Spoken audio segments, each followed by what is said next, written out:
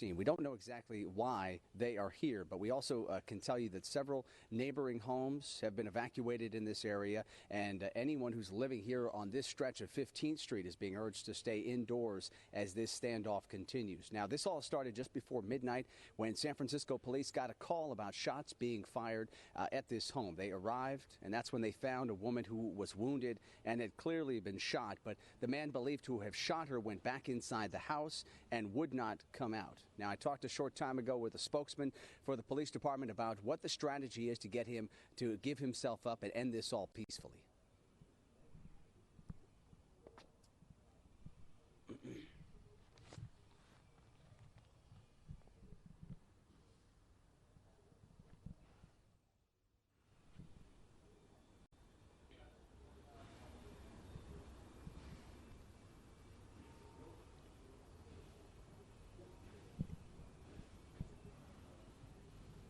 Now, so far, police have not been able to tell us or haven't told us the relationship between that man and the woman who was found shot and wounded this morning. But according to a couple of neighbors that we spoke with, there is certainly a relationship there. They may be family members, but we're still working on more information as far as that goes. We also don't know exactly what prompted the shooting here that happened, again, just before midnight here in this neighborhood.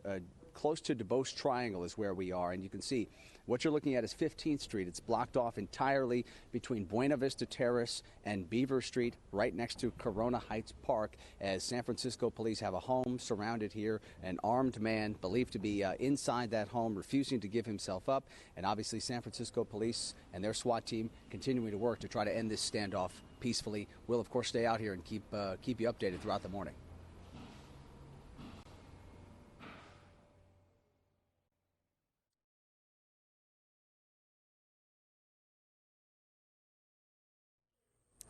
All right, everyone. That was KTVU reporter Alex Savage. That is our Fox station there in the Bay Area. Reporter there on the scene, reporting live for us to give us an update on that SWAT situation there in Oakland. So as you heard from him, this all started around midnight after authorities heard reports of shots fired.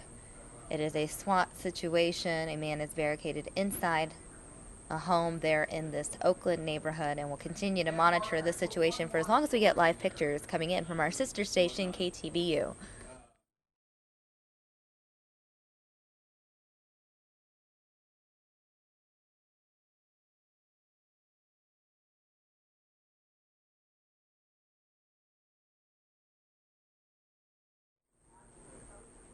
Again, the reporter there on the scene posting from the scene, tweeting, giving updates. Again, as of an hour ago, he tweeted, SWAT standoff with armed man refusing to leave his home near 15th and Beaver Street in Oakland. Police say man was shot, wounded. Police say a man shot and wounded a woman overnight. Just a quick update. This is not Oakland, but rather San Francisco. We were initially told that this was Oakland, but just a quick update. This is not Oakland. This is San Francisco.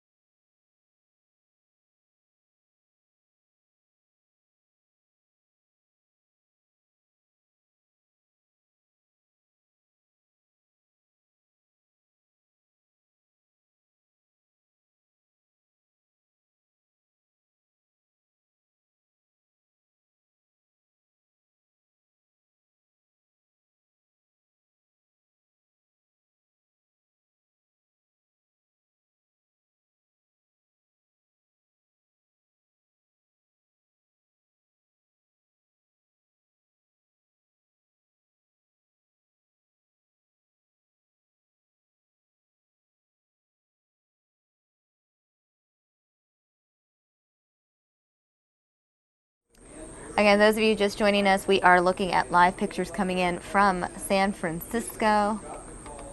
This is a live feed coming in from San Francisco. Again, a SWAT situation there. Our KTVU reporter that was there on the scene did a Facebook Live not too long ago. I'm going to go ahead and show you guys this now so you guys can get an update from the reporter who's on the ground himself.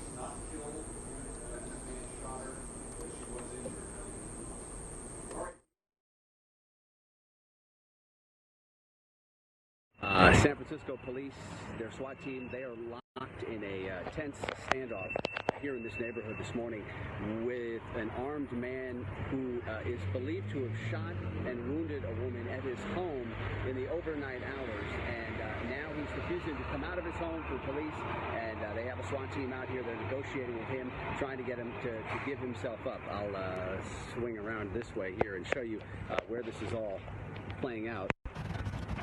You can see here San Francisco police have the street blocked off. This is 15th Street, and 15th is blocked off between Beaver, between Castro and Buena Vista Terrace. So the home in question is just up the hill here, and it's on 15th Street between Buena Vista Terrace and Beaver Street, and it's right next to the tennis courts at Corona Heights Park. That's where the home is, and this all began at about just before midnight last night. Police got a call about shots being fired here, and when they showed up at this home, they found a woman who had been shot. She was right outside of this home. They also saw a man who was armed with a gun, but that man went back inside of his house and has refused to come out. And so that is how this standoff began. And again, you can see police have this whole area blocked off this morning, and they are negotiating. They have negotiators out here. They're talking to this man and again trying to get him to give himself up peacefully. But anyone who lives in this vicinity near 15th Street between Beaver and Buena Vista Terrace is asked to stay inside their homes. The police have also evacuated several homes that are right nearby the home in question. They've cleared those folks out of their places just as a precaution, because again, they do think that the man inside this home is armed with some sort of a weapon, and again, he already, according to police, shot and injured a woman in a shooting that happened at about midnight. So they obviously are not taking any chances and clearing people out of this neighborhood as a precaution. This, again, has been going on since midnight, and here we are. It's almost 8:30 this morning, and it is still going on. And of course, police, they're not going to be in any sort of a rush in a situation like this. They're going to take their time and make sure that they do everything in their power to have this end peacefully, especially given the fact that you already have one person who's been hurt here, and they don't want any more violence associated with all of this. And so they are trying to talk this man out and get him to give himself up. But again, an armed man inside of a home here in San Francisco. This is kind of, I'd say, kind of close to the Castro, close to the Beauce Triangle. I'm not quite sure what neighborhood it is, but maybe someone can help me with that. But I would say it's close to the Beauce Triangle. And again, the house that they're looking at is right next to Corona Heights Park, right next to the tennis courts there. So I appreciate everybody checking in this morning, and I just wanted to give you the update. Again, we're here in San Francisco, and we have an ongoing story here, breaking story. Since about midnight last night, police have been involved in a standoff with a man who they say shot and wounded a woman at a home here on 15th Street, and that man is inside of his house, refusing to give himself up, and police are continuing to try to negotiate with him to end this all peacefully.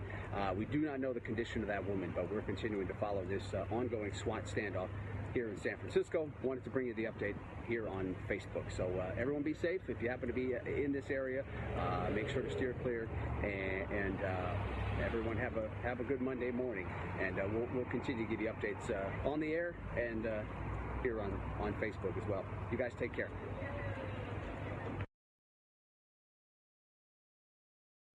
All right, everyone. So that was a Facebook Live report from our Fox 2 reporter there. That's KTVU 2 reporter Alex Savage, who is live at the scene there in San Francisco. As you heard, this SWAT situation now entering its 10th hour as this incident started just before midnight last night in San Francisco. This is 15th Street near Beaver. For those of you familiar with the San Francisco area, I will be showing you guys a map as to where exactly the standoff is taking place in just a moment.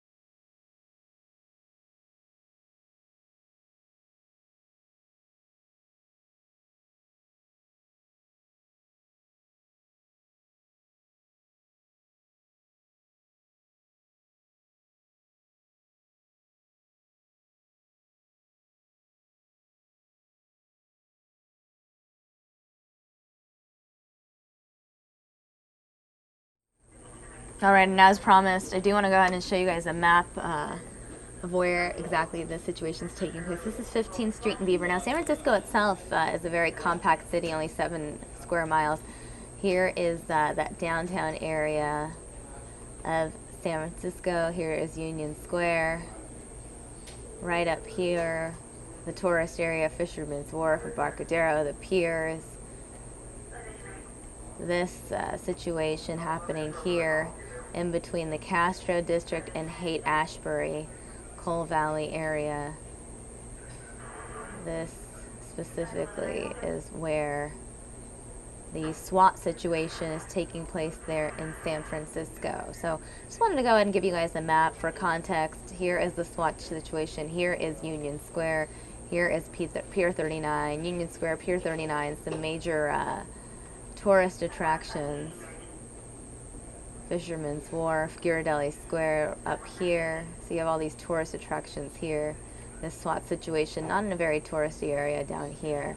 15th Street and Beaver in San Francisco. We're going to go back now and take you guys to the live pictures.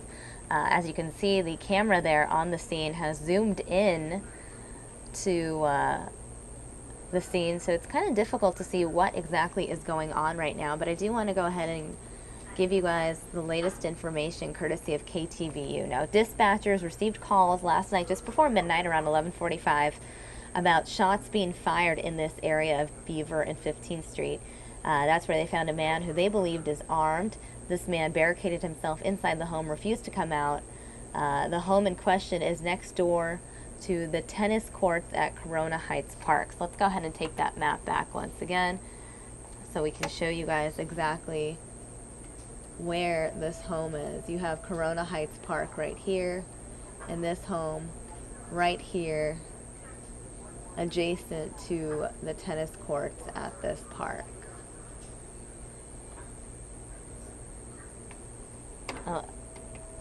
Let's go back to the live scene. Again, quick update. Negotiators on the scene early this morning trying to get the man to surrender peacefully. The condition of the woman who was shot, allegedly shot, is not immediately known. We know that residents of the area have been asked to stay inside as this barricade SWAT situation enters the 10th hour of the standoff. Again, an armed man refusing to leave his home. Police are saying this man shot and wounded a woman overnight.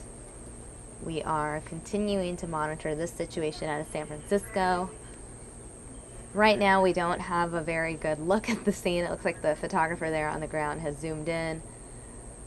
Or maybe he knows more than we do, and there's a reason he is zooming in specifically in this one location. So let's continue to monitor this feed coming in from San Francisco, California, and I will update you in just a couple of minutes if I get any additional information.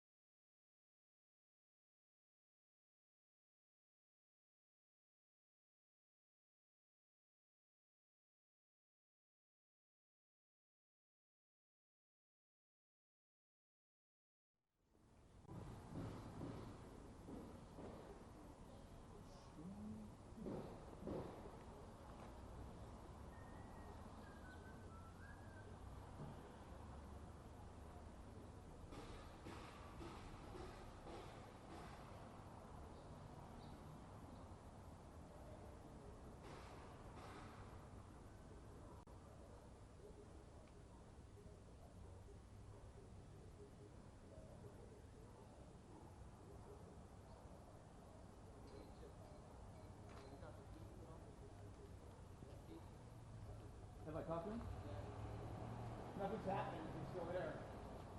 He called when the bomb started. That was it.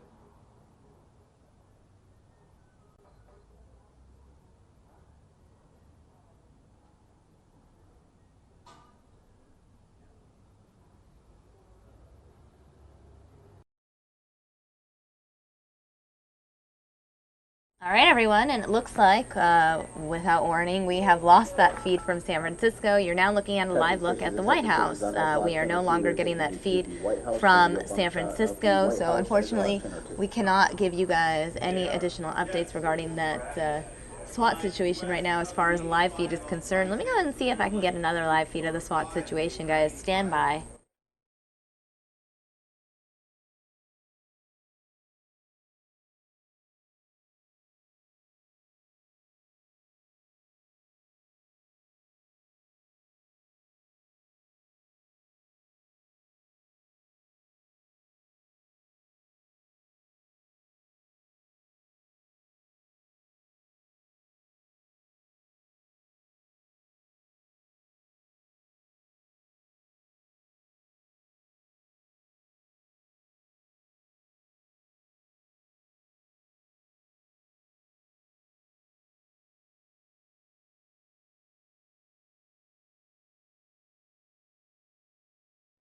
All right, everyone. So again, we have lost that SWAT situation here on News Now. So if we do get that back for you, of course, we'll take you live there to the scene in San Francisco where that SWAT situation has entered its 10th hour.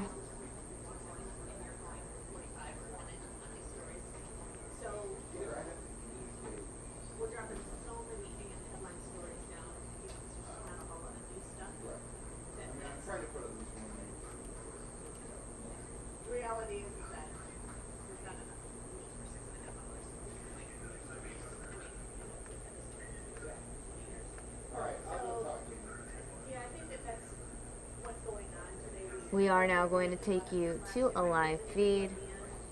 It is a press conference for the end of the term of the Security Council President for the month of July there at the UN. So again, we are going to take you live to the UN press conference by the Security Council President for the month of July. Out of the current challenges, then national reconciliation through dialogue. The military fighting or military means will not resolve the problem. They will magnify the problems. So I think what the international community must do now is to support the various parties in South Sudan to achieve national reconciliation, to stop the hostilities, and also to get back on the track of national development. And secondly, to help these ongoing mechanisms and the facilitators and countries supporting these ongoing mechanisms to achieve constructive results, and certainly to make sure that the IGAD is fully equipped to carry out the verification mandates of AU in South Sudan. So these are the measures that we must take now to try to improve the situation on the ground. And the sanctions issue, for instance, arms embargo and listing names, have been flouted in the council, in the corridors of the Security Council. But I and some other countries do not think that at the moment that is the right thing to do, because I illustrated what the international community must do currently, and that is the way to make the best impact on the parties in South Sudan. And sanctions regime put in place now would probably discourage and cancel whatever positive development that have been achieved, or the potential for making further positive moves. So we, China, and some other countries, including African countries, don't see this as the right thing to do at the moment. Thank you. It is, please.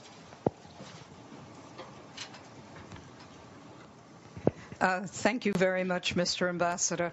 I have a Mideast question, but I want to go back to North Korea for 1 minute. Am I correct in saying that your message to the Trump administration is twofold, that there shouldn't be any conditions on holding talks and that unilateral sanctions are counterproductive? And secondly, that your message to the DPRK is that keeping up with all of these ICBM tests and nuclear tests is also counterproductive. My question is on the Gulf crisis. The foreign minister of Qatar was here last week, and he said that he believes that there is a role for the UN Security Council to play in trying to resolve this crisis. And I wonder if you believe that there is a role for the Security Council to play. Thank you. Thank you. I'm sure you noticed that I didn't mention any names, nor do I intend to, but I did lay out what China believes are the essential things that must be done to get on track of working towards denuclearization and peace and stability on the Korean Peninsula. And we believe that each relevant party should uphold the responsibilities, should shoulder the responsibilities and uphold the obligations provided for in the relevant Security Council resolutions. So that's the central message.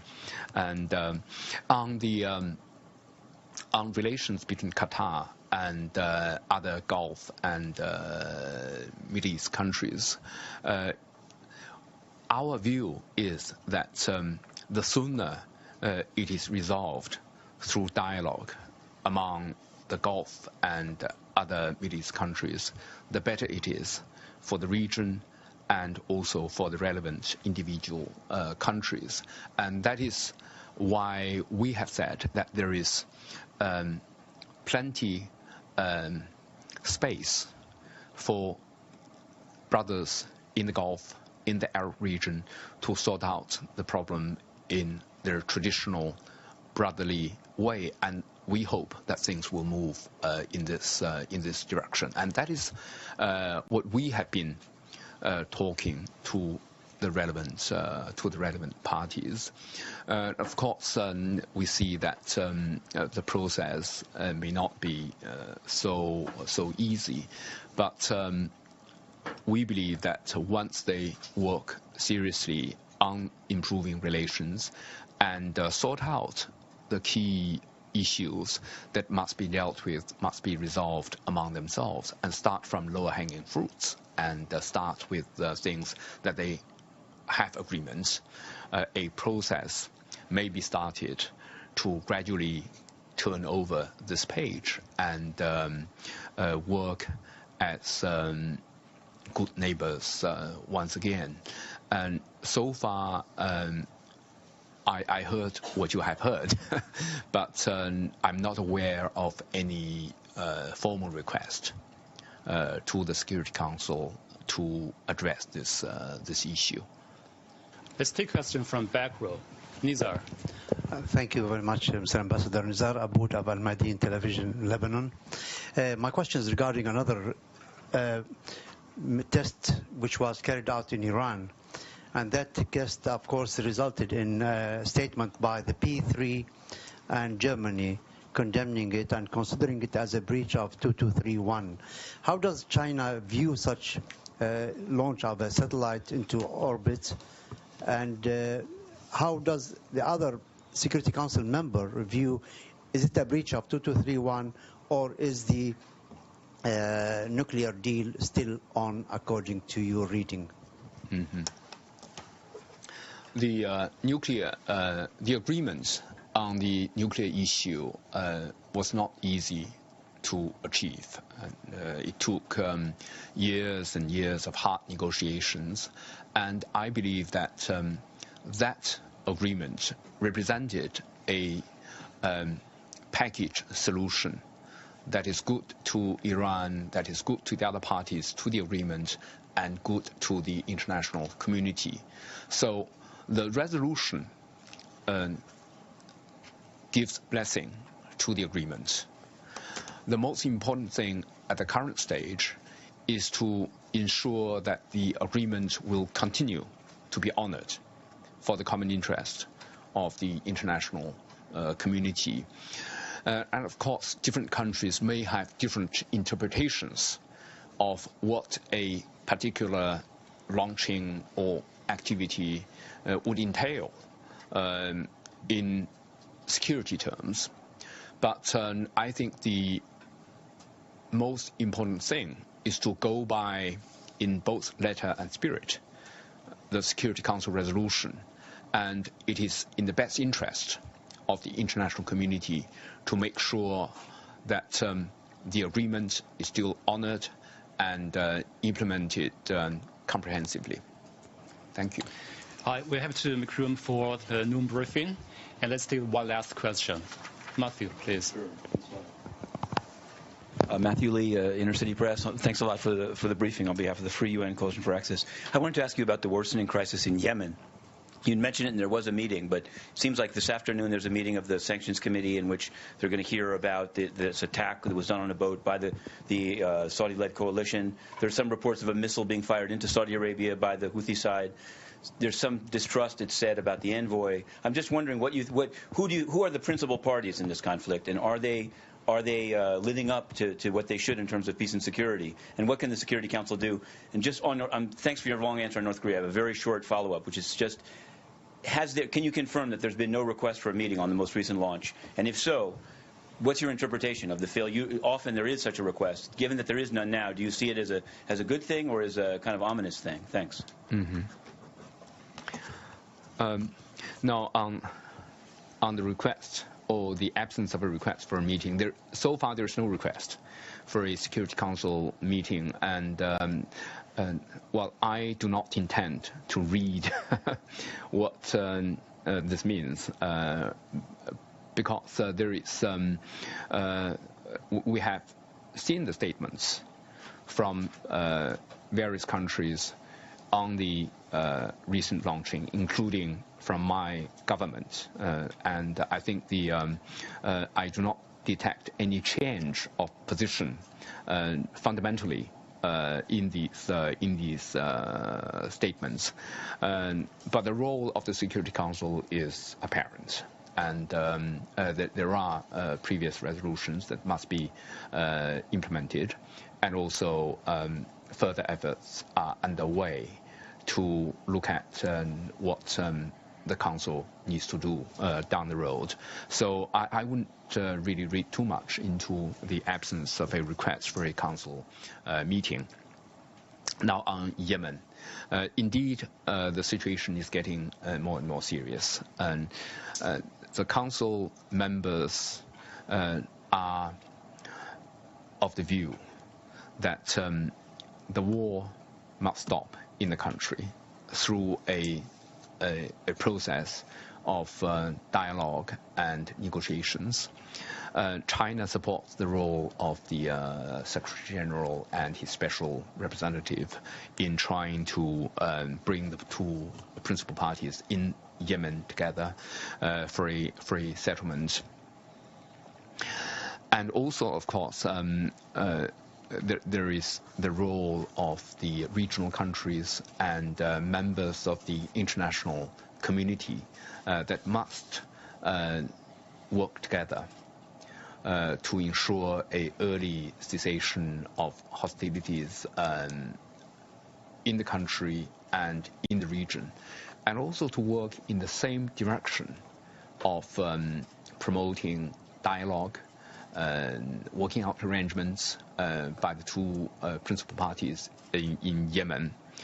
And of course, this has a wider implication regarding counterterrorism in the region.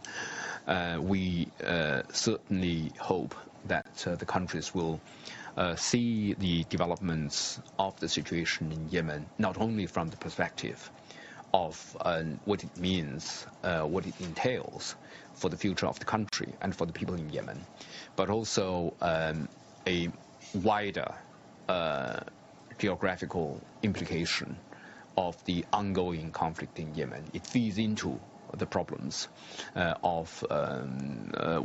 we see in other parts of the region. So I would say that my sense is that the council members are united on the things that must be done regarding Yemen, and they are also working on the various parties. The only thing is that we'd rather see a positive turn of events sooner than later. Yeah. Thank you. Yeah, we understand you have a lot of questions, but we really have to end here. And please feel free to contact us. We try to come back with you. Thank you. Thank you. All right, everyone, so that's the end of that press conference at the United Nations. The ambassador from China was the current Security Council president. Each country takes turns month by month leading the Security Council there at the United Nations. So July, the ambassador from China led the Security Council, and he was the one answering all those questions. You see him on the screen there as reporters continue to talk to him as they leave the press briefing room. Since we are on the topic of international events, I do want to go ahead and show you guys this video from earlier, the arrival of Air Force 2 as Vice President Pence arrives in the country of Georgia. Vice President Pence will be traveling to Estonia, Georgia, and Montenegro on this mini world trip. These were pictures that came in this morning. Vice President Pence arriving in Georgia.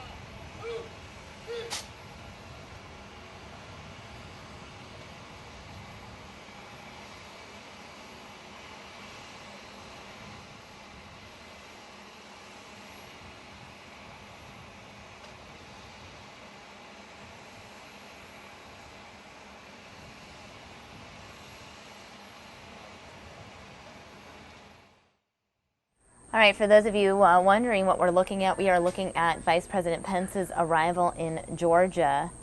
He was scheduled to travel to Tallinn, Estonia, Tbilisi, Georgia, and Podgorica, Montenegro this week in the coming days. In Estonia, Pence scheduled to meet with the Prime Minister as well as other Baltic leaders of the area from Estonia, Latvia, and Lithuania. Now, Vice President Pence just arriving in Georgia. He will meet with the President and the Prime Minister, among others, and visit U.S. and Georgian troops participating in the Noble Partner exercise. Again, Vice President Pence on an international trip.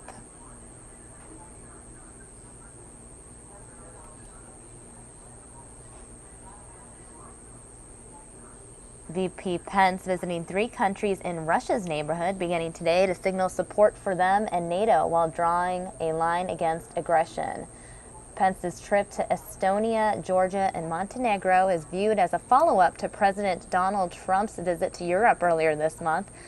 Then Trump used stops in Poland and Germany to try to pull off a tricky balancing act of improving ties with Moscow while also presenting the U.S. as a check against Russia's moves in the region. Now, Pence's mission will be encouraging those countries to continue to ally with the West and resist Russia's attempts to splinter the NATO alliance.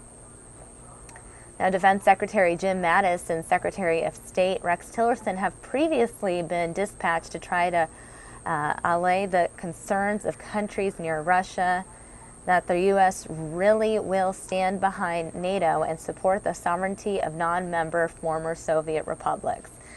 Now, the concerns stem from Russia's suggestion during the campaign that the U.S. might not defend NATO allies and his apparent desire for closer relations with Russia. President Trump received criticism on his first European trip for passing up the chance to affirm the NATO Mutual Defense Commitment Clause known as Article 5, which frames an attack on one as an attack on all. Trump did affirm U.S. support for Article 5 on his second trip to Europe. Now, the vice president is expected to deliver a message of support for U.S. trade and investment with the countries while underscoring the U.S. commitment to the security of those 3 nations. Now, this is all according to senior administration officials who briefed reporters on the trip, of course, on the condition but that they not be identified by name. Again, Vice President Pence visiting Estonia, Georgia, and Montenegro.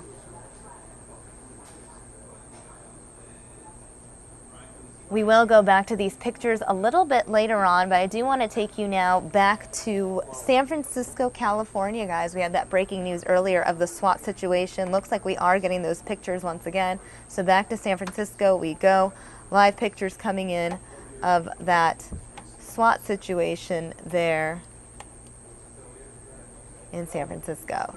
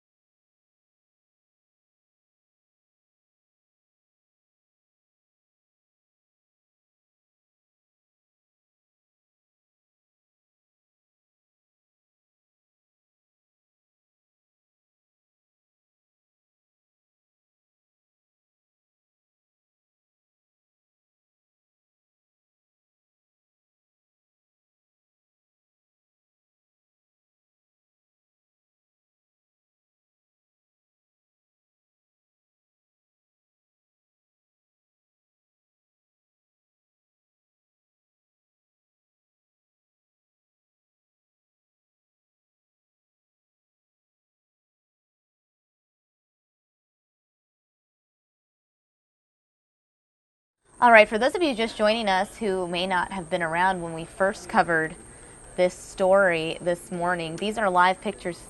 Well, we were told they were live pictures, but as you can see, these pictures are now moving around, so it looks like we are being fed back part of that situation, and it looks like, nope, we have lost that situation altogether now there in San Francisco. So disregard, but for those of you interested in knowing exactly what happened, dispatchers received a call late last night about shots fired, and a man has barricaded himself inside a home for 10 hours now. Negotiators are on the scene trying to work the situation. Again, if we get those live pictures, we will take you back, but it looks like we have lost them once again. So what I'm going to do now is take you live to the United Nations, where the daily press briefing has just started. Peacekeepers killed during attacks by alleged anti-Balaka fighters in Bangassou last week. Mr. Lacroix is expected to leave the CAR today and proceed on to South Sudan, and we will update you as his travels go on.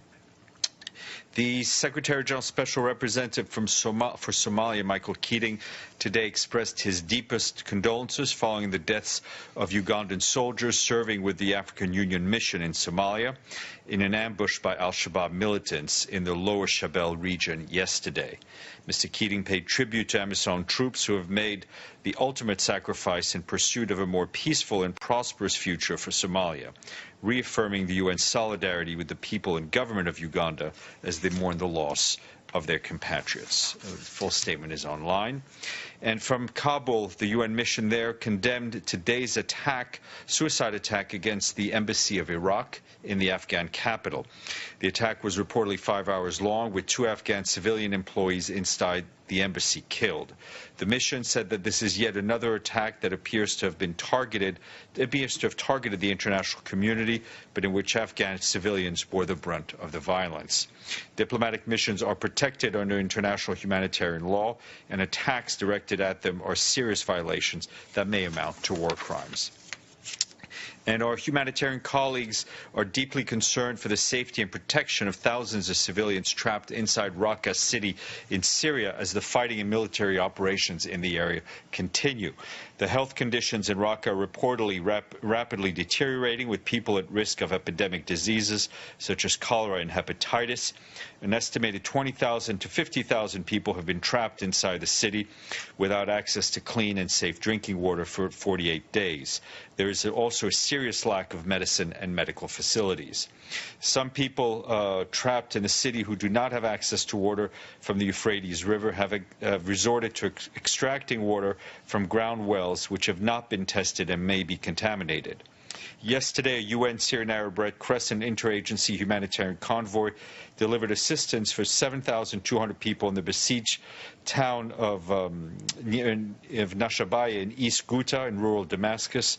The convoy provided food, non-food items, and education assistance. This is the first interagency convoy to the besieged town. And on Saturday, another convoy delivered humanitarian assistance to 33,000 people in hard-to-reach Al-Derkabaya and Zakia towns, also in rural Damascus. Turning to Nigeria, the UN has allocated $10.5 million to help thousands of people in need of life-saving humanitarian assistance in the northeastern part of the country. The humanitarian crisis in Nigeria's northeast and Lake Chad region is one of the most severe in the world today, with 8.5 million people in need of humanitarian assistance in the 3 worst affected Nigerian states of Borno, Adamawa, and Yobe. The $10.5 million by allocations by the new fund, the Nigeria Humanitarian Fund, will support 15 projects that prioritize life-saving assistance to the most vulnerable and also expand on humanitarian assistance provided by the UN and partners in hard-to-reach and newly accessible areas. And the Office of the High Commissioner for Human Rights said today that it regretted that at least 10 people died in Venezuela over the weekend amid demonstrations over the Constituent Assembly election. The Human Rights Office calls for the investigation into the deaths to be prompt, effective, and independent, and urges the government to cooperate fully with such investigations.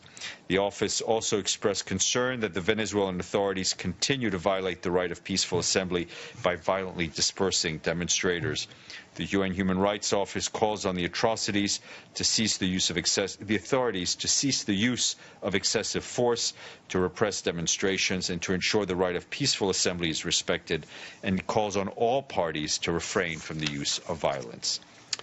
And I want to flag that the Assistant Secretary General for Human Rights, Andrew Gilmore, will be in Liberia from tomorrow, the 1st of August, to the 3rd. He will seek to mobilize support for the establishment of a UN Human Rights Office in the country following the forthcoming closure of the UN mission in Liberia in March of next year. During his visit, he will meet with government and civil society representatives to discuss key human rights issues facing Liberia.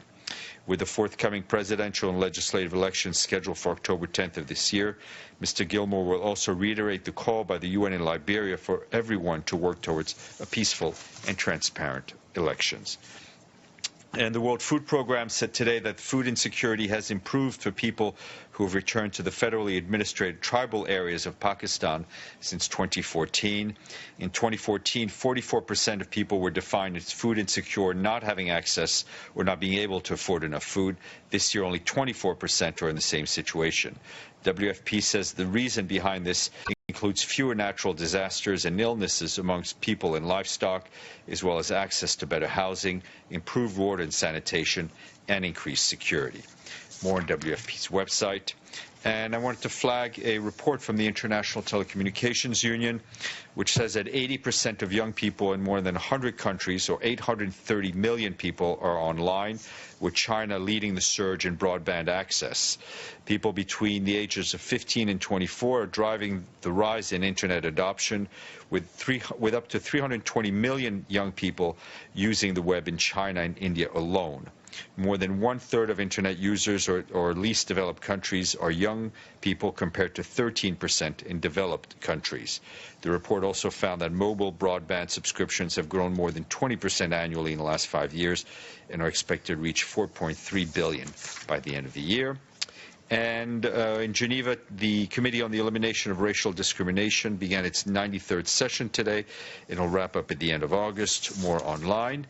And tomorrow, my guest at the briefing will be the UNDP Country Director, Auk Lutzma, who will brief by video link on the situation in Yemen. And then at 1:30, there'll be a press briefing by Ambassador Amr Abdulatif Abulata, the permanent representative of Egypt and President of the Security Council of these United Nations for the month of August. This pause enables you to ask questions, should you have any. Yes, ma'am.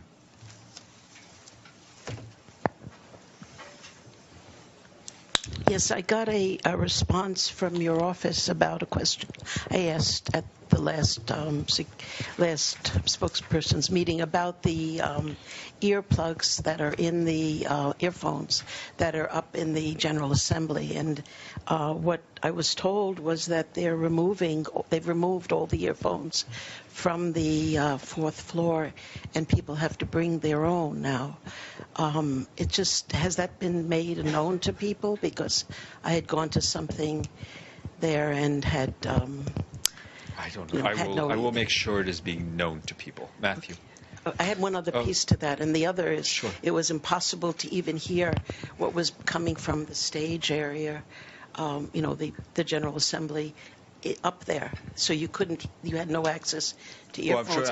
We will make sure people know to bring their own earbuds and earphones. But in the past, you could at least hear what was happening. I understand. And now it's just all changed. I can check. Yeah, okay, thank you. Yes, sir. Some other things, but I guess I wanted to know, do you have anything on the Democratic Republic of the Congo? There have been major protests there today. This was the day that people were supposed to be registered to vote for the election. There have been arrests and the use of tear gas in Kinshasa, Bukavu, Goma. Given that the UN has $1 billion peacekeeping mission there, do they have some statement on it? I have not gotten anything from the mission on that today. And also on CAR, you'd given said that Mr. Lacroix was there. This morning there was a meeting of the Peacebuilding Commission downstairs, and one of the things that was said by the chair of the Peacebuilding Configuration is that there's some request in the country that the Moroccan contingent decamp. They're viewed as biased, given that it's seen as a religious conflict in the country. And I just wanted to know, is it the UN's understanding that are the Moroccan peacekeepers being targeted in Bangassou, or has it just happened that that's where they're deployed? And do you have some statement from the UN, I guess, disagreeing either that it's a religious conflict in the country or that peacekeepers that there should be some selection of deployments based on what the parties it's are clear that to everyone that there have been religious tensions in the Central African Republic. To say otherwise, I think, would be a denial of the facts on the ground, and we've decried these religious conflicts. UN peacekeepers are there to defend. To protect the population, to implement the mandate given to it by the Security Council, regardless of their personal religion or religious beliefs. As for the potential deployment or redeployment of certain units, I'm not going to go into details. But just to understand how peacekeeping, I know that in South Sudan they've tried to choose kind of carefully which contingents are deployed based on the views of the party of which countries have different policies. So in the case of Central African Republic, has any attempt been made to, I know there are Cambodian peacekeepers, there's a variety, Mongolians, you're trying I think the nature of the conflict in the Central African Republic is such that we try to, we deploy the units as we best see fit. Oleg. Thanks, Stefan. On the situation in Iraq, I believe that a number of the UN officials, when we're talking about the Mosul operation, they were praising how the things were done over there, the humanitarian concept of the operation implemented by the Iraqi authorities. When you look at what's happening in Raqqa, since you were giving some assessments of how things were done in Mosul, could you please say how the things are being handled in Raqqa? And are you trying to contact the forces on the ground and the coalition which are leading in the... I think our humanitarian colleagues are trying to coordinate as best as they can with the various fighting forces on the ground. In terms of the environment in which humanitarians operate in Iraq and Syria, I don't think they're comparable. So they're two different situations.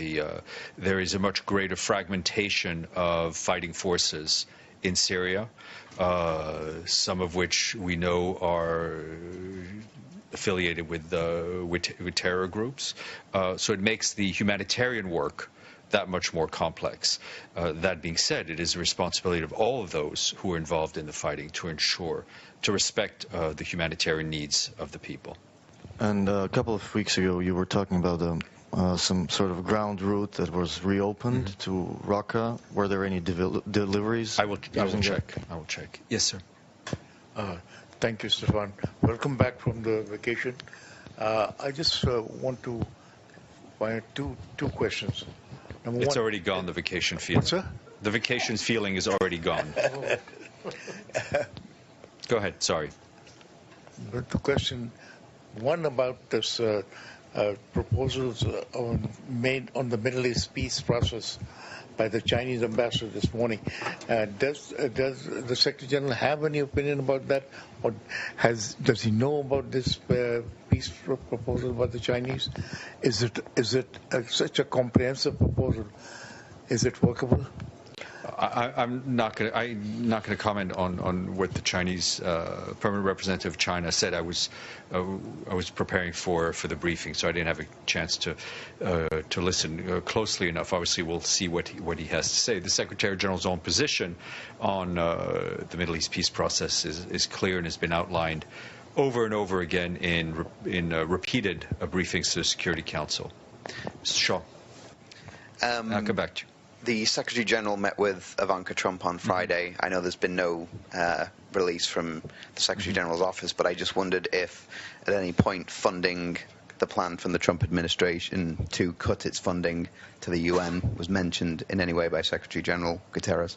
Well, obviously, Ms. Trump is a senior advisor to the president, so I would not be surprised if there were discussions focused on the U.S.-UN relations.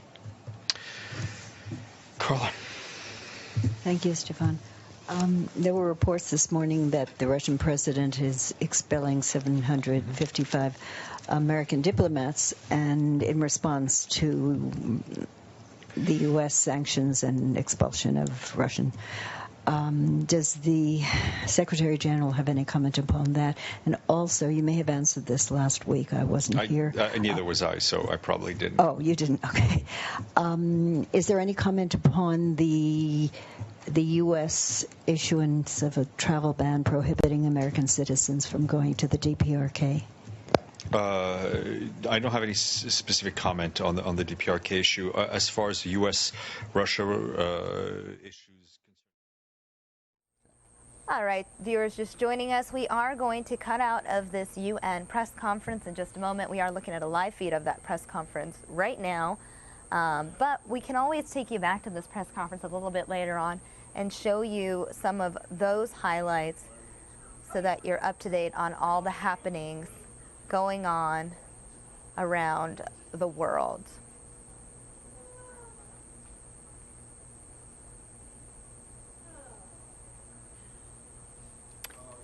And Ron Hoon joining me now for our daily discussion here on the News Now set. Look forward to it, Samia. There's so many news headlines every single day. This morning doesn't seem as chaotic, as crazy, but a big headline this morning coming out with the swearing in of President Trump's new chief of staff. I like how you use the word chaotic. Because the whole world, now there's a debate going on in Washington about whether or not things have been chaotic at the White House. The president actually tweeted, let's see, I think it was 4 hours ago, so about 6 o'clock this morning our time, saying, there is no White House chaos. Well, I launched a poll question on my Twitter page, and only 7% of people agree. I feel like I need to pull up this tweet and pull up the Twitter if poll you now. want to, Yeah, you're more I feel than like I should. invited to. The thing about it is, even the president has acknowledged that the situation with the leaks at the White House has been really frustrating, not just for him, but I think for a number of other people. You know, not being in Washington, but relying on a lot of people who do report on an everyday basis for Fox. You know, it sounds as though there are people inside the White House who are not 100% on board with who the boss is and what his agenda is. And so the next thing you know, you see leaks, and here is what President Trump tweeted just a little while ago. Yep. Highest stock market ever. Best economic number in years. Unemployment lowest in 17 years. Wages rising, borders secure. SC. SC Supreme Court. Yep. I was going to give you a chance to speak about your alma mater. I was actually going to make a joke. I was like, no, guys, he's not talking about the Trojans, although it looks like that's an endorsement for USC in this upcoming college football season. But be very wary of that, because out here in Pac-12 country, the Washington Huskies are pretty... out here in Arizona, I think it's ASU. Yeah, no, I know.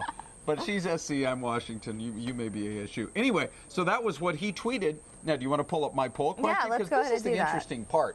A lot of times on our Fox 10 morning show, I'll launch a poll question somewhere in that last hour or so, once we've managed to get through most of the headlines and actually start to bring you up to speed as to what's going on.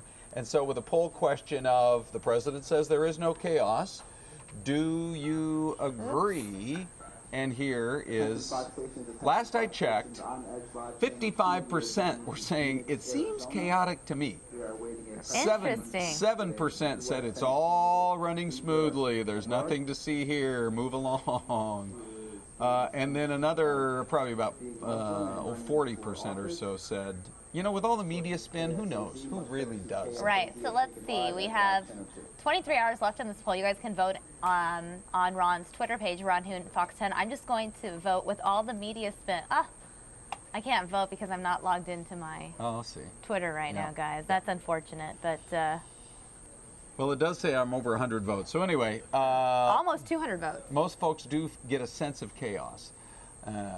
Or don't know for sure regarding the spin. Nevertheless, I just finished reading a fascinating book that says the chief of staff basically has to be the president's SOB, Samia. Now, that's as far as I'm going to go. I don't like to use the colorful language too much. But basically, he's got to be the tough guy. I know. So the president can go out there and schmooze and get the votes out of Congress and appear at rallies where people seem to just love him. But somebody's got to get the troops in line. And who better than an actual retired military general who's already proven his mettle in the administration by running one of the biggest and most unwieldy of all departments, the Department of Homeland Security, to rave reviews. Right. My understanding is he and President Trump developed a better and better rapport. Corey Lewandowski, who was an advisor for the Trump campaign, said this new guy had better pick up one lesson here, and he said, don't try to change Donald Trump. You don't have to try to change him, but every effective White House in the last, this is based on the book I read that interviewed all 20 living chiefs of staff, every effective White House is effective primarily because you have a chief of staff who can speak to the president in a blunt manner and even say so much as, you know, Mr. President, on this one, I think that's not your best move. And actually be a counselor as opposed to, frankly, a yes man, which is, I think, what the other guy was, Reince Priebus. Yeah, you can't. A general is definitely not a yes man. No, absolutely not. Right. So he's got the military organizational skills, so he'll get the White House, the troops in line. But I think I think he's going to have a rapport where he can be pretty blunt with the president. So we'll see. We'll see how it all pans out in the coming days and weeks. Indeed. But, okay, enough of White House talk. I want to talk politics, but I want to get a little lighthearted. I think you know where I'm going with this. Okay. It's the latest Christie-gate story. Okay. I'm talking about the Chris Christie, Yes. I don't know if it's a scandal, but his baseball, it's not really a scandal. It is what it is. I'm going to go ahead and pull up some video for our viewers. Yeah, if you're not familiar with this story, I think it's actually a hoot because people were razzing him last week when he caught a baseball and he gave it to a kid and autographed it, you know, and people were still booing him. I think people are just hating on Chris Christie in general. Right. I don't really think Chris Christie has many fans. Yeah. Right now. I guess, but nevertheless, he would like to enjoy a ball game. And so he goes to I think it was a Milwaukee Brewers game. Does that sound correct? It was the Milwaukee Brewers versus the Chicago Cubs. Correct. And so some guy's harassing him. From what I understand, he gave him, hey, Christie, you fill in the blank. So Chris Christie stops with the nachos and gets right in the guy's face. And courtesy of somebody, look at him leaning over there. Can you see this shot? I know. Yeah. At the Cubs-Brewers game, says Ben Hutchinson, Chris Christie was getting razzed. And so the next thing you know, a lot of politicians, I don't know, they might smile and wave, but Christie's the kind of guy who, remember the famous picture of him on the boardwalk in New Jersey with the ice cream cone? Just yelling at a guy who had harassed him. So he's the kind of politician who will literally get right in your face. And that's the classic definition right there. Anytime you're closer than 12 inches to some other guy's face, then that's getting in the face. Oh yeah, no, this was very, I don't really know how else to explain it. You can't really downplay what the pictures and the video show. Right. It's not like you can really explain yourself out of this one. Right. So, I mean, do you think he was out of line to do what he did? Or is that just part of the Chris Christie persona? I think it's just Chris Christie, and I also just think that Chris Christie, I've mentioned it to you before, I've mentioned it here on News Now, Chris Christie has senioritis.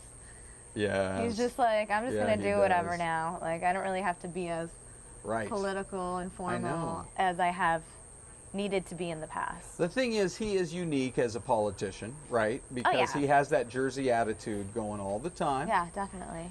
And so the question is, where will Chris Christie be like a year from now or a couple of years from now? Will he ultimately land at the White House? It doesn't sound like it, because President Trump certainly had the opportunity to make him part of his administration right out of the chute. Right. And Chris Christie found himself kind of not so much geographically, but in terms of the circle of trust, kind of moving backwards. literally from day one of the Trump presidency. And how much do you think that is a result of the fact that Chris Christie and Jared Kushner's family have some beef, some tension? Christie, when he was a prosecutor there in the New York, New Jersey area, prosecuted a case involving Kushner's dad. And so, you know, it's possible, but I have to think there was more to it. You don't think that would be the deciding factor for President Trump? Because, you know, one of the things that I've learned in covering him here is that he is very loyal to people who are loyal to him. And keep one thing in mind. It was midway through the campaign season when, right after a debate, Chris Christie dropped out. And I remember actually watching, because it was the first, this was, I believe, the first of all the other candidates to come out and say, I'm dropping out and I am endorsing Donald Trump. Yeah, I want to say it was early in 2016. Remember the video? People were kind of, I think there were some memes that showed up. So many memes. He looked like he had a case of indigestion, you know, while candidate Trump was speaking. But anyway, he did. He stepped out when no other candidates would and threw his weight to Donald Trump. He did. So I believe that, although it's interesting, let's look at this. The first opposing candidate to endorse him, Chris Christie, now apparently on the outs. Right. The first member of the United States Senate to endorse him, Jeff Sessions. Right. Now apparently on the outs. Right. So that is interesting. I know you had mentioned that the president values loyalty, but again, in that interview that President Trump gave, what was it, last week or the week before, regarding Sessions and loyalty, he kind of suggested that, was it loyalty or was it the fact that I brought 40,000 people in his home state of Alabama to a rally? Was he just impressed by the numbers? So who knows?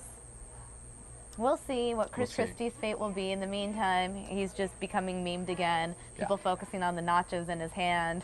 I mean, wait, let's you have to actually look. It's right underneath the play. The play button. Just pay attention to the nachos in Chris Christie's hand. Speaking of the play button, did you update your phone? There's more new emojis.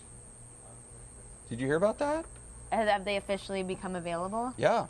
When I updated, I was surprised. I've been kind of avoiding updating my phone, to be honest. I just feel like once you update it so many times, they somehow like give your phone a bug or a virus, and it crashes and it forces you to get a new phone. I'm on to you, Apple. I'm on to you. Yeah. So I want to go see if I can. Did you have an emoji that you I want to show people a brand. I mean, every time emojis update, it's a big deal, right? Yeah, I think so. I mean, emojis themselves are their own language in their own way. So here's the one that I noticed. Now, there's plenty more, but... Oh, there's a green sad face? Why don't which camera do you want me to... Use the green sad face. Oh, say, there you go. Okay. And then... Okay, which camera do you want me to show? I guess I'll have to take that one. On one? Yeah. Okay. So here's your new emoji. You have to By the way, really Corey and I, the weatherman here in Phoenix, he and I text on the weekend, and now I'm actually going to text him the green emoji. He doesn't realize it, but he's actually being part of today's News Now Go ahead and show them closer. Okay. There's the green emoji. Let's check the autofocus. Is it working? Yeah, I don't know, but this is good. This is good to test out our new set and the cameras. Do they autofocus? Do the cameras autofocus? I think the that's too close. The answer is no. I think we got to be... Anyway, you get the idea, so there it goes. We'll see how Corey responds to that. So, if you've ever felt, as they say, green at the gills... Did you ever hear that saying before? No, I've never heard it. I know, that's why I got the blank look. Anyway, it's been delivered to Corey. The next time you're like, oh, why did I eat all that for lunch? That's there. Now you have your perfect emoji. Right, so the next time you eat nachos for lunch. Yeah. Ooh. Why did it... What is going on? I don't know what's happening, guys. Yeah. Chaos. You know what's interesting about that picture? Now I don't even know where that came from, but that picture of the president sitting there at today's cabinet meeting, you know what's so fascinating about it? This one. Here, we'll show you guys. So, you've got James Mattis running the Department of Defense. You've got Rex Tillerson running the Department of State. And Jared Kushner photobombing him. In the back. Right? And Ivanka. There's Ivanka. Okay, yeah. Sitting next to her husband there. Yeah. So, on the other side of the table, this is simply because where the camera was set up. I don't think this was especially good camera placement. Because right across was the Attorney General, Jeff Sessions.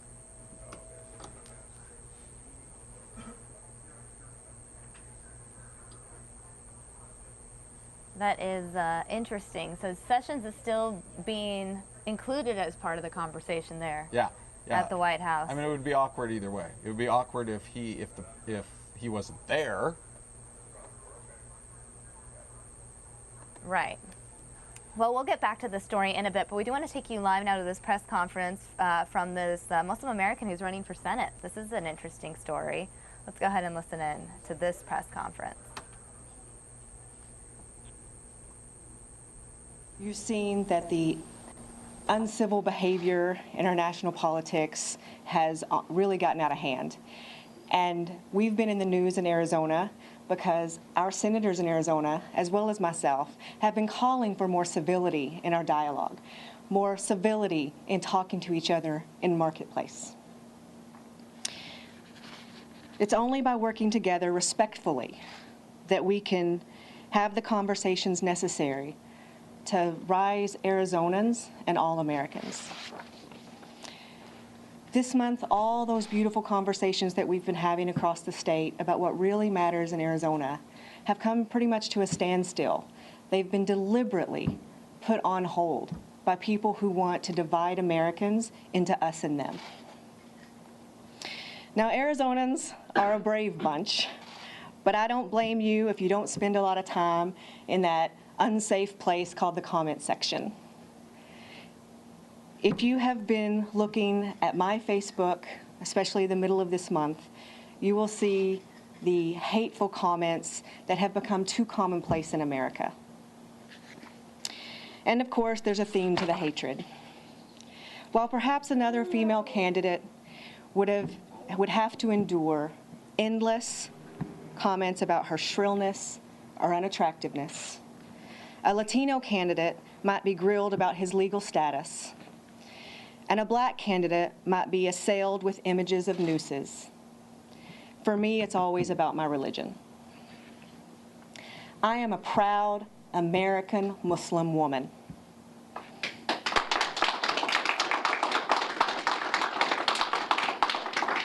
My religion is not something that I can hide, nor would I choose to.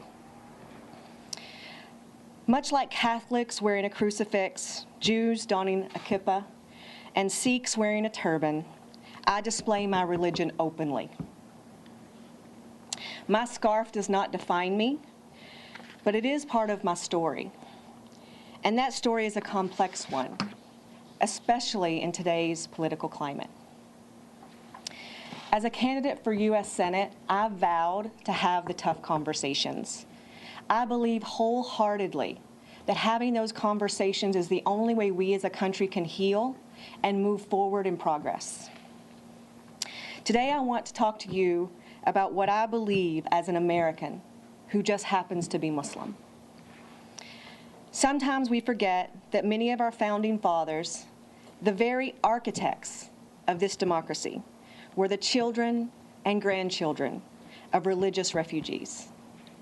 Their fathers and their grandfathers were religious minorities, oppressed and discriminated against by a tyrannical king who demanded blind allegiance to his church and monarchy. When these original patriots sketched out their vision for America, religious freedom was the very cornerstone of which they built this nation. In their America, religious minorities would never again have to live in fear or be second-class citizens. Because of this wisdom of the Founding Fathers, I, a religious minority, was free to be admitted to the State Bar of Arizona. In 2012, I took an oath at the federal courthouse in Arizona, an oath that said that I will uphold the U.S. Constitution the Arizona Constitution, and the laws of this country. I took that oath freely. I took that oath with pride, and I still value that oath today, but I didn't need to take that oath to value that message. I grew up believing in that message. I grew up believing that the U.S. Constitution was something that could grow and be more inclusive as we as a country became more inclusive. My mother raised me to understand that we each have a responsibility and the privilege to do everything in our power to make our state and our country a better place. After our country was rocked to the core by the terrorist attacks of September 11, 2001, Arizona was further devastated when a local man decided to kill a fellow American. Right here in Mesa, Balbir Singh Sodhi, a Sikh American, went to work and didn't come home to his family because someone thought he was Muslim and should die for it. Reeling from the cowardly attacks on my nation by foreign extremists, shocked at the hatred and fear in my own backyard, and motivated by the wisdom of the founding fathers as well as my own mother, I realized now was the time for me to act. My journey as a public servant began. I spent the next 15 years in the trenches working with diverse Arizonans, individuals and groups, in the pursuit of social justice. Many of those injustices I didn't experience. They weren't related to me. But that's what being an American means to me. Standing up for others, standing up with others in their time of need, even when I'm not personally affected. Because what affects my neighbors affects me.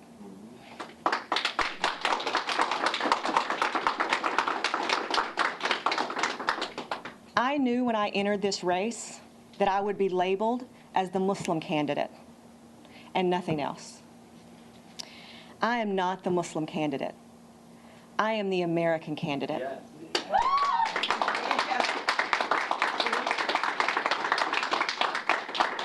I am the Democratic candidate. I am the grassroots candidate. And yes, I do happen to be Muslim. I also happen to believe in the separation of religion and state, and that my religious beliefs must and shall remain entirely separate from any political office I am so lucky as to gain. Many politicians of many faiths would do well to remember this. Many politicians of many faiths would do well to remember this.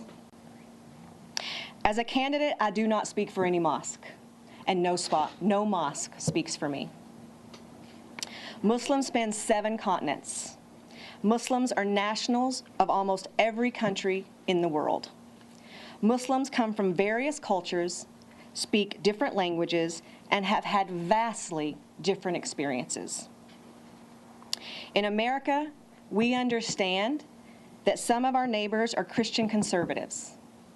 Some are liberal Christians. We know that Catholics in Rome and Catholics in Phoenix may not think the same. They may think very differently.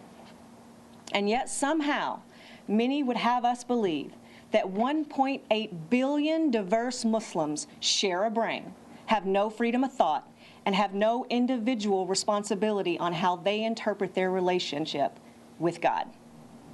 That is hypocritical, it is wrong, and it's simply not true.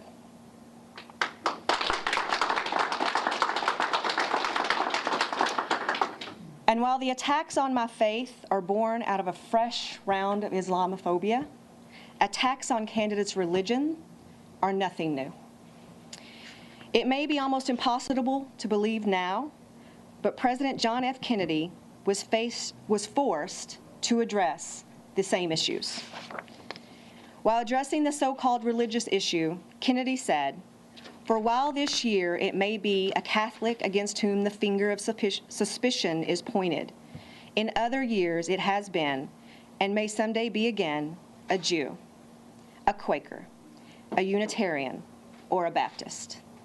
Today, I may be the victim, but tomorrow it may be you.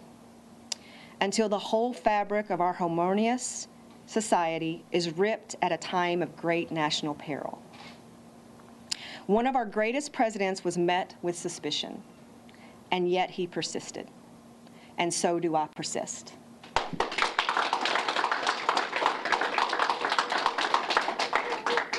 Out of fear for my safety, my husband once told me that it was okay with him if I removed my scarf. I told him I didn't put it on for him, so I didn't need his permission to take it off. Ultimately, this is what being Muslim in America is all about. Being Muslim is about the American story. Because being Muslim in America is about being free. Being Muslim in America means having the right to wear the scarf or not wear the scarf. It's about interpreting our relationship with God as individuals. Because here, no one can tell us how we must worship or how we must dress.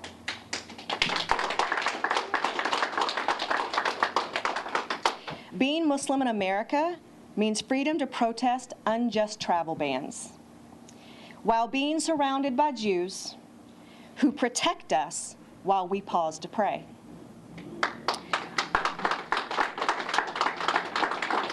Because here we have a voice, and here we have allies. Being Muslim in America means the freedom to marry who we choose. To marry regardless of the person's race, religion, or gender. Because here, love means love. Yeah. Being Muslim in America means the freedom to join our military to defend our country. It means the freedom to fight ISIS, who are not Muslims, as well as others who commit terror in the name of Islam. Those who commit acts of terrorism lack any understanding of God. Messages of hate, intolerance, and oppression honor no faith at all. Being Muslim in America is about being free. And it is that freedom that America has guaranteed me that makes me want to give back to my country. To ensure that all Americans are treated with dignity and compassion. To fight for universal health care and to fight for universal health care and better education. For our environment, and for social justice. Here, even as a religious minority, I have the freedom to lead.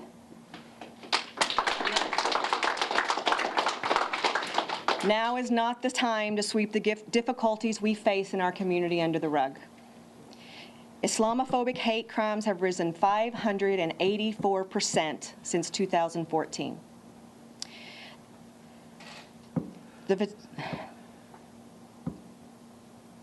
The vitriol I have faced online is not confined to the comment section. People are being attacked on the street, in the grocery store, and most frightening of all, in our legislation.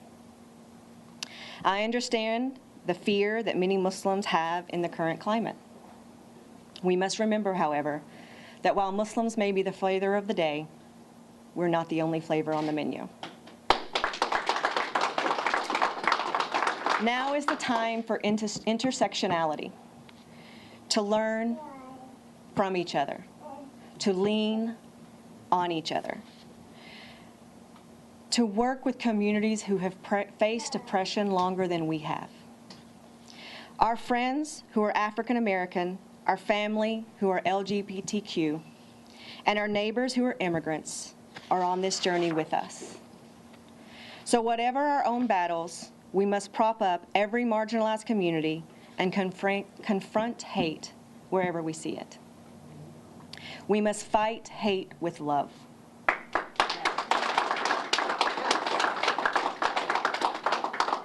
Hate is a fear turned outward and fear is just an emotion born from lack of understanding. Yes, hate can be terrifying, and it can be infectious too. It's so easy to react with hate with hate. But of course, that never solves anything and only widens the gulf between us. Dr. Martin Luther King said, "People fail to get along because they fear each other. They fear each other because they don't know each other. They don't know each other because they have not communicated with each other." So now let's communicate. Let us open our homes and our hearts, even to those who may initially look at us with suspicion. Let's listen to their fears and dispel those fears by being friends, neighbors, and allies, as many of us already do every day. But let's widen our circles. Let's work together. Let's have we have major problems to solve, and we need leaders with character and strength to solve them. We need leaders who don't target. We need leaders who do not target or label groups for political gain, and who call out others in positions of power who do that. Now is the time to support those targeted communities, no matter who tries to label them. You'll notice that when they're handing out labels, they never say white American. They never say heterosexual American. They never say able-bodied American. Instead, they try to label people as other. But no matter what label they try to stick on them, to stick on you, or to stick on me, thanks to the wisdom of the Founding Fathers, we all wear the label American. Thank you.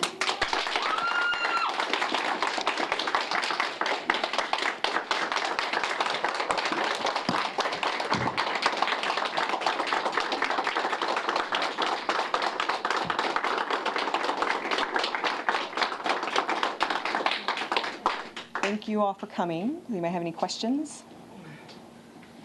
Are you still being harassed? It's still online. I will say that I'm very proud that I have never been harassed in Arizona since this campaign, other than the white supremacists who decided to target a business that had a meet and greet. But even that was outside and just loud and proud. But yes, online, it's still very continuous, and usually the same small group of people. And that's something that we need to understand. People that have these hateful ideas are loud and proud, but they're a small number. We totally outnumber them.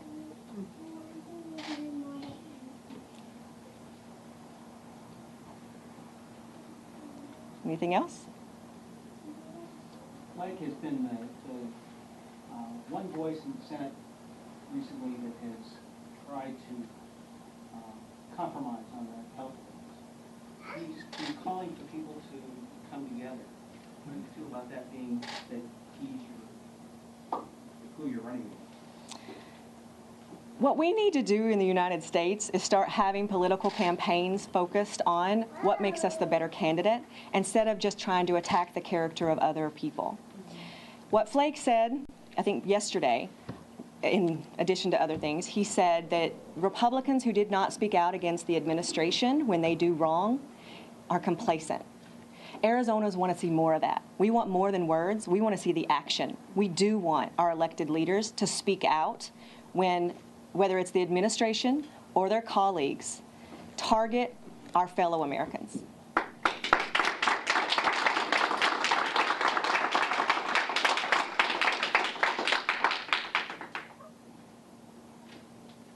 If that's it, then I will thank you all for coming. It's warm in here.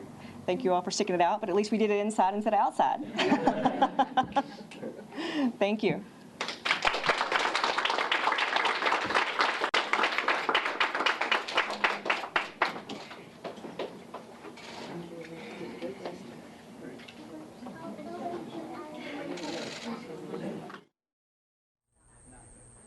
All right, so that's the end of that press conference. This is, it was a very interesting press conference to hear this woman speak out. Apparently she'd been getting some hate comments online. Obviously, I mean, in general, whether you have a headscarf on or not, being a political candidate will get you some hate. If you're on one side, the people on the other side will start talking crap online. If you're on the other side, you know how it is. Yeah, you really can't win all the time on that, I think, especially when you pick a side. It's right. Pretty much, if you're running for any sort of office, expect 50-50. some hate. But obviously, in her case, some of the hate targeted towards her had more to do with her faith, her appearance, things like that. So she used this opportunity to speak out, hold that press conference, and we carried it live for you here on News Now. And it was right on our national feeds as well. So, so it's a big opportunity. story. Big story. opportunity for her. Right, so that was a story actually right here in Arizona. A lot of viewers might not have known that press conference was taking place here in Arizona. So, good reminder. Yes, yes. And speaking of national stories, I feel like it's time for us to shift now to a topic that you and I love. Sean Spicer. That's right. The future. What will the future hold? I'll admit that I was not shy in voicing my concern about Sean Spicer's departure. I was a little sad. I got a bit attached to Sean Spicer. So was Saturday Night Live. I bet this coming up in the fall, they're kind of like, damn. Right. Well, with Sean Spicer, you know, he was the press secretary for President Trump for 6 months. He, went from someone who was a politician maybe known in the political circles to a household name known by everyone. And now the question is, what will Sean Spicer's next move be? Now, a lot of press secretaries end up going the TV route because it just makes the next logical sense. Yes. So, which channel will Sean Spicer join? Will he be a talking head? How would he cover President Trump as a talking head? That would be interesting. And are these other rumors true? Could we possibly see Sean Spicer dancing on TV? Spicer dancing with the stars? You know, that's a rumor, but... You know, I actually don't watch that show at all, but I would watch it. Me too. For Sean Spicer. Me too, because... It would be everything. Would he be one of those, though, where he'd be out in the first 2 weeks, or would he could maybe run the table? Depends, right? I don't know. I don't know what Sean Spicer's dancing abilities are like. I feel like, if I had to guess, though, I'd feel like they'd be very rigid. Right? I do not see it as him coming off like a Fred Astaire. Hey, you don't know that. I don't know, and I am... We don't know. I mean, what if Sean Spicer has so much dancing skill? We just don't know. I mean, he's not only been known. That's pretty swift. I know. Like he can open the binder, you know, and. They would have to incorporate the podium though, like in a dance, right? Like where he would start and then. And they would have to, because you know they do some of those funny, like the Cubs baseball player, like. Last time they were incorporating like baseball moves and all this stuff. So. Right, so they try to incorporate what the theme for the star is known for. Yeah. Oh man, that would be interesting. Sean Spicer. And they're also thinking that he's going to do a book as well, but they don't know how. Oh yeah, I could see that. How revealing he would be though. They don't know if he would be like it'd be, you know, a tell-all, or would it just be. You know, a couple stories we didn't hear, but mostly we did. So you don't know. Well, I mean, Sean Spicer definitely has insight into a highly watched presidency, and I think if Sean Spicer is able to get out of the White House, which he has now, he would be able to offer insight, and I think he could write a book just on the first 6 months alone. And really, something like that, there is a short window of opportunity, right? You can get that book out while interest is still there in the White House, in the Trump administration. And people obviously would be interested in hearing what he has to say. And do you think, okay, he was there 6 months. Do you think he felt like it was a fast 6 months or a long 6 months? I think everything went by so fast. I just imagine, like, I know for us covering Trump, covering Sean Spicer, I feel like the last 6 months have just been a whirlwind. They've just gone by. And I imagine it has gone by pretty fast for Spicer as well. I'm not saying that it wasn't a tough 6 months. It was probably a very... probably his toughest job to date, no doubt. And but I can only imagine that the last 6 months just flew by. And do you think he went in any sort of? Do you think he got into a rhythm, or do you think the whole time he was like, "Wow, what's going to happen today? What is going to happen today?" You know, I wonder if think with this White House, it really was a "What's going to happen today? What questions are they going to throw at me? How tense is this White House briefing room going to get?" You know, it was definitely. sort of Stuff like that. Wild card, Monday, Tuesday, Wednesday, Thursday, Friday, Saturday, probably for him, right? He just didn't know what to expect. Right. I felt bad. I remember seeing that one video on the internet where it was like his second week there, and he was at an Apple store on the weekend, and like people would just berating him. That's so mean. Yeah, it's like, guy just wants a charger or something. You know? Maybe his phone's dead or something. Maybe you're gonna have to just start just strictly online shopping if you're Sean Spicer. Really, anyone in the administration. I think what's interesting is because of the internet, because of social media, everyone feels like they can just go off on whoever in real life now. Yeah, you know? yeah. It's just like everyone's just talking crap to everyone. It's like, it's just kind of awkward and tense. Yes. Like I imagine, you know, remember there was that whole incident with the guy who pretended like he wanted a photo with Kellyanne Conway. Yeah, yeah. And then he instead of saying like, say cheese, he said, I don't remember the exact phrase, but something it's like, you ruined America or something like that. Yeah, something yeah. to that extent, as Kellyanne Conway was posing for a picture with someone she thought was a supporter or Sure. a fan. So. Yeah, I just wouldn't go out in public, I guess. I mean, I think Amazon Prime would be my best friend. And Lots of Amazon Prime, yeah. I think you would just go Amazon Prime, but now, where you get it within 2 hours. Oh, yeah. yes. I've never done that yet, so have you? Have you tried the 2-hour? No, I have a car and Yeah, I can function. But I'm saying, like, if you're Sean Spicer. You need the 2-hour thing. Yeah, Yeah. definitely. But you know what? I do think because Sean Spicer was sort of seemingly forced out, that there will be people out there that sympathize with him. There will be people out there who may not agree with President Trump or the administration, but will want to go up to Sean Spicer and have just a nice conversation with him. Yes. And I would love to see Sean Spicer out in public. And speaking of almost maybe the chaotic White House, did you see this viral video that's been trending with Priebus and Scaramucci in the Oval Office? And Scaramucci almost has this look to him like he's like the sheriff in I know, town. I've seen the This photo. yes. Yeah. It's like he's a sheriff. Oh yeah, it's the Washington Post photo, right? Yeah, no, if we had rights to it, I would show the viewers on air right now, but it is a photo where you can just sense the tension, but all I can say is you're not going to see that photo again in the White House since the staff has had a shakeup. And wasn't it kind of, I felt like it was bizarre yesterday when Priebus was doing interviews on Friday still at the White House. Right. That was kind of bizarre to me. That's just like, imagine like putting in your resignation, but says, you know, I'm going to do a couple more hits here. Let's talk about that for a second. I just want to get to this topic. I want your opinion on this. So obviously all the news networks out there, newspaper, everyone wants that exclusive interview with Priebus. Yeah.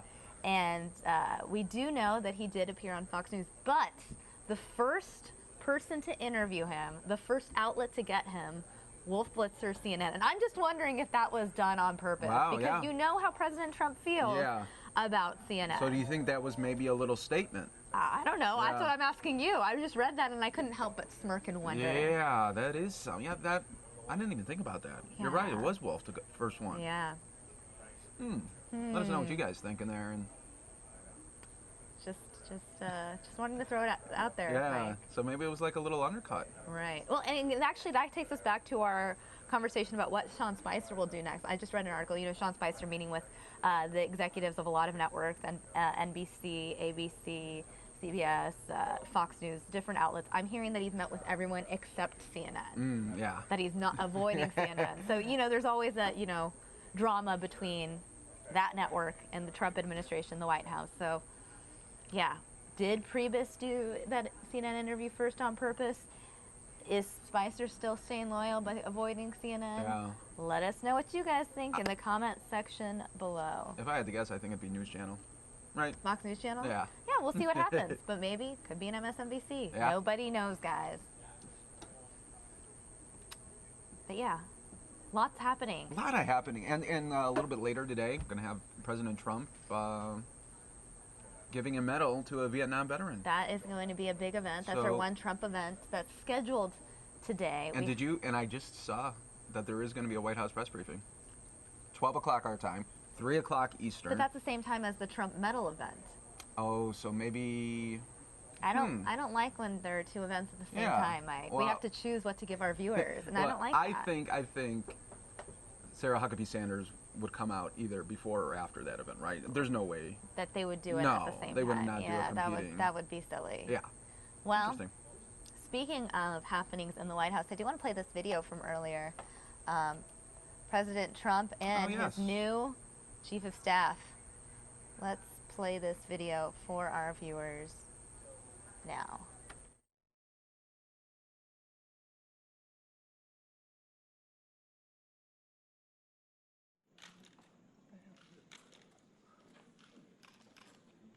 We just swore in General Kelly.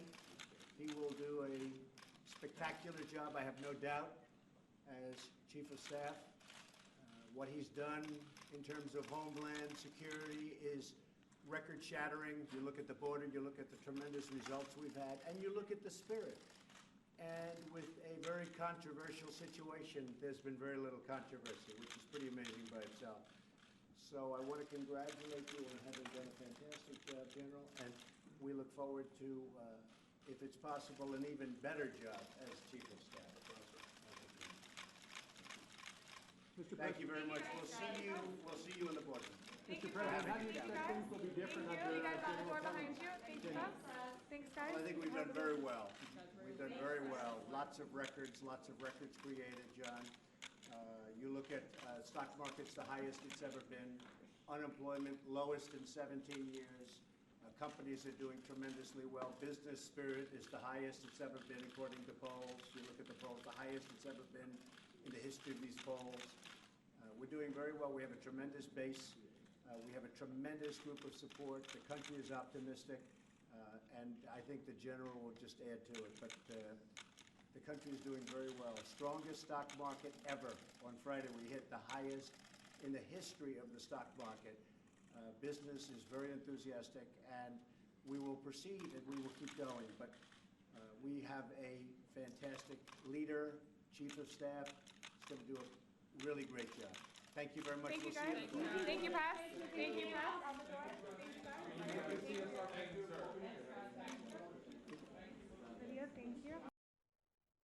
All right, everyone. So that was video from earlier, tape playback from the Oval Office. President Trump sitting with Chief of Staff Kelly, no longer Secretary Kelly. Yeah, new title, new position. Right. So now we're going to show you this video from earlier. This is also tape playback, a cabinet meeting there at the White House. There you see Rex Tillerson, Mattis, Kushner in the background, and Ivanka Trump. This video clip should be starting momentarily. This is just, you got the viewers know periodically we get that tape playback. And they just like to sometimes sit on a frozen shot until they play it out for us. Right. They just feel like it's better safe than sorry, which makes sense. Yeah, and I also want to talk about later the way President Trump shakes people's hands. Okay, we'll get to that. Well, we're going to talk about the President Trump. We'll do a breakdown. Handshake discussion. The art of a handshake. The art of a shake. Yeah. The new book coming soon. Probably would be one too. Yeah. The art of the deal, the art of the handshake. I mean, but can you really write 200 pages? No. All right. That would be a chapter. Here we go.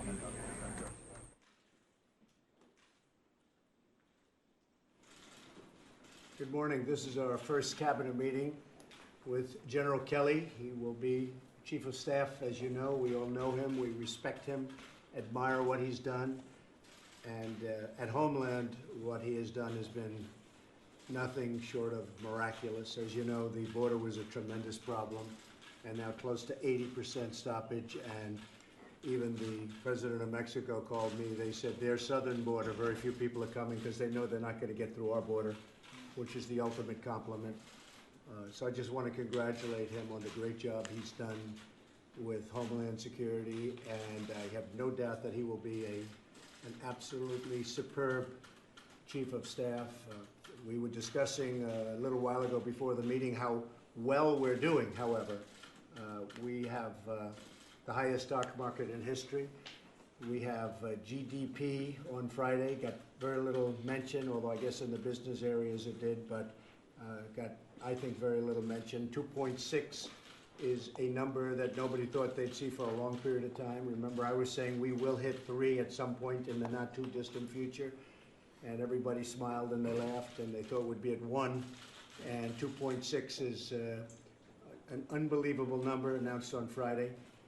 Unemployment is the lowest it's been in 17 years. Business enthusiasm is about as high as they've ever seen it. In fact, it is as high, the highest point in 28 years, according to a certain graph and a certain chart.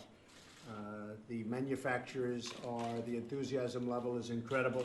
We have a lot of tremendous things going. We have some interesting situations that we'll handle. North Korea, Middle East, lots of problems that we inherited from previous administrations, but we'll take care of them. We'll take care of them very well. But overall, I think we're doing incredibly well. The economy is doing incredibly well, and many other things. So we're starting from a really good base. I predict that General Kelly will go down in terms of the position of Chief of Staff, one of the great ever, and we're going to have a good time, but much more importantly, we're going to work hard, and we're going to make America great again. It's all about making America great again. That's what we're going to do. That's what I said. That's how we won this big election, and that's what we're in the process of doing and continuing. And General, it's really great to have you on board, and thank you very much. Thank you. Thank you. Thank you very much, everybody. Thank you. Thank you. We'll handle North Korea. We're going to be able to handle them. It will be handled. We handle everything. Thank you very much. Thank you, President. Let's go.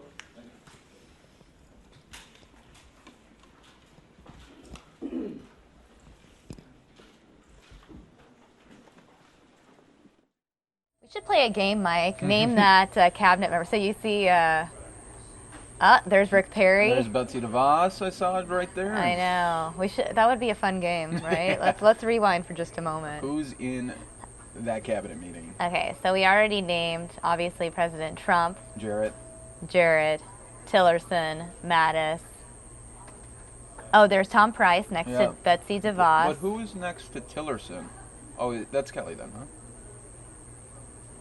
I don't know. There's Acosta, Alexander Acosta. Yep.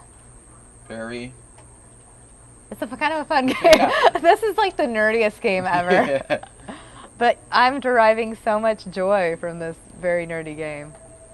There's the cutaway shots now that they give us different camera angles. Yeah, meeting. It's nice to see the different camera angles. The question is, will we see President Trump give a handshake in this video? Yeah, I hope so. I don't think we are going to see it in this video, though. I think we're just going to see different cutaways, different angles of President Trump, you know, speaking to his team.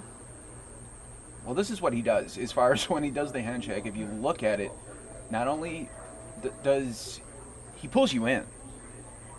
Oh, so you want to? Should we look at the video from earlier? Yes. If you want to talk about the art of the handshake. Yeah, we're going to talk about this handshake here that he seems to always do the same style, and it's more apparent though when they're standing, because that's when you really see the person move in. But and I definitely think President Trump, being a businessman for decades, has a specific handshake. Like there is an art of a handshake when it comes to Trump. Like he has perfected the handshake, because the handshake really represents making deals, closing deals, negotiating. And if that's what he's about, which, you know, that's where his career has been based off of for so many decades, then having that handshake. And there it is. So we just saw let's replay show that. Everybody there again. We are talking about the handshake, everyone. There it is. Boom. What did you think of it? Let's watch it one more time.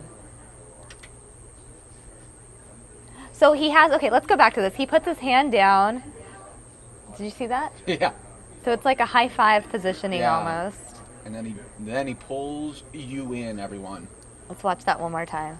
Yeah, Jerome's saying that is an alpha male handshake. Let's right just there. keep watching this handshake, Mike. Yeah. Okay, here he comes. He's thinking about it. Open. But it's like it's so different, because it's not like his hand is palm up. Yeah, palm up. It's very interesting. It's not.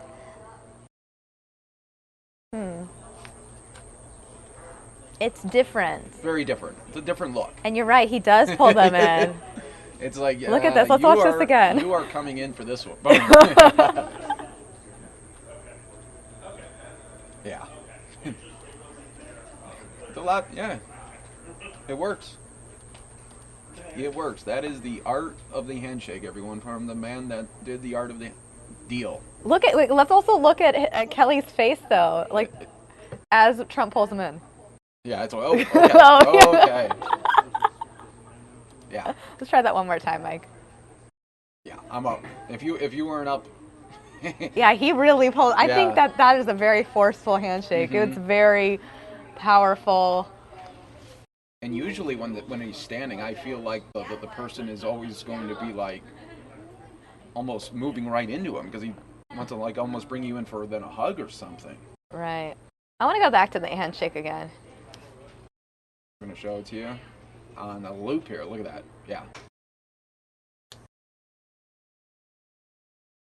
Pulls you in. He does. Emotionally and mentally, you know?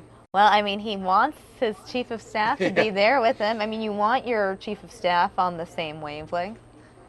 I wonder when Kelly learned that he would be the new chief of staff. Yeah, you're wondering if he knew about it even before Priebus resigned. He must have had, like, there's some rumblings. And there's always rumblings somewhere. Yeah, always rumblings in D.C. Definitely. And at least, you know, like Vice President Mike Pence says, with President Trump, you always know where you stand. Right. All you have to do is check his Twitter that morning. Check it that morning. And when he tweets, doesn't he usually do, like, within 5 to 6, he just pounds out 5 to 6, like, in a matter of minutes. He never just sends one tweet. No. There's never just one. Yeah, so that'll be interesting. So we're gonna hear from him in about an hour, everybody. President Trump live at the White House today, giving a medal to Vietnam veteran. Right. I want to go ahead and check in with our chat room too. Our viewers at home commenting on the handshake. Bang Joe Unchained saying it's a handshake that says you are strongly welcome. Yeah, Broken Mind says true. He pulls the hand in. Yeah, we all know that. Yeah, it's quite a thing to watch. And I've been picking up on that for a while. I feel like I've been watching that. Where you've noticed President Trump's handshake. So I think now every time, folks, let's always be looking for that. You're always going to break down the handshake after every President Trump appearance. I say. Oh yes, the President Trump handshake. Such a thing to look out for. Such a thing to watch for. Here on News Now, we're just breaking down the important stories, like the president's handshake, because you never know, really. Yeah, sometimes you just got to talk about the things that you wouldn't think about, but it's interesting still, right? Right. I think that someone out there, some news producer is going to watch this segment and think, you know what, we're going to break down Trump's handshake on cable news now. Yeah. And they're going to be like, you are such a good producer. How did you come up with it? Yeah. And they're going to be like, I just knew. They're going to lie to them, obviously. They're not going to give us credit. No. So. Interesting stuff. So, well, next hour should be good, too. We'll have some more news and headlines to talk about. More live events, lots of happenings, and, of course, most importantly, lots of handshakes. Yeah, yes. So, Mike, viewers at home, we appreciate you because, well, you're tuning in with us here on News Now on a daily basis, and we just want to say thank you. Yep. Thank you to all the viewers that watch us regularly, that comment in the chat room as we give you breaking news and not so breaking news, like the handshake. And you know what's cool about this setup here for Fox Extra? We could say, we're going to see you on the other side of this break. Hit that green button. There we go. I like that.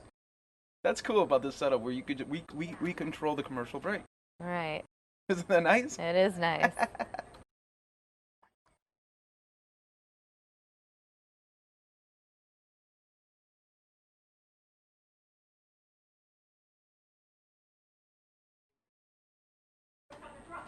All right, everyone. So again, this is video from earlier of President Trump in the Oval Office with his new chief of staff. Awesome.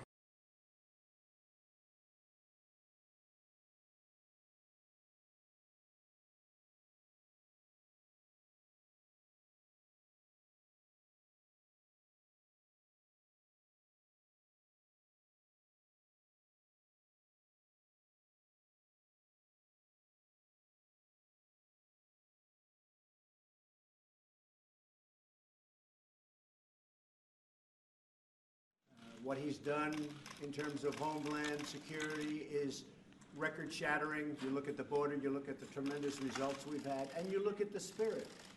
And with a very controversial situation, there's been very little controversy, which is pretty amazing by itself. So I want to congratulate you on having done a fantastic job, General, and we look forward to, if it's possible, an even better job as Chief of Staff. Thank you very much. We'll see you in the boardroom. Mr. President, how do you expect things will be different under You guys got the door General behind you. Thank you. Thanks, guys. Well, I think we've done very well. We've done very well. Lots of records created, John. You look at stock markets, the highest it's ever been. Unemployment, lowest in 17 years. Companies are doing tremendously well. Business spirit is the highest it's ever been, according to polls. You look at the polls, the highest it's ever been in the history of these polls. We're doing very well. We have a tremendous base. We have a tremendous group of support. The country is optimistic, and I think the General will just add to it. But the country is doing very well. Strongest stock market ever. On Friday, we hit the highest in the history of the stock market. Business is very enthusiastic, and we will proceed and we will keep going. But we have a fantastic leader, Chief of Staff. He's going to do a really great job. Thank you very much. Thank you, guys. Thank you, Press. Thank you, Press. All right, so that was President Trump. We're 11 o'clock here now. Samia Khan, Mike Page, how you guys doing? Hope everyone had a great weekend too. Yeah, we hope everyone had a great weekend. And we're ready for another week of News Now. You know what I like about the week of News Now? You never know what's going to happen. We don't know until we get some video, and it's very fluid the whole time. Right, we don't really know if there's going to be crazy news that day or a live event. It really just depends on the day. Like right now, not a lot of live events going on right now. They're sending us, oh, you know what is actually on Sat 5? I don't know if you want to show Let's show this. But this is Hurricane Watch. Okay, yeah, they are. So I think we are getting these live pictures from Florida. But even then, there's not a lot of activity right now. They're just giving us a live look at Florida and a live look at the White House. Not a lot of live events right now. But you know what? When they do pop up, we have so much to talk about them. Yeah, when always it's a on top of it, Mike. When it's a breaking news situation, we always have it. All right, next video though I do have for people that I want to talk about is from Chicago, my kind of town, right? Mm-hmm. And Chicago police today were talking about they wanted to do a breakdown of these party buses that they have in the city. They want to do a crackdown because... Crackdown on party buses? Party buses. They want to stop the party. Because they're having so many issues with it. What, like underage drinking? Yeah, and people that are getting off these buses, even if they are over the age of 21, I mean, they're coming to these bar crawls that are like, they're completely rocked, you know, and right. So it's hard for the businesses too, because then you got to deal with a rush of like 20 people that are coming in. It's not just like 4 drunk people getting out of it. No. Yeah, so we're going to show that to you next here. I have my little right now. We'll show it. All right, let's watch it. CCIO, and I am the Chief of Organized Crime. As we've said before, everyone has a role to play in making Chicago safer, from the police, elected officials, community residents, and business owners. When business owners fail to comply with the law or without proper safety protocols in place, it puts Chicagoans at risk and in some instances contributes to our violence. In fact, we can point to a number of incidents where the lack of proper measures on party buses led to violent crimes, sometimes on the bus, sometimes off the bus. That's why late last week, BACP and the Chicago Police Department worked together on a joint mission to crack down on charter bus and party bus operators that are out of compliance with newly strengthened charter bus ordinance, stopping them in their tracks before they can further put Chicagoans in harm's way. This isn't just a downtown problem. These operators run their businesses throughout the city, and that's why it's important to the overall crime picture in Chicago. Now I'd like to ask BACP Commissioner Rosa Escarino to provide details on this initiative.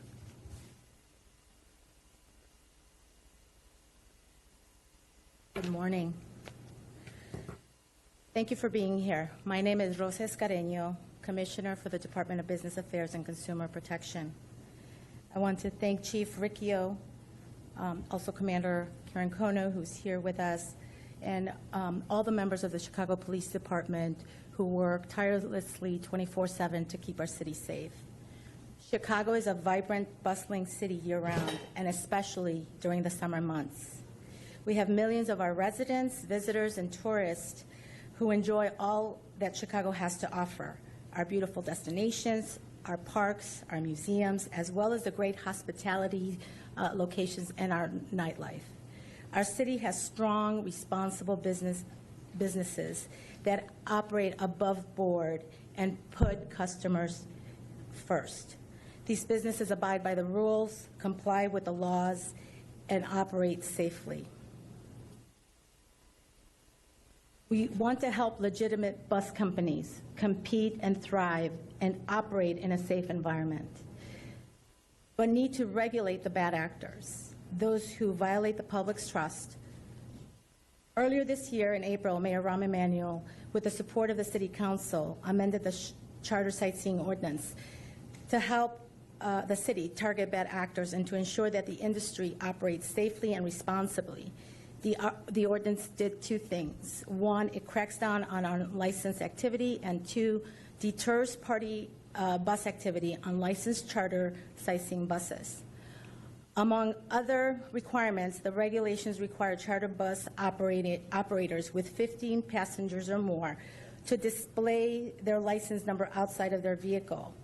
Drivers must keep an itinerary for each trip. If alcohol is present, the vehicle must have a security guard and be equipped with cameras.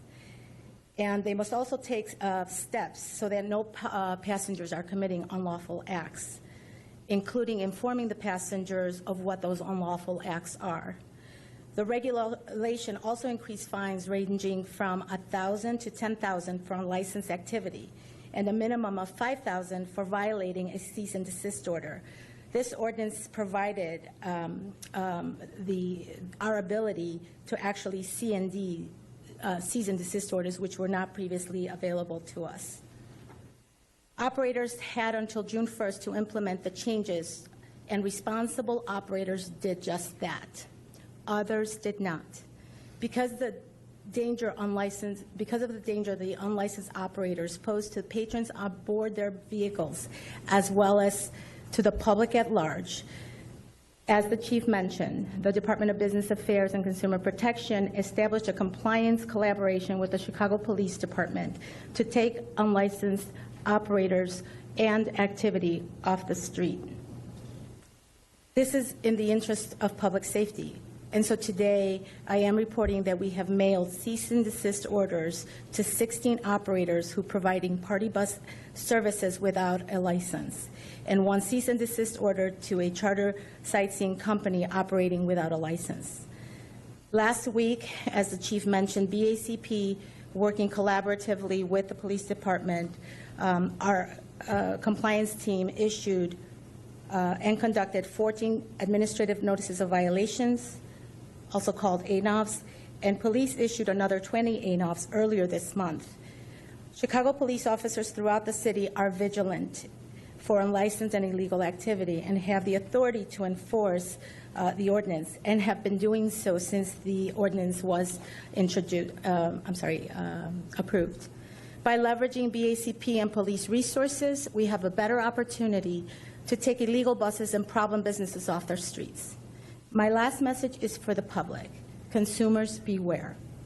If you are contracting services with an unlicensed operator, your trip will be shut down. Consumers need to know that they are putting themselves and others at risk when they do business with unlicensed operators. Consumers can visit our website at cityofchicago.com/BACP to verify licensing. Also, the companies are required to post their license numbers on their vehicles, on all contracts, their websites,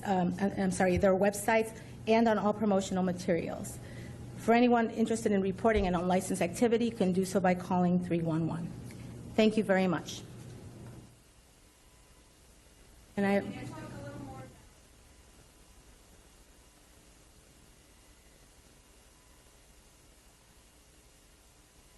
Yeah, I mean, it has been a problem. And what we've seen is a lot of times on these party buses, we saw a lot of alcohol being consumed.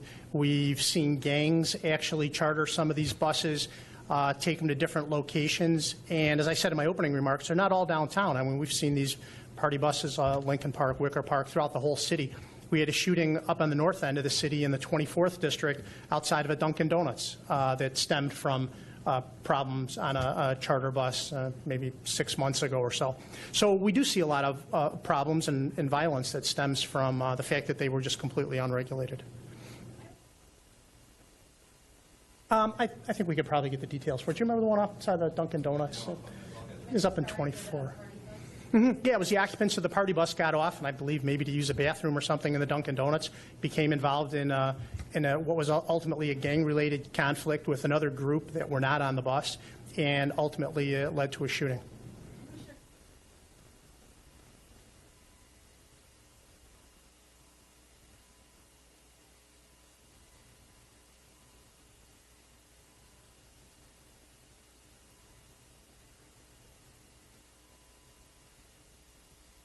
Sure. Well, we have about 340 licensed charter sightseeing operators in the city today, but certainly I can't begin to tell you how many may be operating illegally. What we are doing, though, is we are going to destinations where we know some of these vehicles may be, but as the chief just indicated, these operators could be citywide. That's why it's so important that we work very closely together on these missions. In cases where our enforcement teams can't be out there on the street, or if we observe any activity online and we believe that there is an indication that we can actually identify an operator, we're going to go after them. We found. Oh, sure. We found everything from operating, obviously, with the cease and desist was because of operating without a license, but we have found individuals not to have proper proof of insurance. I know that for those that were potentially conducting party bus activity, that they have had no security, no cameras. They are not. They don't have a log that registers the locations and the stops that they are making. These are all part of the new ordinance requirements. No, because in many cases it's not that the bus companies aren't providing the liquor. It's really allowing patrons or their customers to actually bring the alcohol on board. I'm sorry? Well, that's why this is very important, right? I think the important message here for the consumers is that you have to do your due diligence when booking your event and make sure that you're working with licensed operators. When somebody is not properly licensed, you can lose your money. And so our goal is to ensure that anyone that is going to be conducting this type of activity, that they understand the terms of the ordinance. Not only were all our operators, when this ordinance passed, we informed all our licensees of the requirements. We have fact sheets that we have disseminated. We have also put a very easy to follow video that the companies can download that indicates to them what they must do. And so, yes, and that's why I think it's important to get this message out to the consumers, especially during the summer months. Our goal, again, is public safety.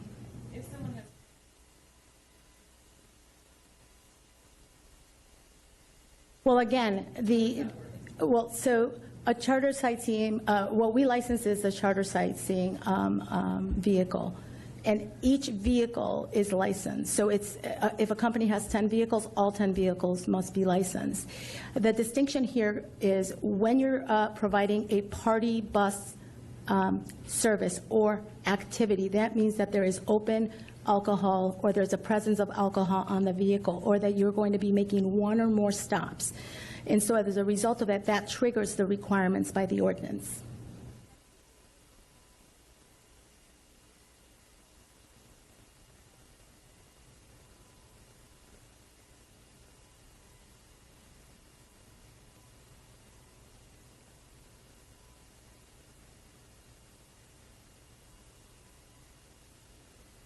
Certainly. I mean, I think what we have seen is that over time, that these buses that have multiple stops can go from place to place where individuals have access to alcohol, making the trip much more dangerous, not only for the...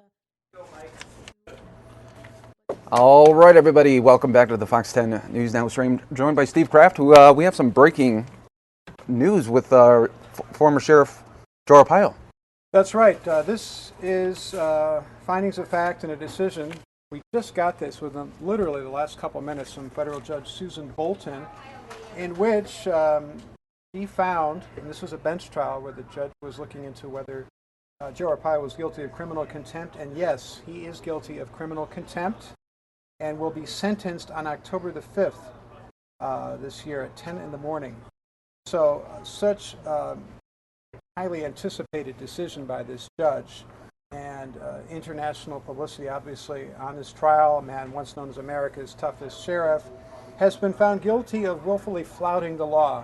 And the bottom line is that according to Judge Bolton, there was an order by Judge Murray Snow that Sheriff Arpaio, former Sheriff Arpaio, was not to racially profile especially Latino people, and went on after this order, went right on doing that and not instructing people underneath him in his office to stop this practice, and even publicly talking about it.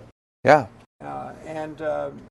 There was a spirited defense offered on his behalf, and a very sort of thorough and workmanlike prosecution by the federal prosecutors. And the judge asked a lot of probing questions. This was not a jury trial because this is a misdemeanor case, and there was not the necessity of having a jury, although his attorneys went to the U.S. Supreme Court trying to get a jury, but it was not a case for a jury in this particular matter. And the judge took it all under advisement and issued this decision just within the last couple minutes. It's a huge, huge news story and a huge development in the saga of Joe Arpaio. But the man who was so internationally renowned for being a tough sheriff and cracking down on illegal immigration now is, he's been found guilty of a crime. He's the kind of guy who could have wound up in his own tents. Yes, that's really telling it right. Yeah.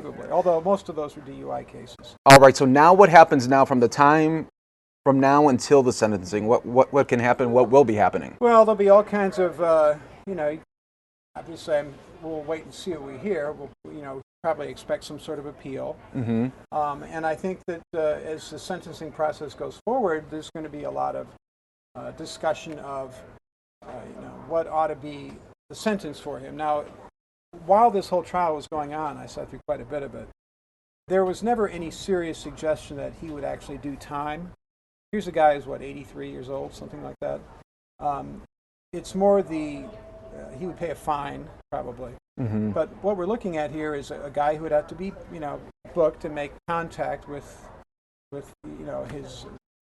the office. Yes, right? yes. And probably have some sort of mugshot taken, go through the indignity of that, and then be considered a criminal, a man who's broken the law and been found guilty of it by a federal judge. Now, that's a pretty huge development symbolically, certainly. And what does this to his ego, would you say? Does this really cripple it, or do you think he's still going to try to skate it off? Well, I mean, we've known Sheriff Arpaio for a very long time. He's a man who seems supremely self-confident, and he does have some very strong supporters out there. A lot of our viewers historically love Sheriff Arpaio. I mean, he's seen with a lot of affection by a lot of people, but nevertheless, this decision is pretty devastating by this judge. I mean, it really is. So I have the feeling that events are evolving and unfolding as we speak, because there's all kinds of people walking around. Yeah. So anyway, so there's a lot to talk about, and I think it's very important as much as we can to get the point of view of all of our viewers. I mean, because this is a man who so many people have so much to say about. Some people love him, some people really hate him. Yeah, yeah. So, I mean, this is huge Arizona news for us, and it's going to be national, too. This is a national and even international story, because I've been down at Tent City, for example, which is one of his most famous initiatives.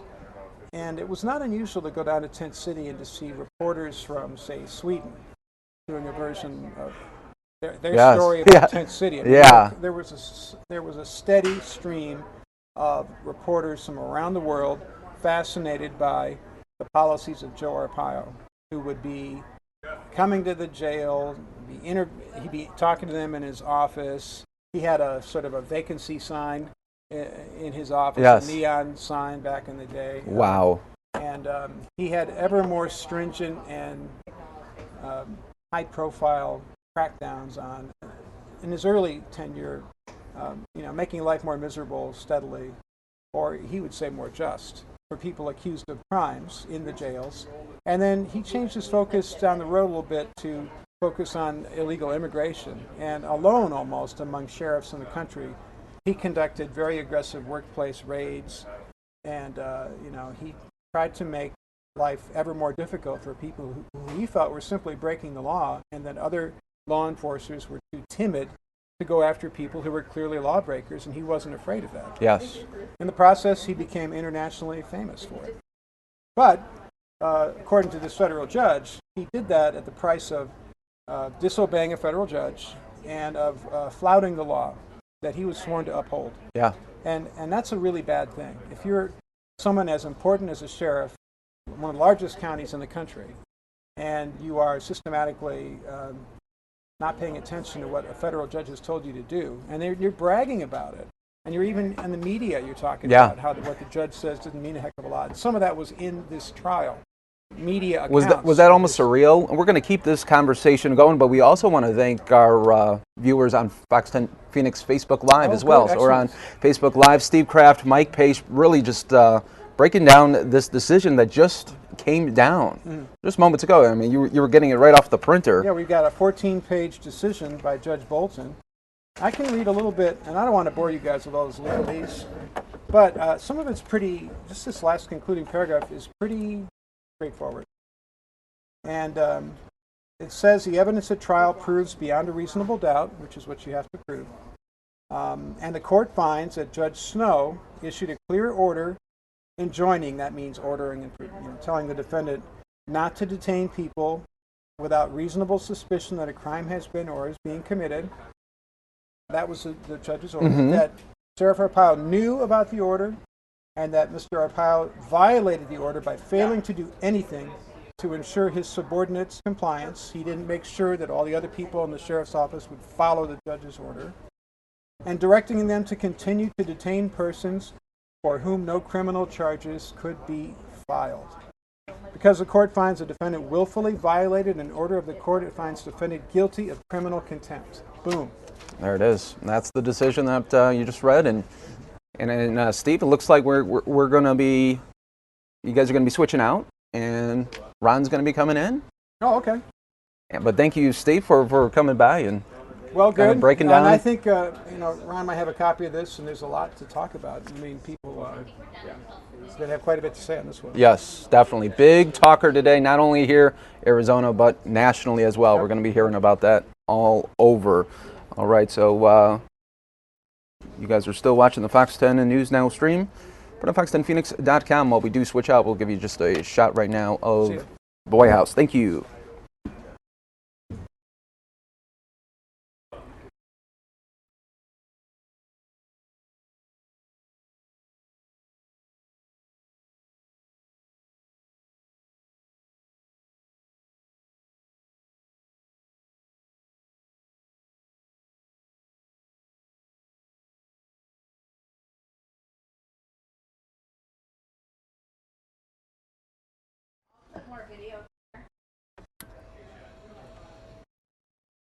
All right, everybody, welcome back here for all our viewers, also on Facebook Live as well as Fox 10 Edge. Ron Hoon here, really breaking down the big events of today. Well, we've seen some, the federal courthouse here in downtown Phoenix, we've seen some pretty high-profile cases, but I can't think of one that's more high profile than this for Yes. a couple of reasons. We have a sheriff who I think you could probably say at the height of his power in Maricopa County was probably the most well-known sheriff in the United States, right? Yes. There are a couple of others who you see on a kind of a regular basis doing, doing some of the national shows, etc. But Joe Arpaio came to power here in Maricopa County, billing himself as America's toughest sheriff, and made a lot of headlines for the Tent City Jail. Yeah. And for the green bologna sandwiches. Yes. And for the pink underwear. And in a city that has seen a continued rise in crime, it played very well with a lot of people who, rightly or wrongly, had the impression that more should be done on that end of the criminal justice system once somebody has been found guilty to kind of crack down on crime. So that's where he cut his teeth, and boy, election after election after election, it wasn't even close. No. Yeah. Now, the interesting thing is this. If the sheriff, who has been found guilty now of criminal contempt in the federal courthouse, the ruling just handed down by U.S. District Judge Susan Bolton, the interesting thing to contemplate here is, what if he had not been voted out of office? I was going to bring that then up. we would be looking potentially at a law enforcement crisis here in Maricopa County, because the whole question of his fitness to hold office would have then been called into question. Well, as it turned out, the voters solved that potential problem by not electing him in his most recent run for office. We have a new Sheriff Paul Penzone here in Maricopa County. But nevertheless, the question remains, what becomes of the former sheriff? And he has the possibility of facing 6 months behind bars. Yeah. So that would have been very interesting if he was, like you were saying, still in office. Right. He's 85 years old. He, to my knowledge, has no criminal record of any nature, and is,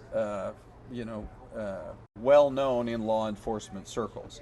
So he has all of those things going in his favor, and as a result, a lot of court observers do not think he's actually going to go behind the jailhouse bars.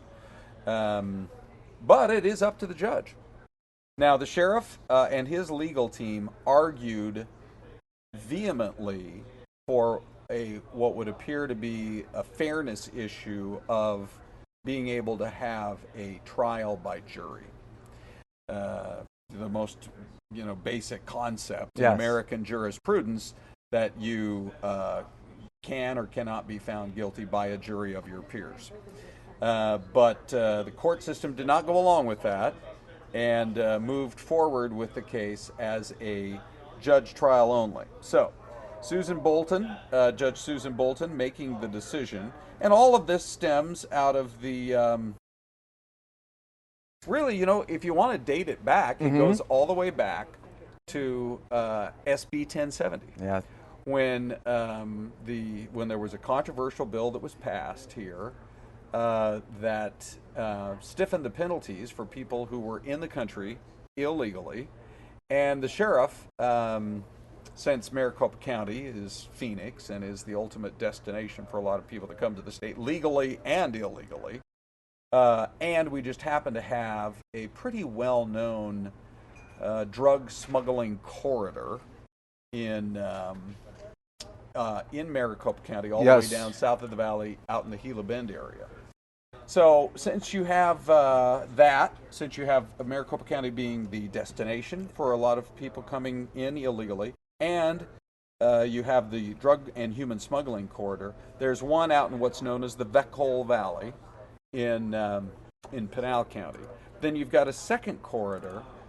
This is all due to mountains that we have to the south of our metro Phoenix area. You've got one corridor that's more to the southeast, one that's more to the southwest, and that was the one near Gila Bend that was where his his officers and others with the federal government would be able to patrol and, in fact, catch up to people who had managed to A, get across the border, B, get across the desert, yes, yeah, the and whole C, desert, actually enter Maricopa County.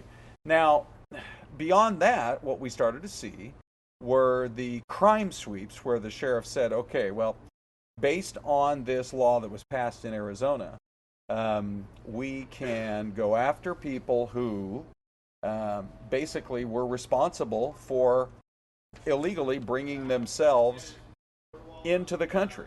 So that it didn't just target human smugglers, but actually looked at whether or not people were in the country illegally, that were already here in Maricopa County, in some cases who had been here for months or years. And, were keeping themselves out of trouble and quietly living the life that a regular naturalized citizen would have had as well. Well, when the crime sweeps began, it wasn't long before we started to see some lawsuits. And the fact that the sheriff, at the time he was sheriff, admitted that he did not follow all of the federal government's directives on stopping these crime sweeps, as they were called. So he makes the decision to admit that in court. Yes. And at that point, it seems as though, if you look at it, that most court observers would say, well, even with the argument, which his argument was that I certainly did not intend to do it. You had to look at intent. I believe that was the sheriff's legal team's strongest defense. But it was obvious that the crime sweeps did continue afterwards. So we wait to see now what the fate is of Joe Arpaio. Yeah, so now what do you think, Ron, from this moment now up until his sentencing? What is going to happen as far as will they already try to be doing appeals or not even yet? Well, I would think his legal team's going to pursue every avenue possible. He is 85 years old. I mean, if he and his legal team feel as though, for the sake of the appearance of fairness, that they feel as though he really, that the case was kind of ramrodded through. Yes. And they feel strongly about it. That might very well be the potential avenue of appeal. And yeah, you bet. You've got to believe that they will seek, an opportunity for appeal at a higher level. Although when you're already in federal district court, there aren't that many levels higher. Yeah. You're right there. Mean, basically, the sheriff's argument in that regard, for whatever his legal team were to try to appeal, would go to the Ninth Circuit Court of Appeals in San Francisco. And so we would have to see what happened there, and then if he felt he had a strong enough argument and didn't win it, could then appeal to the United States Supreme Court, which is back to 9 justices. Okay. Now. So there's plenty for them to consider. And there's the age factor too. We gotta. Well, I think there's the age factor. There's the lack of criminal history. Yep.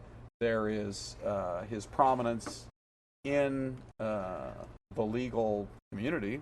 Well known as someone who spent many, many years fighting crime here. Of course, the irony would be, and I'm sure that some of his opponents, his political opponents, want to see him in jail. But as we continue our coverage here on News Now and on Fox 10 Extra, the sheriff's going to, no doubt, have his legal team pull out all the stops necessary to keep that from happening. Yeah, so many different factors to look at, and who would have thought it would be a Monday like this, right, Ron? You just you never know, especially when you go into work. What's the day's news going to be, and and how it all affects not only that's a good point. This county, this state, but this country, really. Correct, because he is a national figure. Yeah. Remember that he was one of the very first to endorsed Donald Trump's presidency, his run Yes. for the presidency. Sheriff Arpaio was out there in Iowa before the Iowa caucuses That's were true. even held. That's true. You know, further down the line, you had a Chris Christie, a Jeff Sessions, et cetera, some of the more prominent national political names. But here's someone who virtually every time he took any kind of major stance created national headlines because of his high profile. Yeah. So we'll see. We'll see how quickly and how strongly his legal team reacts to this in terms of an appeal. Again, most court observers do not feel that he will. It's just simply the humiliation of being a man who's devoted so much of his career to enforcing the law, to then be found guilty of breaking the law. There is a certain humiliation that goes along with that. That is certainly one that he's going to have to deal with for the rest of his life. Would it satisfy those who are his most vehement opponents to not see him in jail? I doubt it. I think there are plenty of folks who disagree with his policies who do absolutely want to see him in jail. And they may argue, well, you know, because he's a former sheriff, he's getting special treatment. Yep. But in reality, I believe an 85-year-old defendant in a case like this with no criminal background, I believe in a lot of cases would in fact be sentenced to probation as opposed to now, actual jail time. Would it strictly be just probation, or could it even be house arrest? Yes. Yeah. Could that be a factor just I because of believe his? so, yeah, sure. I mean, we all know how crowded the whole jail system is, Yep. the whole prison system, both locally in at the jails and at the bigger state prison facilities. So, yeah, house arrest is also an option as well. So if in fact the judge were to fine for some type of sentence up to the max of 6 months, you know, that might be something that his legal team could in fact try to pursue. And do you think because there always was the threat of maybe him being found guilty at some point, do you think that's why he never had a position with the Trump administration? Or do you think he was ever offered it and then said, That's a no? really Yeah. interesting question, Mike. I just wonder that sometimes because he would open a lot of those rallies. A Trump rally, you know, it would be Joe Arpaio. That's right. Well, I think, yeah, I don't know. We were having this whole discussion, Sami and I were having it last hour, right here on News Now. Yes. About Donald Trump and the reports that he values loyalty, and yet we see that Jeff Sessions is in a lot of trouble with him. Yep. He was the first member of the United States Senate to come out, but he made a decision, you know, in the recusal on the Russia investigation that has really angered the president, and so he's in hot water. Here's Chris Christie making the news today for carrying his nachos to his baseball seat and getting in the face of a Cubs fan. Yeah, in Milwaukee. Right. Which is pretty much Wrigley Field North. Right. Yeah. Which a Chicago sports fan like you, you're not gonna miss that. No, headline. no, I saw that right away. Right. But you know, you know, Chris Christie can't seem to find a place in the administration either. So is the fact that the political downfall and now the legal downfall of Sheriff Joe Arpaio, is that enough to ever keep him out of any type of position in the administration? He's always struck me as someone, you know, I've interviewed him several times, seen him here in our newsroom, and he's always struck me as someone who was a lawman first and foremost.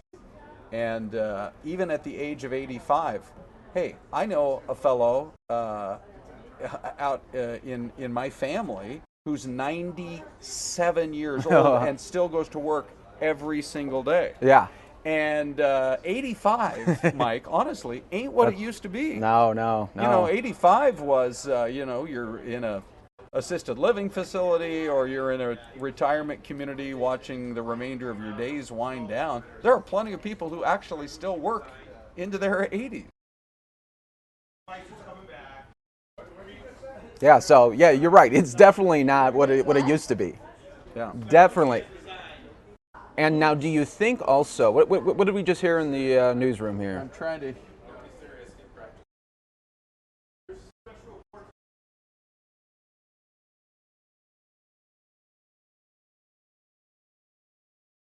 Now, will we, while we do wait for this breaking news that we're about to hear,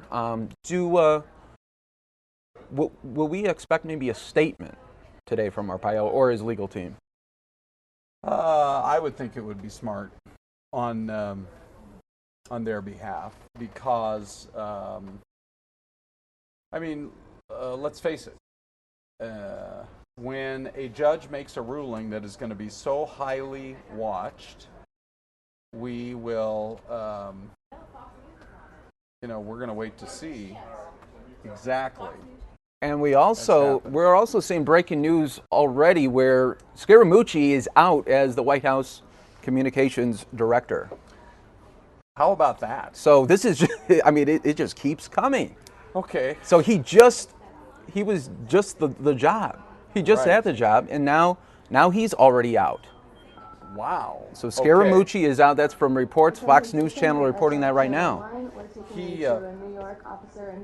Okay, so here's a guy who reportedly, Scaramucci, sold his business right after Donald Trump was elected. Yes. And thought he was coming into the administration, and finally did get that opportunity a week ago, and then he gave this profane interview, which I think probably did not sit too well. Yeah, so we're going to be following that story. So we have so many different stories and topics that we could go to. By the way, this is coming from Fox. Yes. That Scaramucci is out as communications director at the White House. That's a pretty stunning turn and might be pretty indicative of what's going on with a new man in charge. Talking, of course. Definitely. About retired General John Kelly, now the Chief of Staff.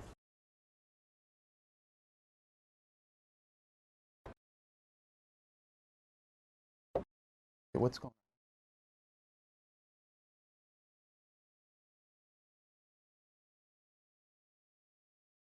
So we are continuing to follow this breaking news here. Scaramucci out as the White House communications director.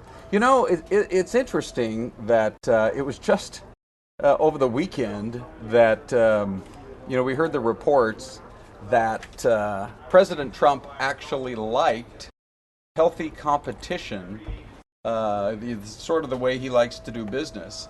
And here Scaramucci came in and immediately attracted the wrath of Sean Spicer, who resigned, and then the resignation of several others, including, of course, Reince Priebus. Now, the way this all played out, a lot of people, I think, looked at Priebus and did not think he was the strong enough person, literally, to run the White House staff. But I don't think anybody could have predicted that Anthony Scaramucci, who only took that job a week ago and frankly was thought to be the man behind the ousting of Reince Priebus, that he then himself would be ousted literally days later. But make no mistake about it, the fact that it's happening today, on the first day, in the first hours of the new chief of staff, indicates that General Kelly is already making his presence already being known and heard in that White House. So lots of fast-moving parts in this administration where at any moment, at any time. Yeah.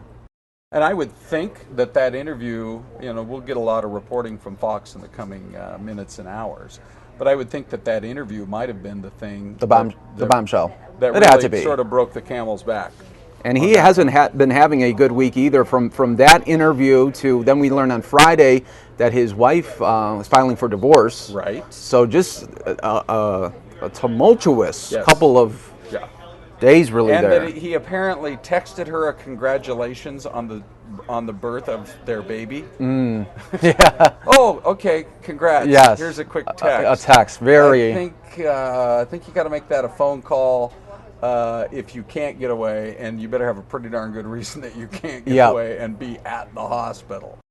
So, nevertheless, just the way it's all unfolded is the very same thing, Mike, that you said when I first sat down here. Who would have thought on a Monday that this headline would come our way? We knew that something was coming in the Joe Arpaio case, but now we're getting this report as well.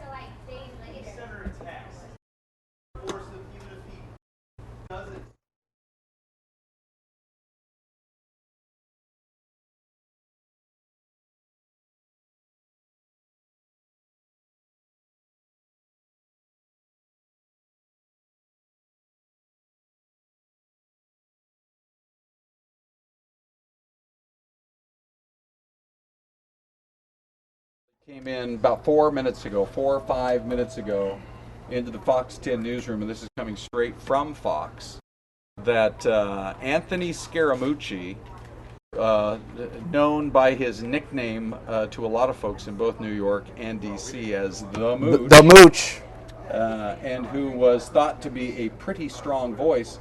You know what's interesting about this? I actually heard on one of the Sunday talk shows that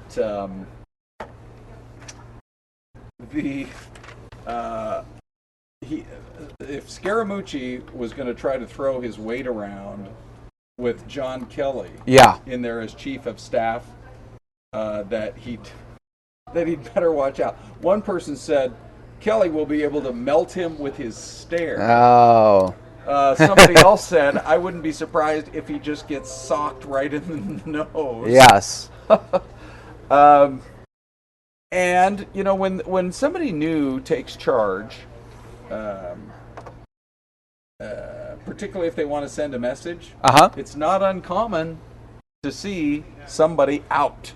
I mean, let's look at it. Scaramucci was just named the communication director a week ago, and the next thing you know, one of the key people in the communications office was gone. Yeah, right? Really fast too. I mean, so it's very standard operating procedure to send a message, both internally and externally, that there is, sorry to use this phrase, a new sheriff in town. Yeah, definitely. But there is a new sheriff in town, and this is, I think, maybe somewhat indicative of the fact that he does want to set a tone of a more buttoned down, more professional approach to running the the highest office in the presidency of the United States. Definitely, and for maybe folks that are just joining us right now, either on Facebook Live or Fox 10 Extra, the latest reports is that Scaramucci is out now. Anthony Scaramucci didn't have the title for that long, did he? Well, you know, every Friday I get the opportunity to talk to one of the smartest political minds in Washington. Yes, you do. Fox News, Chris Wallace. Yes. He is the anchor of Fox News Sunday, and he and I were talking about in this segment, it just sometimes can make your head spin. In the new era that we are in, how quickly things happen, because you literally, on a day-to-day basis, don't know what's coming next. Yeah. Yes. Right? I mean, you just don't know what to expect. And from a news perspective, you know, that has a lot of folks kind of relying on us to be paying very close attention, because who knows what the big headline, as huge as this is, who knows what tomorrow's big headline will be. It could be something completely different from what we're talking about. Definitely. And Vice President Mike Pence always said about President Trump that with President Trump, you always know where you stand with him, though. Yeah, right. And so was this a clash of two incredibly strong-willed people? Yeah. Well, I doubt that Anthony Scaramucci, when he reported for duty this morning, I doubt that he thought he was on his way out. On his way within a matter of hours, being on his way out. Yeah. So many different Monday surprises here that. We keep following for you here on the Fox 10 News Now stream. And Fox is reporting that this did happen at the request of, that makes sense. Of General Kelly. Yeah. So Chief of Staff probably didn't like him from the get-go and said, we can't have this here. We can't have this. Yeah. You're supposed to direct the news, not have the news at you. Correct. He presented what a lot of folks thought was that sort of street smart, New Yorker, in your face, Chris Christie with a foul mouth. Yeah, yes. Right? Yeah. I mean, we just saw how Chris Christie got in some guy's face at a baseball game. I mean, it's sort of the New York, New Jersey vibe. Yeah. You're street smart, you're tough, you don't take anybody's business. And that's always been Scaramucci's modus operandi. However, when you have John Kelly trying to now set a tone, that's going to be completely different. And people are going to take his marching orders. Yeah. There you go. And this is somebody that Ivanka Trump and Jared Kushner wanted Scaramucci in that role. So I wonder if there's more headbutting behind the scenes. I would just love to know what it's like behind the scenes, because we have you hear these reports of like it is chaotic in this White House. Yes. But then they come out and say no, everything's perfectly fine. So I wonder what. I mean, I bet it's a mixture. You know what? Do you want to pull up my poll question? Yeah, let's do that. Timely for today. This is on Ron Hoon Fox 10 at Twitter. My poll question just happened to be, and we'll pull it up. We'll pull it up, everyone. What was it? What was it on? Oh, you'll love it. Ready? Okay, Yep. The question being, being, let me pull up this big here. President Trump says there is no White House chaos. Do you agree? That's a good one. And you haven't voted yet, no. So we don't see the actual results. How come we can't see what the options are here? Yeah, well, I'll just tell you what they are. That's weird. Are you all okay? There they are. Okay, now there. Oh, you Maybe I'm being overrun by it. You got 299 votes already. Yeah, we're pushing 300 votes. But I can just tell you, most people said it seems like it's chaotic. Yes. To me, about 55% the last I checked. Let me just hit one and we'll see the results here. So there you go. Okay, 48%. Here you've got 10% saying it's all running smoothly, and 42% then are saying, with all the media spin, who really knows? Yeah. So lots of folks voting. You can kind of, matter of fact, just as we started talking about it, now we're up to exactly 300 votes. Exactly 300 now. And so it was somewhat timely. Yeah. That question up. You had a good pulse, Ron. You had a good pulse on the what was going on. Yeah. And this may seem chaotic. But I really believe that in a matter of a few weeks, we will see less drama and less chaos at the White House. There's going to be some bloodletting. Yep. Yeah. Don't be misled about that. There's going to be some bloodletting. There are going to be other people who are going to be told, you got to go. This is not the only one, but it certainly is a shocker. That's for sure. That's a big one. But give it, I don't know, give it a month. Give it even 3 weeks. And I think you're going to see an operation that is running much closer to something with military-like efficiency. Okay. And I think that's what some of the staffers want right now, too. Yeah, exactly. You know, in the mooch, I'm sure he had his followers in the White House, and I'm sure he had plenty of detractors. Oh, sure. As well. Yeah. And it is quite possible, that when he started calling people into his office this morning, I'm talking about John Kelly, when he started pulling people into his office this morning and interviewing them, it's quite possible that there could have been 2 or 3 others who were at a senior level there at the White House who said, this guy's trouble. Yeah, definitely. You know, he's loyal to the president, but he's making too many enemies too quickly. And Steve Bannon remains. For today. Yep, for today. For the noon hour. Yeah. Right? Yeah. Let's see, what time is it back there? It's 2:50? Yeah, who knows? We'll see if by this time tomorrow Bannon is... you just never know with this White House. It's a very, very fluid situation. Yeah. So, what unfolds next? frankly, I can't wait to see. Yeah. This is the best reality show. You know, it really is. Politics is the best reality show. There are a lot of people who think it shouldn't be at 1600 Pennsylvania Avenue. But I did see a quote, Mike, and I've got to leave you in a second. Yes, you do. You're ready for our noon broadcast. But I did see, and I'll leave you with this quote, that said, when it comes to the presidency, either the presidency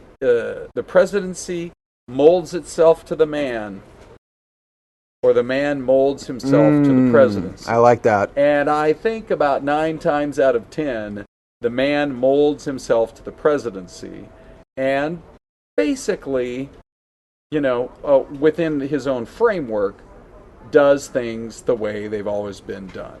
Well, I think people knew from the very first votes being counted, when it started to look like Donald Trump was actually going to be the next president, that he was going to be in the category of he would mold the presidency to him. Yes. And that's exactly what's happened.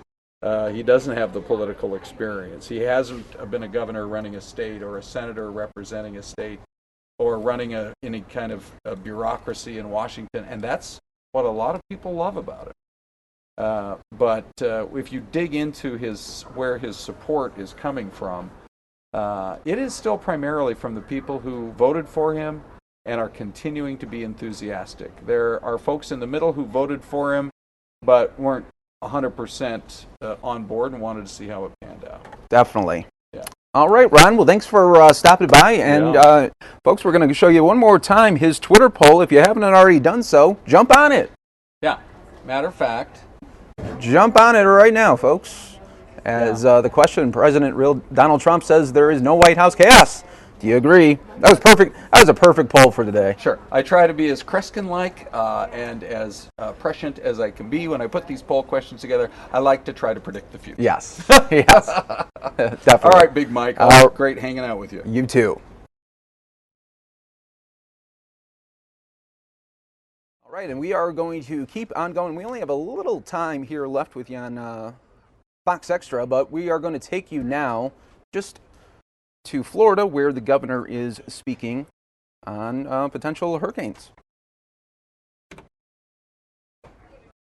Yeah, I started checking in with the Emergency Operations Center and National Hurricane Center, but then started reaching out to the counties.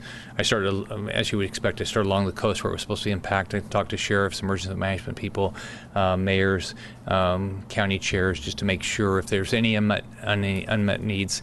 And then I got back here as quickly as I can. I participated in the 11:15 call with the counties.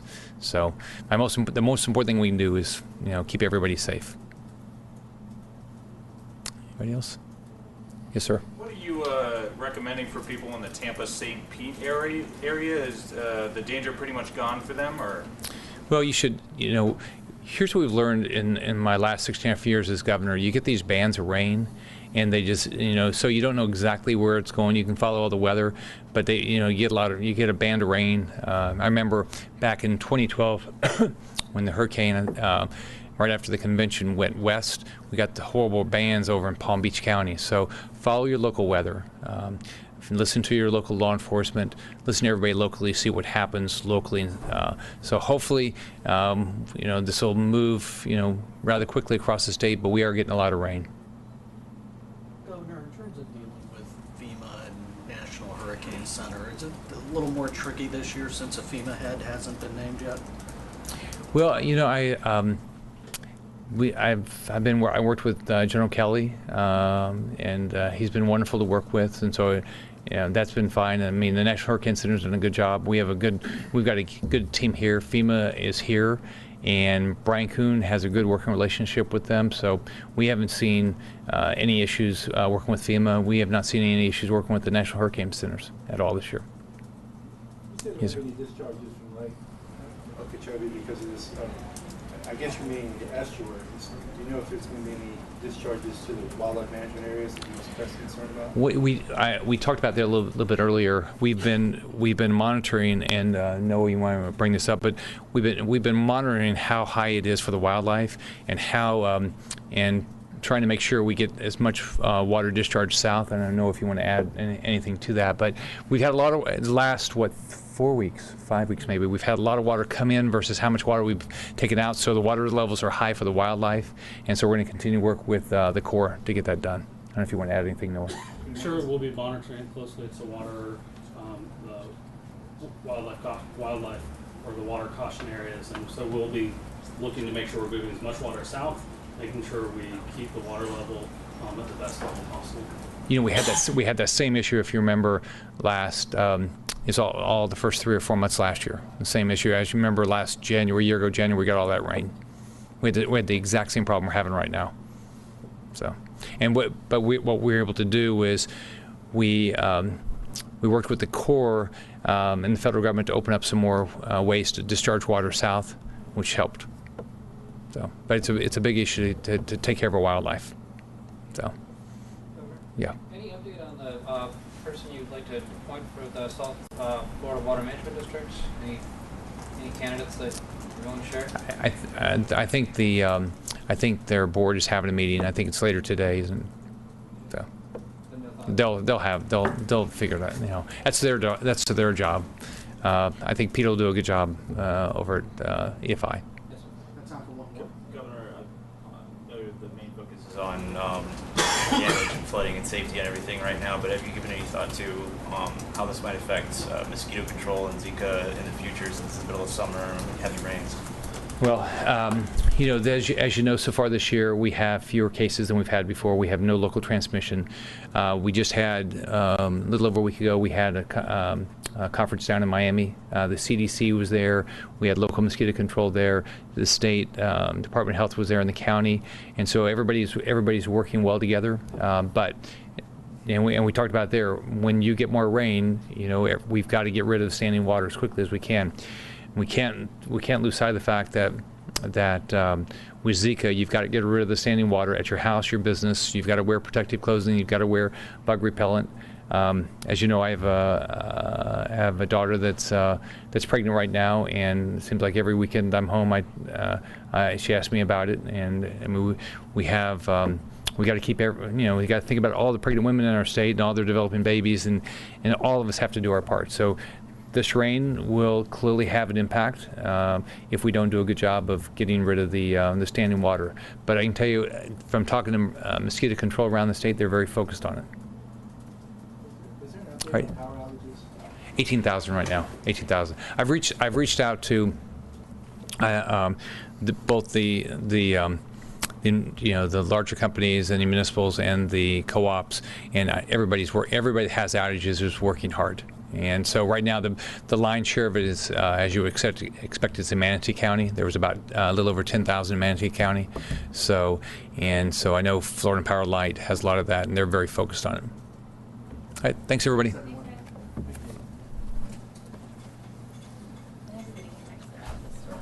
All right, everybody. So that was Governor Rick Scott briefing the media on the storms that are incoming there in Florida.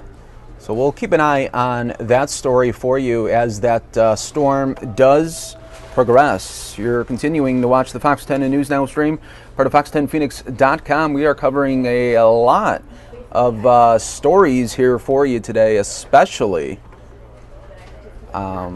just in the last couple of minutes here. I had Ron Hoon up, and we were talking about how Scaramucci is out as the White House Communications Director. And we are learning that the new chief of staff wanted him to be removed. So we are following that story for you right here on the Fox 10 News Now stream.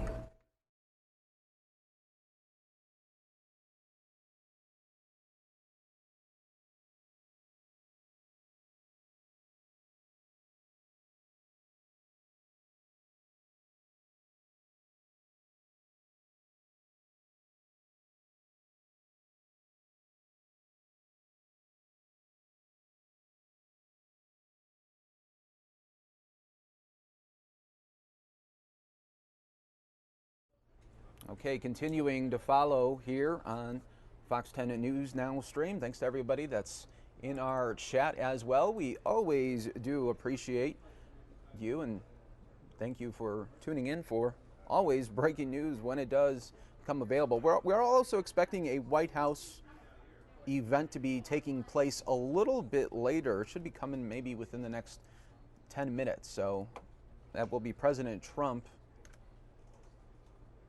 live at the White House, and we'll see if he'll make any statement as well. You just never know. We are expecting at 12:45 Sarah Huckabee Sanders to do a press briefing as well. This is going to be a big one since it's going to be right after the Anthony Scaramucci resignation. So a lot of moving parts today, especially in Washington.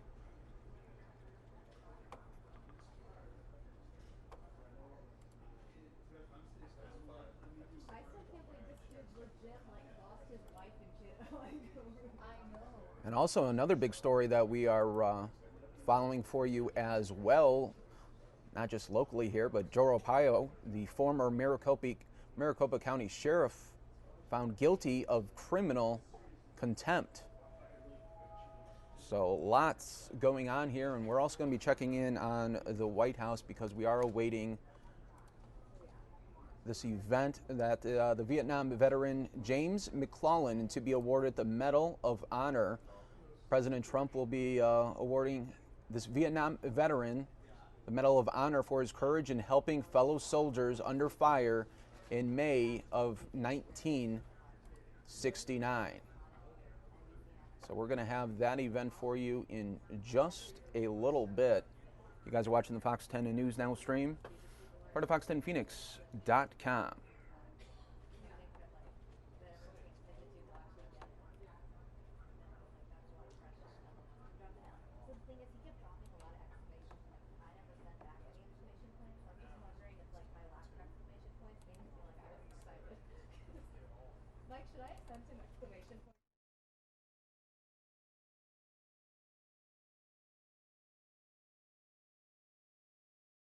And while we do wait for that President Trump Medal of Honor ceremony, we are going to show you, we didn't get to show you the final tail end of that Chicago police party bus crackdown. Let's show that to you. In general, supposing when you have inebriated individuals and you have a busload and now you're unloading onto an area that's already congested, it has a recipe for problems. And our goal, again, it's about public safety, not just for those who are on the vehicle, but also for those who are in areas or being unloaded in areas where there are other individuals already there.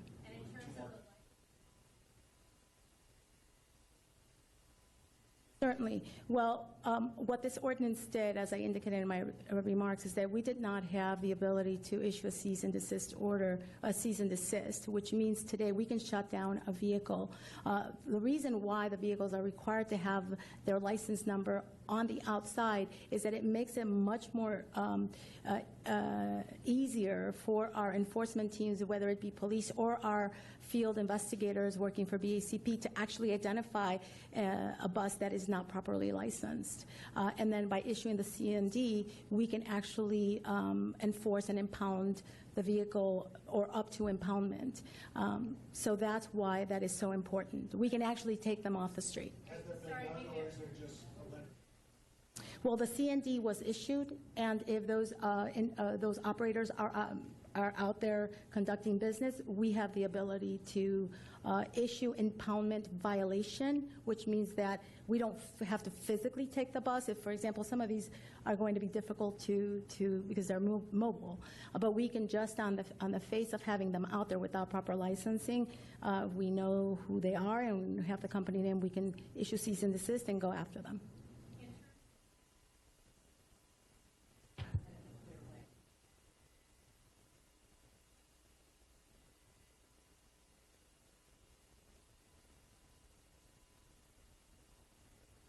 Well, I think when you have operators that have gone through the proper process to, the city is verifying that the vehicles have gone through the state vehicle checks, that these drivers have been properly vetted through their companies. So by having licensed companies and doing business with licensed companies, you have an additional guarantee that the city has put them through the proper protocols.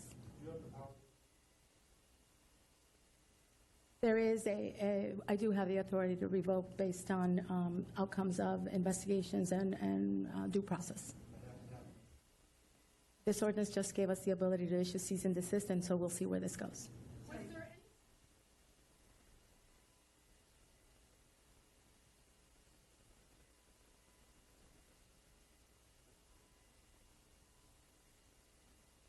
Yeah, there's actually been multiple incidents. I mean, we've seen incidents, some that don't rise to the level of being on the news, but we've seen incidents where there's been fights.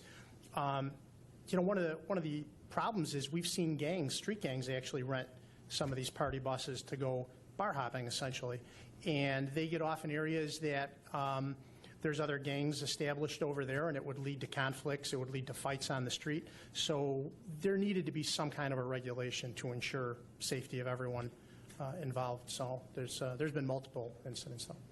Sorry, Mike.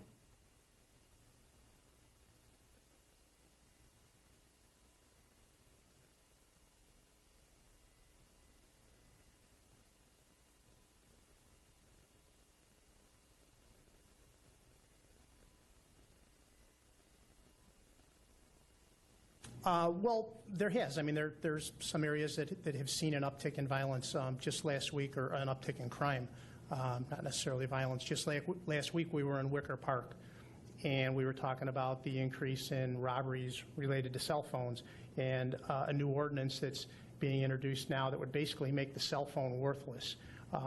In order for someone to profit from that cell phone, they have to be able to turn around and sell it to a secondhand store, which would then reactivate it for a new buyer, and they're pretty profitable. What the new ordinance is going to do is basically take the value away.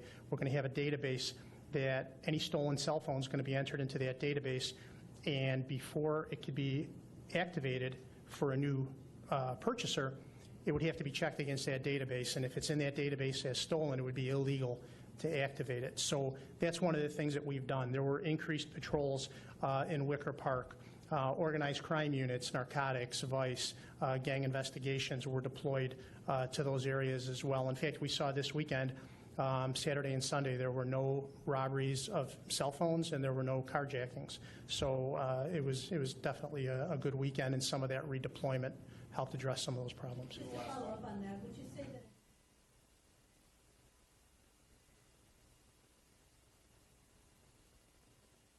No, I don't think it's getting worse. In fact, for the weekend we had 2 murders, which, you know, no one celebrates that, but the fact is it's good progress, especially in light of some of the weekends that we've seen prior to this. It's you know, it's late July, the weather was beautiful, and we had 2 murders for the weekend. So that's definitely something good, a step in the right direction. For the year, we're down 250, 260 shootings. So a lot of the strategies that we've implemented are taking hold. There's plenty of work to be done. No one's celebrating what we've done so far, but we do believe that we're moving in the right direction, and a lot of the things that we've put in place are starting to take hold.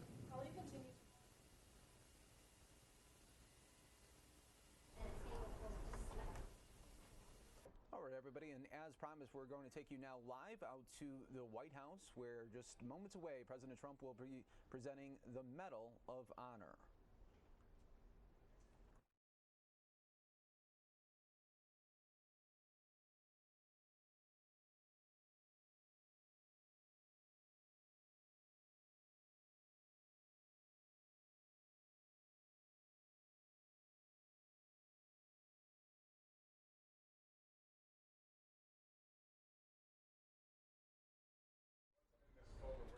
And if you're just joining us, everybody, we do appreciate you guys being part of the Fox 10 News Now stream.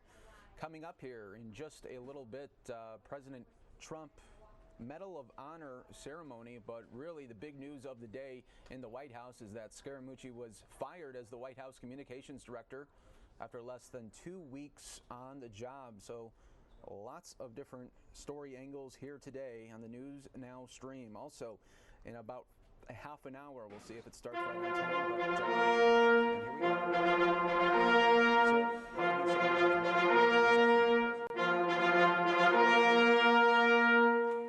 Ladies and gentlemen, the President of the United States, accompanied by Medal of Honor recipient, Specialist 5, James C. McLuhan, U.S. Army.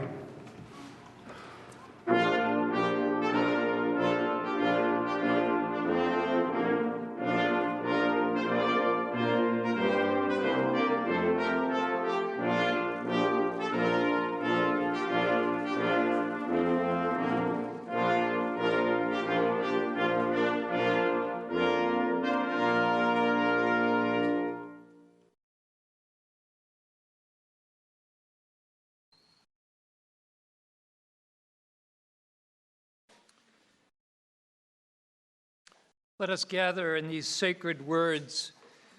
No one has greater love than this, to lay down one's life for one's friends. Let us pray. Almighty God, we thank you for the gift of this day, of this time, and for all living lives devoted in service to you and to our country. Our hearts are especially grateful today for the courage, honor, and extraordinary service of Specialist James McLuhan, whose repeated acts of bravery convey to us a true understanding of the value of life. As his service demonstrates your faithfulness and unconditional love for all humanity, we ask you, Lord, continue to inspire and guide others to their own acts of selfless service. And grant us all now hearts eager to seek your will and all acts that serve to preserve life, liberty, and the pursuit of happiness. Amen.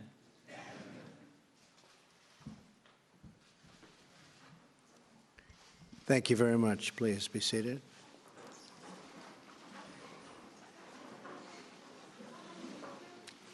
Thank you, Chaplain Hurley, Secretary Mnuchin, Secretary Mattis, Secretary Shulkin, Senator Stabenow, Congressman Upton, and members of the Armed Forces, thank you for joining us as we award our nation's highest military honor to Specialist 5, James C.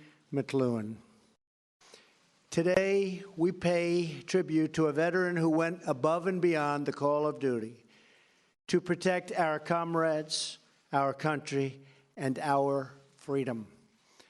Joining Jim today is his wife, Cherie, his brothers, Mike and Tom, his sons, Jamie and Matt, and many other members of his very large and beautiful family. We're also gratified to be joined by 8 previous Medal of Honor recipients. Now, Jim's name will stand forever alongside theirs in our history and in our hearts. I want to take a few minutes to tell you about Jim and how he earned this place among legends.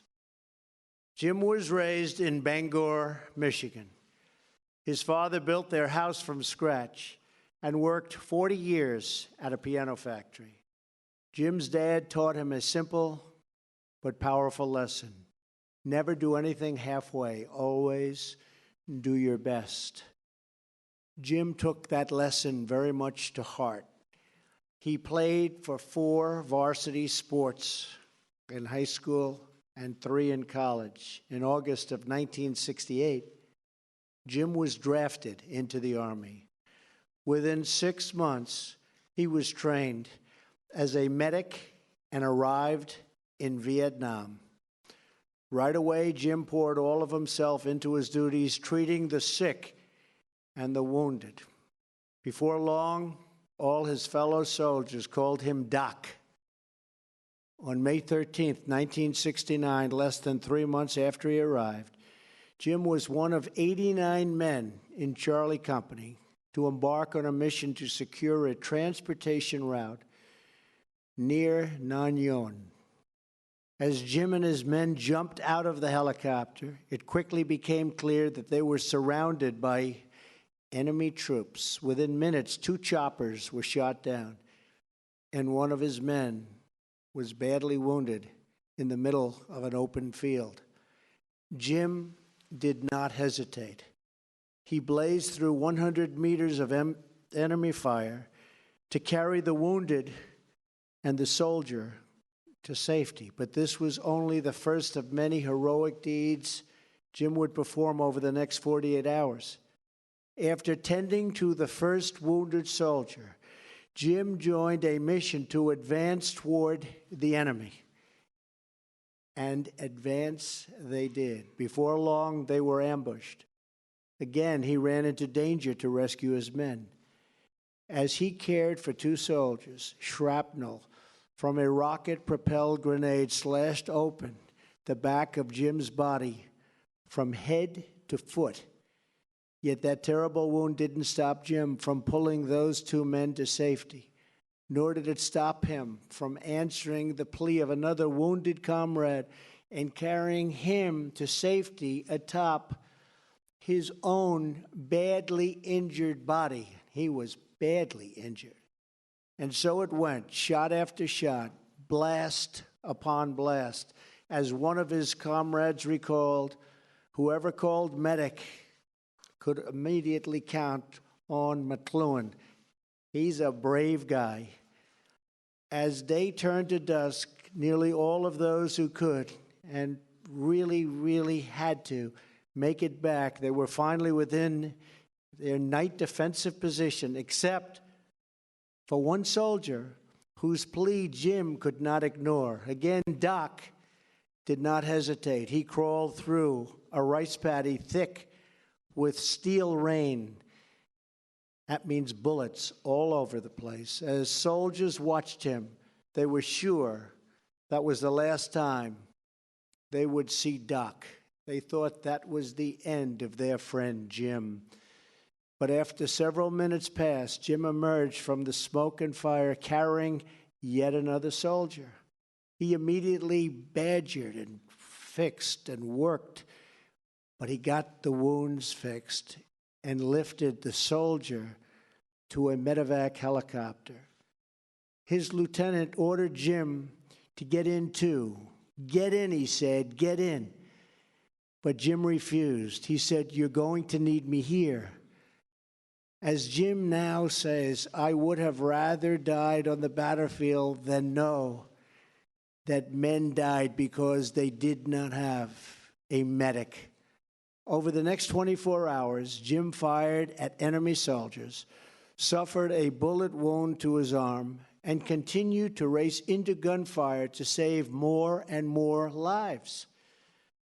And yet, as night approached again, after nearly 2 days of no food, no water, and no rest, Jim volunteered to hold a blinking light in an open field to signal for a supply drop.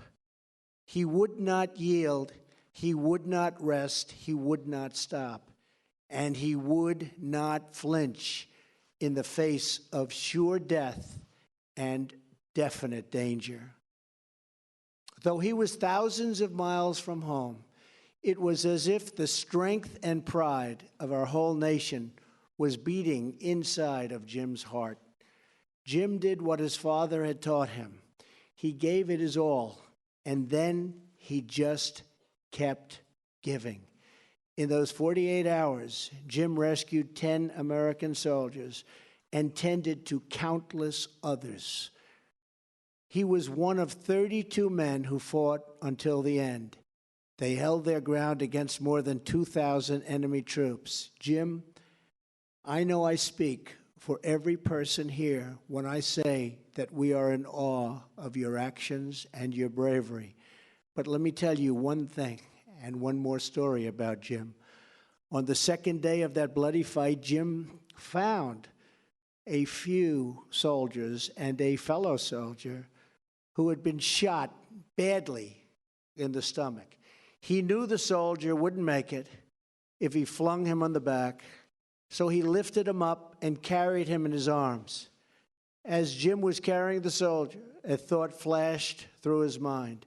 Although Jim had always been very close to his father, he realized that it was not since he had been a young boy that he had told his dad those three very simple but beautiful words, "I love you." In that moment, Jim offered up a prayer. He asked God, "If you get me out of this hell on earth so I can tell my dad I love him, I'll be the best coach and the best father you could ever ask for." As he prayed, a great peace came over him. And if it was God's will for him to live, he'd keep his promise to God as soon as he had the chance. Jim made it out of that hell on earth. He made it. Here he is. And the first thing he did when he arrived back on American soil was to say those beautiful words, "I love you, Dad. I love you." Jim said those words over and over again for the next 22 years until the last time he saw his father, the night before his dad passed on. Today, I'd venture to say his dad is the proudest father in heaven. Jim fought with all of the love and courage in his soul. He was prepared to lay down his life so his brothers in arms could live theirs. With us today are 10 of the men who fought alongside Jim, and 5 of those he saved. To Bill, Randy, Mike, Joe, Kent, Robert, John, Charles, Michael, Orestes, thank you for your service and your sacrifice. Stand up wherever you may be. Where are you? Where are you?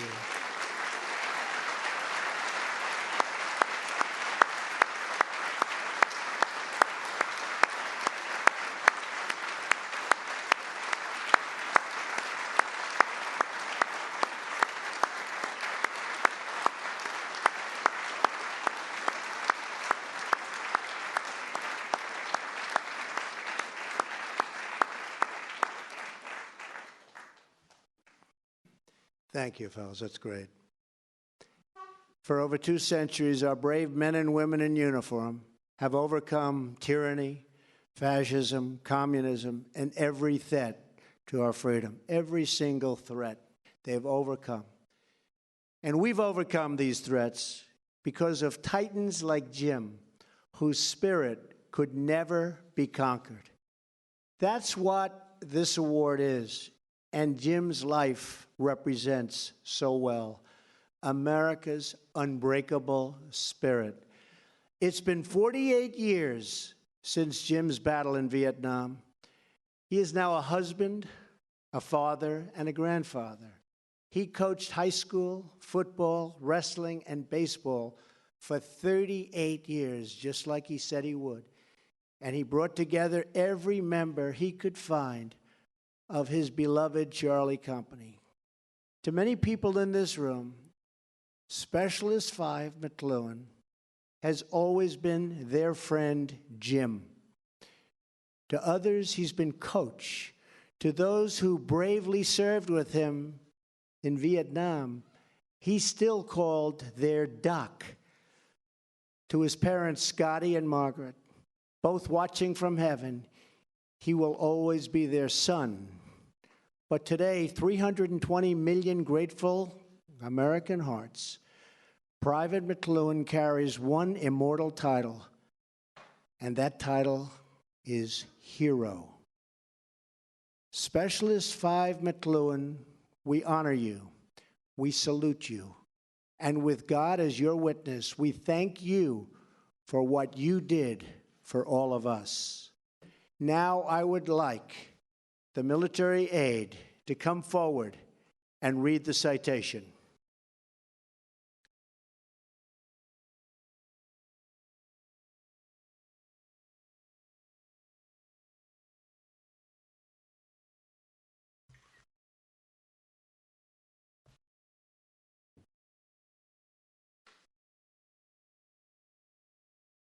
The President of the United States of America, authorized by Act of Congress, March 3, 1863, has awarded in the name of Congress the Medal of Honor to Private First Class James C. McCloughan, United States Army, for conspicuous gallantry and intrepidity at the risk of his life above and beyond the call of duty. Private First Class C. McCloughan distinguished himself by acts of gallantry and intrepidity at the risk of his life above and beyond the call of duty from May 13th through 15th, 1969, while serving as a combat medic with Charlie Company, 3rd Battalion, 21st Infantry, 196th Light Infantry Brigade, Americal Division. The company air assaulted into an area near Tam Kai and New Yon Hill. On May 13th, with complete disregard for his life, he ran 100 meters in an open field through heavy fire to rescue a comrade too injured to move and carried him to safety. That same day, 2nd Platoon was ordered to search the area near New Yon Hill when the platoon was ambushed by a large North Vietnamese Army force and sustained heavy casualties. With complete disregard for his life and personal safety, Private First Class McCloughan led 2 Americans into the safety of a trench while being wounded by shrapnel from a rocket-propelled grenade. He ignored a direct order to stay back and braved an enemy assault while moving into the kill zone on 4 more occasions to extract wounded comrades. He treated the injured, prepared the evacuation, and though bleeding heavily from shrapnel wounds on his head and entire body, refused evacuation to safety in order to remain at the battle site with his fellow soldiers, who were heavily outnumbered by the North Vietnamese Army forces. On May 14th, the platoon was again ordered to move out towards New Yon Hill. Private First Class McCloughan was wounded a second time by small arms fire and shrapnel from a rocket-propelled grenade while rendering aid to 2 soldiers in an open rice paddy. In the final phases of the attack, 2 companies from 2nd North Vietnamese Army Division and an element of 700 soldiers from a Viet Cong regiment descended upon Charlie Company's position on 3 sides. Private First Class McCloughan, again, with complete disregard for his life, went into the crossfire numerous times throughout the battle to extract the wounded soldiers, while also fighting the enemy. His relentless and courageous actions inspired and motivated his comrades to fight for their survival. When supplies ran low, Private First Class McCloughan volunteered to hold a blinking strobe light in an open area as a marker for a nighttime resupply drop. He remained steadfast while bullets landed all around him and rocket-propelled grenades flew over his prone, exposed body. During the morning darkness of May 15th, Private First Class McCloughan knocked out a rocket-propelled grenade position with a grenade, fought and eliminated enemy soldiers, treated numerous casualties, kept 2 critically wounded soldiers alive through the night, and organized the dead and wounded for evacuation at daylight. His timely and courageous actions were instrumental in saving the lives of his fellow soldiers. Private First Class McCloughan's personal heroism, professional competence, and devotion to duty are in keeping with the highest traditions of the military service and reflect great credit upon himself, the Americal Division, and the United States Army.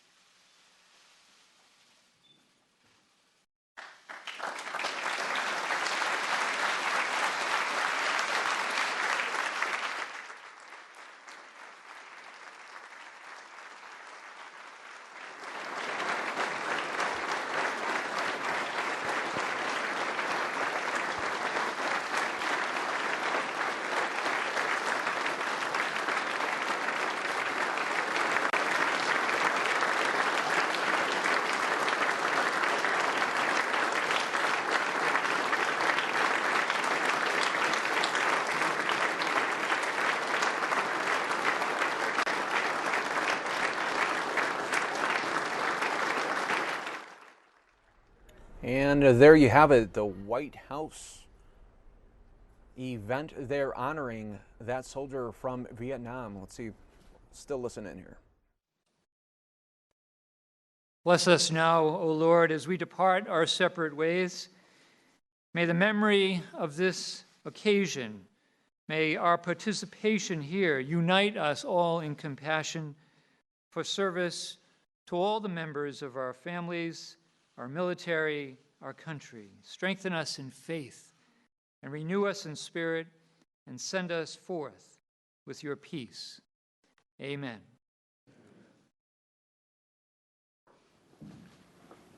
Jim, thank you. God bless you. God bless your family. God bless the United States of America. Thank you, Jim.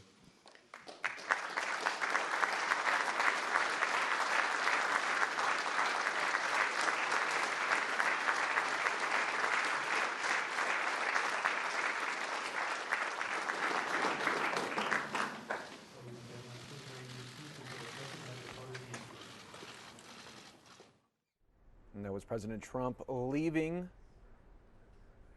the room here. Obviously, just a big news day here on the Fox 10 News Now stream. Hi, everybody. Mike Pace here. Going to be with you for the next 30 minutes, and then Samia Khan will be back up in this seat. But we're covering two big stories here today.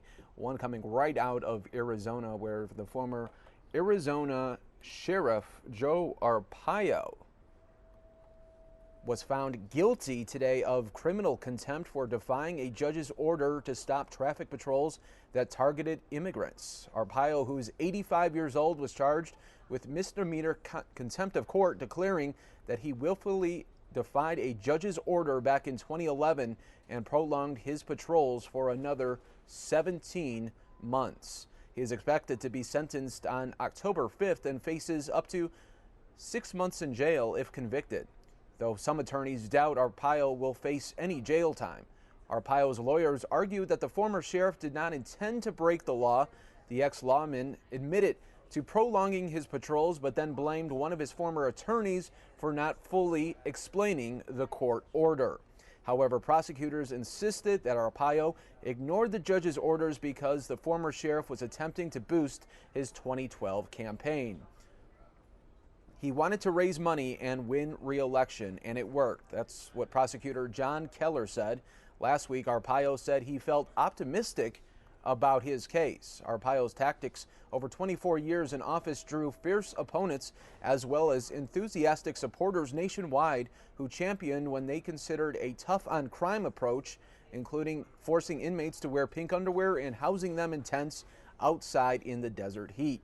He was voted out of office back in November of 2016, defeated by little-known retired Phoenix Police Sergeant Paul Penzone.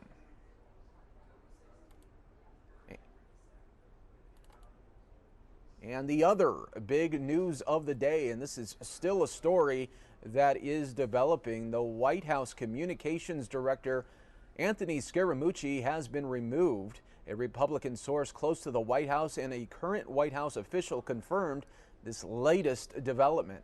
The news comes just over a week after Scaramucci was first hired, which resulted in then Press Secretary Sean Spicer resigning in protest. Chief of Staff Reince Priebus soon followed, but the New York Times reported that the new Chief of Staff, John Kelly, made the request to remove Scaramucci.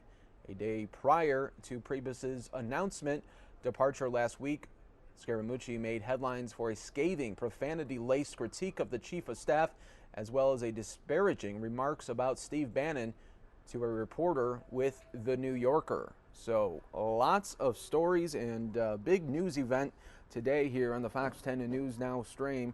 Going to take you back out there to the White House, and it looks like we're just losing that shot. So back out to more Scaramucci coverage. We're expecting maybe within the next 10 minutes to get a White House press briefing. That is going to be much anticipated since all of this latest development. So we'll be following it to you very closely. And we just wrapped up with the President of the United States Medal of Honor recipient, James McClonan. And also, that's another story that's making some waves too. Is this Chris Christie getting right into a Cubs fan face yesterday at a ball game in Milwaukee. We do have a live feed coming in, though. We're going to take you out to Alabama, where there is a search for a missing inmate. Let's take that live. Will help them, and they picked up on this young guy. Is anyone else investigating what happened here other than Walker County Sheriff's Office? Not that I'm aware of. Why so little with the reward money, $500? That a lot of folks, 12 inmates. Well, that's something I did, and you know it got us 2 or 3 of them. $500 is a lot to some people. It may not be a lot to some, but some it is. Has anyone been rewarded that money? I'm going to pay them. Sheriff, a few years ago, you had 2 inmates that were able to pick the locks here to escape. I think that was around 2014. You had problems with inadequate fencing, 4 locks, not enough guards.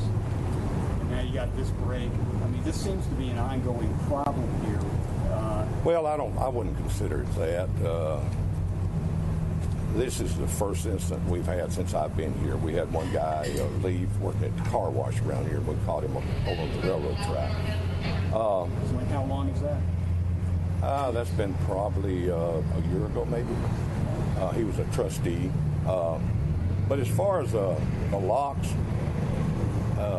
prior to me coming here, they would walk out and go over to the post office and come back and lock themselves up. Since then, all those locks have been repaired. We have not had that problem. Sheriff, about Brady Kilpatrick, the arresting agency that first brought him in, the chief actually told me that he had made it known in city jail that he had plans to escape. Was this anything that you guys were aware of, and if so, did you guys keep a close eye on? Now, who told you that? The agency that arrested him. I don't know who that is. Cordova. Well, it's political season. It's politics. This man's going to run against me when this next term starts. So don't read too much into that. Do you know if Kilpatrick has a history of running off as a trustee? And I don't know that he's ever been a trustee here. Sheriff, so you had 12 inmates who escaped, 1 still on the loose. Yeah. What do you say to the residents and others who are very concerned about the security at this jail? This has attracted national media attention. Well, the jail here is, we got 240 people in here, and we haven't had an escape from this jail in 3 years. From this jail. We had a trustee run off from the car wash. Now, as far as this jail being secure, it's not a maximum security jail, but it is a jail. And like I say, we've had 2 jails within a county apart people escaped from recently.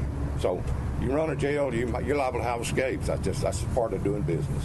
You try to prevent that, and we do our best. The corrections officers do a good job here. If they had not been doing a good job, we might have had other escapes, but we haven't had any. So what are you going to do to make sure that, what steps are you going to take to make sure that this doesn't happen again? Well, we need to make some improvements, but the bottom line is when you make improvements in this jail, that costs a lot of money. A screw in this jail costs $4. Anything with correction on it costs money. And, you know, you had to have your head in the sand recently if you don't know what kind of problems we're having here. No, I'll just leave it right there. Will the employee face any disciplinary action? I'm sorry? Will the employee face disciplinary action? I'm not going to say what he might face. That's something that's in-house. Sheriff, really easy question. Could you spell your first and last name for us? I'm sorry? Spell your first and last name for us. Jim, J-I-M. Okay. U-N-D-E-R-W-O-O-D. Underwood? That's right. Sheriff, one clarification. You said others could possibly face charges. You're talking about inmates, or are you talking about No, people outside? people that assisted them. Outside? Yes, that's right. But none of those people worked at it. No. How many people were there that are possibly facing charges for assisting? Well, it's uncertain as to how many might be out there that's involved, but we will get to the bottom of it. So, some of them had outside help without a doubt. Are you giving us an estimate, like a dozen? I don't know. And all civilians. I'm sorry? And all civilians. And all of them were civilians. I'm sorry. All of the people who assisted or helped once they were over the barbed wire were civilians, you believe? Right. Yeah. That's right. You said that this happened, started about 6:15?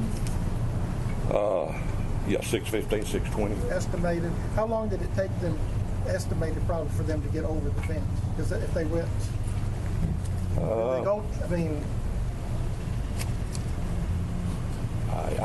I'd be guessing, but for all of them to clear the fence and everything, probably 10 minutes. So they had to climb. They got the door open and they had to climb over. They had to go over a barbed wire fence with concertina wire on it. I mean, it's probably I don't know, 15 feet high, something like that. Sheriff, how much money do you need to make sure that what happened here today doesn't happen again? I mean, and any type of escape. What's the dollar amount? We've had that estimated before. I would say probably $300,000. What's your chances of getting that? I don't know. Slim? Slim right now, I can tell you that. Would some of that money come out of that sales tax thing? I don't know. I don't know that. Are you able to tell us, are there any national agencies like the FBI or the U.S. Marshals assisting in this search for this last? I'm sorry. What other agencies, like national agencies, assisted or anything? Are assisting with the search? No. They called and asked if they could help us last night. The U.S. Marshals did, and we told them we thought we had a handle on it.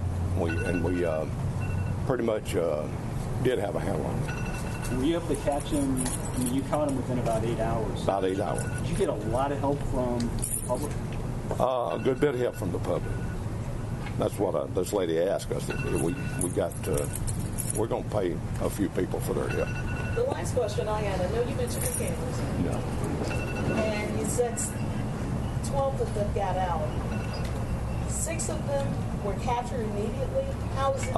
Were they just too slow? Explain that. How did that happen? Well, all of them went to one place. I guess that was part of the plan, to meet at a certain place. Or they were all taken to a certain place, and we got information where that place was, and so we caught them all at one place. That group anyway. And that was the group that was caught within about 90 minutes or so? That was, they were over here on the west side, probably, 4 miles from here maybe. Sheriff, the ones that have been captured since then, did the community play a part in that, or did your detectives simply find them? You mean when we got the 5? Not those, the ones since then, not the group that you got together. Yeah, they've helped us on, I know, 3 or 4, and helped us quite a bit. The community did a good job. They helped us tremendously. How much Jasper police help did they get? Oh, Jasper was tremendous. They brought out everybody they had that they could put on the street, and they did a great job too. We had, I think there was maybe some constables involved in helping, parish police department. We had a lot of people wanting to help and help us out. This is a local question. This can be deferred later, but is there a listing of all the people that, especially the second group, where they were arrested at? Because there's various places. Yeah. They were, 5 was over in West Jasper, 1 was at Townley, 2 was at Love's Truck Stop. So we got about 10 of them in those 3 places. And we got 1, I don't know right off where Mr. Smith was caught, but that made 11 out of 12. And so I think we're very fortunate here. You say two were at the truck stop? Yeah. Were arrested, and that was the car that was stolen, right? I don't know. Okay. Don't know. Sheriff Underwood, you said that someone had called out to open that number. Was that an inmate? And was that, if so, was that one of the ones that escaped? No. Okay. No. It wasn't an inmate. It was a... We had some of the guys that didn't leave, okay. and they helped us. Okay, but it was an inmate that called out that. Yeah. Oh, yeah. Yes. The numbers. Yeah. He even pointed to his cell and said, "Hey, AB1 or ABT or something. Open the door. I need in." Well, that wasn't his cell number. Right. But it was the door to the outside. Thank you. You determine a leader in this pack of inmates that got out? I'm sorry? Was there a leader of these inmates? I don't know that. Don't know that. How much more jail time are some of these inmates facing? I think several of them had a good bit of jail time. They had been in here for a while, and of course, our folks know most of them anyway from coming in and out of jail here. They know where they hang out most of the time, so dealing with them off and on, they made it much easier for us to find them. But I mean, like if they escape, how much on the last Mr. Kilpatrick? Oh, you mean if they're well, they will be charged with escape without a doubt. And how much time does that carry? What is it? I'm not sure if it's 10 years up or exactly what the law is on it. So is peanut butter allowed in the jail? Are you putting restrictions on?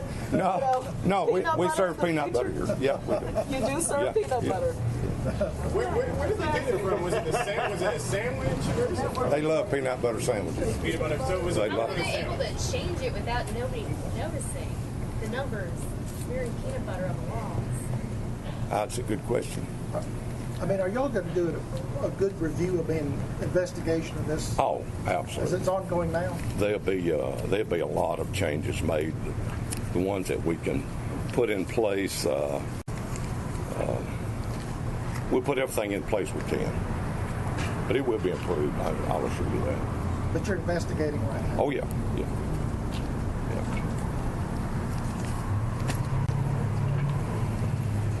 Thank you, Sheriff. Okay, buddy. Thank y'all. Okay, so that was a story out of Alabama where just yesterday 12 inmates escaped from a prison there, and still one right now on the loose still. Now we're going to take you to the White House press briefing room where we are awaiting, should be coming up pretty soon here. We are awaiting Sarah Huckabee Sanders to do a White House update, and this is going to be a big one, folks, since it's the new White House Chief of Staff wanted Scaramucci out, and Scaramucci was shown the door this morning, so we're going to hear from Sarah Huckabee Sanders. That will really dominate the briefing today.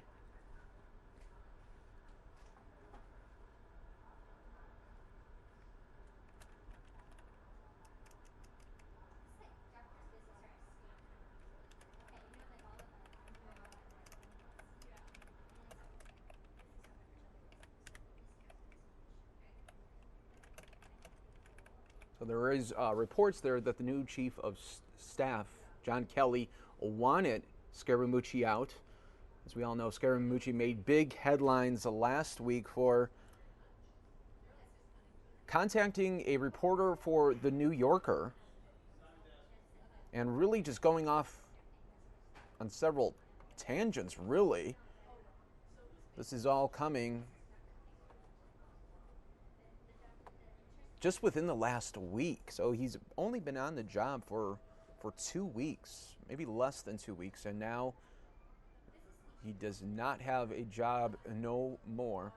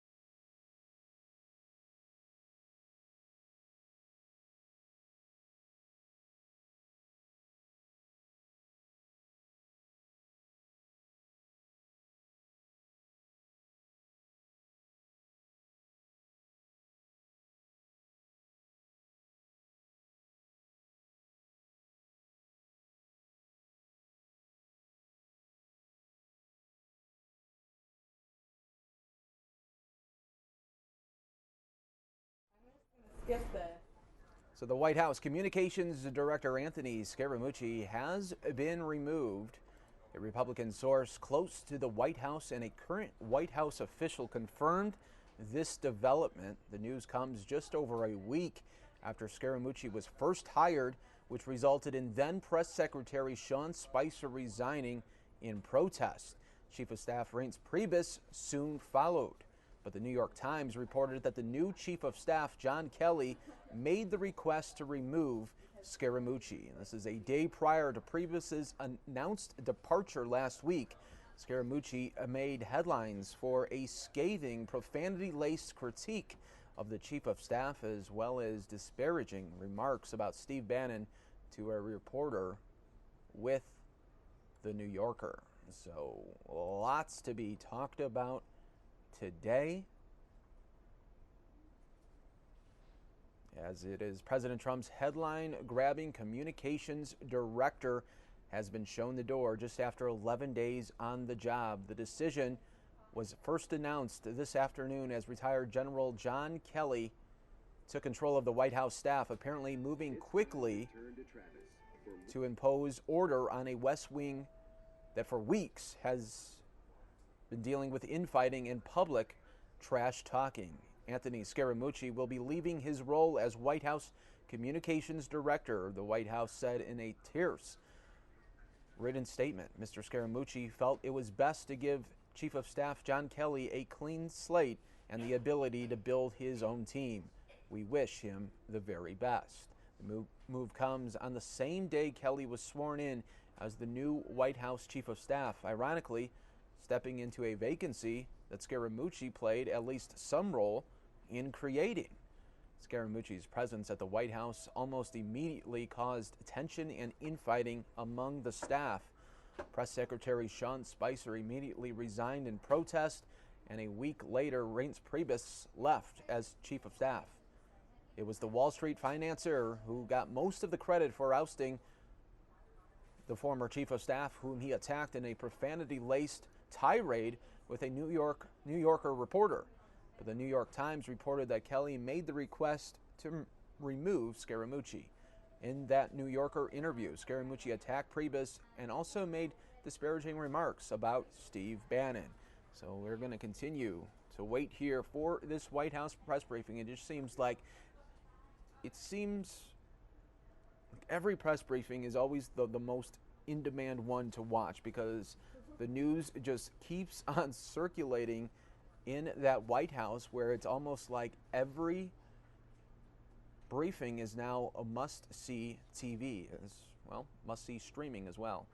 So you guys are watching the Fox 10 News Now stream, part of fox10phoenix.com. We are awaiting this White House press briefing that I feel like it's going to generate some big numbers today across the board from cable networks as well as streaming services like Fox News Now.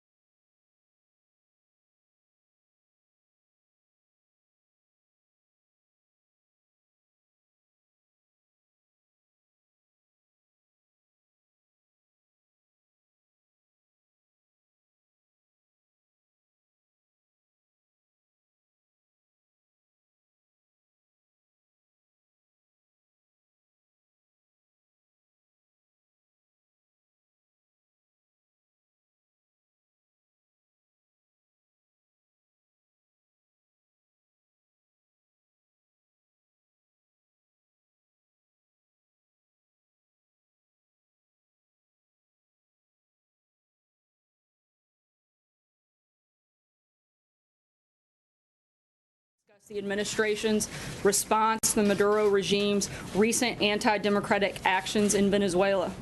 They will each make opening remarks and then take your questions on the topic at hand. And then, as always, your favorite time of day, I'll come back up and take your questions. Thank you. Hi, good afternoon, everyone. I thought it might be best just to read the president's statement.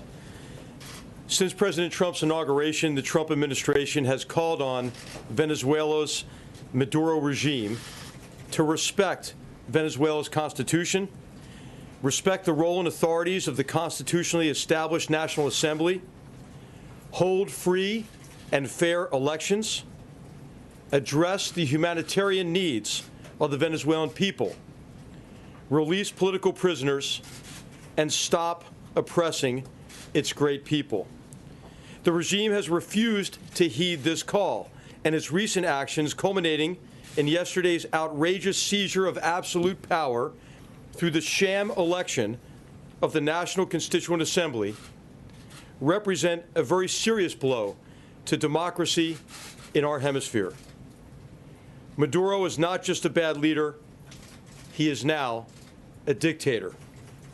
The United States stands with the people of Venezuela in the face of this oppression. We will work with our partners to hold accountable all those responsible for the escalating violence and ongoing human rights violations. The President promised strong and swift actions if the regime went forward with imposing the National Constituent Assembly on the Venezuelan people, and he will keep that promise. Secretary Mnuchin. Thank you, General. Today, the United States is broadening its effort to address the ongoing assault on Venezuela's democratic institutions by the Maduro regime. Treasury's Office of Foreign Assets Control, OFAC, has sanctioned the President of Venezuela, Nicolas Maduro Moros. As a result of today's sanctions, all assets of Maduro subject to U.S. jurisdiction are frozen, and U.S. persons are prohibited from dealing with him. As President Trump said earlier this month, the strong and courageous actions by the Venezuelan people to stand for democracy, freedom, and the rule of law Maduro, who dreams of becoming a dictator. Yesterday's illegitimate elections confirm that Maduro is a dictator who disregards the will of the Venezuelan people. The National Constituent Assembly aspires illegitimately to usurp the constitutional role of democratically elected National Assembly, rewrite the Constitution, and impose an authoritarian regime on the people. As such, it represents a rupture in Venezuela's constitutional and democratic order. By sanctioning Maduro, the United States makes clear our opposition to the policies of his regime and the support for the people of Venezuela, who strive to return their country to a full and prosperous democracy. As the country's head of state, Maduro is directly responsible for Venezuela's descent and for the destruction of democracy. Adding Maduro to OFAC's list of specially designated national reflects our commitment to not stand by idly as Venezuela continues to crumble under the regime's abuses. We hope that these sanctions will make all Maduro regime officials reconsider how their actions have affected their country. These actions highlight the high cost and personal repercussions and enablers of this regime could face if they continue their reckless and undemocratic activities. Anyone who participates in this illegitimate ANC could be exposed to future U.S. sanctions for their role in undermining democratic process and institutions in Venezuela. Now we'll take a few questions. Yes, thank you very much, Mr. Secretary. If these sanctions don't work, what would the next step be? And I guess, General McMaster, a question to you. Have we ruled out, or is anything on the table other than economic sanctions? Well, let me just say, I said this generally. We very much believe that sanctions do work, and we will continue to monitor the situation and consider additional sanctions. And to General McMaster? The president has prioritized really his concern for the Venezuelan people. And so he's only considering those options which would benefit directly the Venezuelan people. Thank you very much. Thank you, sir. How many times has OPEC sanctioned a head of state before? And does Maduro have any assets in the U.S.? I can't comment on his assets, and this will be the fourth head of state. Secretary, in the back. Secretary, you called them. Yes. Thank you very much. I have two questions. One on the sanctions and another one about the election yesterday. And about the election, I want to know if you see the election as an attempt by Nicolás Maduro to consolidate power and dismiss election next year. And also, some say, especially the opposition, and also the Washington Post editorial board say that the Venezuela regime is on the direction of a coup, is moving to the direction of a coup. Does the American government fear there is a coup underway in Venezuela? And then the question on sanctions I asked after. Well, what we're seeing in Venezuela is not a coup. What we're seeing is the brutal oppression of the Venezuelan people. And so it's clear if you contrast the turnout from the opposition referendum to the very low numbers of the turnout during this farce associated with the Constituent Assembly, I think you see what the true desires of the Venezuelan people are. Okay, can I go Yeah, I had this, right, yes. Thank you, sir. Actually, this goes to either or both of you. How is this different from what happened in Turkey when President Erdogan also seized expanded powers in a referendum that some considered to have a questionable result? President Trump congratulated President Erdogan on that, and he later came to the U.S. and his people beat protesters in front of his embassy. What's the difference? Yeah. Well, I mean, one difference is you see the end of the Constitution in Venezuela, and this is happening obviously at an accelerated pace in recent months in the Maduro regime. But this is a process that has taken really two regimes to really restrict Venezuelan democracy. And by designating Maduro himself, he joins a very exclusive club, including Mr. Mugabe, Bashar al-Assad, and Kim Jong-un, in terms of the brutal repression of his people, and in this case the abrogation of the Constitution with the Constitution with the Assembly, Constituent Assembly. Thank you. Right here, yes. Thank you, right here. Secretary. Yep. Is the administration contemplating any action at the UN Security Council in terms of multilateral sanctions against the Maduro regime? Again, I think as we've said before, this president is not going to advertise what he's going to do in the future. So all options are on the table, and we will consider everything. To other allies of the U.S. in terms of punishing the Maduro regime. General, can you please answer that? I'm sorry, what was the question? Have you spoken to any other American allies Yes. About the issue of punishing? You see in the president's statement, they said we're going to continue to work with our partners in the region, and there have been many leaders who have taken a very important role in this connection with trying to engage Maduro, to get him to moderate his behavior, to get him to protect the rights of his people.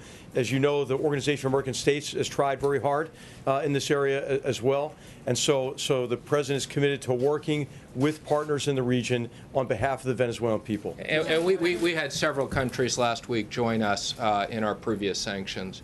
Yes, right here. What conversations, Secretary Mnuchin, have you had, or has the administration had, or the president had with President Maduro or anybody at the senior level in Venezuela? Do you expect those conversations to happen over the next 24, 48 hours?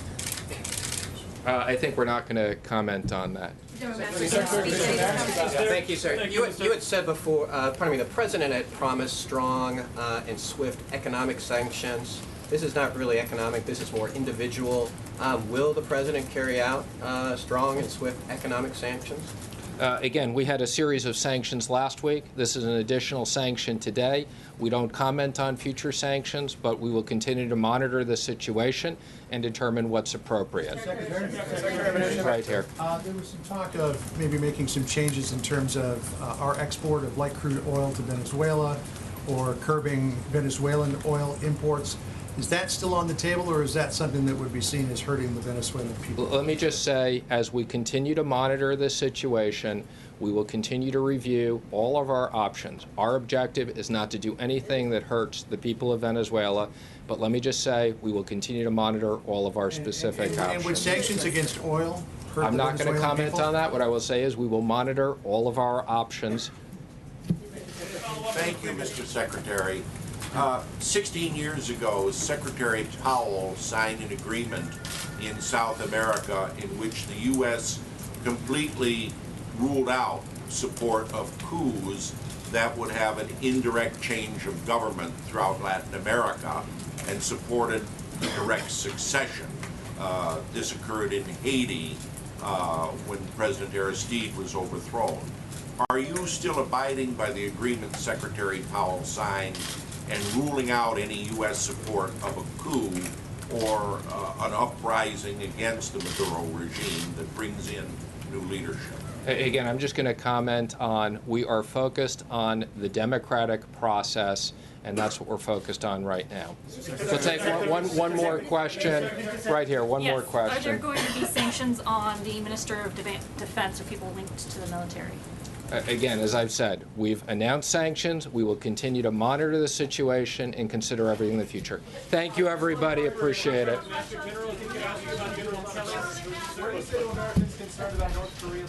You guys wasted all your questions on the same one over and over. Just kidding. Tough crowd today. I know it's a little late than we're used to doing the briefing, so I'll just have a few updates before I get to your questions. I wanted to make sure you are all aware that last week the First Lady announced that she will lead the United States delegation in support of the more than 90 American athletes competing at the Invictus Games in Toronto, Canada this September. As the President often says, there's no better representative for the United States than the First Lady, and he's very proud to have her leading the team that will support these American athletes. The First Lady is very much looking forward to her first solo international trip, and her office is available to answer any questions you may have. As you know, the Vice President is overseas on a 3-country visit to Eastern Europe. He spent the last few days in Estonia attending meetings and speaking to the multinational troops participating in the NATO Enhanced Forward Presence mission, where he recognized Estonia as one of only 5 NATO member states that meets its defense spending obligations.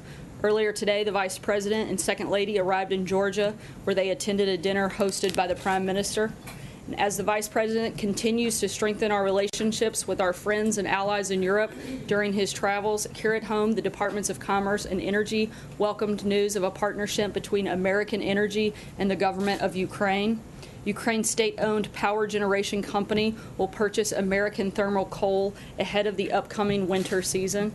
This partnership will provide Ukraine with a secure, reliable, and competitive alternative energy source, helping to stabilize an energy supply which has historically been at the mercy of the country's volatile neighbors. This announcement will also boost our own economy, supporting jobs in the coal and transportation industries. As the Trump administration continues to move our country down the path of energy dominance, we hope to see more mutually beneficial partnerships like these in the future. And lastly, I know we all saw the ceremony that just ended in the East Room. And Specialist 5, McClue was in at the sticks afterwards, but I think his heroic story bears repeating again. For 48 harrowing hours of close combat fighting in Vietnam, he was voluntarily risked his life multiple times to protect his comrades. Even after shrapnel from a rocket-propelled grenade slashed open the back of his body from head to foot, he continued to answer the pleas of his fellow soldiers, even carrying one to safety on his own badly injured back. As one of his comrades recalled, the medic could count on him. The President was honored to award him with the Medal of Honor today, officially adding his name to the list of American heroes who will stand forever in our history for their bravery and unbreakable spirit. And with that, I'll take your questions. What happened, Sarah? What happened? It's kind of fun. How long will you yell? Just kidding. Jen, go ahead. Can you say, is Anthony Scaramucci still in the administration? Does he have another role now besides communications director? And can you talk a little bit about the circumstances of his departure this morning? Sure. He does not have a role at this time in the Trump administration. And we put out a statement earlier announcing that, and I don't have much else to add beyond Not that. at the EXIM bank at all? Not at this time. Can you say, did General Kelly ask him to leave, or did the president ask him to leave? Did he volunteer his resignation, or how did that come about? I'm not going to get into the process. TikTok, look, as we've said several times before, what matters most to us is not who's employed in the White House, but who's employed in the rest of the country. And we're focused on the president's agenda of growing the economy, creating jobs, and that's what we're going to do, and that's what we're going to be focused on. John? Sarah, was it a chain of command issue because Scaramucci said that he had a direct line of communication with the president? There's been some speculation that General Kelly may try to tighten up the number of inputs that the president has. So was it something about the chain of command, or did it have anything to do with that interview that Scaramucci gave last? Look, the president certainly felt that Anthony's comments were inappropriate for a person in that position, and he didn't want to burden General Kelly also with that line of succession, as I think we've made clear a few times over the course of the last couple of days to several of you individually. But General Kelly has the full authority to operate within the White House, and all staff will report to him. When you say you didn't want to burden him with that line of succession, you mean the chain of command? Yeah, correct. And if we could just clarify one point about this chain of command. Apparently, Jared Kushner and Ivanka Trump have said they look forward to following General Kelly's lead. When it comes to the people who have access to the president, will that conduit be narrowed down now? Will everything flow through Kelly, or will some things still flow around the Chief of Staff's office? As I just said, the president's given full authority to General Kelly, and he'll make those determinations. April. Sarah, this statement that was released by the White House says Mr. Scaramucci felt that it was best to give the Chief of Staff, John Kelly, a clean slate and the ability to build his own team. But you just said the president felt that his comments were inappropriate. I don't see those as being mutually exclusive. I think Anthony wants General Kelly to be able to operate fully with a clean slate, build his own team, while at the same time the president felt his comments were inappropriate. Those two things aren't mutually exclusive. A follow-up to that, with the new hierarchy with General Kelly, tell us what it looks like in this administration. You know, as we've laid out, General Kelly, I think, will bring a new structure to the White House and discipline and strength, and we're all really excited to work with him. And in terms of, I'm not going to draw out an org chart up here, but we'll keep you guys posted as Steve Bannon, Kellyanne, everyone reports under him instead of going straight to the president with issues. Does every special assistant go to General Kelly first? I think I've been clear that General Kelly has the full authority to carry out business as he sees fit. John Decker. Thanks a lot, Sarah. Real quick one first. I have two for you. The real quick one, it regards Sean Spicer. Will he be in the administration in any way now that Anthony Scaramucci has announced that he will not be a part of the Trump administration? I'm not aware of any changes that have been made on that front. And then my second one is this: 10 days ago, Anthony Scaramucci was introduced as the new White House communications director. 10 days later, he's out of a job. The president announced on Twitter that there's no chaos at the White House. How would you describe what has happened over the course of the past 10 days? Obviously, you will agree with your boss, the president, that there's no chaos, but how do you explain that not to be the case? I think it's pretty simple. I've said it before. If you want to see chaos, come to my house with 3 preschoolers. This doesn't hold a candle to that. Does the president regret? Just to be clear, that's not an open invitation to come to my house. But if you guys want to schedule babysitting time, I'll be happy to work that out. Does the president regret hiring Anthony Scaramucci? I'm not going to get into anything beyond what I've already said on that front. You said you don't want to get into the process, but you already did. The statement says that Scaramucci felt. So you're basically laying this on him. You're saying that it was his decision. Was it his decision? I think I've been pretty clear that the president felt it was inappropriate. Both Anthony and General Kelly also, I think, came to a mutual agreement, and we're moving forward to focus on the jobs outside of this building, not within it. So two questions, one on this and then a different topic. Just to clarify, because I want to make sure I understand the word he here, who this refers to. You had said a minute ago he didn't want to burden General Kelly also with that line of succession. The president. That's the president. So it's you were saying that it's the president who was deciding that Look, we all serve at the pleasure of the president, but I think that this was a mutually agreed conversation that took place between several people. Stephen, oh, sorry, another topic. Just on Russia and Russia sanctions, do you know whether the president has or intends to soon sign the Russia sanctions bill? And why hasn't the president taken the opportunities he's had today, several public opportunities, to say something in response to Vladimir Putin's retaliation with the 755 diplomats? Yeah, so we put out a statement over the weekend stating the president's intent to sign, and we'll let you know when that takes place. Again, we'll let you know when that's going to happen. And in terms of your second question, the follow-up was, I'm sorry? Why hasn't he taken the opportunity to say something forceful to President Putin? I mean, I've talked to folks today who said it's kind of striking, the silence from the president, you know, with no sort of response out of his own mouth. He had a couple of opportunities today to say something about it, and he didn't. Right now, we're reviewing our options, and when we have something to say on it, we'll let you know. Jill? Sorry, just not to beat a dead horse, but to go back to April's question. Why not? That's our favorite thing to do. You said earlier all staff will report to the new chief of staff. Does that include Jared Kushner? Does that include Steve Bannon? Everyone reports to Kelly? That includes everybody at the White House. Okay, and then I want to also ask just a question about tax reform. Will the administration absolutely support the version of tax overhaul that comes out of the Ways and Means Committee? Well, we're working hand in glove with, we put out a joint statement with the Big Six. We'll continue working with them and announce details as they come forward. Francesca? Thank you, Sarah. When Sean Spicer resigned, it was for a clean slate. Now that Anthony Scaramucci resigned, that's also for a clean slate. Has the slate been totally cleaned at this point? Should we expect any more staff shakeups? Everybody else in senior staff positions is planning to remain for this time? Yes, they are. John Gizzi? Yeah. Thank you, Sarah. Two very brief questions. Is there any chance you will just leave the job of communications director alone, having had two people who held it leave rather abruptly in both cases? We'll let you know when we have any personnel announcements to make on that front. The other thing I wanted to ask was when the president made his speech to police officers on Friday, almost within minutes, statements came from police chiefs across the country criticizing his remarks that seemed to endorse the use of force by police in certain arrests. Was the president joking when he said this, or did he check his remarks out with the International Association of Police Chiefs, or maybe the Attorney General? I believe he was making a joke at the time. Trey? So to be clear, because the statement says that Anthony Scaramucci is no longer with the administration, was Scaramucci fired by the president, or was he asked to resign? Again, I'm not going to get into anything beyond what I've already said on that. Quick follow-up from the president's perspective. You said this was a back-and-forth conversation.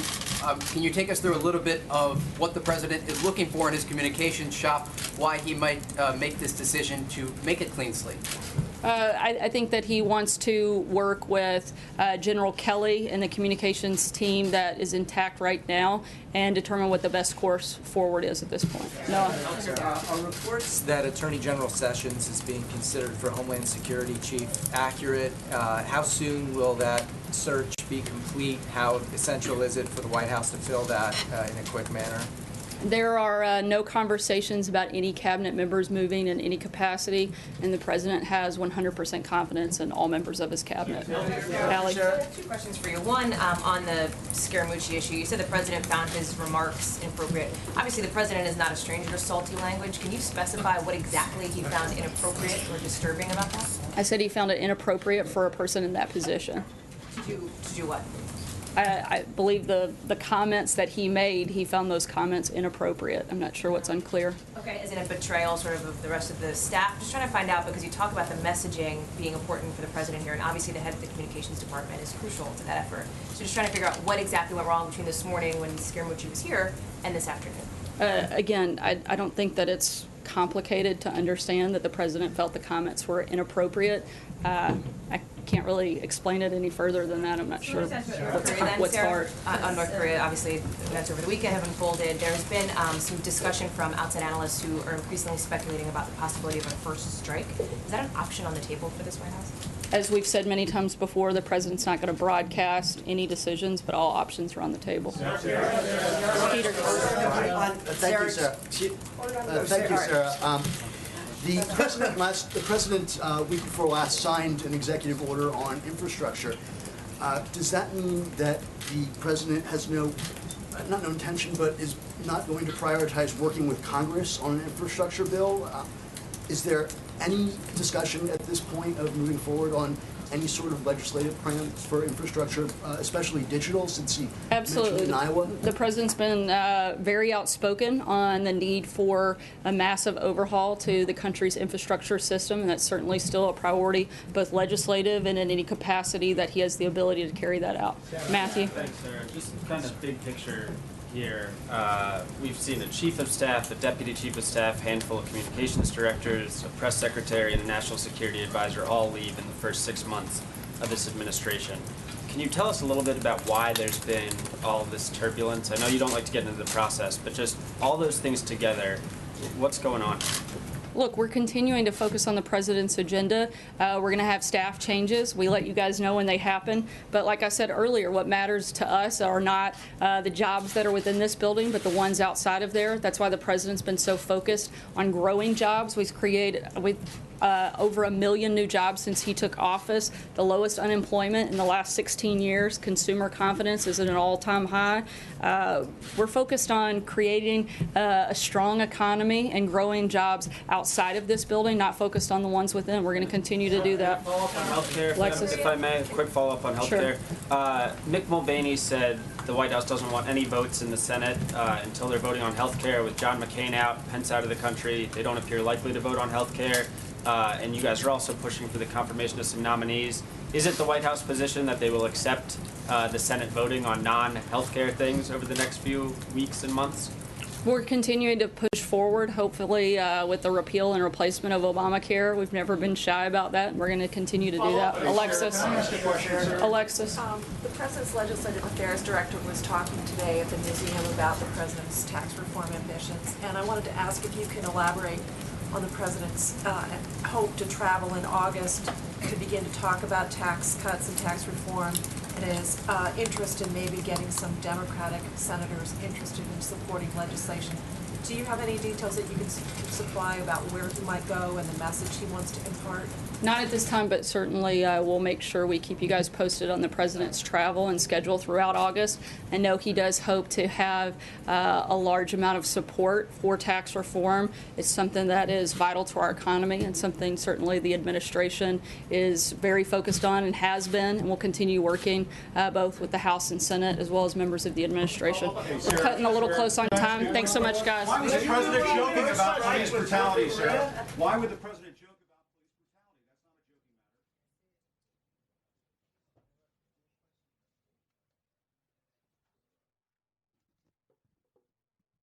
matter. All right, everyone, so that is the end of that press briefing. It was our highly anticipated White House press briefing as Anthony Scaramucci no longer is the White House Communications Director. That's right, the White House, the place where there have been a ton of staff shakeups. What a day it's been.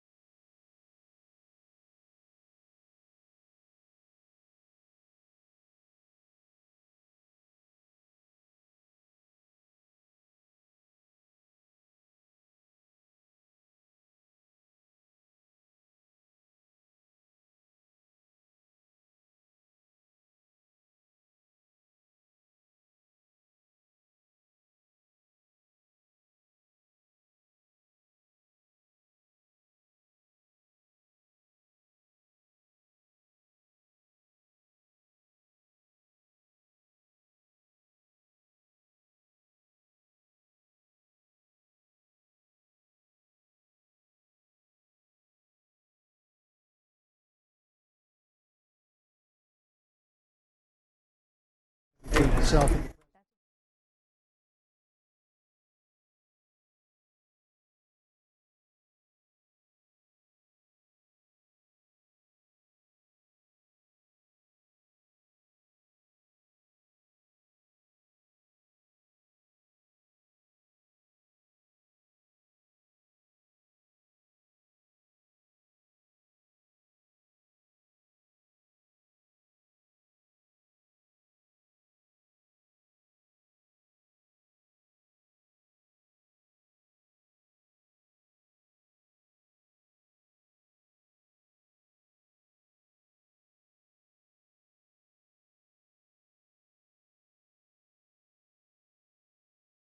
All right, everyone. Again, we are trying to get you guys some new content here, so stay with us. And we'll be back with more news now in just a moment.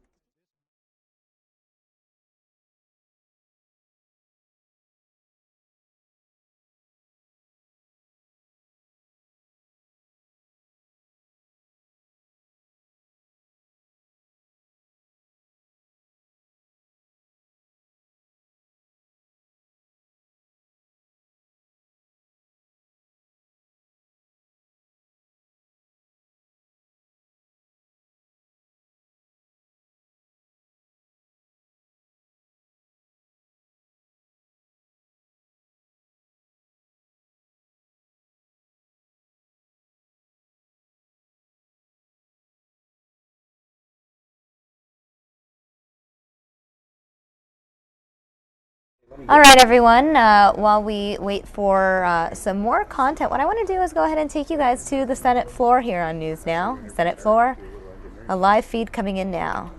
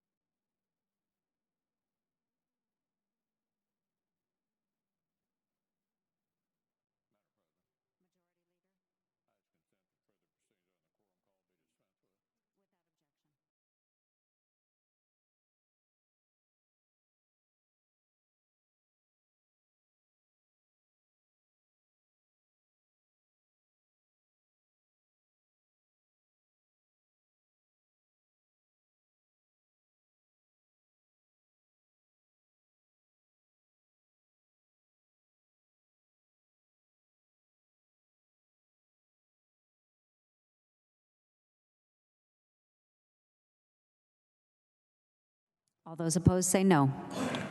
Ayes appear to have it. The ayes do have it. The motion is agreed to. I move to proceed to executive session to consider calendar number 175, Marvin Kaplan. The question is on the motion. All those in favor say aye. Aye. Those opposed say nay. The ayes appear to have it. The ayes do have it. The motion is agreed to. The clerk will report the nomination. Nomination, National Labor Relations Board, Marvin Kaplan of Kansas to be a member. I send a cloture motion to the desk. The clerk will report the motion. Cloture motion, we the undersigned senators, in accordance with the provisions of Rule 22 of the Standing Rules of the Senate, do hereby move to bring to a close debate on the nomination of Marvin Kaplan to be a member of the National Labor Relations Board, signed by 16 senators I as ask follows. consent the reading of the names be waived. Is there objection? Without objection. I ask unanimous consent the mandatory quorum call be waived. Is there objection? Without objection.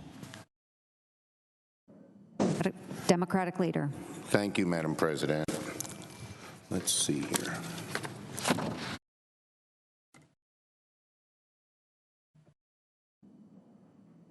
First, Madam President, on the matter of health care. Now, I sincerely and truly hope the events of last week are a turning point. I hope they steer this body towards a period of greater bipartisanship. We sure could use it because the problems in our health care system did not end last week. We Democrats know that the Affordable Care Act wasn't perfect. We want to keep what works, and there were a lot of good things in it, and we want to fix what doesn't. And we have a lot of work to do on that front. Our first order of business should be to stabilize the individual market, and then both parties should work together through regular order, through committees, to discuss other improvements. Chairman Alexander, Ranking Member Murray have indicated they want to work together. They want to have public hearings and do this right away. I'm hopeful that Chairman Hatch, Ranking Member Wyden, both of whom have proven themselves willing and able to work across party lines, also will be willing to work closely together to address broader problems with our health care system. But let me repeat, the first order of business should be to stabilize the individual market, which has been racked by uncertainty. Right now, as insurers prepare to lock in their rates and plans for 2018, the Trump administration is dangling a massive sword of Damocles over the heads of millions of Americans, threatening to end payments the administration is supposed to make that would lower deductibles and out-of-pocket costs for so many Americans. These payments are critical to keeping health care costs down and keeping the market stable. Remember, AHIP, the largest trade group of insurers, has said that the uncertainty about these payments is, quote, the single most destabilizing factor in the individual market. That's not Chuck Schumer or some Democrats saying it. That's the insurers. They say it. Make no mistake, by refusing these payments, President Trump is sabotaging our health care system. He's actively trying to make it collapse, taking out his political loss on the American people. That's not being presidential. That's small. It's vindictive. And it'll hurt millions of Americans he's sworn to help. In Pennsylvania and North Carolina, insurers have filed 2 separate sets of possible rates for 2018. One if the payments are made, one if they're not. If the payments are not made, premiums would be 20% higher. Let's repeat that. If the payments are not made, if President Trump follows through on his vindictive idea of not making the payments, premiums would be 20% higher for the people of North Carolina and of Pennsylvania. So if President Trump does not guarantee these payments permanently, Americans will have to pay a Trump tax on their premiums next year. Let me say that again. If President Trump does not guarantee these payments, Americans will be paying a Trump tax of 20% higher premiums. President Trump has a responsibility to make our health care system work. and millions of Americans will hold him accountable if the system implodes on his watch, if insurers leave the markets on his watch, or if their premiums go up 20% or more on his watch.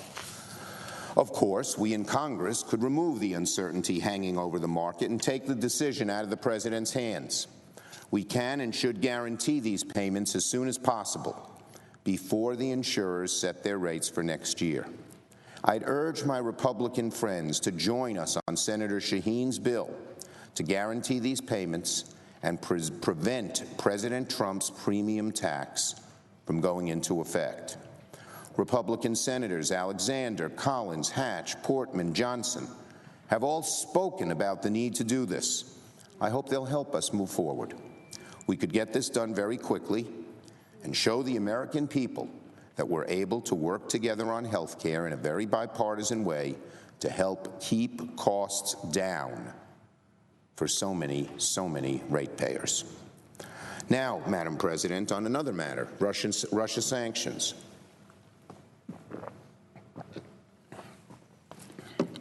I am very proud that last week, as nearly every member of Congress, save 5, voted to pass legislation to sanction Russia, Iran, and North Korea, that there was such bipartisanship on that issue. According to reports, the President will sign the legislation. These are tough sanctions. They'll have a real effect on Russia, and they are more than justified. President Putin violated the sovereignty of Ukraine, aided and abetted human rights abuses in Syria, and attacked the very foundation of our democracy by meddling in the 2016 election. Just as important, the sanctions bill gives Congress the ability to review any decision to weaken, dilute, or lift sanctions on Russia. President Putin will not be able to get out from under the sting of these sanctions without the consent of Congress. Let this be an unequivocal message to Mr. Putin and any other nations that's thinking of interfering in our elections. If you interfere with our elections, which we hold sacred, you will be sanctioned. Those sanctions will be severe. Finally, Madam President, a word on the investigation conducted by Special Counsel Mueller. Since the beginning of the investigation into Russia's meddling into our elections, both here in Congress and the executive branch, the heavy hand of the administration has never been far away.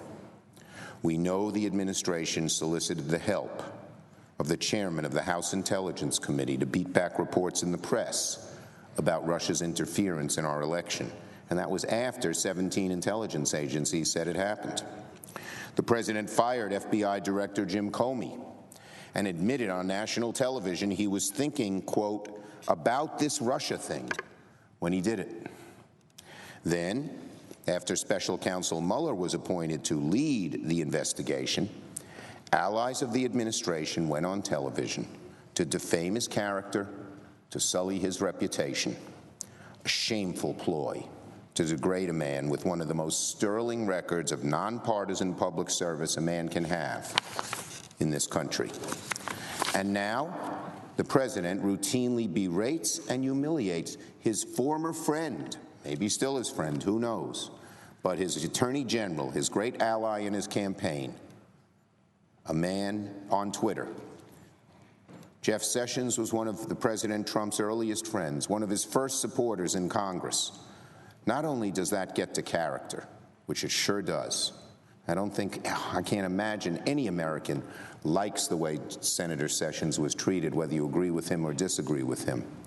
But it also raises questions about whether the president wants the Attorney General to resign so he can appoint a new Attorney General willing to fire Special Counsel Mueller.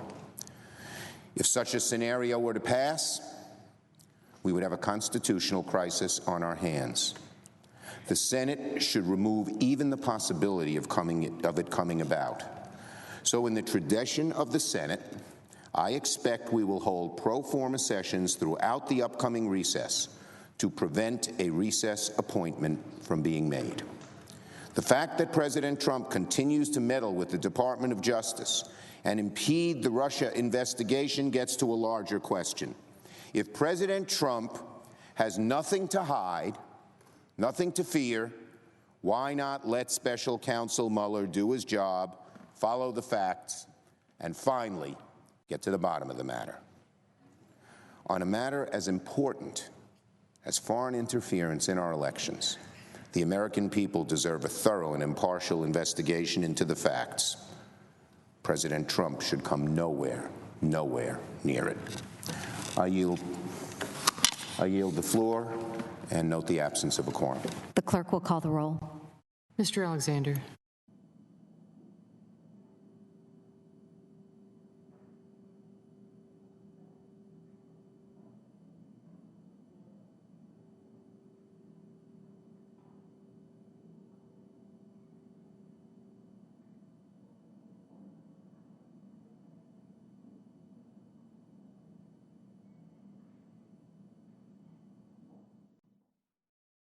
All right, for those of you just joining us, the nomination of Kevin Christopher Newsom of Alabama to be the U.S. District Judge for the 11th Circuit is the pending business today. Again, the nomination of Kevin Newsom of Alabama to be the U.S. District Judge for the 11th Circuit is what the Senate will be dealing with today. So let's continue to watch a live feed of the Senate floor.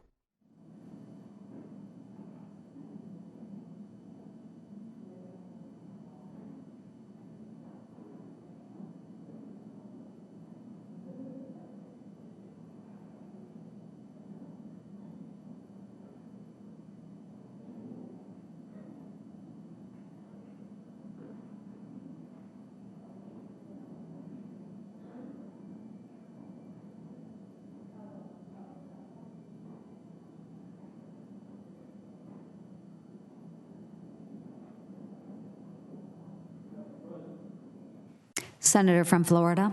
Madam President, I ask that the quorum call be lifted. Without objection. Madam President, we have chaos in Venezuela. It's a protracted crisis in Venezuela, which took yet another turn for the worse yesterday.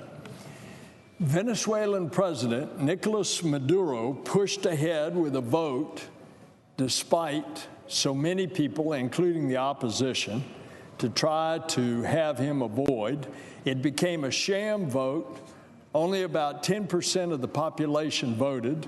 The opposition stayed home. It was a vote, no wonder why people stayed home. It was a sham vote to form a constitutional assembly despite the vehement opposition of the Venezuelan people and the overwhelming international criticism. Plain and simple, the vote was illegal and it was rigged. And once again, on the streets and at the ballot box, the Venezuelan people have made themselves loud and clear. 2 weeks ago, more than 7 million Venezuelans voted against even holding this vote. And yesterday, the numbers are millions stayed home. Maduro wants to rewrite Venezuela's constitution so that he can cling to power. And yesterday's vote was only the latest attempt to undermine, if not to completely undo, Venezuela's democracy. He continues to crack down on protesters. They've killed more than 100 and injuring and arresting thousands more. His thugs have raided homes, terrorizing the opposition's families. He's tried to strip the National Assembly of its powers, undercut the Attorney General, and he has co-opted the courts. His thugs attacked the National Assembly, injuring opposition lawmakers. He blocked a lawful referendum to recall his election.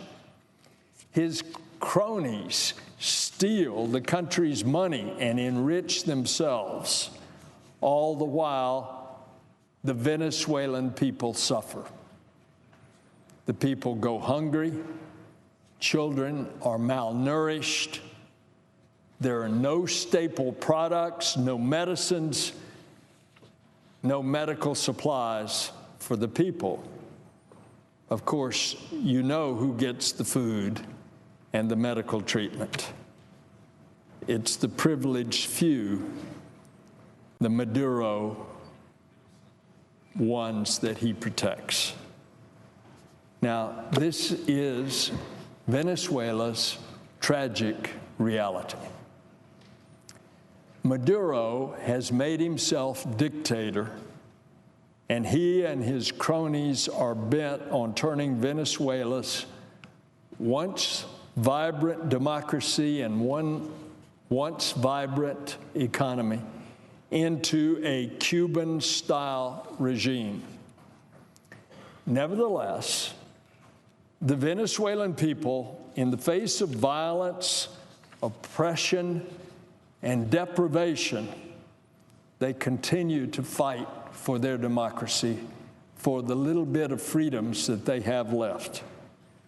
They're doing everything they can at great risk to themselves and their families to save their democracy and thus to save their country.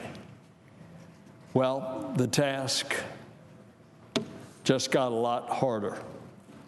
So the issue before us, Mr. President, is what can we do to support them since Maduro has now installed himself with this fake referendum on a national assembly? What can we do to support Maduro from being the dictator that he is? And so what we need to do is condemn the Constitutional Assembly as the sham that it is.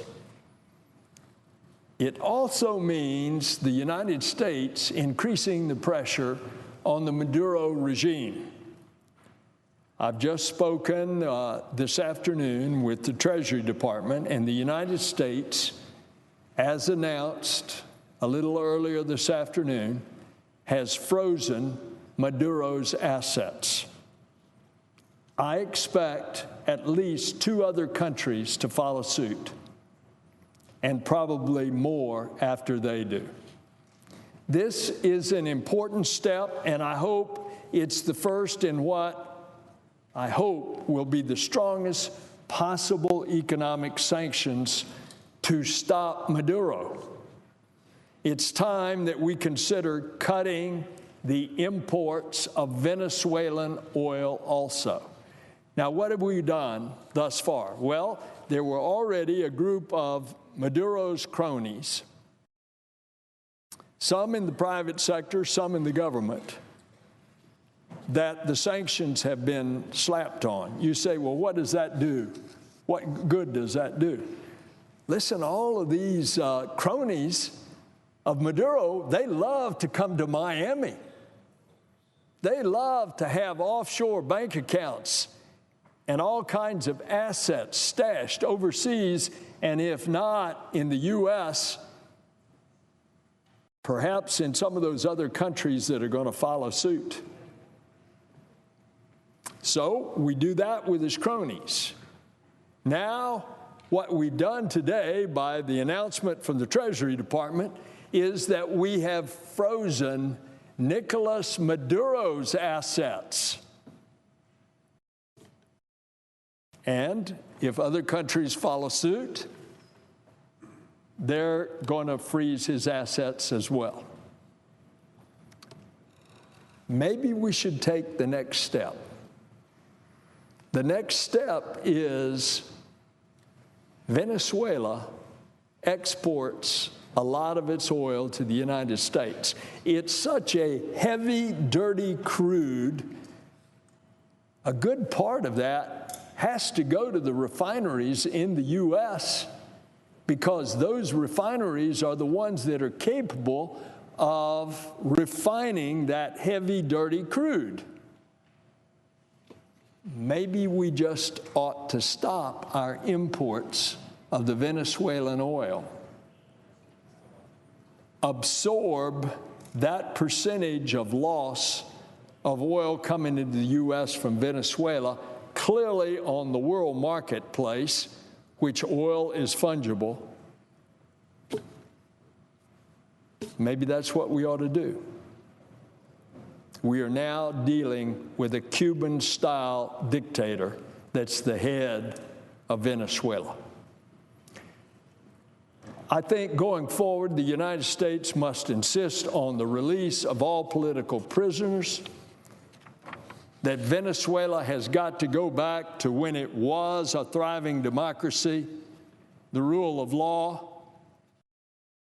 That was back when they respected human rights and the people had some freedoms.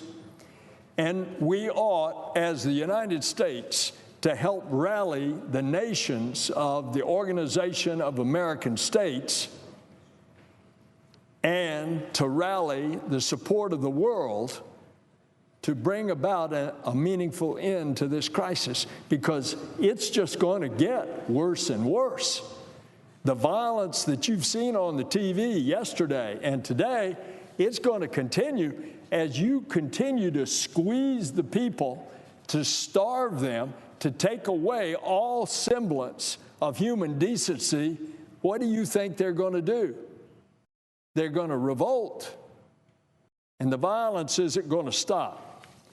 Now, Mr. President, there is a role for Congress, and there is an opportunity for the Congress to lead. The President's budget eliminated funding for democracy programs in Venezuela that support the old National Assembly and civil society, and those same democracy programs that promote human rights and the encouraging of an independent media. Recently, I wrote to the Senate Appropriations Committee, along with a number of other senators, urging that the committee continue that funding for those democracy programs in Venezuela. In May, this senator joined Senators Cardin and Rubio and 7 others in introducing the Venezuelan Humanitarian Assistance and Defense of Democratic Governance Act. That bill addresses the many aspects of the crisis in Venezuela.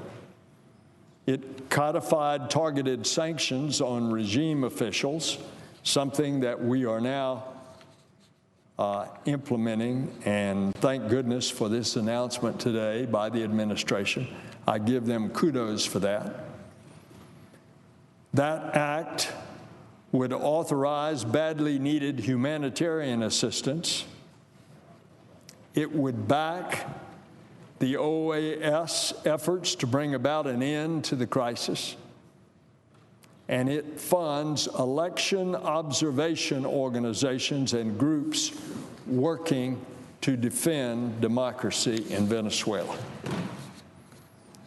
These are bipartisan efforts, and I would urge our colleagues to support them, and I would urge that we bring them up as soon as possible. The situation is terrible in the country, and the situation and that chaos, especially what we've seen in Caracas, is going to get worse. Time is of the essence. Mr. President, I yield the floor.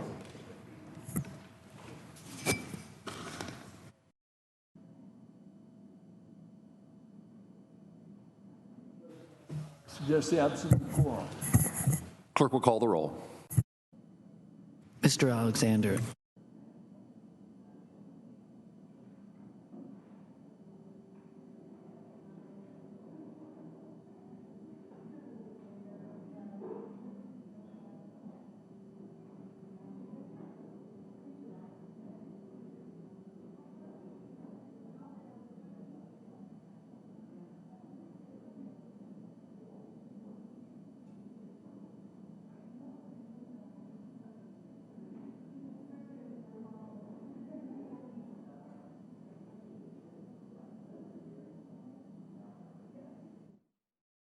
Now, for those of you just joining us, we're looking at a live feed at the Senate floor. Right now, the focus or the business of the day is the nomination of Kevin Christopher Newsom of Alabama to be the U.S. District Judge for the 11th Circuit. That's the pending business, but as you know, as you regular viewers know, those of you who tune into the Senate floor periodically, sometimes the senators decide to shift topic and use their time on the Senate floor not to address the pending business, but rather to address issues of their own concern. So we're going to continue to watch the Senate floor.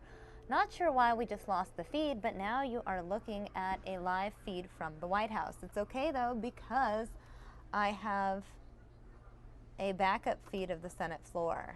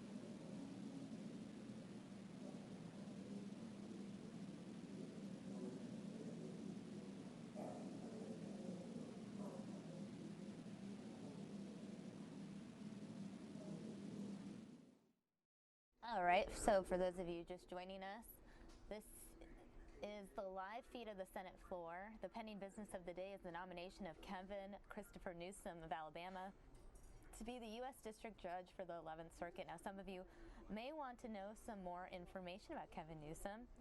He was a partner at the Bradley law firm.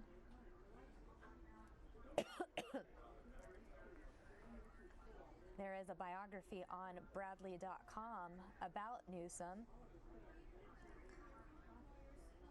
And this is what his bio says. One of 4 firm lawyers to have clerked at the U.S. Supreme Court, Kevin Newsom is chair of the firm's appellate group. Before joining the firm, Kevin served as Alabama's Solicitor General, in which capacity he directed the state's litigation in the U.S. Supreme Court, the U.S. Court of Appeals, and the Alabama Supreme Court. Kevin has argued 4 cases in the U.S. Supreme Court, filed amicus curiae briefs and many others, and authored numerous briefs as well. Now, Kevin has also argued more than 35 cases in the U.S. Court of Appeals for the 2nd, 3rd, 4th, 5th, 6th, 7th, 10th, 11th, and D.C. circuits, as well as in-state Supreme and appellate courts and a Native American tribal appellate court as well. Now, finally, Kevin regularly briefs and argues critical motions in trial courts as well as proceedings before the Judicial Panel on Multi-District Litigation. In 2011 and again in 2014, Chief Justice John Roberts appointed Kevin to the Advisory Committee on Appellate Rules, which advises the Judicial Conference of the United States concerning amendments and improvements to the federal rules of appellate procedure. Kevin is one of only 3 private practitioners on the 10-person committee. Now, Kevin is an elected fellow of the American Academy of Appellate Lawyers, holds a Band 1 ranking for appellate law in Chambers USA, and is listed in the best lawyers in America in the field of appellate law. Now, in 2007, the American Lawyer magazine named Kevin one of its Fab 50, the top 50 litigators of any kind in the entire country under the age of 45. And in 2010, Law 360 named Kevin one of the nation's top 10 appellate lawyers under the age of 40. Now, Kevin served as a law clerk to Justice David Souter of the U.S. Supreme Court, and before that to Judge Dermot O'Scanlan of the U.S. Court of Appeals for the Ninth Circuit. Now, Kevin received his bachelor's from Samford University in 1994, where he graduated summa cum laude in his and was first in his class. Kevin then received his J.D.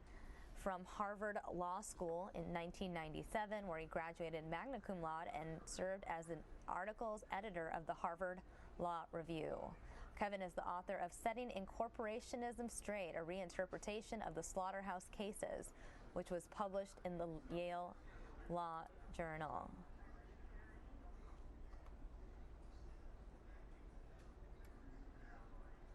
So there are some interesting cases that Kevin Newsom has been a part of.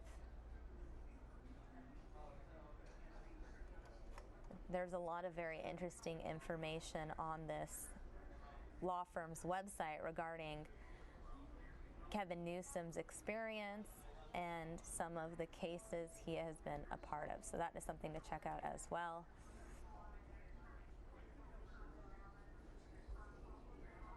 Again, he is a partner at this law firm, and news of his appointment, or his nomination rather, to serve as a circuit judge under President Trump came out back in May.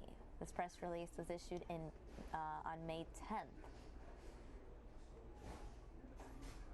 The law firm said, quote, "We are very proud of our partner Kevin Newsom, and we congratulate him on his nomination by President Trump. Kevin is an excellent candidate for this federal judgeship. His impeccable qualifications and appellate skills have repeatedly earned him, our clients and lawyers, respect." Now, prior to joining this firm, Kevin served as Alabama's Solicitor General from 2003 to 2005.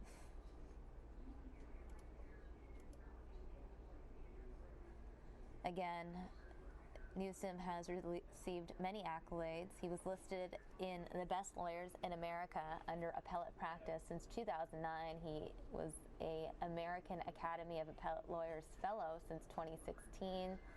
Listed in the American Lawyer magazine Fab 50, America's top 50 litigators under the age of 45 back in 2007, and listed in many, many other publications. Now, fun facts about Kevin that you might not know, all of this coming again from the website of the law firm he works at. Kevin has a passion and weakness for international travel. In recent years, he, his wife, and their 2 sons have visited England, France, South Africa, India, Italy, Croatia, Greece, Turkey, the Galapagos Islands, and Peru. Kevin's bucket list is a long one, but includes Australia, Israel, Rwanda, Uganda, and Southeast Asia. Tips are welcome and appreciated. Well, let's see how much time he has in his new role following his confirmation. Right now, the Senate is considering his nomination to be the U.S. District Judge for the 11th Circuit. That is the pending business of the day.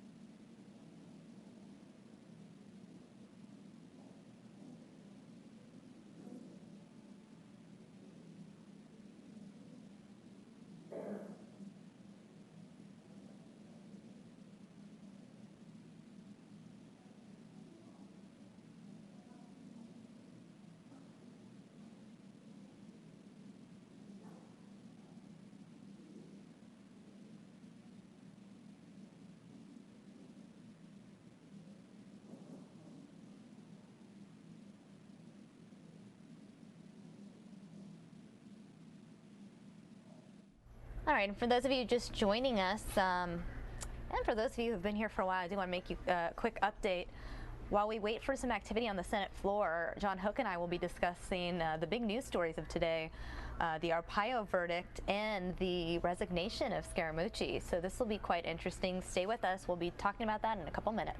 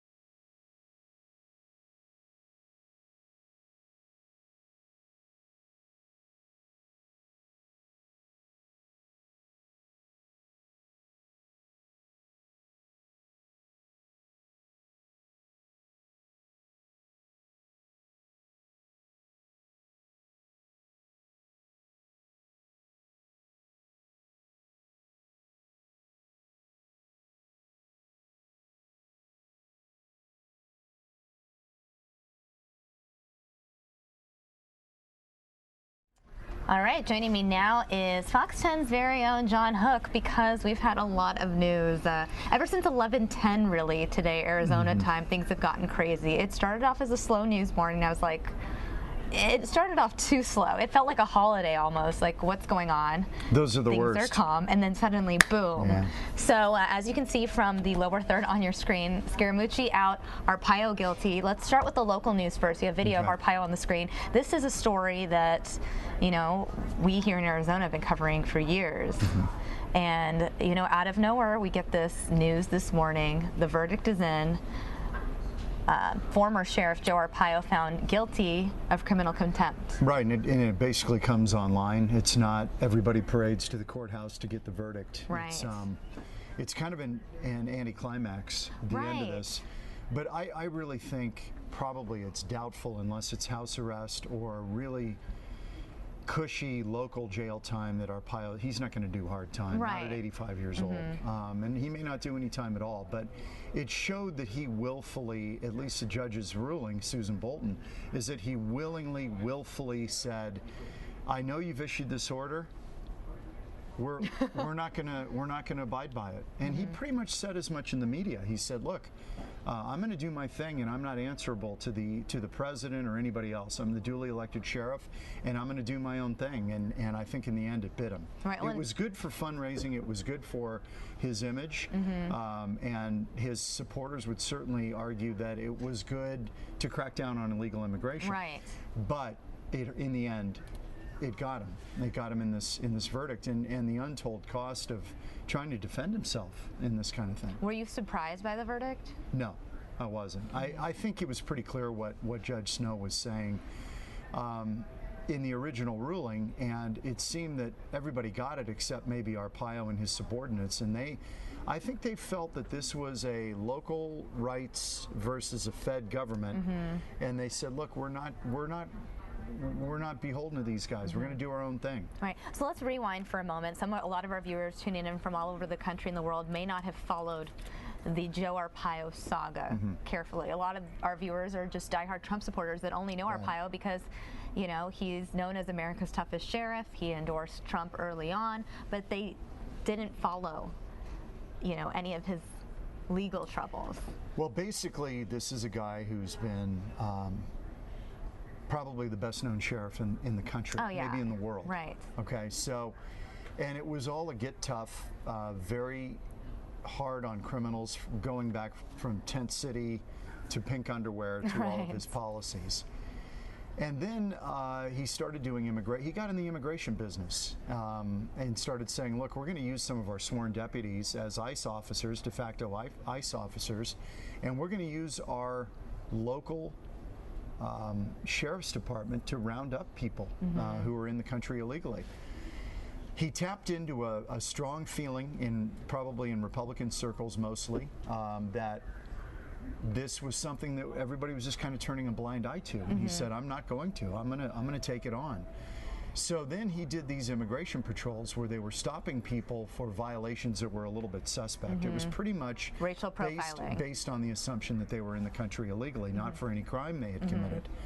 And so, but some people would argue that being in the country illegally isn't itself a crime. It's a misdemeanor, believe it or not. It's not even a felony. So, you know, the question was, the bigger, broader policy question was, was the sheriff spending too much money and resources for something that's really a federal function? And using local best left to the federal government to enforce it. The sheriff really shouldn't be in the business of enforcing immigration. His argument was, nobody's doing it, so we will. And could he also make the argument that it's impacting his county much more than other places around the country? He would say there's a nexus between illegal immigration and crime. Now, others would argue no. But he felt that we needed to root this out. So he went on a very strong campaign. And then Judge Snow, they got in the middle of it, suits were filed, and Judge Snow ruled that you can't do this anymore. So the reason we're here today is because the contention by the prosecution that was upheld by Judge Susan Bolton is that Arpaio knew what was intended by Murray Snow, and he willfully ignored it and continued doing this.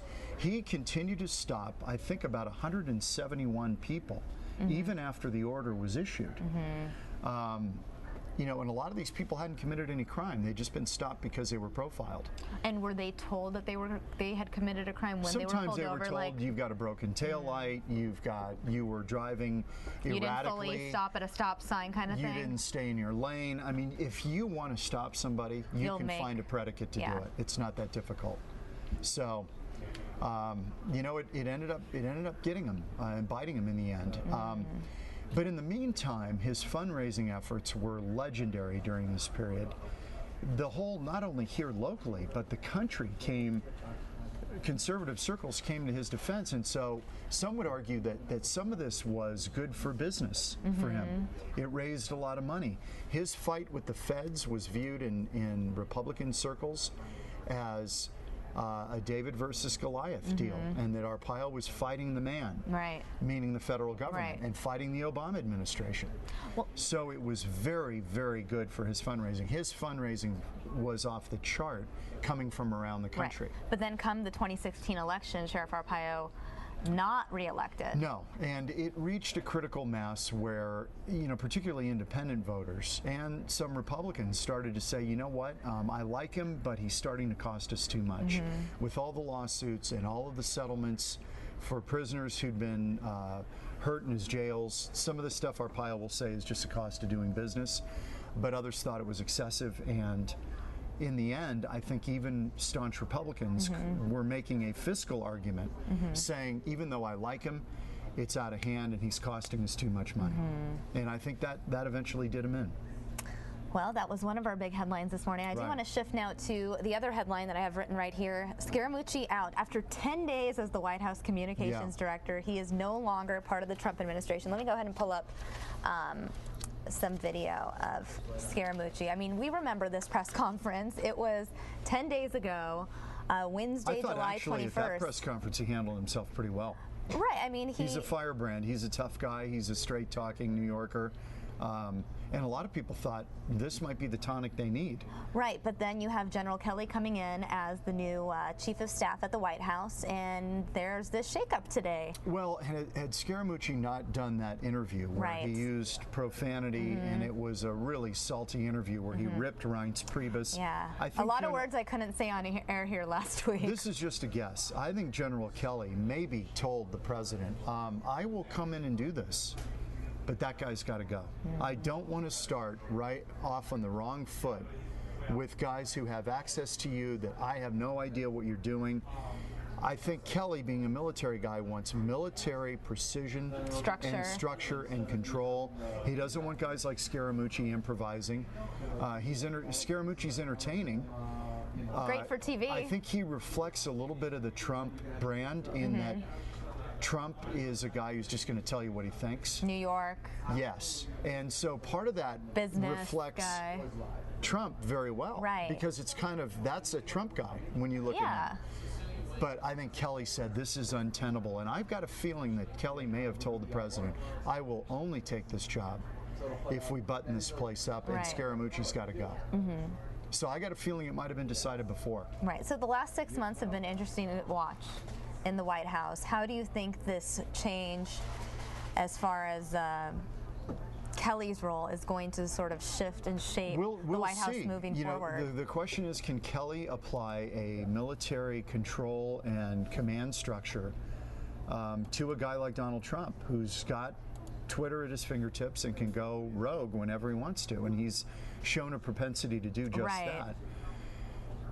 Kelly might be, because Trump has a real affinity and respect for people in the military, he might listen to this guy just because of his credentials, that Kelly is the one thing Trump is not, which is a military superstar. So he's got some skills and cred in an area that Trump doesn't. So he may defer to him a little bit more than these other people. And it was interesting listening to Sarah Huckabee Sanders during the White House briefing today. She basically told everyone, every single person in this Trump administration, every member of the staff will be reporting directly to Kelly. Kelly may have said, this is the only way I'm going to do this. And that's where I think there were conditions set on this job, and Kelly laid it out, I think, to the president, because he's had too good of a career to walk into a death trap with Trump. He's going to make sure his legacy is important. It's done the way he wants it done, and he probably said, "I will do this, but we've got to do some things my way, or I'm not interested." Do you think there are going to be any other major shifts because of Kelly's new position? I don't know. I think stay tuned. I think Kelly is going to try to apply some discipline to, because this lack of discipline has gotten this White House off track. Right. And I think a lot of people, frankly, don't pay a lot of attention to these inner workings. A lot of people don't know who Scaramucci is. They don't even know who Reince Priebus is. This stuff, we make a big deal. We're involved in process. The media, the White House press corps is obsessed with process. I don't think most Americans pay much attention to this stuff. I really don't. I think they know there's chaos because they're seeing it on the news every night. But do they spend their day worrying about the shakeups in the White House? I don't think so. I really don't. I don't think they spend their days worrying about it. I guess the only way for me to gauge how much the public knows about it is, again, through social media, what I see people posting on Facebook and Twitter, following the news. Yeah, they know about it. I think they know about it. They're just not consumed by it. I don't think they're busy. They're living their lives. I'm not even sure they're that concerned about it.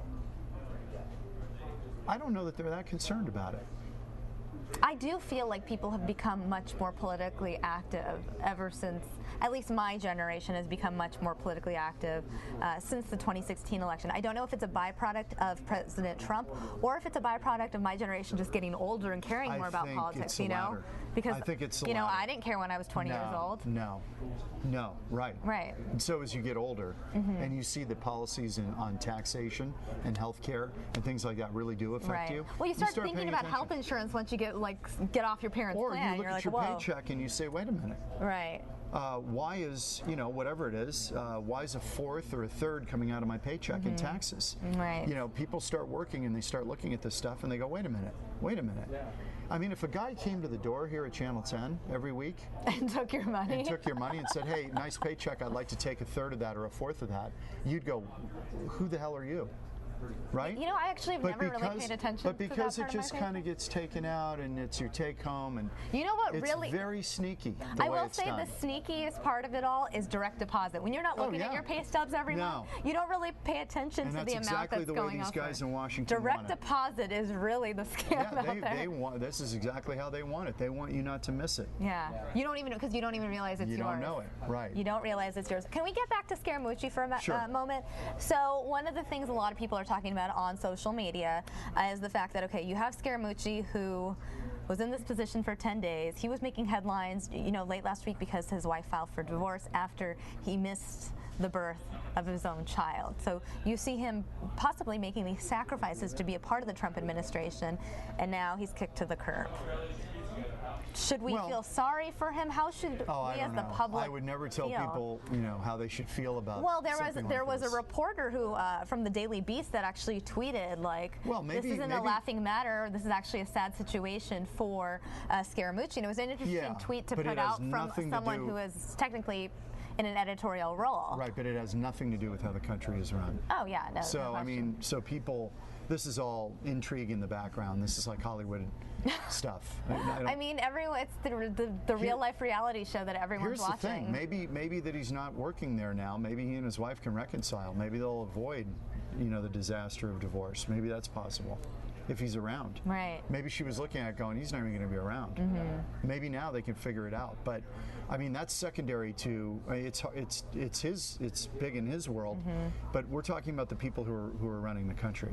And so I'm keeping my eye on that. And this guy was just, you know, he's kind of a wild man. You couldn't control him.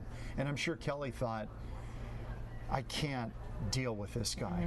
You know, I've got enough on my plate dealing with the president. I'm trying to keep him, you know, somewhat. And no one's getting rid of him. So. Now you got another guy going rogue. You know, at some point there's got to be some message discipline. This was the one thing in the Obama White House that was maybe their strongest suit, was controlling their message. They just really had a lid on that place. It was buttoned up. Right. Obama wasn't tweeting at 6 a.m. No, they were all kind of on the same page, and it was very structured, very controlled, very thought out. They were really tried to eliminate people straying from the president's message. Right. And this has been, you know, I think some of these people have the president's interest at heart. I think Scaramucci's a believer in Donald Trump. I think Reince Priebus, hard to read him. His comments on Friday when he left, he was very deferential to the president, very respectful, very classy in how he left. Right. He didn't have to do it that way, and he was very, I'd say, very positive about trying to even help the president going forward. But from the beginning, he was not one of Trump's guys. Well, he's an insider. He's a Republican technically part of the swamp.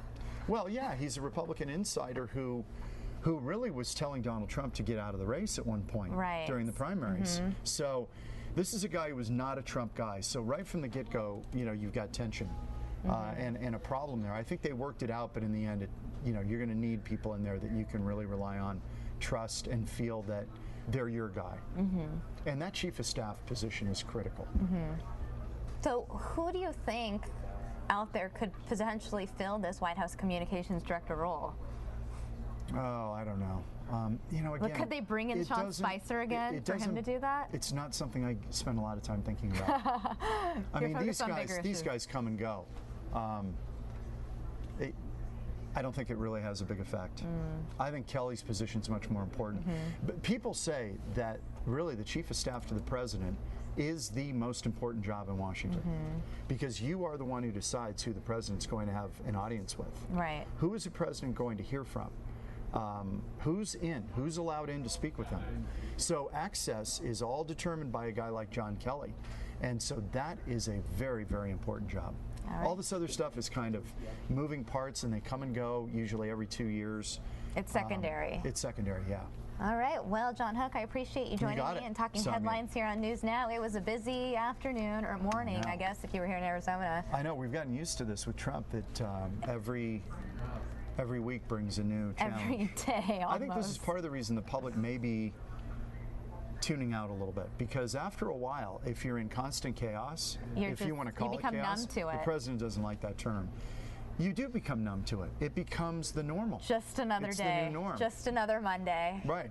So I think people are they're like, oh, something else happened with Trump. I don't think they worry about it that much. Well, what is weirder when it's weirder when a day goes by and nothing happens. I agree. Now. Then they're like, oh, the president's on message. This morning today, prior to the news of, Scaramucci being out, it felt just really slow and odd and awkward. It was just like, what is going on with today? It's That's not a holiday. That's the beauty of your job. Stay tuned, right? Right. Yeah, There's it's always always changing. something. There's always something. John, And you may have weather, too. Yes, monsoon. Okay. Take care. Again, this is video from earlier. You have Trump and Kelly in the Oval Office this morning. We are going to switch back now to our live feed of the Senate floor. Let's check in with the activity there.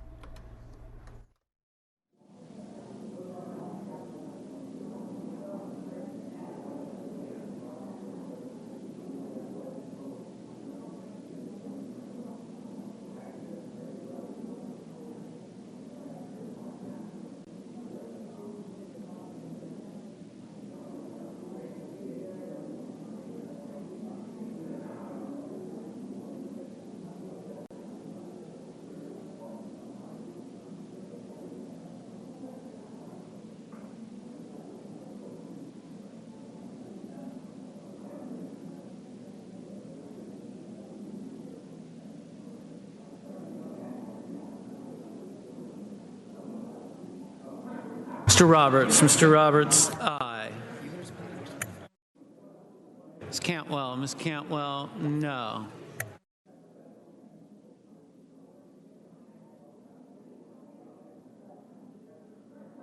Mr. Schatz, no. Mr. Cochran, aye.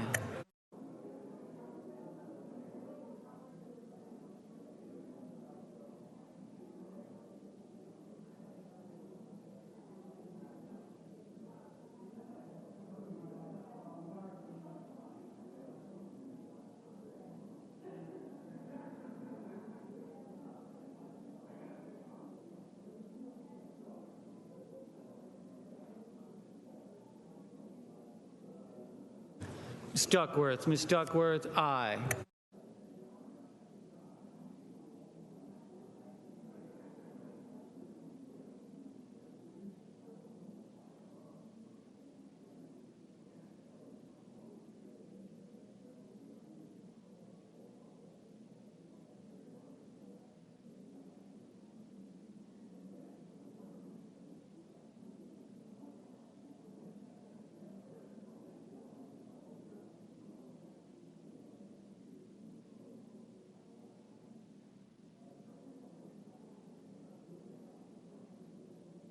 Mr. Markey, no.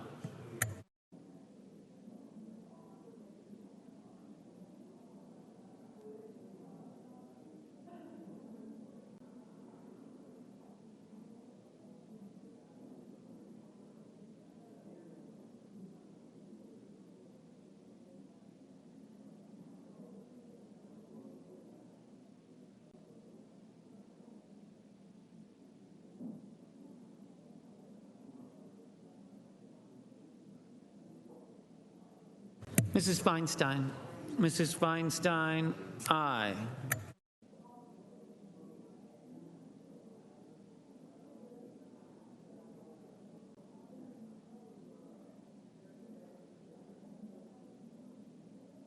Ms. Murkowski, aye. Mrs. Ernst, aye.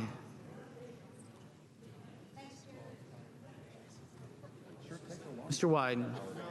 Wyden, no. Mr. Whitehouse, no. Mr. Kane, no.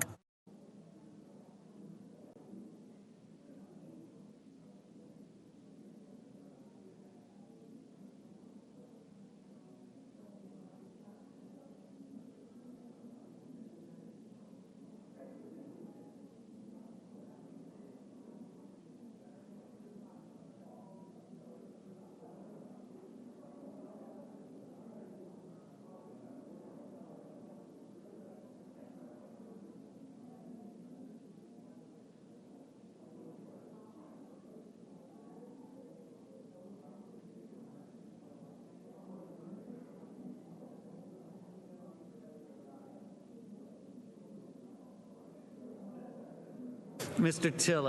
Tillis, aye. Mr. Langford, aye.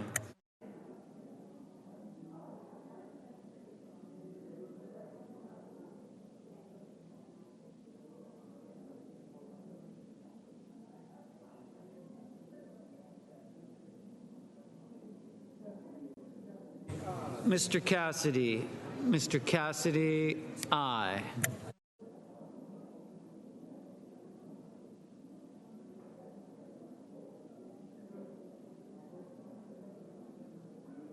Mr. Lee, aye. Mr. Hatch, aye. Mrs. Fisher, aye. Mrs. Capito, aye. Mr. Cornyn, aye. Mr. Kennedy, aye. Mr. Barrasso, aye.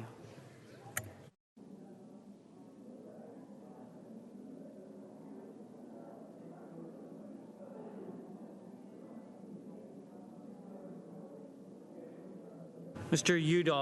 Udall, no.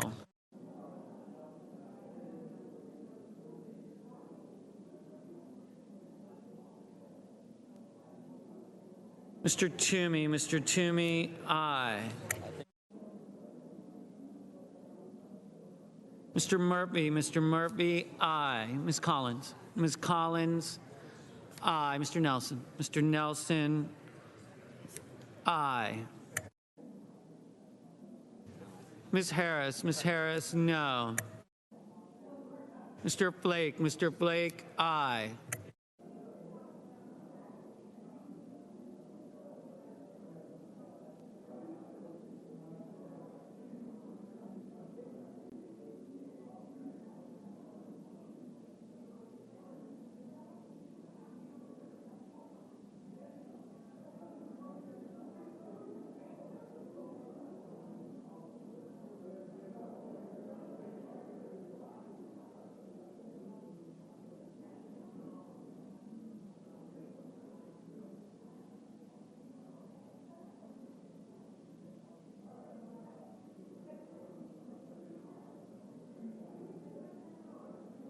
Mr. Booker, no. Mr. Heinrich, no.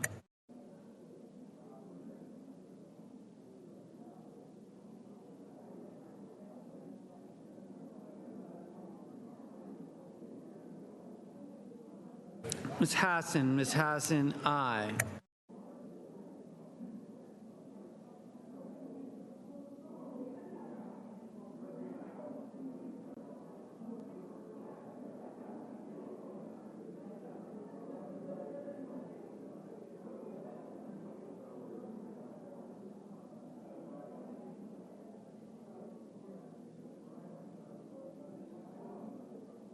Mr. Blumenthal, aye.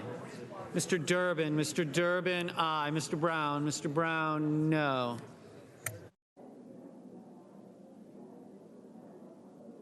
Mr. Cardin, aye. Ms. Hirono, aye. Mr. Risch, aye. Mr. Cruz, aye.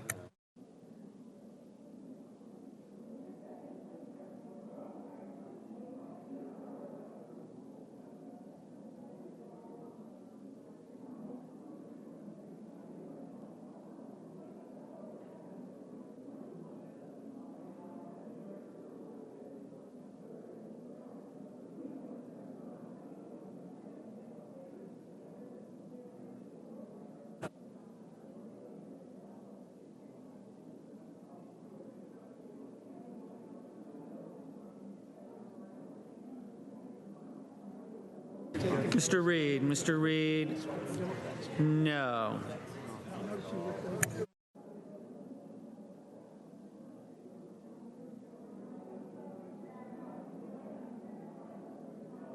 Mr. Wicker, aye.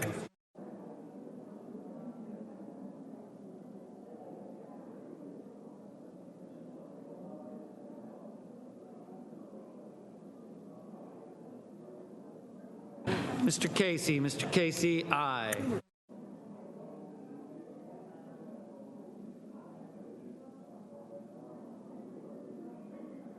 Mr.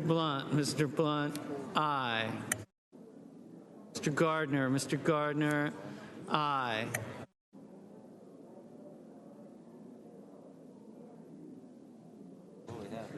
Mr. King, no.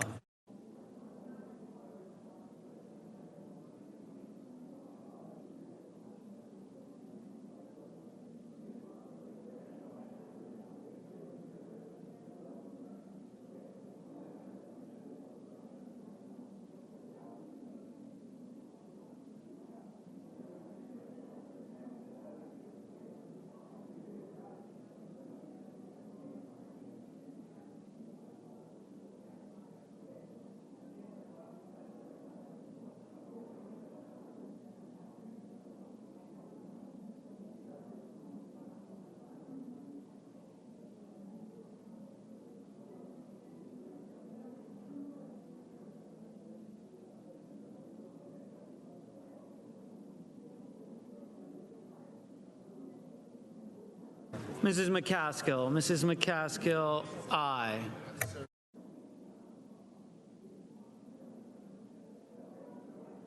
Mr. Corker, aye. Mr. Bozeman, aye.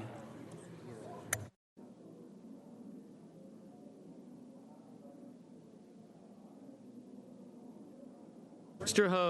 Hoven, aye. Mr. Perdue, aye.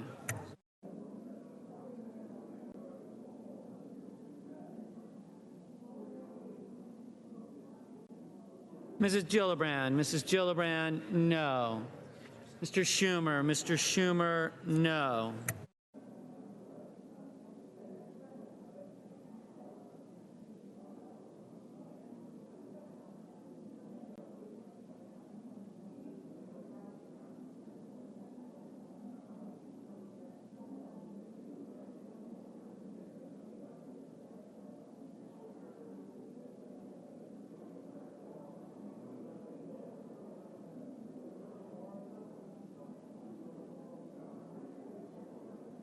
Mr. Thune, aye.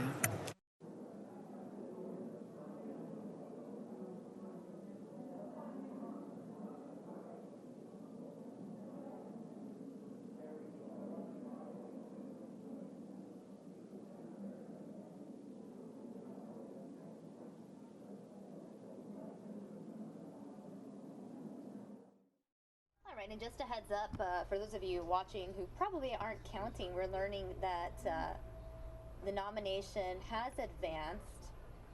We needed a majority vote to advance the nomination so that the senators could vote on the nomination of Kevin Newsom. Right now we have 63 yes votes, 23 no votes, so the nomination will advance. This was the motion to invoke cloture on the nomination of Kevin Christopher Newsom to be the judge, the U.S. District Judge for the 11th Circuit, Kevin Newsom of Alabama. So the nomination does advance. Let's continue to monitor the activity there on the Senate floor.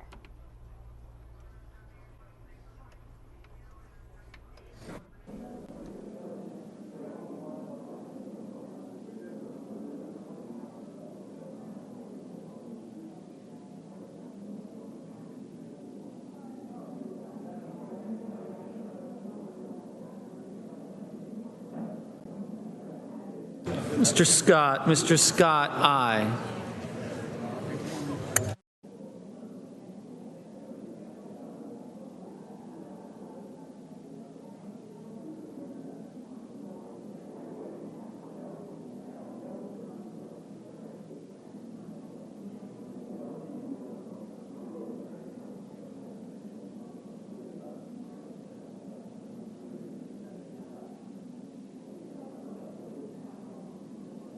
Mr. Bennett, no.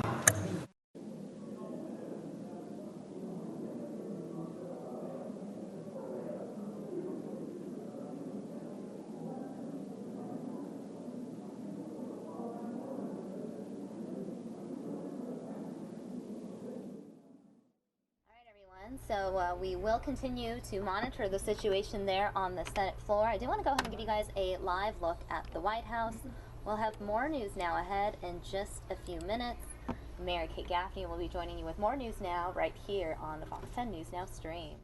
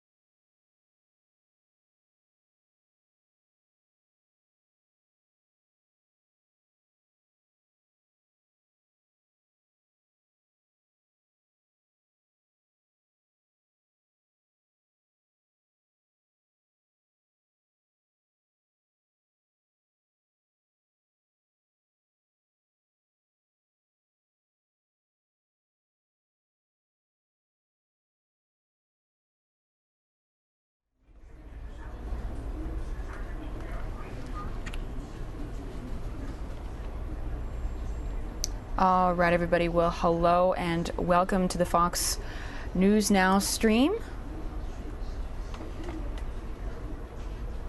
I am your host, Mary Kate. Thanks for watching with us today. We are going to take you to a couple events. We actually do have a crash that just happened. You can see it on the board behind me. We have all the feeds up right now. As soon as I can get that crash plugged in and take you live to it, I will. It could be fatal. I'm still working on getting more details about that crash for you guys.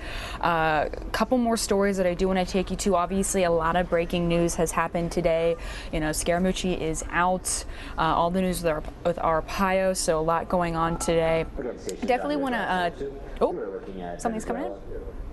This is a vigil by the opposition to show solidarity for the people who died on Saturday. So we do have a shot in Venezuela. I don't know if we can take that right now because of the source. If I learn that we can take Venezuela, I'll definitely take you to that. You can see it again on the feed board behind me. So if I can figure out if I can take that depending on the source, I will a little bit later in the show. But right now, I do want to take you to a press conference that just happened out of D.C.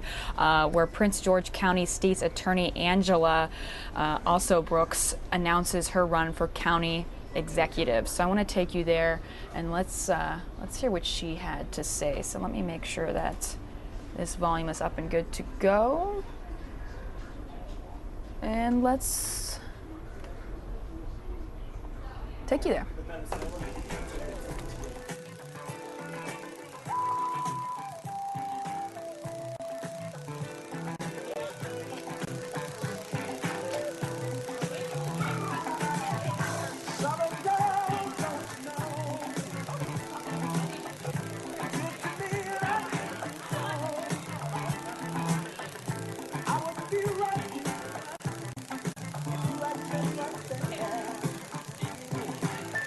Sorry guys, 1 second here. I am going to see if I can figure out the situation with this event and see when it starts here. Okay, it looks like it did start.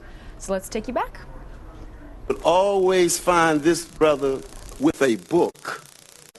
And this, I'm talking about the 50s, that he read books for entertainment. And so his conversations were always enlightening conversations because in the neighborhood, he always had more information than anybody else. And so if there was a question or a debate or you needed information, then you sought this individual out. And so if he came from that kind of environment, and our candidate came from that kind of environment, then you can see through her mom and her dad where she got the zealousness and the fortitude and the intellect to accomplish the things that she has done. So what I'm going to do, last week I was at the NAACP for the first time. And I think, I don't want to say his name wrong, but I think it's Reverend Browner, if that's not the thing. Yes, yes. And he see, folk know. And he read scripture. And the scripture that he read was from Isaiah 10, and it captured me as I sat in the audience. And the scripture went like this. Isaiah 10, I think it is. Woe to those who make unjust laws, to those who issue oppressive decrees, to deprive the poor of their rights, and withhold justice from the oppressed of my people, making widows their prey, and robbing the fatherless. What will you do in the day of reckoning when disaster comes from afar? To whom will you run for help? Where will you leave your riches? Nothing will remain but to cringe among the captives or fall among the slain. Yet, for all this, his anger is not turned away. His hand is always upraised. And so this is the environment, this is the integrity, this is the walk that my 50-year-plus friend has always been in this environment. And I stand here in absolute honor to share the introduction on this day. You have made your daddy and your parents and your community, young lady, so proud. And I'm humbled and honored to be able to introduce that man that used to hold your hand and take you to the ice cream truck James also broke.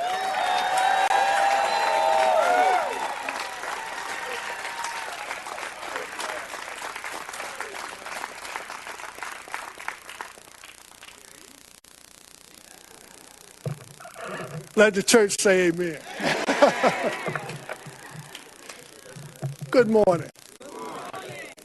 As my granddad used to say back down in Waynesboro, North Carolina, great day in the morning. It is a real honor to stand before you to welcome all the friends, family, neighbors, supporters. We're just so honored and so pleased that this journey has come this far and that most of you have been there every step of the way. At my age, Raheem gave the age away, I was going to say I was 30. But at this age, I've learned to not call people out individually because my mind is going to fail me somewhere along the trail. However, I am going to, with your permission, break protocol and just acknowledge two people or two groups that are here. One is her sorority, who she is so very proud of. Beta Sigma Theta.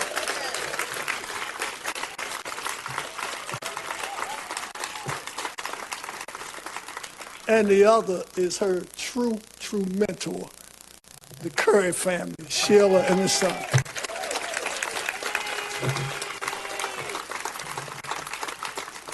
So I'd like to welcome you to our home, to our community. And I was asked to just come up and say, you know, do you think you can introduce Angie? So I'll give it a shot. So they said, so I said, well, what should I do? So someone suggested that I maybe say a few things about Angela, my daughter, and Angela, the candidate. And Angela, my daughter, and Angela, the candidate, are the same person.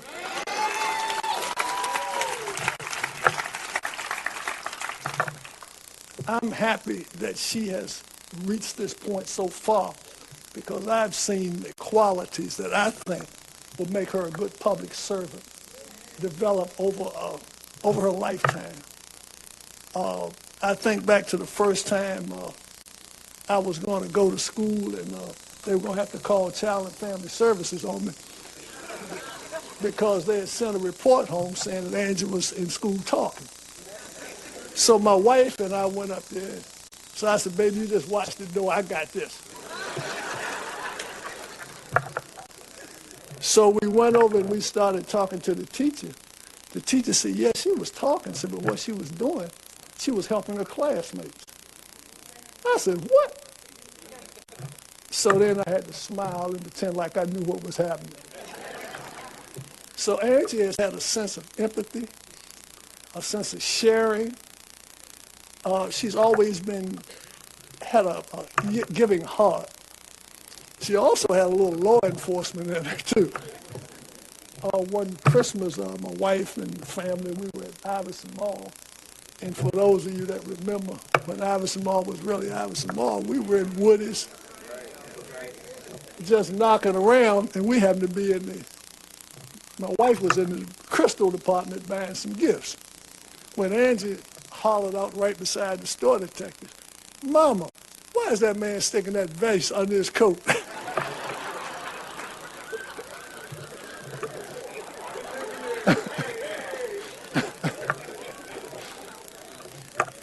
So she had a little law enforcement early on, too.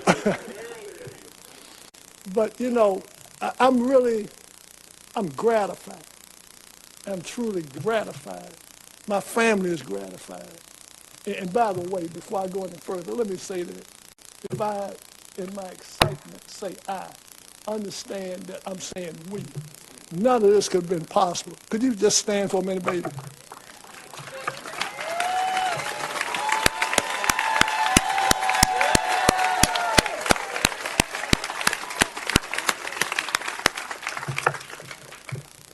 Yeah, we're a team.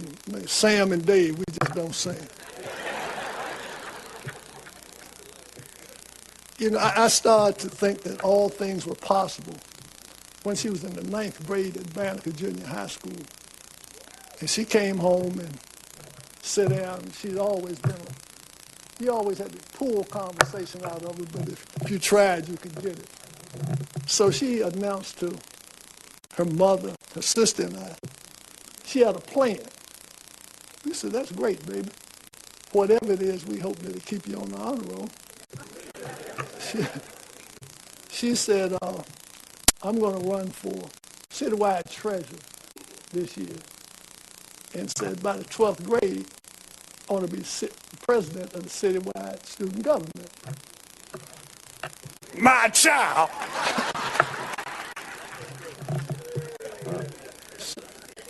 So, you know, we watched, and she started to, with the help of a lot of the support staff at the school and the community, she started her journey. So finally, lo and behold, in the 12th grade, we looked, she was running for citywide student government president. So my wife and I got her and said, baby, come on, we got to get you right. You representing all the Alsobrooksers.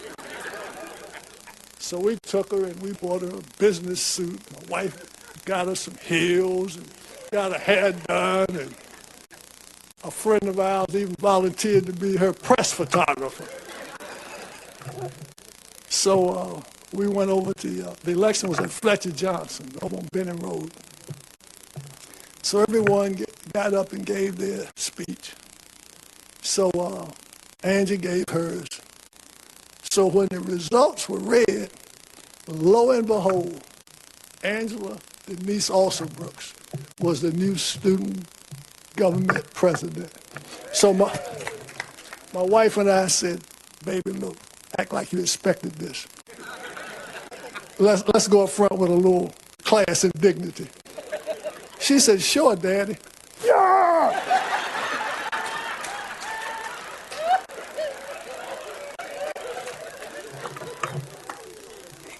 And you know, the thing that's amazing is that she still has that same enthusiasm now. She still has that passion. So with that, I'm going to introduce my daughter and the next county executive, Angela Denise Alsobrooks.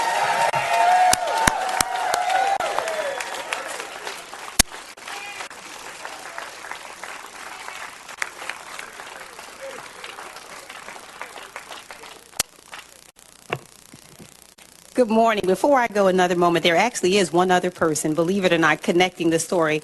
Dr. Word, Dr. John Word, was actually my student government advisor. And he has been so generous to come by today. He's the person who said, you know what, I think you can make it. I think you can contribute. And he followed me not only from high school, 9th grade when he met me, he also showed up at my law school graduation. So I have been so immensely blessed by people who have stood by me. Dr. Word is here this morning, and he's going to say a few words. Thank you so much, Dr. Word. On occasions like this, Frederick Douglass Haynes III would say, I'm hallelujah happy and peacock proud. This terrific theologian and prolific preacher knows simply that it's Angela's time. I'm excited because Angela Alsobrooks is going to be the next county executive for Prince George's County. I'm excited because I know that Angela is intelligent, wicked, smart. She's honest. She has integrity, determination, discipline, dependability, and grit. She's a tough cookie, and she'll fight for the citizens of Prince George's County. As you've heard, I'm John Word. I'm a longtime educator and resident of Prince George's County. Today I stand before you representing educators in Angela's life. You know, all educators want to see the fruits of their labor blossom and shine brightly to the fullest realization of their God-given potential and talent. The accomplishments of our next county executive have exceeded those of her teacher. As an educator, I know that a child's first and most oftentimes most significant teacher is her parents. And I want to take just this moment, as Raheem has done, to commend and thank Angela's parent and the community of family for providing a stable, loving, supportive environment for Angela to grow and flourish. Let's give those folks a round of applause. As you've heard, I met Angela when she was involved in student government in high school.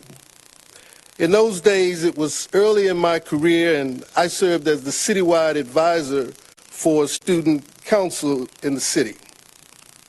The students had to win, they had to campaign and win at the local level. Then they had to move on to the regional level, campaign and win. Then they had to go to the citywide election. You've heard a little bit about that. And so it was a big deal. Fletcher Johnson was packed. Each school, there were about 150 schools, and each school would send about 6 electors to cast their votes. Each student, each candidate had to make speeches. Angela's speech and her presence so wowed the audience that it catapulted her to the top of the heap. I had the privilege of working with those citywide offices. This was 30 years ago. Angela distinguished herself among her peers. In 1987, as you've heard, she was elected treasurer. In the following year, she was elected president. As a student leader, she was the voice for all students in the district. And we had the opportunity to travel with her to Albuquerque, New Mexico, and Buffalo, New York. And these were participants in the National Association of Students Council's summer conference. These were some of the brightest minds and most accomplished students in the country. There were students from abroad attending the conference as well. I can't tell you how proud I was of Angela and our delegation. You know, today, as much and perhaps more than ever, we need the intelligence of Angela Also Brooks. We need the honesty of Angela Also Brooks, integrity, determination, the dependability and grit. These are the qualities that I have seen sustain her over the years. So it is beyond happy and proud that I announce and support the candidacy of my former student leader, the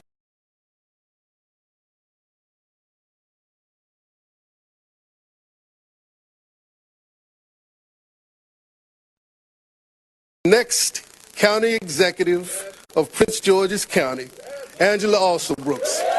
Let's go get him, Angela.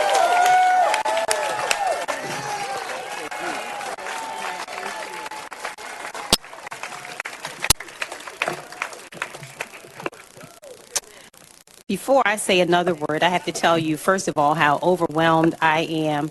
And I have to just take a moment to stop and acknowledge the God that I serve.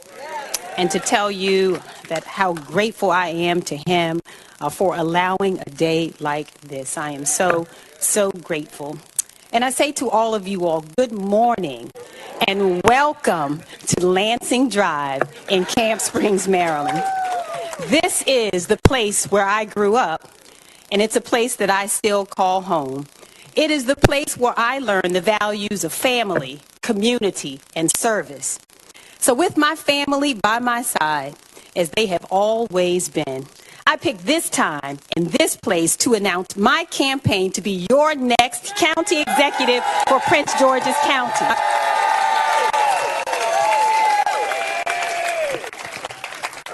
I often tell the story, and many of you have heard about her, of my great-grandmother, Maybelle James, a woman who 60 years ago was forced to flee Seneca, South Carolina, after the local sheriff killed my great-grandfather, J.C. James, and said that if we didn't leave, they'd kill the whole family. To protect my family, my great-grandmother, as well as other family members who are actually present here today, headed north, looking for a place to restart a life for our family, in peace, with dignity, and with the opportunity for future prosperity. She came to Fairmont Heights, right here in Prince George's County.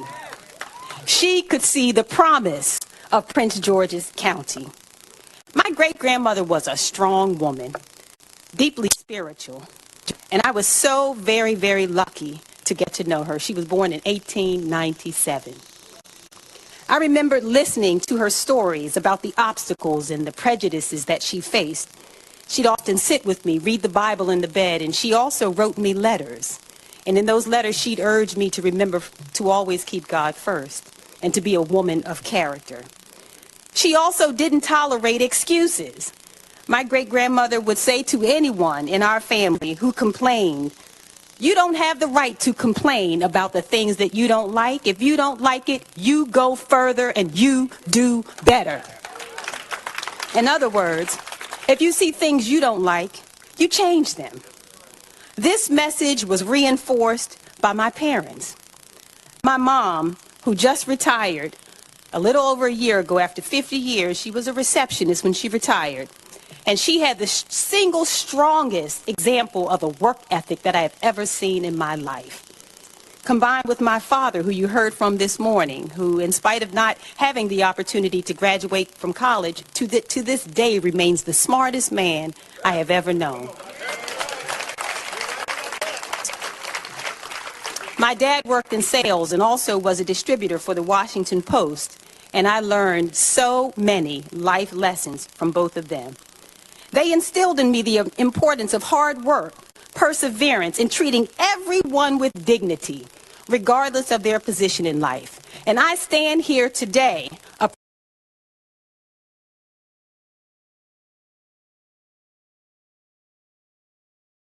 product. Sorry, everyone. Looks like we are having some technical difficulties. Okay, looks like we did get her back. Let's take you there. That I learned in this house. From these lessons and opportunities, I have been able to embark upon a career in public service, rooted in the unwavering belief that strong integrity and character matter. Demonstrated leadership matters, and being able to get things done matters. In 2010, I went around our county talking to many of you and our neighbors about a vision. At that time, I asked you to envision a transparent criminal justice system. A criminal justice system you can trust, and a criminal justice system that believes that being smarter on crime is as important as being tough on crime. Indeed, I ask you to envision a criminal justice system that works for you and not against you. In 2014, I went door to door. My volunteers thought I was crazy. We were unopposed. I went door to door, metro stop to metro stop, mosque to mosque, and church to church, asking you to continue that vision. Today, we are here for the next chapter, to fulfill our promise. All of the values that I learned right here in Prince George's County are the reason I'm running for county executive, and it's what I'll focus on if elected. I know Prince Georgians. I have worked with you, I have learned with you, I have worshiped with you, and I have even grieved with you. And I believe that all of us want the same thing for our families. A safe community, a quality education for our children, security and stability for our aging relatives, and good paying jobs for an eager workforce who are looking for a hand up, not a hand out. These are not new concepts, but for too long our focus has been on the potential of the county. It is not enough for the county to have great potential. The just around the corner, on the brink, we're almost there, have caused. Okay, everybody, sorry to interrupt, but we do have some breaking news going on right now. I do want to take you to the scene here where there is a terrible crash happening. Let me change that lower third so you guys know this is in fact breaking news. I'm working on getting more details about this for you guys. Again, I will take you back to that speech that we were just streaming for you. That's Angela Also Brooks. She's the state attorney there in Prince George County, Maryland, but she has decided to run for the county executive. Again, though, I did want to take you to this live event happening right now. Looks like we just lost that shot, so hopefully we can get it back. Let me bring up the recent messages from my producers here just to see if we got anything about this. This is, okay, perfect. We do have the shot back. Let's take you there live. So this is on the I-10 here locally in Phoenix. This is a two-vehicle collision, I should say, on westbound I-10 west of Guadalupe. The outside lanes of traffic are blocked. There is one person with serious injuries. That's all the information we have at this time, but take a look at that. It looks like the car just completely rammed the back of that truck there. Again, still working on getting the details on what exactly happened, but you can see you know, the front of that car completely destroyed. Let me update that lower third so you guys know what's going on here. So let me, first let me change for you guys in the upper right-hand corner of your screen, the live box. You know, we are in fact live. Also putting up this lower third as well. So let me put this in for you guys. This again, as I was saying, two-vehicle collision here locally in Phoenix.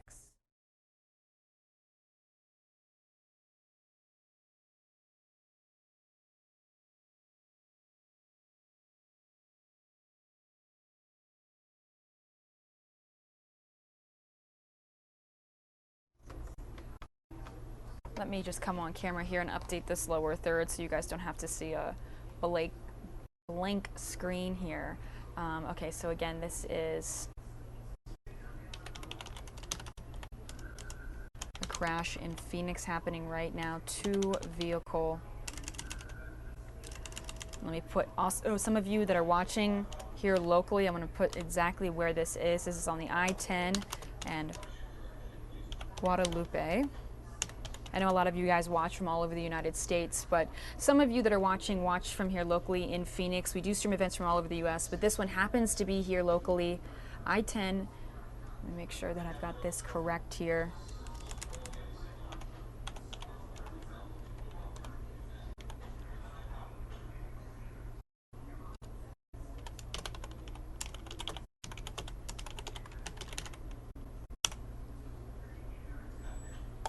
Perfect. So we do have that new lower third up. Let me take you again back to the scene. It does look like we've got chopper up there right now. This crash happening at the I-10 and Guadalupe. Crews are responding. We're working on getting more information about this for you guys. But just take a look at where this car crashed, right behind that truck there. I'm assuming the airbags were deployed because this looks like a very hard hit. If we can get a closer look, let's see if we can get chopper to zoom in. It does look like the airbag has been deployed. It does look like some crews have finally made it to the scene here where this crash happened. Unsure how this happened here. As you can see, this is on the I-10 for those of you who aren't from here. Fast-moving freeway, everyone going about their business.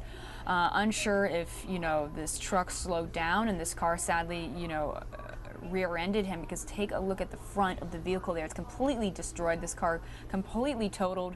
Again, we can tell you that there is one person with serious injuries. Obviously, that driver in the car behind this truck is the person suffering from those serious injuries. We do not know yet if they've been taken to the hospital, although it looks like both the drivers are no longer there. We can see a few emergency crew workers there. They've blocked off at least 2 lanes of I-10 at Guadalupe to clean up this crash and investigate how exactly this happened. Let's see if we can see what's in between the truck and the car there. It looks like it's just pieces of the vehicle completely totaled. You can see all of the airbags have been deployed.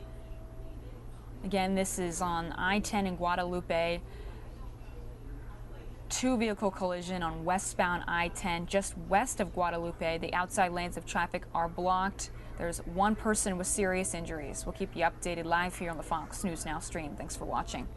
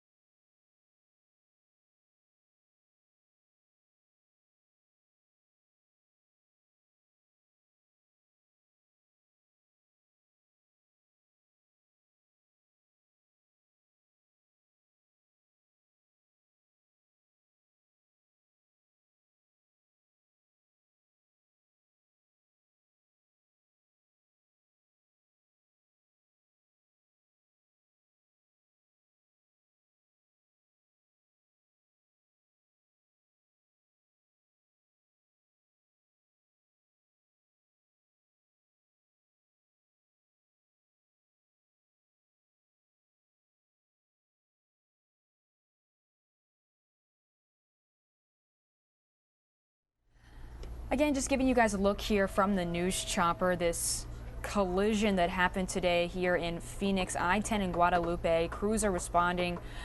As we were telling you earlier, there's one person with serious injuries.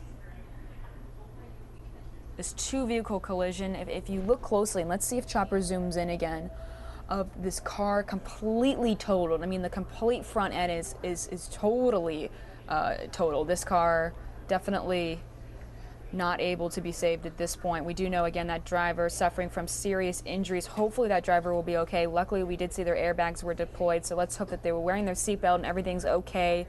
Looks like the car rear-ended that truck. We'll keep you updated live here on the Fox News Now stream.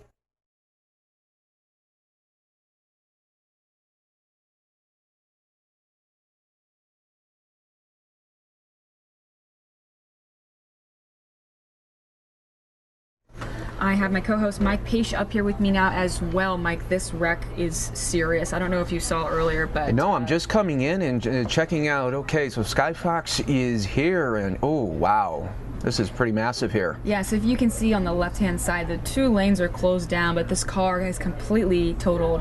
The whole front end is totally smashed. All of the airbags have been deployed. It's really a serious crash here. Look, they're zooming in right now, so you can kind of get a better look. Yeah, right behind that truck, that would be a serious rear end situation. Sure. And we're getting so close to rush hour right now that you think about if this happened maybe an hour later, oof. Yeah. So yeah, we're dealing with a serious crash here, hoping for the very, do we know any details on? The only details I have is that it's I-10 in Guadalupe. Okay. It's I-10 west of Guadalupe, westbound on I-10, I should say. Outside lanes of traffic are blocked, as you can see right now. There's a better look.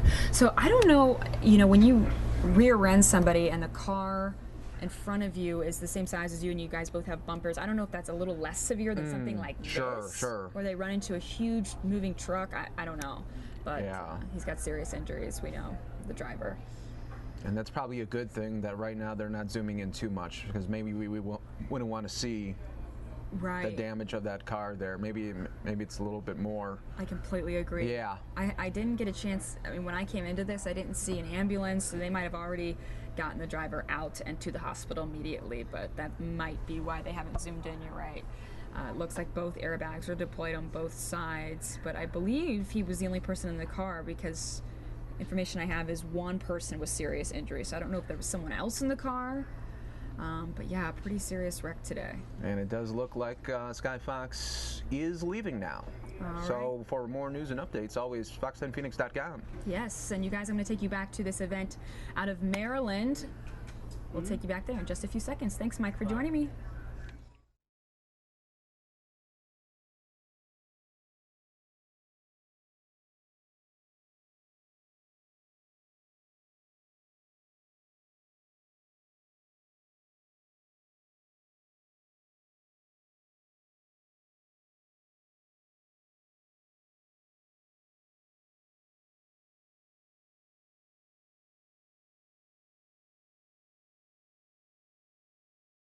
Our promise until they fulfill theirs. So it can never be good enough to just get by or to have mediocre schools. This is the soft bigotry of low expectations that one of our presidents spoke of. We want to create opportunities for this generation of children and all those who follow so that they will want to raise their families here.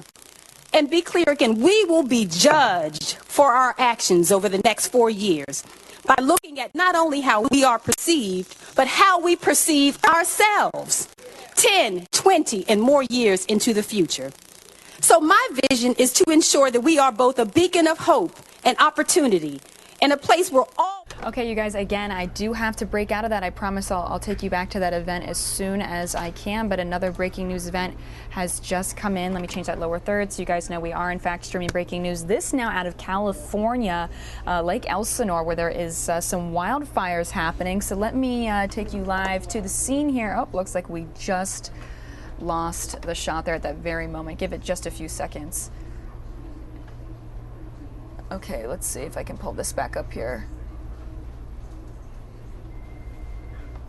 There we go. Okay, so we've got live shots of these wildfires. This is at Lake Elsinore in California. We'll keep you updated live here on the Fox News Now stream on how exactly these wildfires got started. It does look like crews are at the scene trying to put this fire out. Let me update the live bug as well so you guys know we are in fact streaming live here on Fox News Now, and I'll update that lower third for you.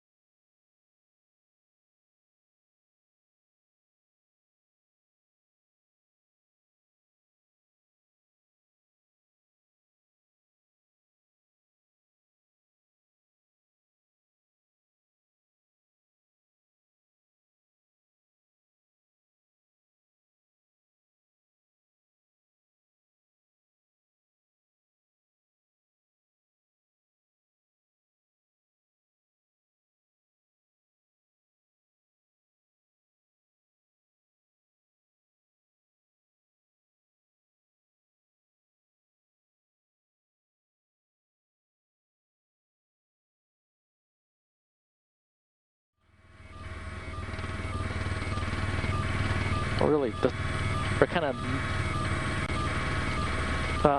okay, 5 seconds, here we go, just do your best. Let's slow it up. Here it comes.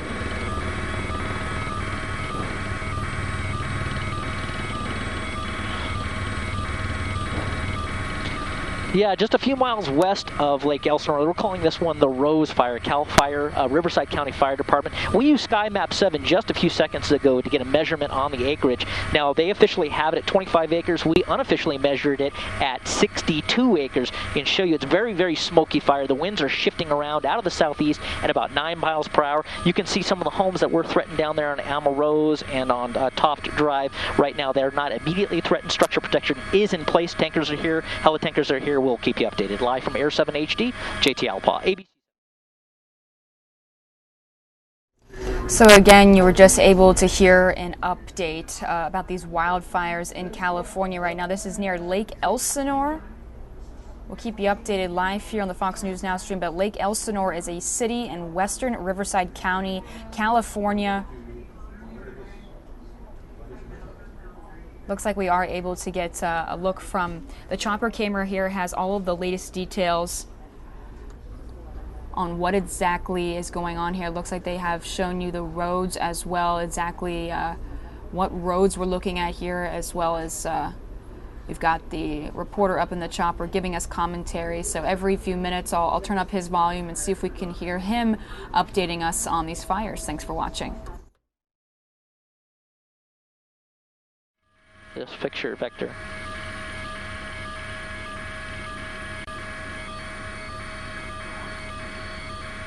It's almost out of the southwest there. It's weird.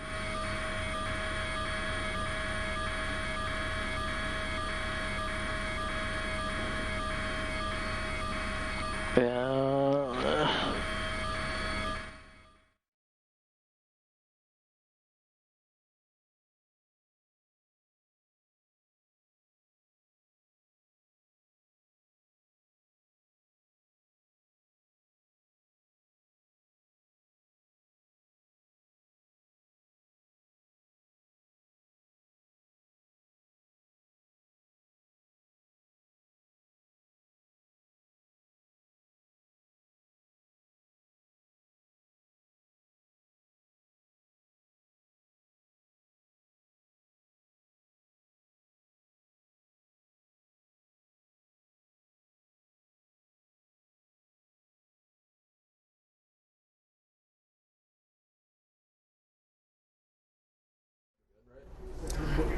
Again, we do thank you for joining us live here on the Fox 10 Phoenix Facebook page as well. We are just streaming for you these wildfires in Lake Elsinore, California today. If you're watching here locally in Phoenix, Lake Elsinore is a city in the western Riverside County in California, and you can see these are very heavy fires going on there right now. You can see very heavy smoke. Still working out the details on how exactly this fire happened. Trying to see what the weather there is right now as well. It's about 99 degrees there today. We'll keep you updated live here on Fox News Now.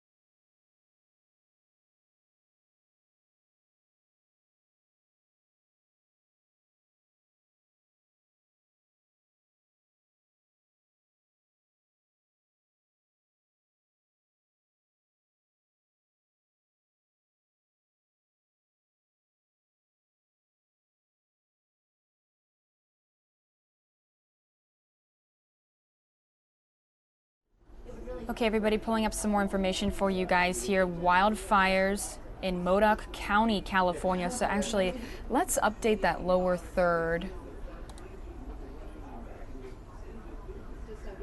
so that everyone knows exactly where this is. This is near Lake Elsinore, but also I want to update that it's in Modoc County. Perfect. Okay, so just updated that lower third for anybody who's watching and just coming into the stream here. We thank you for watching with us live on the Fox 10 Phoenix Facebook page as well as Fox News Now YouTube stream. Wildfires burning in Modoc County, California. They add another 11,000 acres to this fire right now. Let me pull up some more details for you guys here. 2 of the wildfires in the Modoc July complex of fires in the Northeast California were very active on Sunday, and they're still continuing today. They added a combined 11,000 acres to bring the total burned area to 50,000 acres, everybody. This Type 2 incident management team transitioned to a Type 1 team Monday morning, so we are in the usual dead zone for up-to-date fire information. Yesterday, though, was a time when the previous team does not want to step on the toes of the incoming team, and today the new team is still getting their feet on the ground, trying to put out this blaze today. We're keeping you updated live here on the Fox News Now stream. You can see fire still burning here in Modoc County, California. This is near Lake Elsinore. Thanks for watching with us live here on Fox News Now.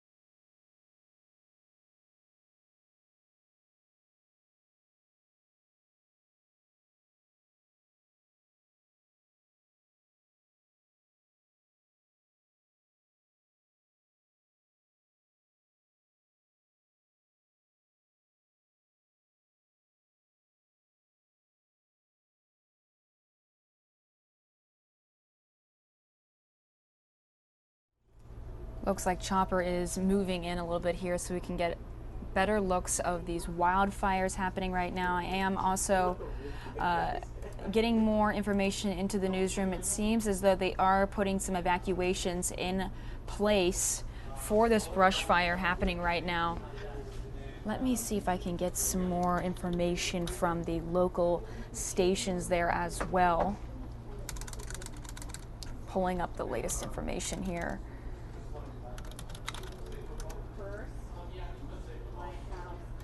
Okay, perfect. Looks like I've gotten some more details for you guys.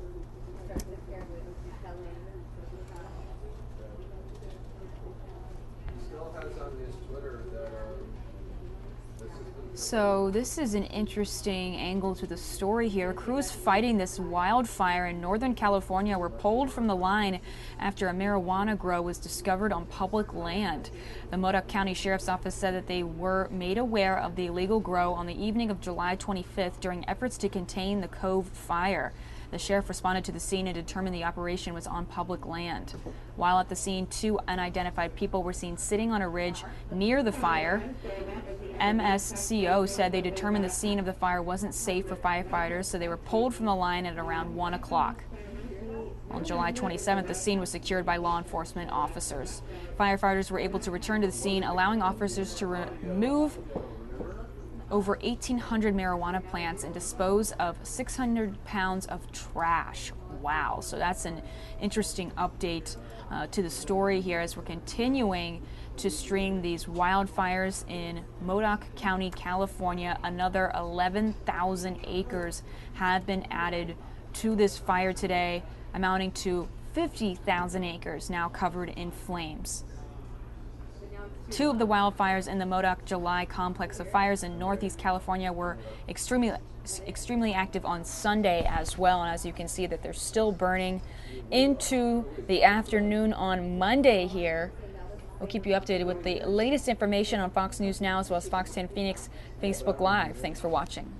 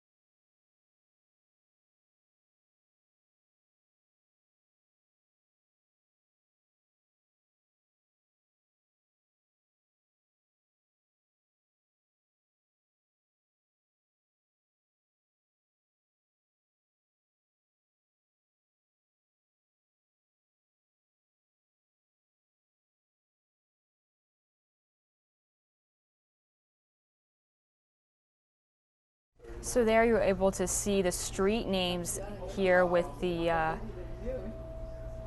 sky map on the camera. We're able to zoom in and see that's Amorose Street.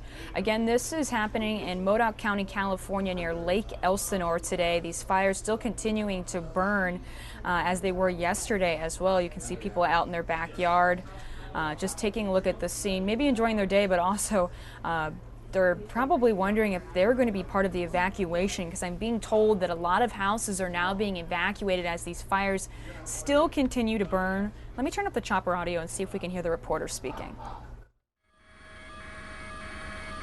Okay, Jay, I'm sorry, I can't hear over the scanner. It's good flames.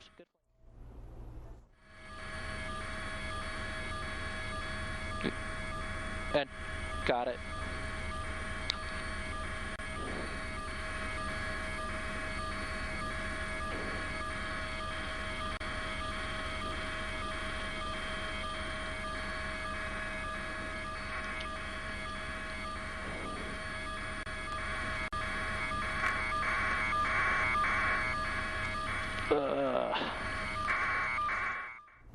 So it does sound like not a lot happening inside the chopper right now. Usually what happens is the chopper goes live with his station every few minutes and gives the latest details. But we'll keep his audio down just out of respect, since he might not know we are streaming his audio live here on Fox News Now. We also thank you for joining us live on the Fox 10 Phoenix Facebook page. These wildfires happening in Modoc County, California.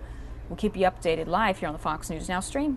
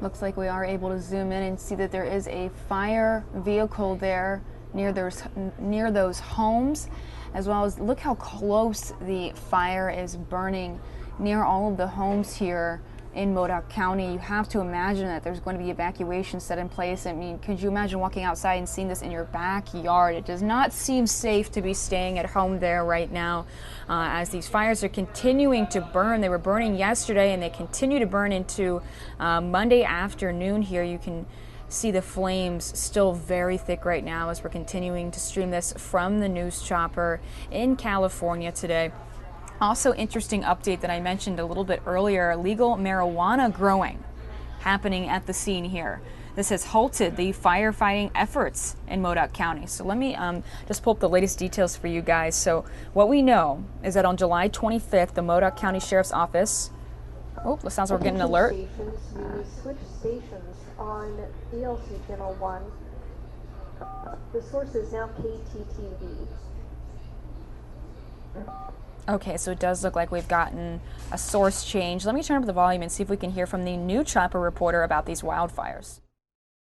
Over 25 acres has burned already. Now, it is near homes, but their mandatory evacuations are actually going to be campgrounds in the area, 3 of them to be sure. We know the North Main Divide campground, Los Pinos campground, and also El Carcino campground, all are under mandatory evacuations. You can see a lot of big flames out here and a lot of terrain that these firefighters are going to be dealing with. Who's battling this fire? Well, it's going to be the Forest Service and CAL FIRE together. They have fixed wing in the air along with helicopters dropping water. 130 firefighters already here battling these flames. Now you can see what in the picture right there, what's burning. That's going to be some very thick brush. This firefight's probably going to be very stubborn, may be here for a while. As it stands though, the homes in the area are safe, but some campgrounds, they're going to have to be evacuated. Live in Sky 9 over Lake Elsinore, I'm Stu Mendel. Back to you two in the studio.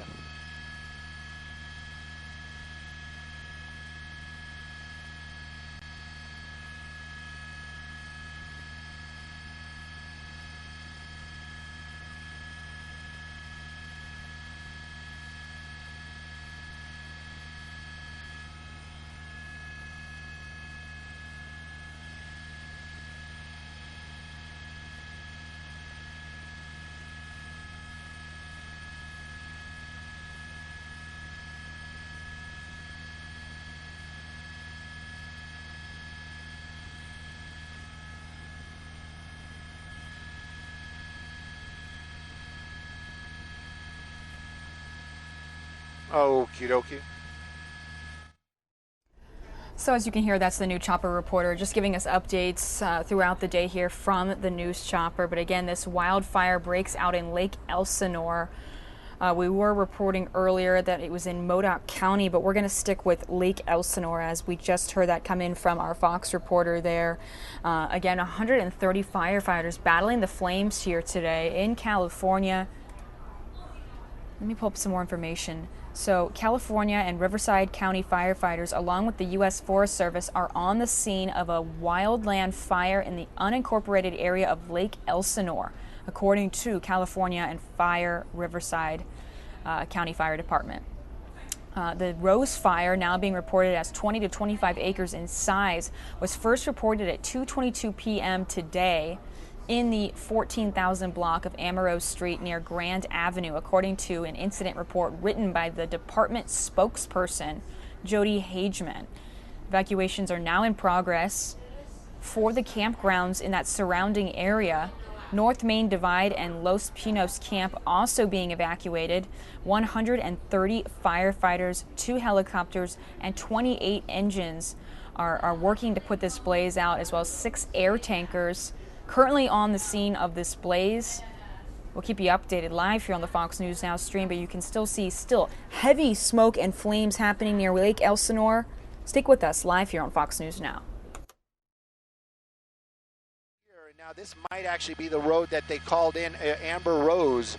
That's the address. They actually gave us an address of Amber Rose when we first arrived out here. So these homes, they do have structure protection in front of them. You can see the fire trucks right there, more than a couple in front of those homes. And it does seem like it's rolling down that hill very, very slowly. Now, we know just from watching fires, so many fires in the past, that, you know, if they burn downhill, they will burn very slow. So they're not doing mandatory evacuations of those homes. But if I lived in that house and I saw that smoke coming my way, you know, you'd be closing the windows, shutting off the air conditioning, and hoping it's not going to smell like smoke. And then, of course, you know, the worst would be the fire getting even closer.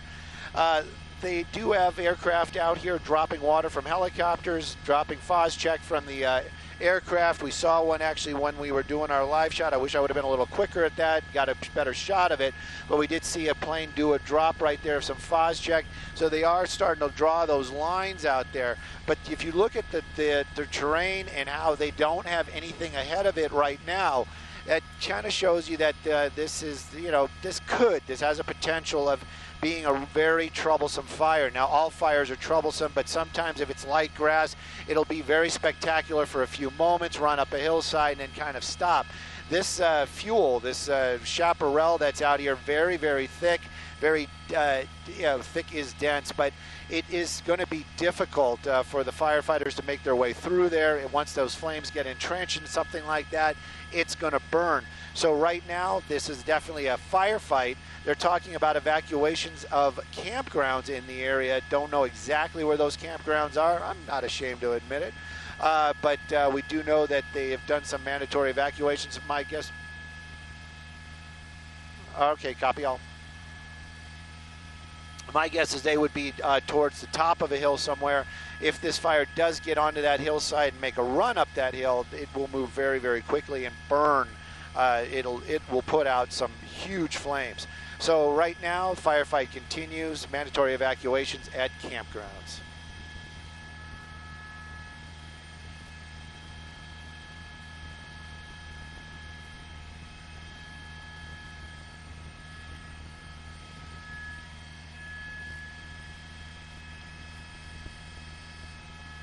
What's up? So you can hear right now the reporter is talking back and forth with his assignment editor, giving him the latest information about this fire and letting him know when he's going to be going live again at his station there in California. But luckily, here on Fox News Now, we can tap into any camera from across the United States that's with us here at Fox, and we can listen in and take their streams live. Again, these are wildfires in California. 130 firefighters battling the flames in Lake Elsinore. Actually, I should change that lower third and say near Lake Elsinore. No, in is correct because Lake Elsinore is that city there in California, my mistake.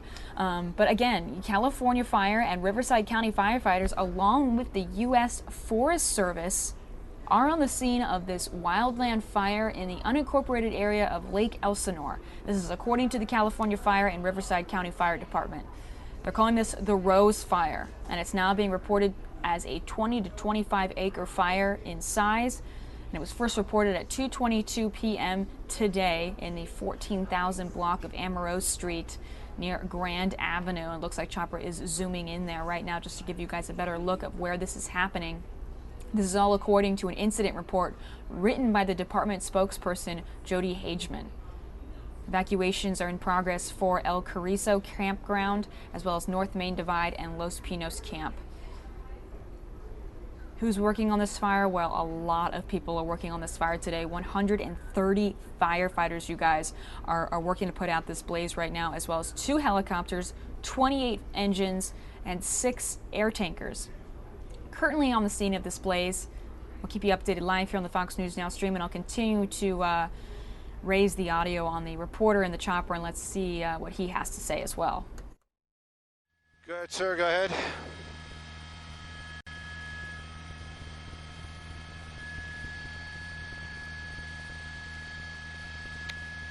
Wow, that's excellent. Well, we can't.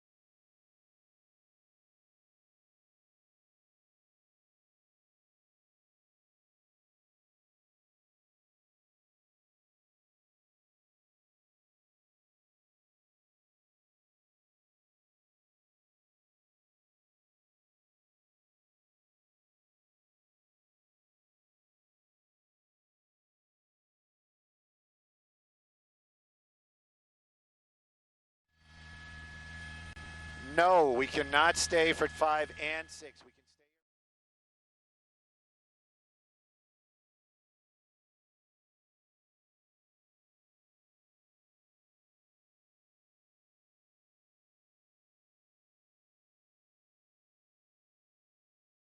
Take a look at that heavy smoke right now. Hopefully Chopper will be able to zoom in and we can get a look at those flames. It takes hours to put out wildfires like this. Again, this was reported around 2:22 here today. This is in Lake Elsinore, California. Over 130 firefighters at the scene. Let me pull up the latest information. 130 firefighters at the scene, 2 helicopters, 28 engines, and 6 air tankers, all currently at the scene of this blaze. There we go. Chopper is zooming in so we can get a better look of the flames here right now. This is out of Lake Elsinore, California. I'm assuming that a lot of these homes have had to be evacuated if they're living in the area, because we've already been told that several campgrounds in that area have been evacuated. That's El Carrizo Campground, North Main Divide, and Los Pinos Camp. So I'm assuming the homes in that area as well will need to be evacuated as they continue to put out this blaze. It does look like Chopper is leaving the scene, though, so we will take you to the next top story. We thank you for watching with us live on the Fox 10 Phoenix Facebook page, as well as Fox News Now YouTube stream.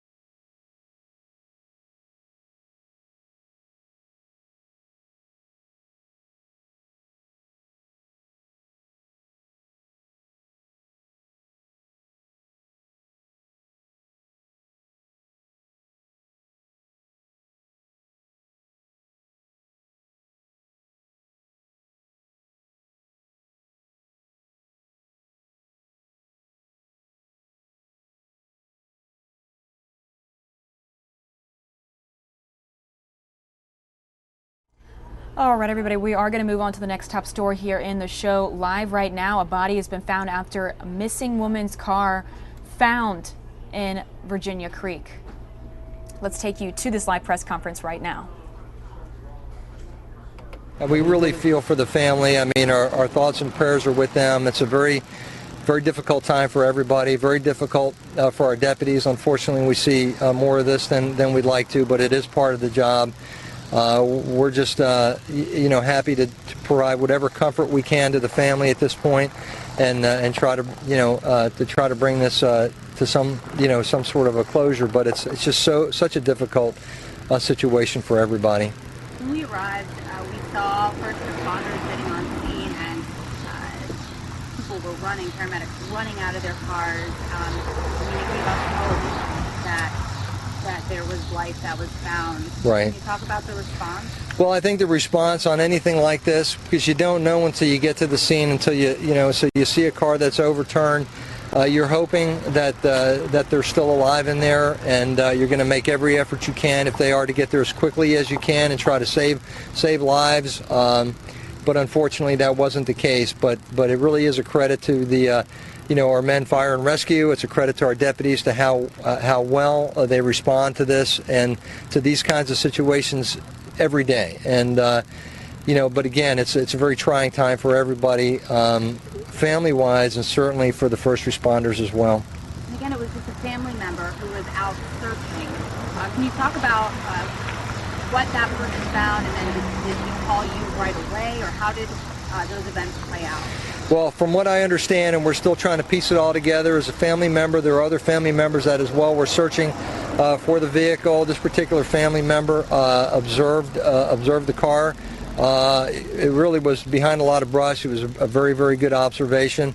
Notified us, and I think they actually went down and tried to see exactly what was going on with the car. Notified 911, and we got the call at about 5:25 p.m. and we're here within just a couple of minutes, and as well as fire and rescue, and in hopes of trying to save lives, but unfortunately that wouldn't be the case. Sheriff, are you still have you ruled that this appears to be a tragic accident, or is it possible that you are still investigating to see if foul play is involved? There's, certainly we will continue the investigation. There is no indication at this point of any foul play, but we, keep all options open when we look into this. We're going to look at the, medical examiner's report on this. We've got to do a complete examination of the accident scene and see exactly what everything is involved. I mean, it's too early to make any kind of a concrete determination on anything yet, to include the identities of the people that we found. So we just have to be very careful about that. Right now, all indications are it was who we were looking for, and the indications at this point are that it was just a tragic accident. Sheriff, I have to ask, being that we knew where she may have been going or they were coming from, and this is the route that they may have taken, was the helicopter over this area or checked by police earlier this week? The helicopter flew over today. That's when we could schedule it, was today. And again, there was no indication of foul play, and had no idea where she may have been going. So the helicopter was dispatched earlier today, flew over, and wasn't able to observe it. Like, again, a lot of trees, a lot of shrubbery out there. Again, very, very tragic situation. When it happened, is the thought that it happened Friday soon after she left? That's what we would believe at this point. But again, a lot's going to depend on the medical examiner's report, how long they were deceased for, and so we have to look at this in a lot of different angles. Any indication whether the car was underwater or not? Car was flipped over and partially underwater, yes. And based on the rain, it may have been under much deeper water yesterday. So it's cleared up some, so the water has receded. So it may have been quite under some deep water yesterday. How deep is this creek typically? Is it knee-deep? Well, I didn't actually go down in the creek itself. I did see that the car was flipped over on it. It was about halfway exposed, so it's at least a few feet deep and probably a few feet more as a result of the heavy rains on Friday. So it would have been secretly out of sight underwater? Yes, probably. How far is it from the road? From the road, it flipped over the guardrail. So it would have been, I don't know, my guess is probably, maybe 25 yards or so from where the guardrail was on the road. So was this did the car go into the water and then become out of control because the water was high, or did it? I can't really say until we do a thorough investigation with our traffic units there and really look into every aspect of this. It's hard for me to say, and I'd really rather not speculate on that. So is there a name for the creek? I don't know if there's a name for the creek. It's right off of Hoagland Mill Road, right next to right off of Evergreen Mills Road. Can you describe how they were found inside the vehicle? From my understanding, the vehicle had hit the guardrail, had somehow in the process flipped over upside down. It looked as though that the vehicle was upside down in the water, and that, from my understanding, and this is all preliminary, from my understanding is that all three were still inside when they were initially found. Do you believe that they died from impact or maybe from drowning? It's really, I can't say right now. Again, we're gonna have to do all kinds of calculations, determine the speed, determine the angle, determine a lot of things. It's really too early right now to make any kind of determination on that.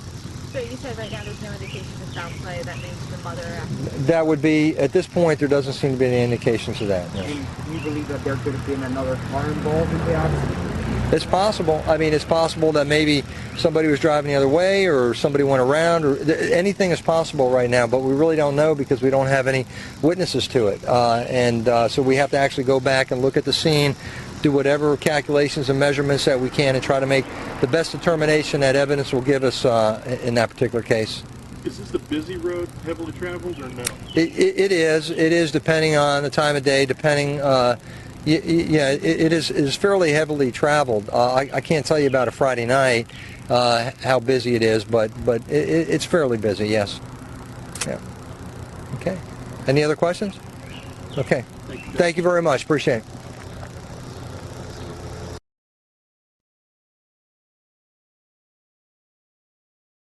Okay, everybody, you're getting a live look of the White House right now, or I'm sorry, the Capitol building, I should say. That was an update on a body found after a missing woman's car was found in a Virginia creek. Giving you a live look of the Capitol building right now, taking you to the next top story here in the show. We thank you for watching with us live here on the Fox News Now stream. I'm just pulling up the next top story for you here.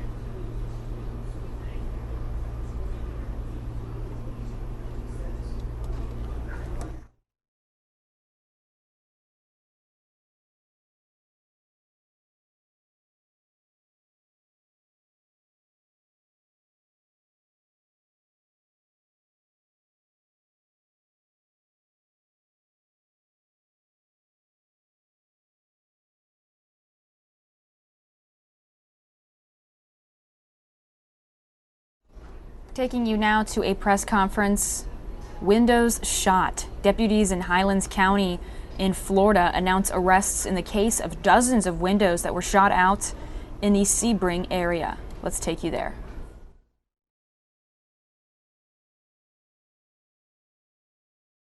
Sebring Police Department.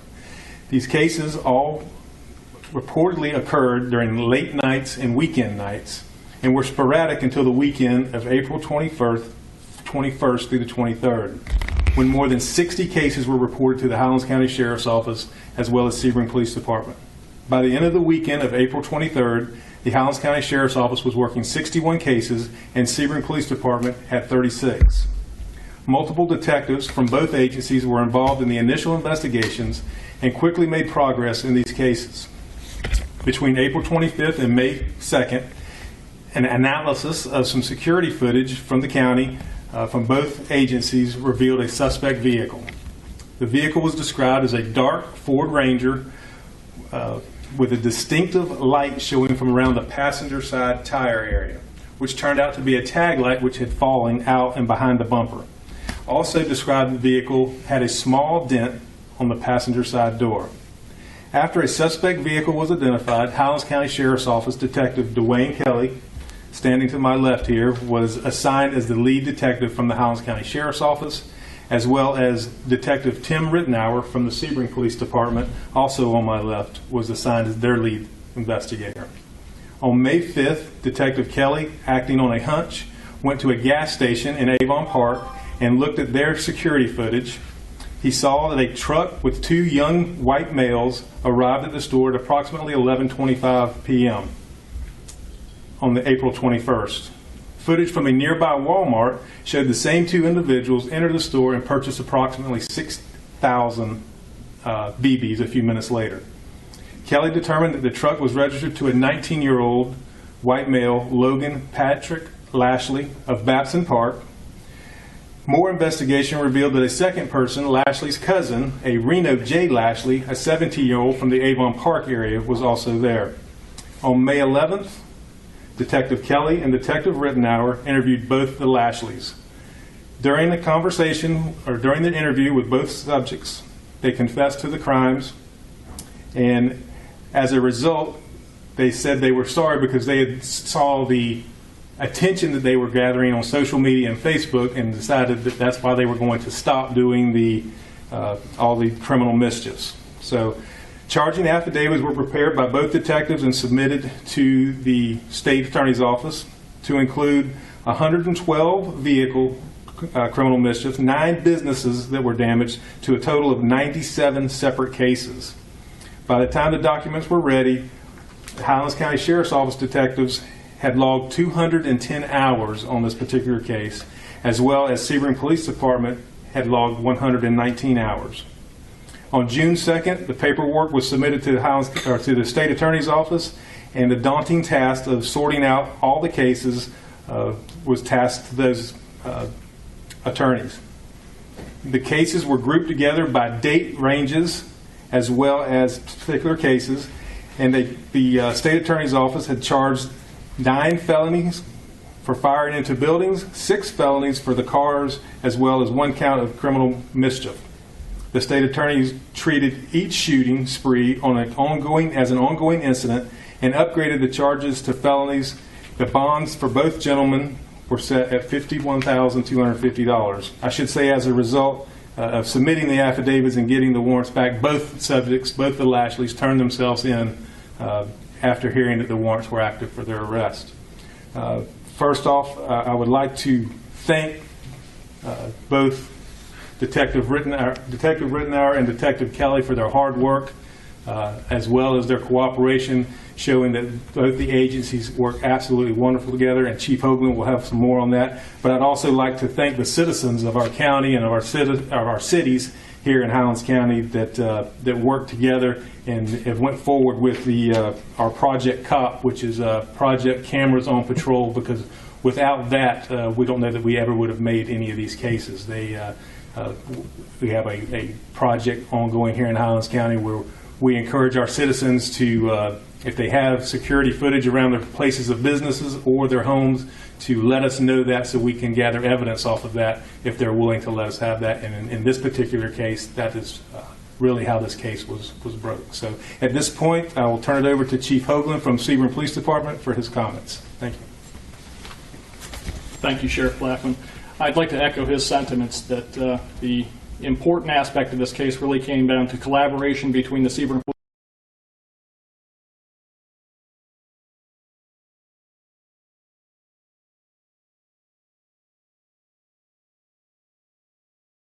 Sorry, everybody. Looks like we are getting some technical difficulties here. Let me see if I can fix this footage for you.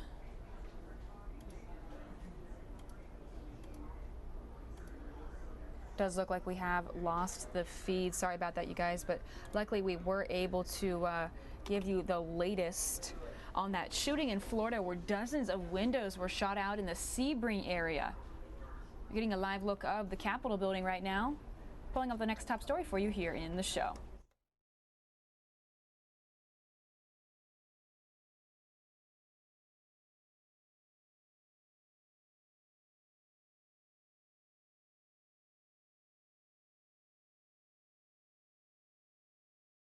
Give you an update now from the Pentagon. Let's see what they have to say about their efforts to defeat the Islamic State of Iraq and Syria.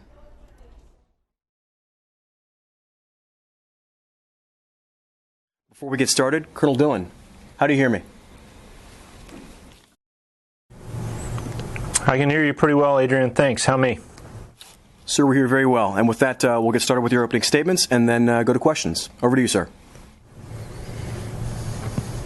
All right. Sounds good. Thanks. Thanks, Adrian. Good morning, everyone. First off, it was great seeing all of you and meeting many of you for the first time when I was back in D.C. with the Iraqi delegation a couple weeks ago. So let's go ahead and get started. We'll begin in Syria, and then we'll move to Iraq. Today marks day 53 of operations to defeat ISIS in Raqqa. About 45% of the city is under control of the Syrian Democratic Forces. The SDF have cleared about 9 square miles of terrain this past week as they fought against stiff, sporadic resistance from ISIS entrenched in the city. On the western axis, the SDF took control of a series of multi-story buildings that allowed them to provide overwatch and push further into the city center.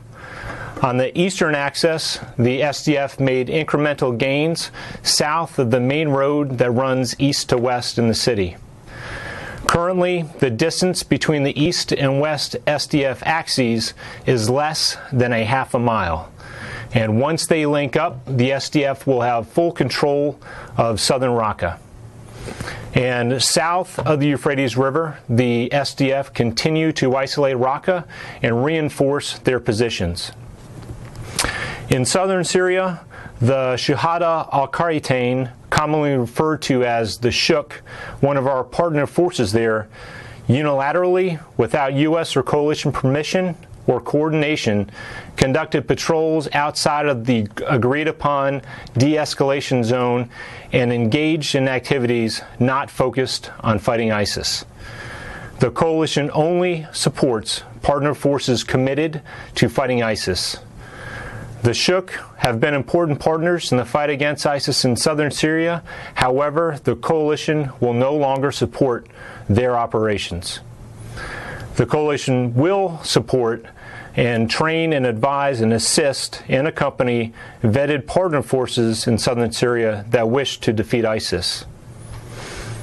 Moving to Iraq, the Iraqi security forces control all parts of Mosul and continue to conduct detailed clearance operations to look for any ISIS fighters in hiding and identify explosive devices that could threaten friendly forces or civilians. Iraqi Army, Emergency Response Division, Counterterrorism Service, and federal police forces maintain their sectors of Mosul until the hold forces take over and secure the area. There have been no strikes by the coalition in Mosul for nearly 2 weeks now.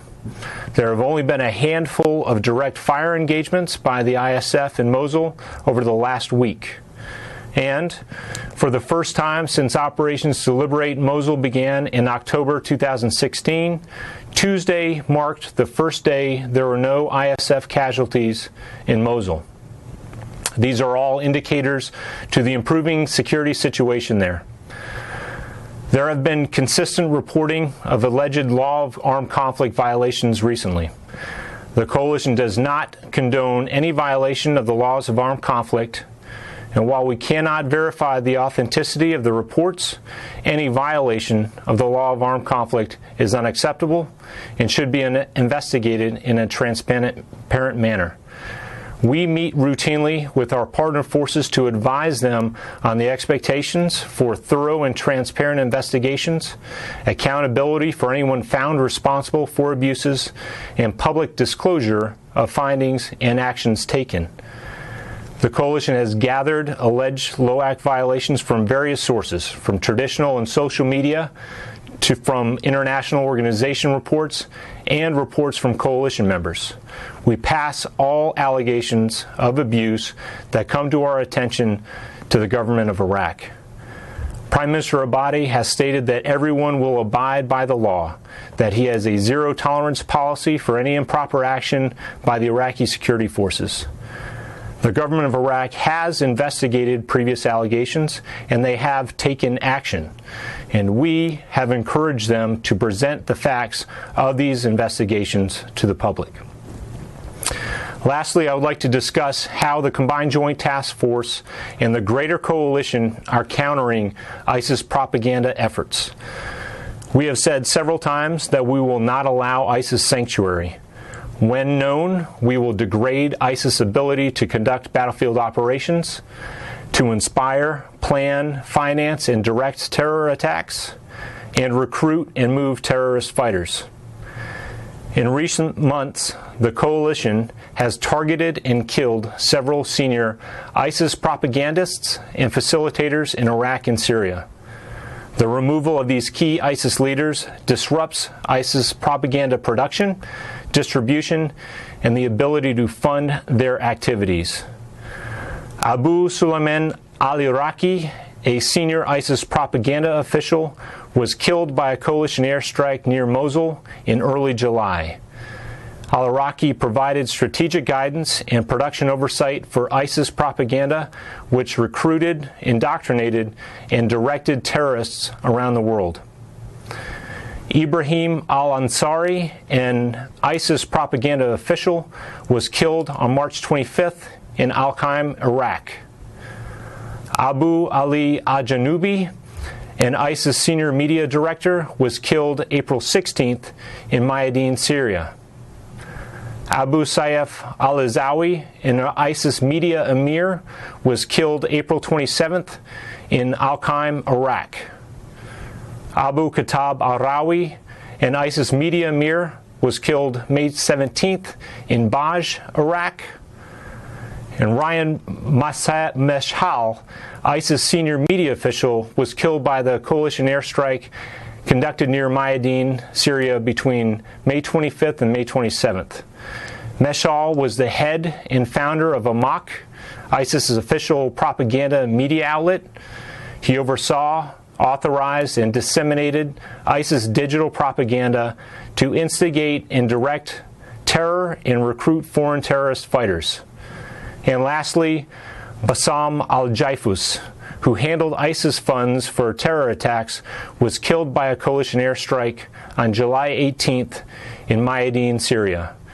His death disrupts ISIS' multinational money laundering and movement network, which is used to pay for foreign terrorist fighters as well as plotting attacks throughout the world.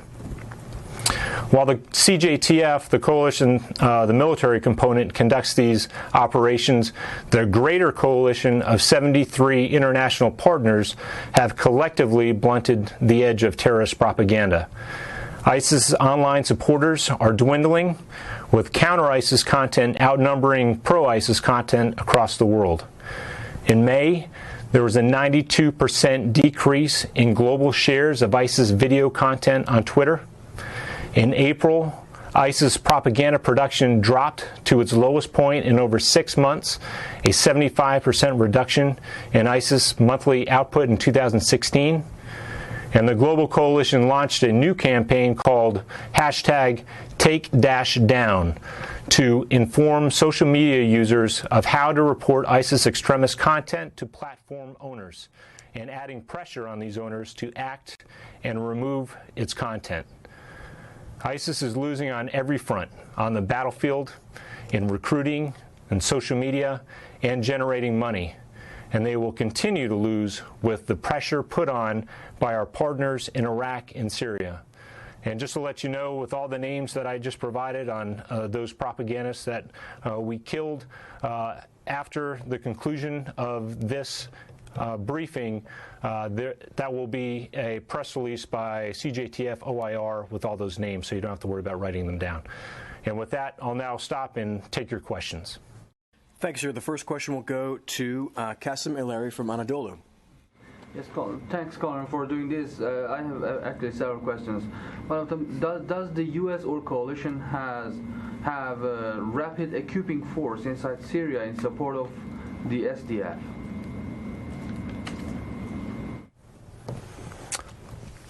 First off, Kasim, I don't know that question, and I did receive your query last night, and we are running that down. We will have an answer to you by close of business today. And also, on Twitter, we see that ISIS shoot down some actually one RQ-20 drone of SDF allegedly. Are you aware that the SDF has those drones, or do you know, or did you provide to them? Can you tackle this question? Yeah, Qasim, I have not seen or heard of that report that you were referring to. I know that we do use unmanned aerial surveillance devices to provide intelligence and what is going on with ISIS activity in Iraq and Syria.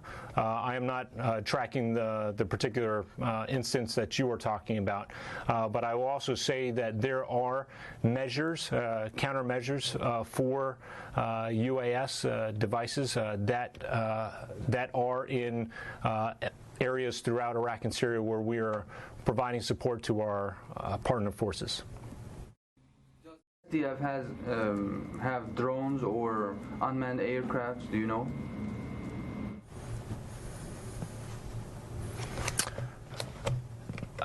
I do not know what kind that they have.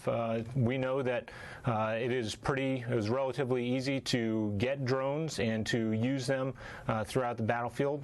We've seen that both from the enemy and from partner forces.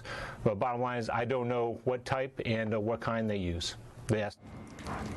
Tara Kopp from Military Times. Hey, Colonel. Good to see you again. I have a couple questions. Earlier in your prepared remarks, you said that the coalition will no longer support operations of a specific group in southern Syria. Could you elaborate on that a little bit? Oh, there you go. What was the group? What were the violations? What led to this decision? All right. So first, I won't try to spell the name of the group, but is commonly known as the Shook, and they are one of the partner forces that we were working with in and out of the Atanaf area in southern Syria. We have made it very clear time and again that our goal in Syria and in Iraq is to fight ISIS and fight ISIS only. And our partner forces, we've asked them to be committed to that same mission. And we had an element, the partner force that we were working with, who wanted to pursue other objectives. And those objectives were not consistent with defeating ISIS. So we have since talked with them and made them known that we cannot support them if they want to pursue objectives other than defeating ISIS. And so that's exactly what we've done, and we are no longer going to support this particular group because that is what they want to do. Sure. A couple additional questions on that. The background of the group, any sort of descriptors, like Kurdish fighters, the size of the group, how long had the U.S. been partnering with this particular group, and then were they targeting regime forces? Is that why there was a break in that relationship? All right, so on a couple of those questions, they are native from the area in and around southern Syria. Around the Hamad Desert area. I'm not going to give the number of the element, nor the number of, well, I won't give the number of how many there are. What I will also say is that that group I'll just say that they pursued other objectives that were not consistent with fighting ISIS, and fighting the regime could be one of those objectives. Can you provide their background at all? I don't know what you mean by their background. Can you elaborate your question on that particular question, please? Was this a Kurdish group? What kind of group? Oh, no, they were not a Kurdish group. They were from the area in and around the Hamad Desert area, not far from the Atanaf garrison. Next to Elizabeth McLaughlin from ABC. Thank you for doing this. Are you aware of any instances in which American transgender service members have ever impacted battlefield readiness or the lethality of the force? I don't know that, and anything that has to do with the transgender piece, I'll refer you back to the Pentagon for anything to address on that. Next to Joe Tabbitt from Al Hura. Thank you, Major. Colonel Dillon, I want to go back to what you call the Shuk, the group Shuhada al-Qaryatain. Could you confirm if the coalition has warned the Shuk before they have conducted their attack on the Syrian regime? Was there any warning?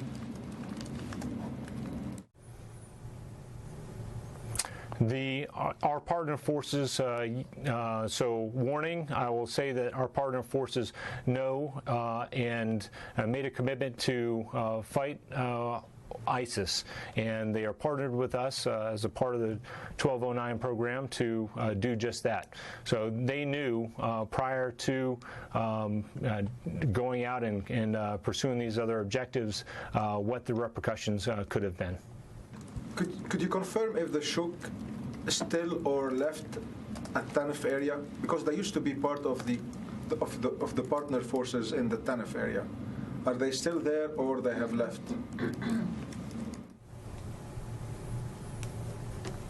No, they are still there. We're in the process of ceasing our support and receiving the equipment that we provided to them, for the fight against ISIS.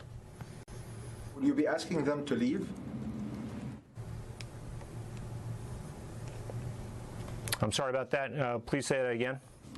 I said, will the coalition ask the Shuk to leave? I don't want to get into too many details. Again, we're still not working with them, but we're in the process of ceasing our support, and what happens after that is something that I'm not ready to discuss right now. Thank you, sir. Next to Ryan Brown from CNN. Hi, Colonel. Thank you for doing this. I had a question on Mosul. You mentioned it's the first day that an Iraqi security force member had not suffered a casualty. Has the U.S. begun shifting its advisory, or the coalition begun shifting its advisory presence out of Mosul? I know there's a lot of back-clearing work to be done. Have they started drawing down on the number of advisors in the area to reposition them elsewhere, or are you kind of maintaining the same level of advisory effort that had been going on during the actual battle? Yep. On that particular question, I don't know, if we have began, transitioning yet. I know from reading the transcript and listening to Colonel Work last week is that one of the things that we do not want to do is have the Iraqi security forces have to wait on us. So as they develop their plan and their for the operations on where to go next, and when they make that transition, we will be ready to be right there to advise them all along. Right, and just a quick one on the Tanif situation. We talked about this, I think, when you were here. I guess, can you help? There doesn't seem to be a lot of fighting, actually, that those groups at Tanif are doing against ISIS.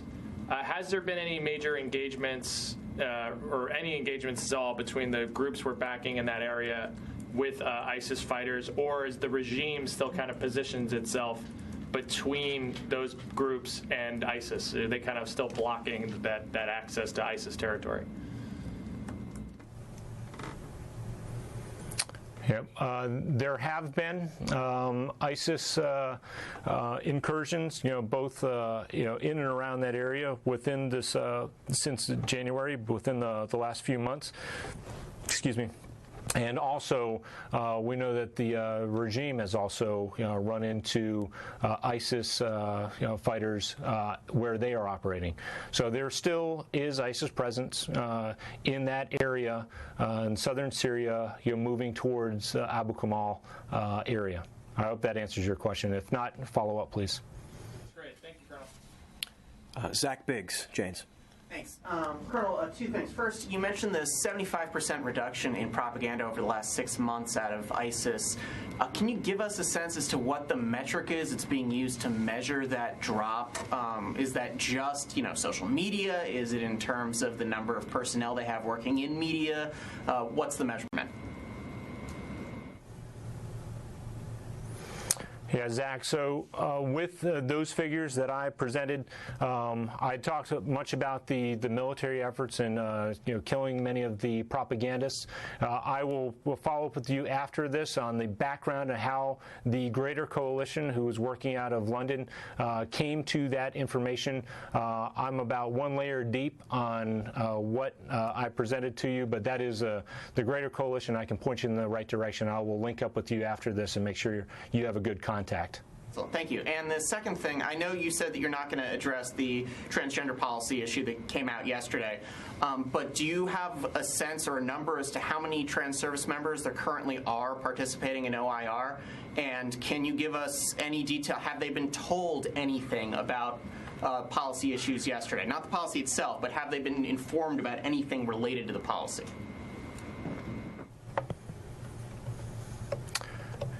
Yeah, Zach, on that, number one, I don't know how many, and I don't know if they have been told. Now to Carla Babb, Voice of America. Thanks, Carl, for doing this. Just to confirm on ATOMF and the situation with the Shook, can you confirm that some of those are part of the VSO, or that all of those are part of the VSO, the Vetted Syrian Opposition? And I believe some of those trained in Jordan, correct?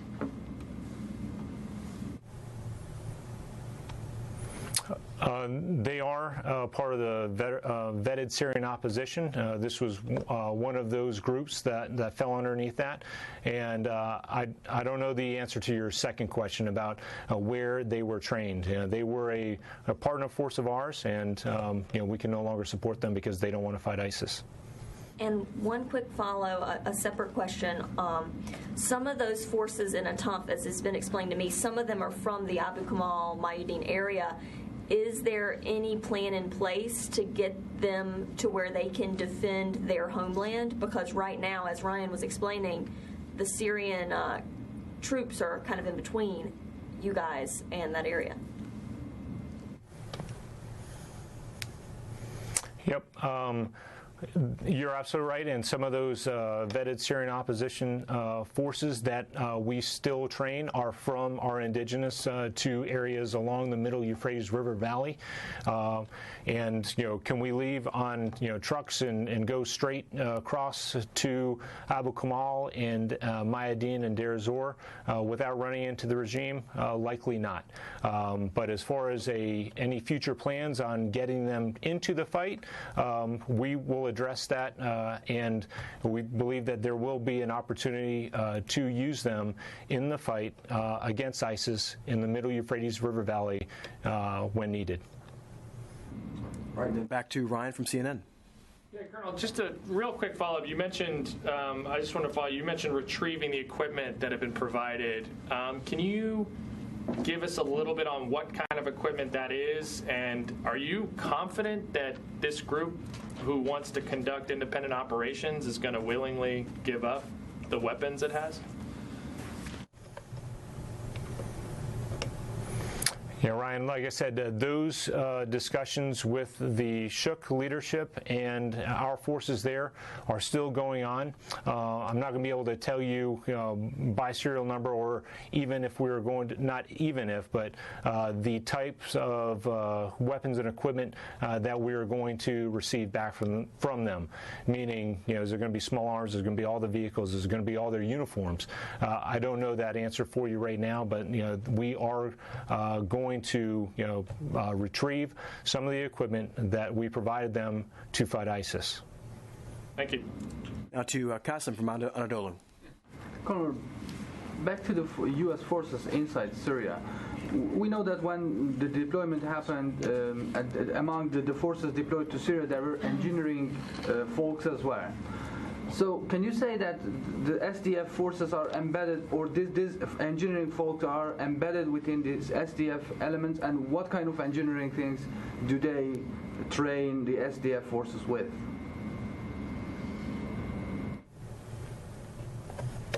Cassiano, I'm sorry, I didn't catch it. It was broken up a little bit there. I don't know if you can move closer to the microphone, please.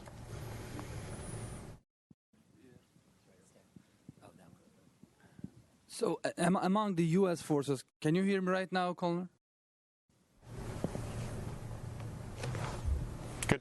So, among the U.S. forces inside Syria, there are engineering folks, those who are dealing with engineering things. And the question is, are they embedded within the Syrian Democratic Forces, and what kind of training are they providing? Providing to the SDF? Yeah, I can tell you, I know that there are counter IED training that we are providing and making sure that our partner force in Raqqa can face some of these threats that they are facing right now. There have been several IEDs, and that was well known. So I don't know specifically which unit you are talking about. I know that we have our advisors that are with the Syrian Democratic Forces, advising, assisting, and accompanying. But I won't get down into, are they engineers, are they JTACs, are they whoever they are. We're not going to talk about specifically who is embedded with them, but we are making sure that they are ready to face and mitigate the threats that they face. IED is one of those. Next to Lucas Tomlinson from Fox News. Colonel, what can you tell us about the Raqqa fight compared to the Mosul fight? How is it different? What are the challenges in Raqqa? Is it going easier than the Mosul fight? Thank you.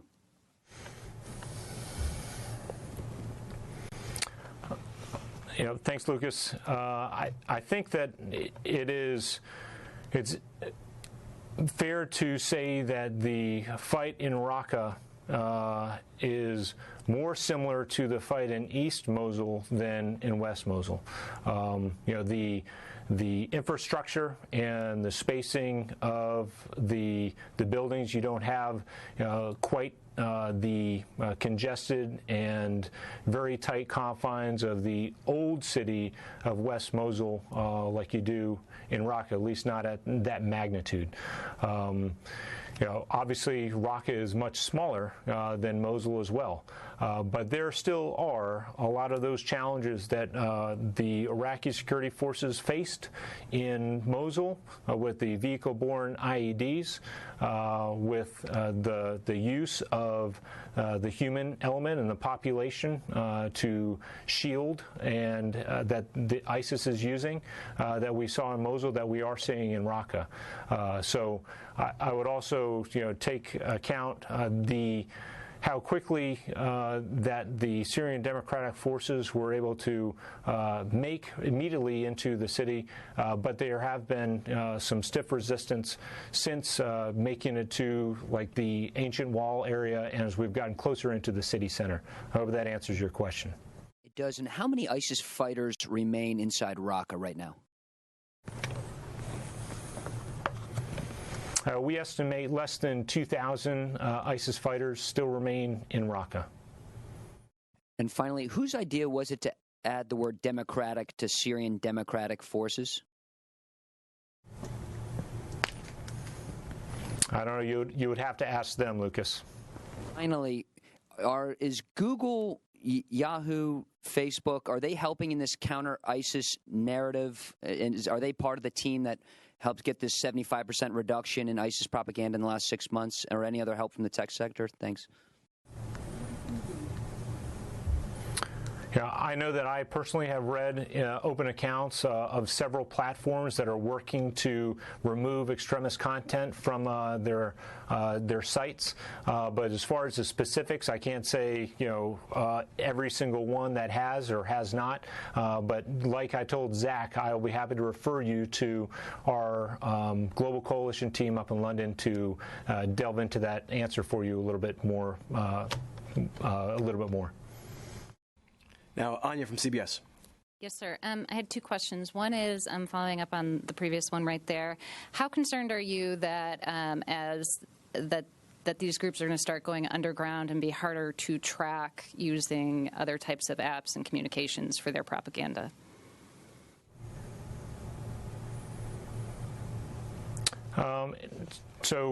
Can explain that, if you can just elaborate on that a little bit more. What do you mean by going underground? I guess as the more public platforms are shut down, as you were saying, using more secure ways of distributing their propaganda, is that a larger concern? And do you guys have sort of a plan to deal with those issues? Yeah, as far as whether or not they're going to go further underground, I can just tell you that if we are able to reduce their ability to inspire and to recruit other.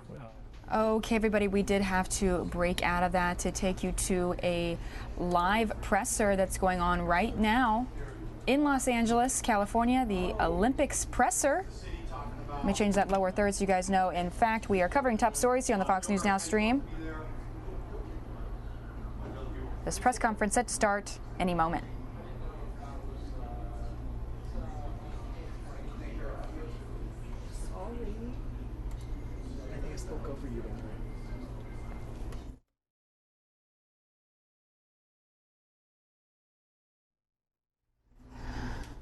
Again, this is a press conference coming out of Los Angeles, California. We'll keep you updated live here on the Fox News Now stream, working on getting more details for you right now.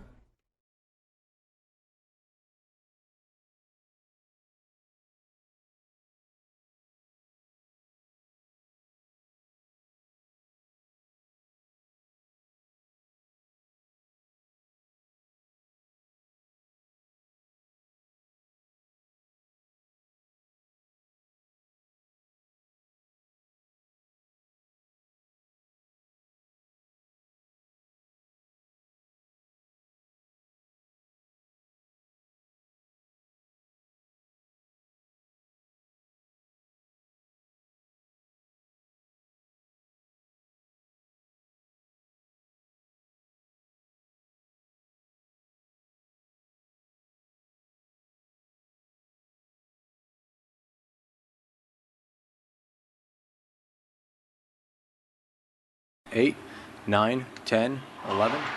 Mic check, 1, 2. Mic check, 1, 2. Press, are you good? Cameras, good.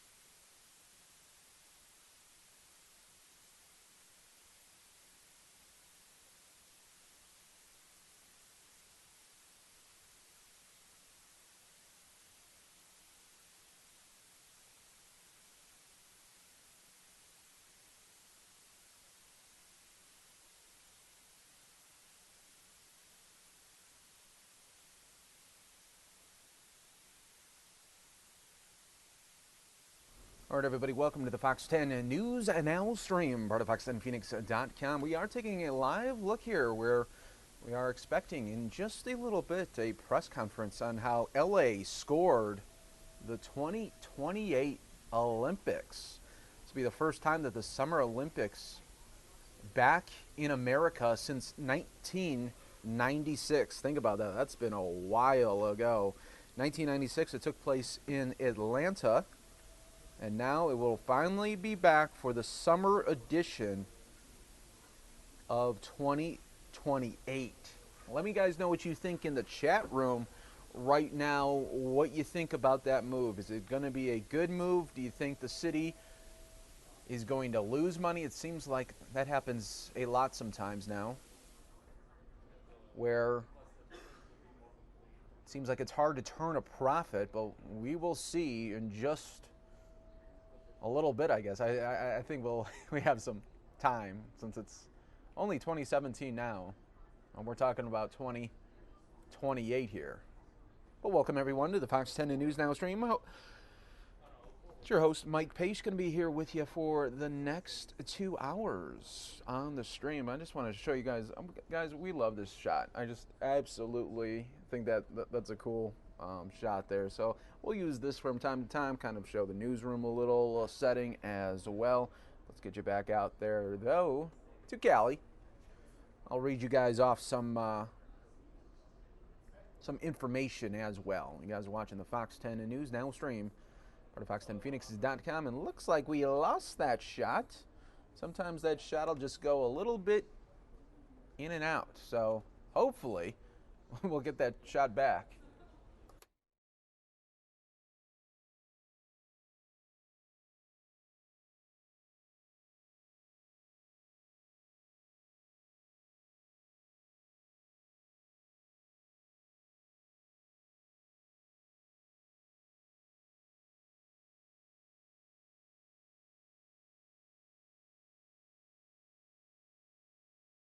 And there we go. So the shot is back now. Sometimes you got to do a little juggling as well.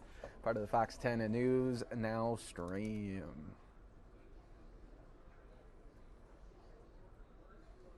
So a big day, though. Big day for LA, as they were able to secure the 2028 Olympics. Let me go a little bit into the details here. Los Angeles has struck a tentative deal with the International Olympic Committee to host the 2028 Summer Games, the leaders of the city's Olympic bid announced today. This is an historic day for Los Angeles, but for the United States and for the Olympic and Paralympic movements around the world. Today, we take a major step forward, bringing the games back to our city for the first time in a generation, and begin a new chapter in Los Angeles' timeless Olympic story. That is what the mayor, Eric Garcetti, said today. Los Angeles originally bid to host the 2024 Summer Olympics, competing with Paris, but the IOC recently approved a plan to name a host of both the 2024 and 2028 games simultaneously, assuring that each city would be awarded an Olympics. The only remaining question was which games Los Angeles would receive. Although the city's bid committee, LA 2024, has reached the agreement with the IOC for the 2028 games, the Los Angeles City Council and U.S. Olympic Committee Board of Directors also must approve it. If that approval is given, the IOC, Los Angeles, and Paris will work on a formal three-way agreement in advance of the IOC's meeting in Peru coming up on September 13th, when the games will officially be awarded. Under the terms of the 2028 host city contract, the IOC would advance funds to a Los Angeles organizing committee due to the longer planning period and to fund youth sports in the years leading up to the games. The IOC contribution would be $1.8 billion and has the potential to exceed $2 billion, according to LA 2024. The agreement with the IOC will allow us to seed a legacy of hope and opportunity that will lift every community in Los Angeles, not in just the 11 years' time, but starting now and continuing in the years leading up to the games. That's what the mayor said. LA 2028 will kick off our drive to make LA the healthiest city in America by making youth sports more affordable and accessible than ever before. Garcetti, Council President Herb Wesson, and LA 2024 bid chairman Casey Wasserman have scheduled this 5 p.m. news conference. This is where we are taking a look here. This is at the StubHub Center in Carson to discuss the Olympic bid. They will be joined by members of the U.S. women's national soccer team as well. The city of Los Angeles is a proud and enthusiastic partner with a win-win-win scenario. The opportunity to again host the Olympic and Paralympic Games is a golden occasion, further strengthening Los Angeles, not just through bricks and mortar, but through new opportunities for our communities to watch, play, and benefit from sport. After the IOC announced its intention to award both games, either Paris or Los Angeles needed to agree to host the 28 games, if not awarded the 24 games, and the city's Olympic leaders started negotiating with the IOC after the announcement was made in June. Since the idea of awarding 2 games at once was first reported, it was widely expected that Los Angeles would end up hosting in 28 because its leaders expressed more openness to the idea, while Paris leaders were firm on 24 because they said their planned Olympic Village may not be available in 28. The IOC welcomes this decision of the Los Angeles Olympic and Paralympic Bid Committee. They presented a strong and enthusiastic candidature and embraces the Olympic Agenda 2020 priorities by incorporating existing facilities and encouraging the engagement of more youth in the Olympic movement. So once again, folks, we are waiting for a live press conference here to start off in LA, as they're really going to celebrate today as they formally got notice that they would be 2028.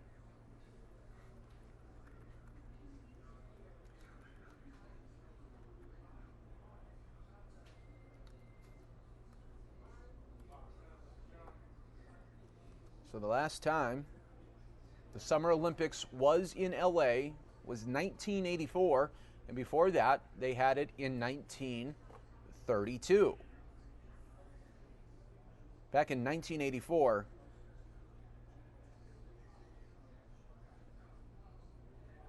the opening ceremony was on July 28th, and the closing ceremony was on August 12th. I'm going to check out the LA 2024 website here and see what they are saying now on their website, because now it's going to be an LA 2028 initiative.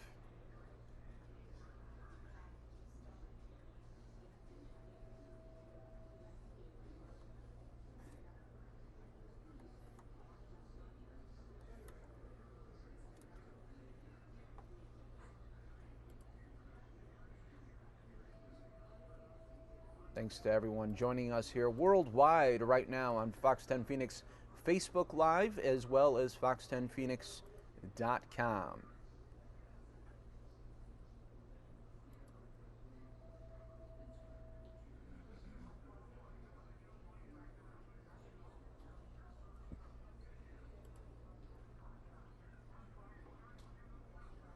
On the website, the vision for the LA Olympics says, bring the games back to benefit our communities, connect the Olympic and Paralympic movements to the future, and create a new games for a new era. LA 2028 is about what's possible when you follow the sun. So even on their website right now, they've changed everything. Even though it's an LA24.org, now all the wording is now been switched to 2028. And it says the sun is the perfect symbol for Los Angeles. And it looks like this press conference is about to get started. Let's listen in here. Thought somebody was going to the podium. We'll continue to talk here. The sun is the perfect symbol for Los Angeles, and there is no stronger metaphor for what this city is all about. The promise of a tomorrow that can be whatever we want it to be. In this spirit, LA 2028 wants to help strengthen the credibility of hosting the games, ensure the financial stability of the movement, and create new opportunities to engage young people around the world with our city's unique convergence of creativity and technology. So if you're just joining us here on the stream, let me know what you think in the chat area about You think this could be good or bad to bring the Olympics back, Summer Olympics really back to America? We haven't seen that since Atlanta, 1996. So we've been really, really overdue for a Summer Olympics here, and we finally got it. But let me know what you guys think. Is it a good move? And are you worried about security issues? You could just type there in the chat. Let me know where you are watching from as well.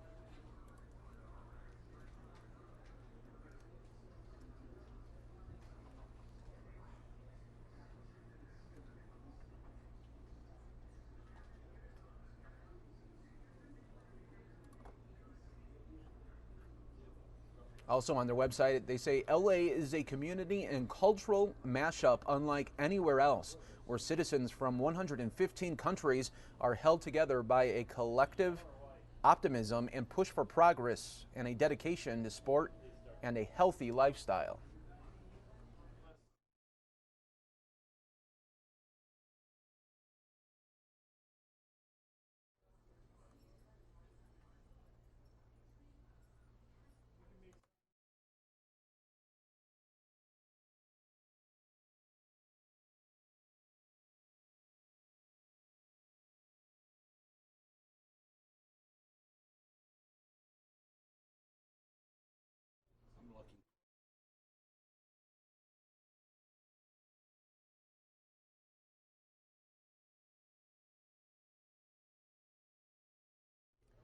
Also says on the website that LA 2028 is dedicated to serving the Olympic movement beyond 2028.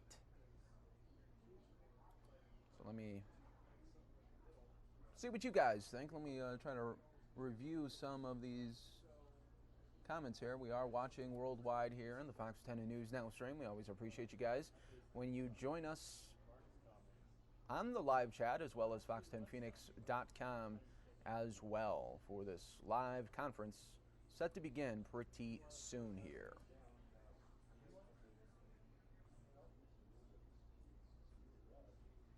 Now, back in 2009, on July 18th, 2009, a 25th anniversary celebration was held at the main stadium. The celebration included a speech by the former president of the Los Angeles Olympic Organizing Committee and a re-election of the lighting of the cauldron. So they did that back in 2009 as they marked 25 years since the 1984 Olympics.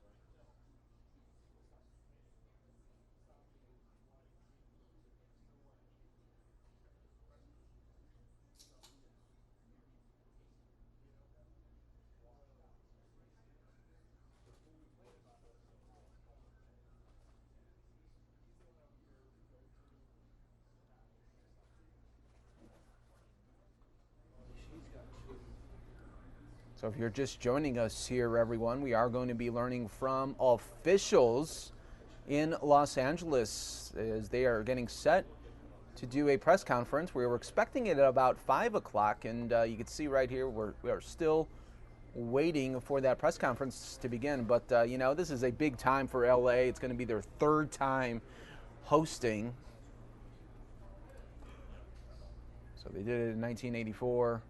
Then in the 30s, you're taking a live look here as members of the media also in attendance as well.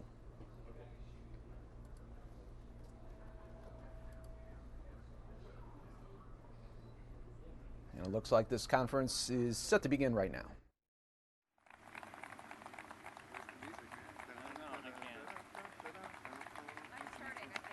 Janet? I'm starting. It's all yours.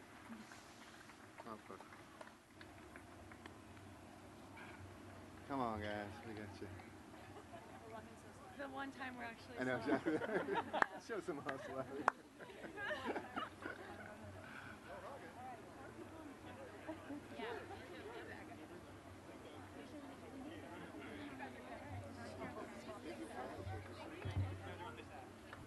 Okay. What are we separate? Yeah. Valerie, get up here. Just get in the back. Get up. Get up. Don't be scared. Oh, you're supposed to be I think our athletes are good. You guys good? You guys ready? Everyone ready? Okay. All right. Well, good afternoon. afternoon, everyone, and welcome to a very special announcement about Los Angeles' Olympic dream. And what a place to make it, the wonderful StubHub Center, home to the most successful soccer team in the history of the Olympic Games with 4 gold medals.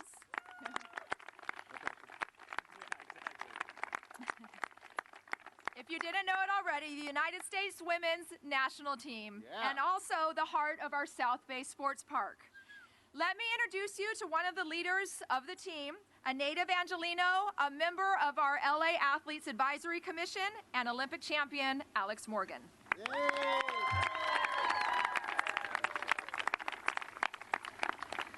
Thank you, Janet. And hello, everyone. Wow, it's so awesome to be here. We literally just got here from San Diego, so it's amazing to be back in my hometown.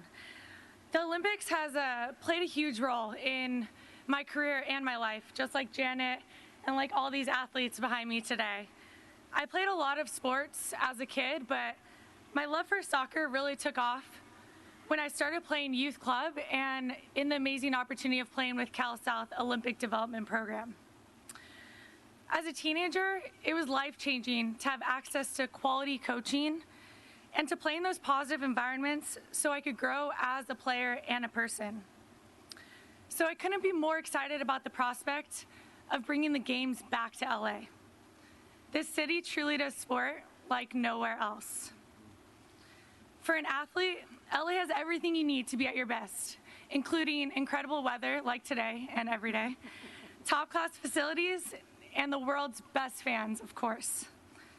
I want to thank our Athletes Advisory Commission for all their continued hard work. I know we're going to bring the absolute best of that special LA experience to the Olympians and Paralympians around the world.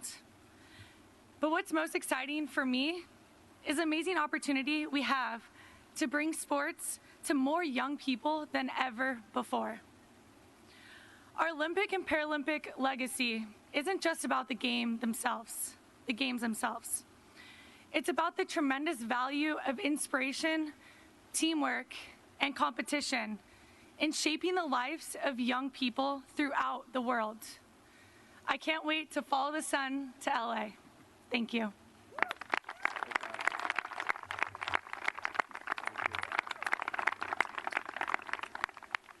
Well, thank you, Alex. And I look at all these athletes back here. I look at the soccer team. I look at the Olympians and Paralympians that over the last 2 years have become my friend as we work together as athletes to bring the games home to Los Angeles. And I look at the leaders of our bid, and I will say that I've been on a lot of teams in my life, but this was the greatest team that I've been a part of, and it's been a true honor. So to all of you that have been a part of this, Council President Wesson as well, thank you so much. But the last time we were all here together, back in May, we announced our Future Focused Sustainability and Legacy Committee. 50 leaders from the world of sport, academia, energy, business, and technology. They are helping our mission to deliver an environmentally, financially, and socially sustainable games that creates a valuable, lasting legacy, a human legacy for Los Angeles. This will be our designated green sports park during the games, showcasing the latest technology in green innovations and sports positive impacts. Because our bid has never been just about a 2-week celebration in 2024. From day one, our objectives have been to make the best and most responsible use of the incredible assets already at our disposal here in LA, and to create opportunities for long-term positive impacts in communities throughout LA. We want to demonstrate the tremendous transformative power of the games to change people's lives for the better without risking billions of dollars on new infrastructure. We have just taken a major step towards that and turning that guiding principle into reality. To tell you more, I am delighted to introduce the Mayor of Los Angeles, Eric Garcetti.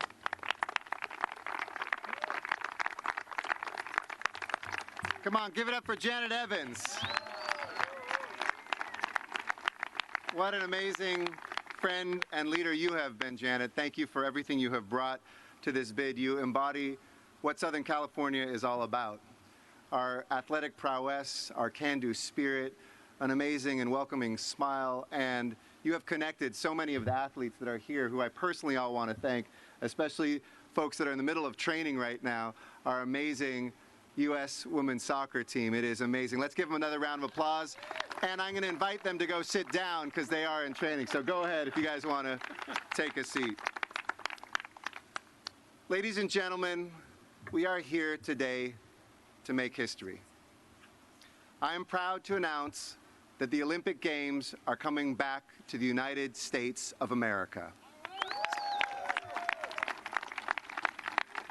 In 2028, we're bringing the Games back to LA, one of the great capitals of this Olympic movement, a city that has always been a games changer and will be again in 2028. A little more than 4 years ago, on my first day as mayor, I wrote as my first act a letter to the United States Olympic Committee saying we wanted to bring the Olympics back. I told them that LA was ready to host the Olympics again, that you would find the greatest sports city anywhere on the face of the earth. And more than that, the fans who support this movement and who have shown time and time again that we can reimagine the games for a new generation. That day, we began a remarkable journey. In sports terms, there is no other metaphor. It was a marathon. In fact, a couple times we were counted out of the race altogether, but we never hit a wall. We never lost our focus. The training paid off, and today we're at the finish line. Our bid for 2024 was one of the greatest ever assembled. Don't take my word for it. We heard that from IOC members time and time again. They said, we've never seen a bid this strong. The IOC president said, the strongest bid that was put out there. And in the spirit of partnership, we worked together with the IOC on forging a new future at a delicate time in international relations and for the Olympic Games. And Los Angeles, today we have won the greatest prize of all. We will host the Games here in the City of Angels again.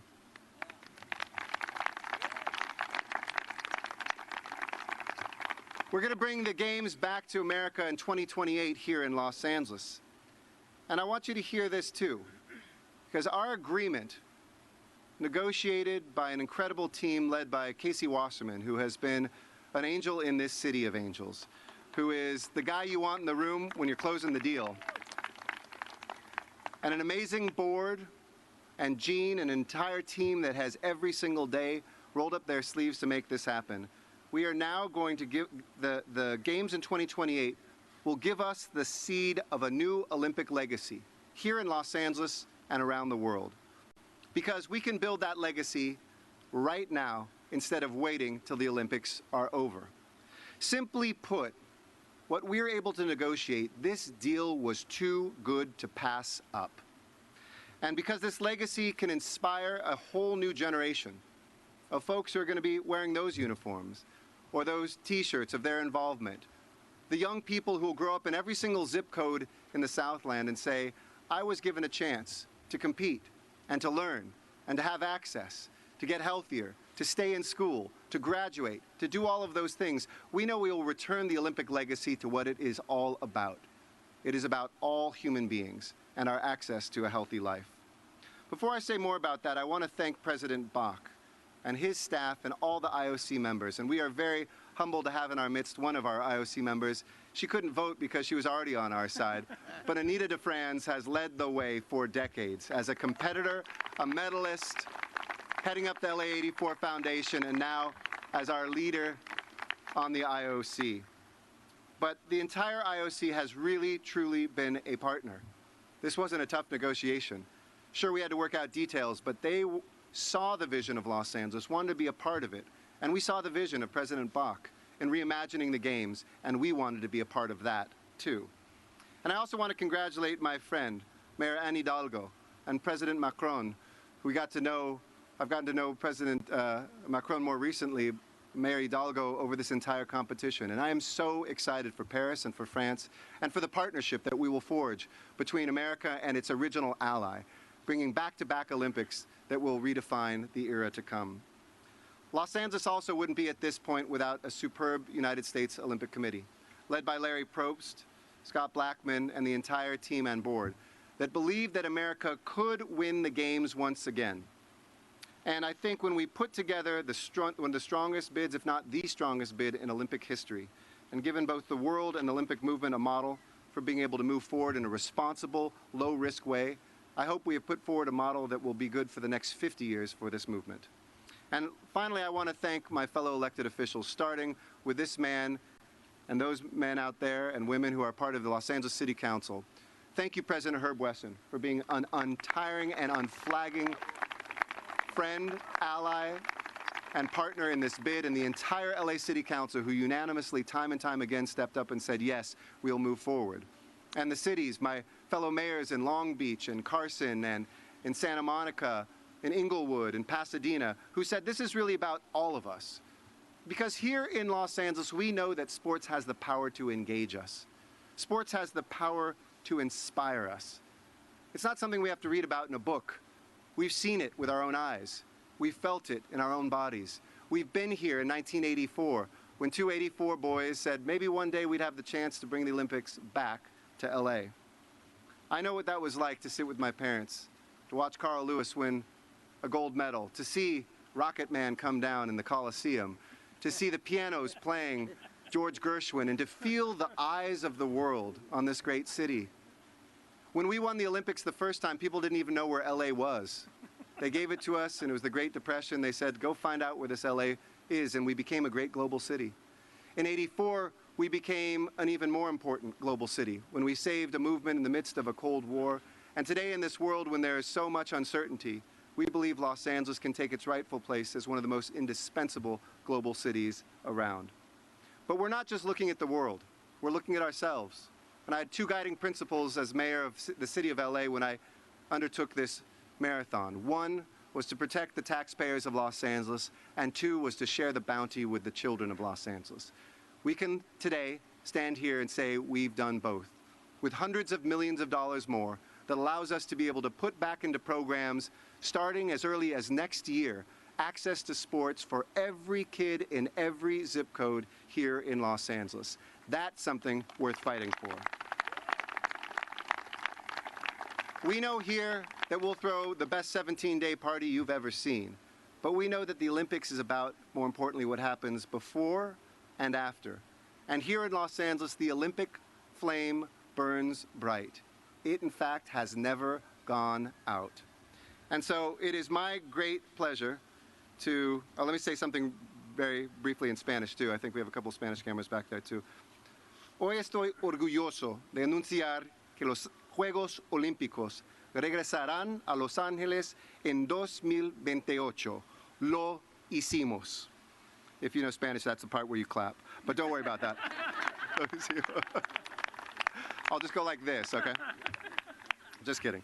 Logramos un acuerdo con el Comité Olímpico Internacional para traer los Juegos Olímpicos de 2028 de regreso a los Estados Unidos por la primera vez en una generación. Y con estas Olimpiadas comenzamos un nuevo legado olímpico, un legado que inspirará la nueva generación de jóvenes y levantará a cada comunidad en Los Ángeles para los años que vienen.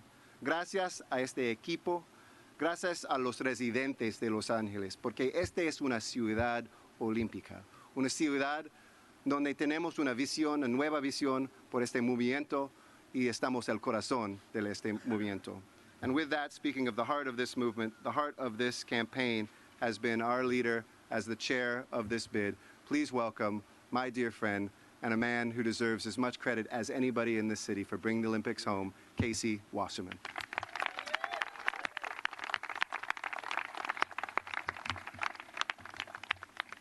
Thank you, Mayor, for your kind words, but particularly for your leadership of our city and for this bid. This is an incredible moment for our city and its people, and for every member of our bid team and for the Olympic movement. It's not only incredible for what we've achieved, but in the way we achieved it. Let me put that in some perspective for you. In January of 2015, LA lost the bid to represent the United States in the bid for the 2024 Olympic and Paralympic Games. That was a tough moment for me personally and for all of us in Los Angeles. But we never gave up on our Olympic dream. We fought on and we fought hard because we knew that LA represented the Olympics' best chance to embrace the future at a time when it needed it the most. And here we are, almost 2.5 years later, poised to bring the 2028 Olympic and Paralympic Games back to Los Angeles for the third time. This bid and the people of LA truly accomplished the impossible. And I'd like to thank and congratulate everyone on our team and in the city for making it happen, because to achieve something of this magnitude doesn't happen by accident. It happens because of the passion and hard work of a great team, one person at a time. Our bid has always been about the possibilities of the future, not the memories of the past. We branded our bid Follow the Sun, not because of our weather, but because of our belief that tomorrow will always be better than today. That's called optimism, and we believed and still believe it is the perfect message for the Olympic movement going forward, and we're happy that they agree with us. LA 2028 truly provides a blank slate for the Games going forward. It's a chance to make history together, not by hosting the Games, but by redefining a new Games for a new era, based on a sustainable plan that enriches our city and the movement, not just financially, but philosophically. Over the past few weeks, I've had a few moments to reflect on just how far we've come since September 1st of 2015. The journey has been an incredible opportunity and lesson for me personally, and I'm sure for every member of our team. We've learned that the Olympic movement and the ideals it represents are, to use a cliche, bigger than us. We're part of a history that dates back to ancient Greece, and we're part of a movement doing good in the world every single day through the practice of sport. It's not often that an opportunity like this comes along. To put it in personal terms, I look forward to taking my children to the Games in LA in 2028. But even more than that, I look forward to the legacy those Games will give them and the children of this city far beyond 2028. It's been an honor to participate in this campaign. I want to acknowledge and thank our competitors along the way and honor their Olympic dreams as well, and the IOC for being such a great partner. We have a lot of work to do, and it will begin immediately when the IOC ratifies our agreement in Lima on September 13th. This opportunity is unprecedented. Never has an organizing committee had 11 years to prepare, 4 more years to implement the extraordinary plan we developed for 2024. From every vantage point, sports, infrastructure, social programs, finance, this is a big win for Los Angeles. But this agreement is also a big win for the IOC. 2 great world cities in Los Angeles and Paris now stand together ready to serve the Olympic and Paralympic movements for more than a decade and provide the strongest foundation possible for growth and renewal. I'd also like to thank our partners at the United States Olympic Committee, led by Chairman Larry Probst and CEO Scott Blackman. We've had a great working relationship with them for more than 2 years, and I know we will continue to enjoy our partnership for the next 11. Since his election, President Trump has been personally involved in helping to make LA's bid a truly American bid, and the White House, Office of American Innovation, and the United States Senate and House of Representatives have been true partners throughout. The USOC and Los Angeles greatly appreciate their strong commitment to bringing the Olympic and Paralympic Games back to the United States. It's been an honor leading this incredible team, and I cannot wait to see what the next 11 years we can achieve together. And now, let me introduce the President of the Los Angeles City Council, Mr. Herb Weston.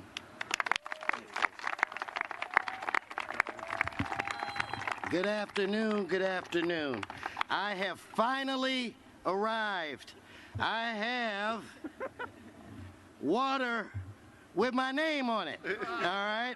The mayor, and this is Wesson's water. Now I'm gonna pull out my speech. Give us all a round of applause. This is a great day. 2 years ago, a crowd just like this came together, and we said the city of Los Angeles was going to compete. Well, compete we had. And I want to ask my colleagues, this is against the rules, so make it quick. Curran Price and Gil Cedillo, come up and stand by me. The council members from the Los Angeles City Council. Gil, show your athleticism. Hop over something. Jump over something. That's a good move. Look, on July 18th, I had just returned to my district office with 120 young people that I had taken on a camping trip for 3 days. The excitement, because we had tacos and refreshments as the mothers were waiting to pick up their kids, the excitement attracted one of my neighbors. And she came over and she introduced herself to me and she said, "My daughter loves you." I said, "How's your daughter?" She said, "My daughter loves you. She's 10, and she is dreaming of being an Olympian. And just maybe you can deliver with the other supporters the Olympics in her own country." And I never thought about that before. And I'd have to ask Janet and the Olympians to be and the ones behind me. How cool is that? To represent your country on your soil, in your turf. Now, some of us are not athletes. Even though Gene, stand up, Gene. You got to give Gene Sykes a round of applause. He's been the quarterback of this effort. Now, people look at you and I, and they probably figure we could have been Olympians. But for government, hear me now, for government, this competition was the Olympics. The city of Los Angeles competed against some of the greatest countries in the world with a lot to offer. And I want you to know it was very challenging. For all of us, it was as if we were competing in the decathlon, because there were a series of categories where our city had to score high, and high we did. So for us, this is our gold medal. We're going to get a little gold medal with guys in suits and a gavel going like that. But this is our gold medal. To a microphone. Our gold medal, so that that little girl next to my office might realize that dream. In this great country, I believe we've had three American cities that have had the opportunity to vote and to deliver the Olympics to its country.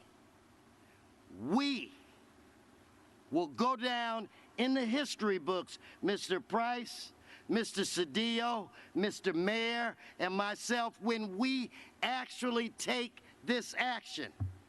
Now, there's still work to do. We're going to be briefed by Gene and Casey Wasserman and Janet and the mayor. Give them a great round of applause, because they did one hell of a bang-up job.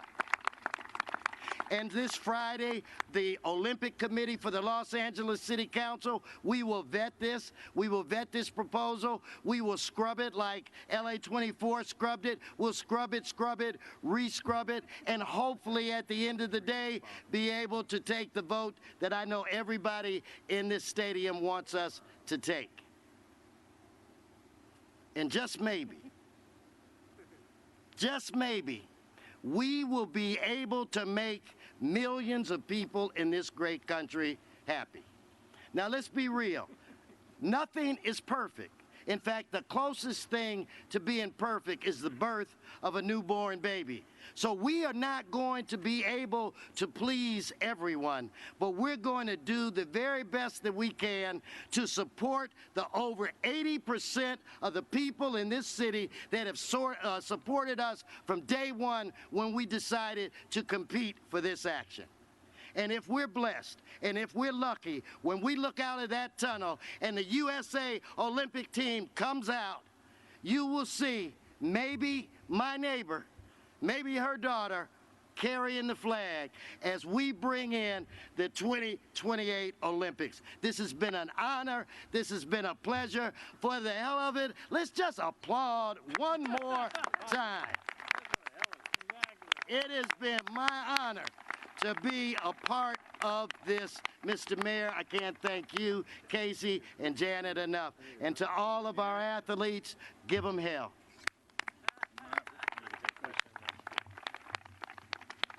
From childbirth to water. I'm going to drink your water. You can have it. Thank you so much, Council President Wesson. Thank you, the members of the City Council as well. We're now open for questions from the press. We got a microphone right here, so I think we got it. Okay. Thank you. Mr. Mayor, how much do you estimate the hosting the games will cost, and what sources of where are you going to get the money from? So Casey can walk through maybe all the numbers, but there's three categories of money we get as hosts of the Olympic Games. One is directly from the IOC, which includes their sponsorships. 2 is from the local sponsorships of the games that we will have, and 3 is from ticket sales. Those have been pretty consistent and growing numbers in the Olympic movement, so you can pretty much bank against them. People say, what if there's an economic downturn? Even in economic downturns, they steadily grow. And our budget has always had hundreds of millions of dollars of contingency, meaning that our costs are lower than what we expect those revenues to be.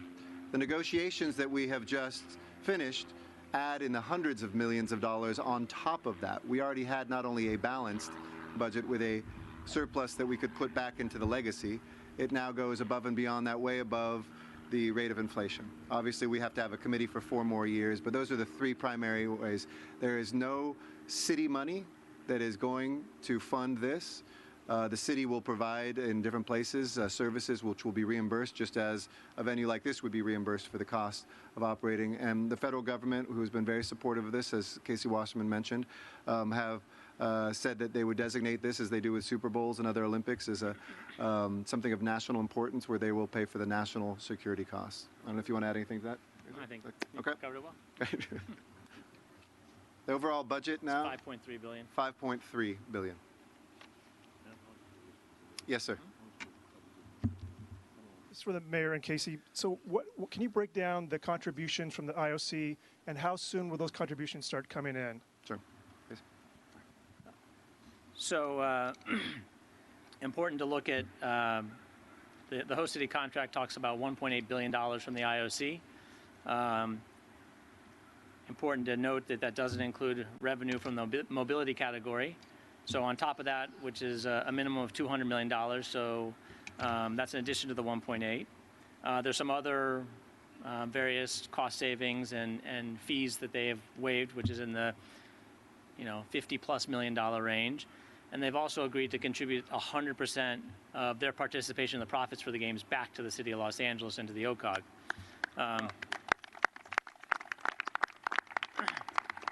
In addition to that, they're going to advance us on an interest-free basis $180 million over the first 5 years so that we can operate for those 4 additional years, and that'll be against future revenue distributions from them, Scott. So, yeah.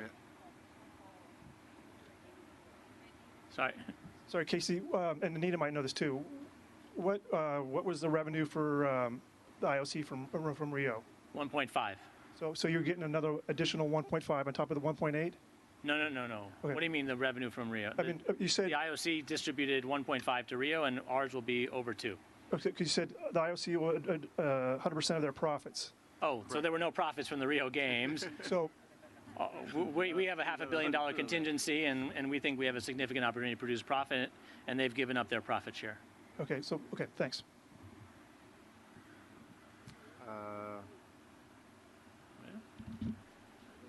Any other questions? Yes, in the back. Hi, question for Mayor Garcetti. Yes. Did you talk to Paris during that deal that you made with the IOC? It was just a conversation between you and the IOC? I was in regular contact. In fact, I texted with President Macron this weekend and Mayor Hidalgo.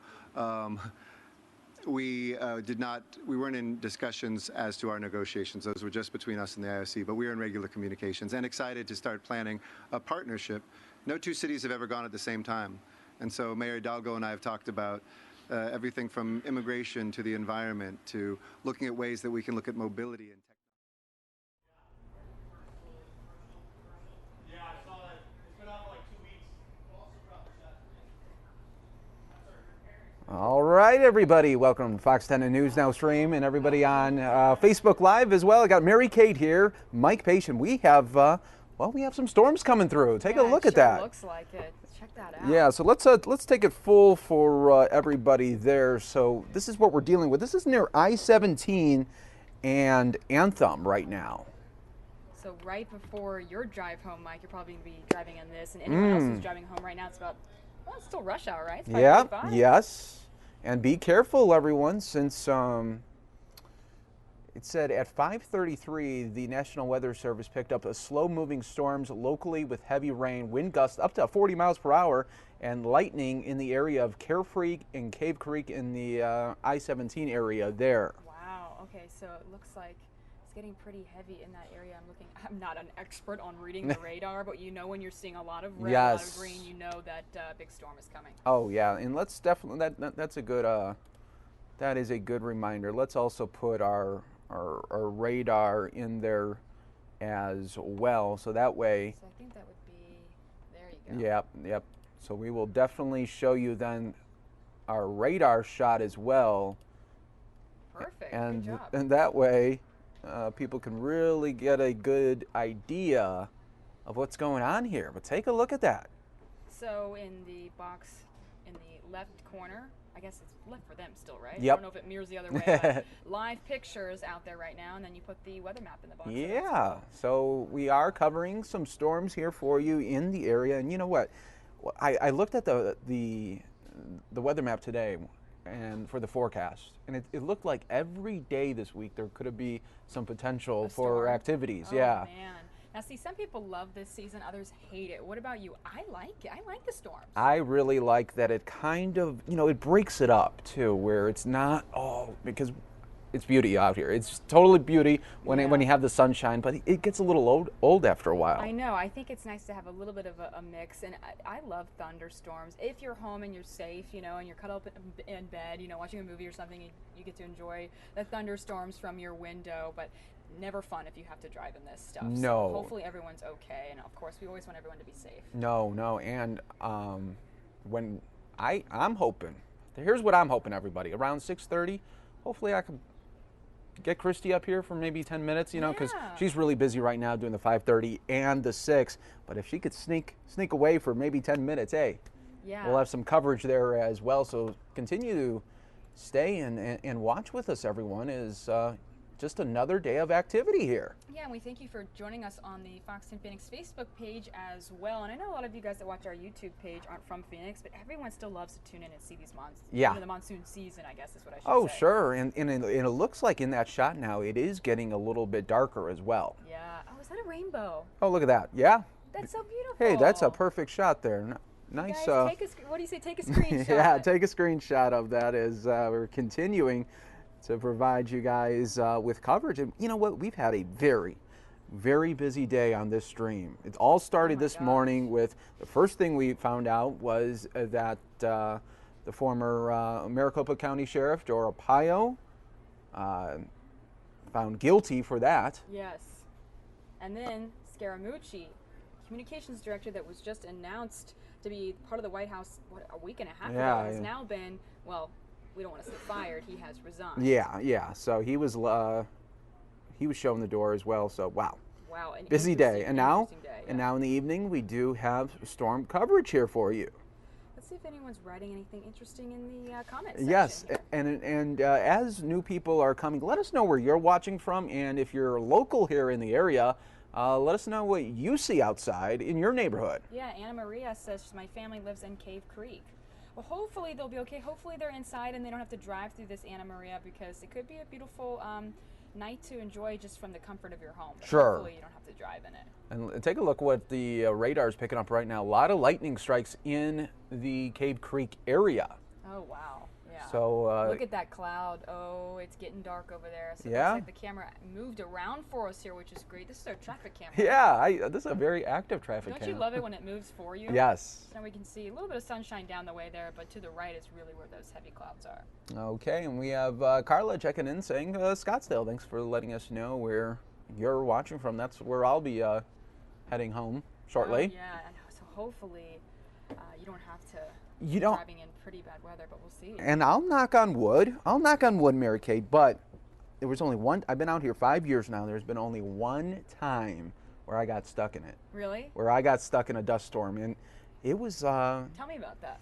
well, it came out of nowhere, I felt like, because it was already dark, so I didn't even see, like, the wave coming, which is, I think, is scarier. Oh, yes. Because you don't know that this wave of dust is going to hit you, but yeah, we had to pull over on the right-hand side of and shut your lights off. Oh, wow. So did it just hit your windshield and you were sort of shocked by Everything, that? yeah. The windshield, you couldn't even see in front of you, so that's why every driver pulled over. Oh, my gosh. That's so scary. And it was only for about 5 to 6 minutes, but I felt like it was an hour. Yeah. Oh, yeah, because I think when you're feeling scared, every minute feels like an eternity. Yes. Tammy asking, what state is this? Tammy, thanks for watching. This is in Phoenix. It's monsoon season. Yeah, we're just streaming the storms right now for you here.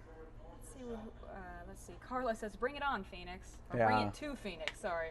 But we can't say bring it on. These storms don't scare us. No. You know, we have Yes. these every summer. And there was also some activity that I saw on Saturday as well. Did you get anything by your home? It was just raining just a little bit. I don't think I got any, but did you see some towards yours? Yeah, just a little. I mean, it only lasted for like 10 minutes. Yeah. But it was nice to see finally it was getting dark. Then the rain comes in. That's nice. Totally. Yeah. I really enjoyed this storm a few weeks ago. Really, I mean, it was scary, I have to admit. The lightning was so bright that I kept waking up in the middle of the night. Yeah. It felt like flashing cameras. But it was beautiful, too, to watch the rain and to listen to the thunder. But then, of course, you get those scary alerts on your phone. You know, Oh, yeah. Stay alive, pull aside. Stay alive. What do you think? What do you think when you say that? It now, scares me. Yeah, that scares you the most, right there, is when Because, they say you know, that. it's that alert that won't stop buzzing, sort of like an Amber Alert. So you look at your phone, you kind of, your heart starts racing because you know it's an alert that's more than just something normal. But I'm glad they do send those alerts out because you were smart to pull over instead of drive through it. Yeah, that is true. So, let's see. Shirley says nothing here. 67th Avenue and Glendale Avenue. Boo. Well, Shirley, maybe you'll get something a little bit later. You never know. You never know about it because I feel like if someone doesn't get it out in the West Valley one day, maybe the next day you'll get it. So yeah, absolutely. And it's really just a crapshoot. You really don't know what these things are going to hit or. It's kind of funny though. Some people really want it. You know. Yeah. Let's see. Hilda saying she needs it in Peoria. So yeah, a lot of people want these storms heading their way, which is cool. And Derek is chiming in. He says, "What do I wear in Mesa when it's December? I'm new here." I love that comment, Derek. It's my first year out here, and I didn't know either. I didn't pack any coats because I thought it's Arizona, but you actually do need a coat. You do, because, and here's the thing, I feel, because we're both, we're from the Midwest too, where we know about harsh winters, but I still felt like during December, January out here, those mornings, I don't know why. Is it because there is no humidity, so it just feels more brisk out there? That's what I felt, is that it felt very cold, a different kind of cold than Cincinnati weather where I'm from and Chicago where you're from. You felt the difference, right? Yeah, right away. I was like, okay, this is, even though it was 50, I felt like back home it could be 35. Yeah, I don't know what that is because I know in the summer they say it's a dry heat. Well, what's it called in the winter? Yeah. Dry cold? Yeah, or what's it called? But it's definitely cool. I mean, yeah, you can wear shorts. Some people saying Derek should wear shorts. You can. Look at the community helping them out there. They're all. But it is cold. Yeah. And I just remember, getting teased. I never packed any coats. Yeah. Because I didn't think I'd need them. No. You do. Well, yeah. Which is good. I like though that you didn't think you're like no. It's Arizona, Mom. I don't need any jackets. But I'm actually really glad there's some difference in the weather here. It's not hot all year round. No, definitely. And I feel like right after maybe August, end of August, and a little bit into September, I think once you get to the end of September, we're home. We're home free. Oh, absolutely. I mean, I absolutely love the weather here. Even this heat, it doesn't bother me that much. Everyone's saying, oh, you haven't experienced it yet until you hit July. I don't mind it. Yeah. It's not too bad. Well, we do work in air conditioning. Yeah, that's true too.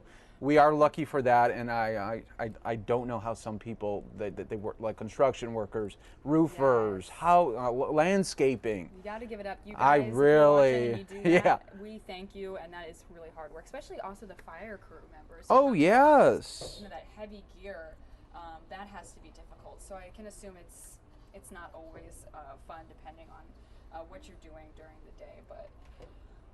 Just gotta go swimming or get one of those, portable fans that mist your face during the day. Yes. Steve and Hunting are saying sunny and humid here in West Mesa.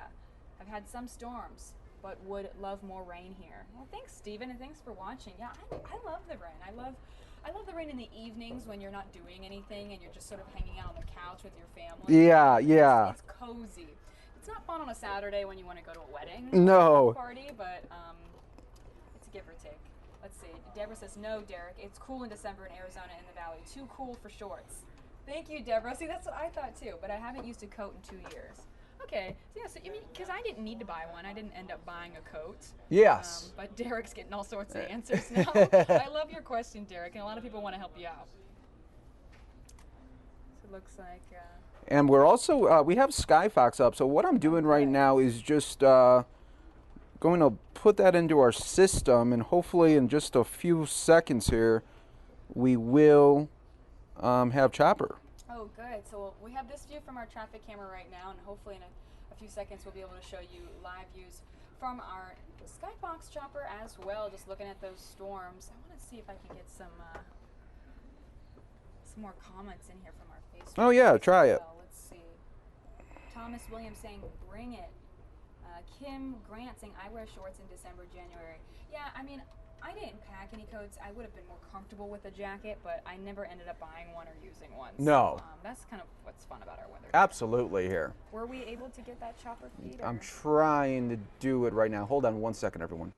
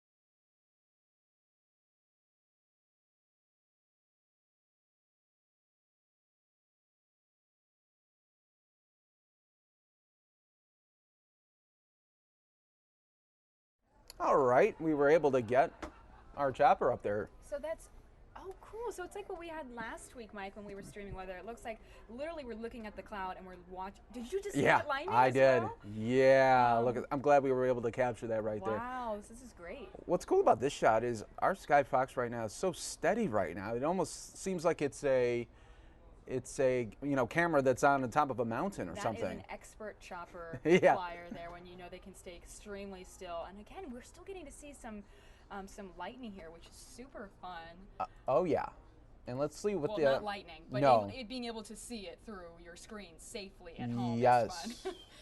And also the National Weather Service putting out around just 9 minutes ago for the heads up for travelers near I-8 from Casa Grande to Gila Bend for gusty outflow winds and patchy dust possible till about 6:30. Wow. So they got some little patchy dust as well.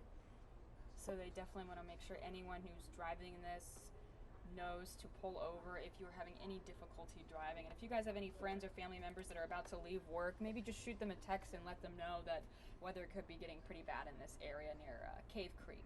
Definitely. Show you a different kind of shot right here. Ooh, that lightning was great. Let's go back to that. That's insane to be able to just watch that. Yeah. Every few seconds. Yeah, let's go back to that because that was kind of neat to see, folks. Another lightning shot here. Yeah, and if you're just joining us here, it is now 6 o'clock in Arizona. I'm joined by Mary Kate, and I'm Mike Page, and I'll be with you here for the next hour, but you guys are all in luck because Mary Kate's going to be with you all the way to 9. Yeah, so I'll be able to keep an eye on this as it gets, I don't know, it could get worse. Hopefully, though, it'll maintain in this area and everyone can get home safely. And hopefully I'll be able to have Christy on my show as well when she's not in the weather room putting together her graphics. She's actually putting them together right now for the 6 o'clock. That is something there. So we are monitoring stuff from a lot of different angles right now, everyone. Jane says, I live in Payson. Which way is the storm traveling? Well, right now we just know that it's near the Cave Creek area. You can see it's pretty confined to this area right now. If we hear any details about Payson, we'll keep you updated. Again, hopefully we'll get Christy up here a little bit later. Yes, and she could give us maybe a kind of a path, like track. She is the expert. Yes. Let's see. Violet says, my mic is not loud, so maybe I need to, I don't know, turn my mic up a little bit? Yeah, let's try that. Let's see where we're at there. If it's too loud, let me know, you guys. I don't know if maybe. Yeah, we just got a new set, and we're still trying to work out some kinks and see where that sweet spot is for the audio. Yeah, I apologize because earlier today I was streaming and I had my mics turned all the way up because I was afraid no one could hear me. So we're still working out all the little kinks, but we do appreciate if you guys can just let us know how we are sounding to you guys. Yeah, Carol says, Mary Kate, get a mic that works. Sorry, Carol. Yeah, we just turned me up a little bit, so hopefully that sounds a little bit better. Let me know, you guys. And if you're just joining us here, we are on Monsoon 2017 coverage of this really just pretty much a slow-moving storm, as you can see from our other shot that we have available here. Skyfox up in the air, and yeah, it just looks like it's taking its time. Yeah, absolutely. It's really cool to be able to see the lightning as well every few minutes. Let's see. John Rather says, rain means humidity. Yeah, John. The rain here, it definitely feels humid. Oh, and I'm yeah. not used to it. It's I'm used so to it back sticky, home, but yes. It's so sticky, and it's your hair gets curly, and it's strange how the weather can affect your hair. And to the point of like where immediately when you go out, you're like, oh, it just kind of like just drains the energy, I feel like, from you. It really does. And then your clothes just, I don't know, it feels like everything's sticky, Yeah, It's not yeah. a great feeling, but at least it's not, 20 degrees, snowing, and, Yeah, we can manage. Yeah, we can manage, but let's see. Bill saying lots of wind at 78th, but no rain yet. Coming this way, he asks. Ah, okay. Well, we'll see, Bill. We'll see if it moves anywhere near you there, but you said lots of wind, so that should be interesting. Maybe it is moving towards you. We'll have to wait and see. John Rather says hair won't dry. Yeah, I think that's an issue too, is when you're trying to dry your hair after showering, even though you're inside, that humidity makes it hard to not make your hair sticky. Yeah, yeah. It's not great. It's not great, everybody. Joseph says, I love monsoons. Yeah. There we go. A lot of people feel positive about it. Hey. And I know it's a busy day for Christy when, usually on a normal day she would come back into the newsroom here in between hits, and now graphics every 5 seconds. Yeah. And now she is just very, very busy. As expected, though. Yeah, as expected. I mean, I've asked her, that has to be hard, too. And I know it's the season for it, but you go into work and it's a beautiful day, and you think, oh, today's just going to be a sunshine high of 90 or 105. Sure. And then a monsoon comes in out of nowhere. Because, like you said, when you were driving, didn't that just surprise you? Oh, yeah. I feel like it just comes really, you don't know about things, until maybe 15 minutes before when. It's got to be tough. Yeah. But we'll continue to take a look here. It looks like though. Oh, look at that lightning though. Man, Skybox really capturing that. Sometimes, maybe we should start timing it, seeing if we can track every time we're going to see a lightning strike. John Rather again saying he's been watching this cloud come for a half hour here in Sun City. We've been getting rain quite a bit, but can use some more. And Mary Kate, I was just about to say before that I saw that lightning, I was going to say that it looks kind of like it's subdued now. But maybe it's still kicking. Yeah. Maybe this storm is still kicking. Who knows? Where'd the rainbow go too? We were just streaming for you guys a beautiful rainbow. Yep. Looks like it's getting really bright there over to the left side. Yeah. Oh, and there's that lightning again too. Ooh, wow. Well, be safe, everyone out there. Maybe people that are traveling right now. Maybe hit that share button to alert them that we do have some storms in the area. Yes, absolutely. Bill says, yeah, I'll take monsoons and high heat over shoveling snow any day. Bill, Mike's from Chicago. We got to ask Mike, do you feel the same way? Yes. I know. And I always bring this up. I'm always like, Mike's from Chicago, but they have the most serious weather there. Yeah. That's got to be tough. You get that lake effect snow, and it could dump like 8 inches, 9 inches on a night. And I've met people from Chicago where they say, a little bit of rain and everyone forgets how to drive. Not in Chicago. No. We don't cancel school every 5 seconds. You guys still have to fight through it. Yeah. And it was interesting because I felt like the last time it rained here, you went on your break somewhere, right? Yeah. And you came back and you were flustered just by the drivers, right? So upset and flustered. Yeah, you were flustered when you came back. So because from Cincinnati too, we get a lot of snow and rain, and people forget how to drive there too. But it was almost as if, not that people were forgetting how to drive, but it was that people were very worried here on the road. So people were weaving in and out of traffic. I was hearing sirens, and I thought, it's a few drops. It hasn't even started raining yet. And yes. It was so backed up on the 10, and I thought, I'm stressed, and it hasn't even begun rain. It hasn't even started raining yet, I should say. Yeah. I mean, it was stressful, Mike, I gotta say. But I probably don't help either. I'm not the world's best driver. But it's scary when you're out there trying to get home and everyone's, oh my gosh, the monsoon's coming, Yeah, definitely, so definitely. Be safe out there, please. Yeah, be safe, everyone. You're taking another look here. We have a couple different options here for you to take a look at today.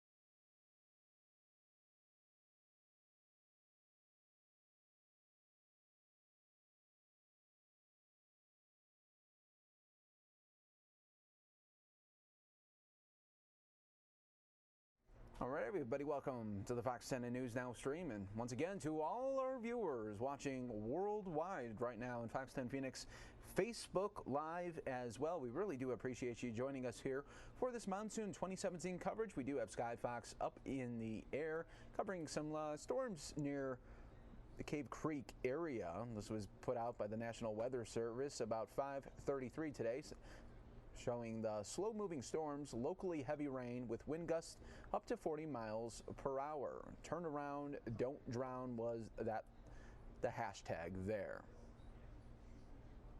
But as you can see from the video here, not the biggest storm by any means right now that we're covering for you, but you just never know when it might take a different course.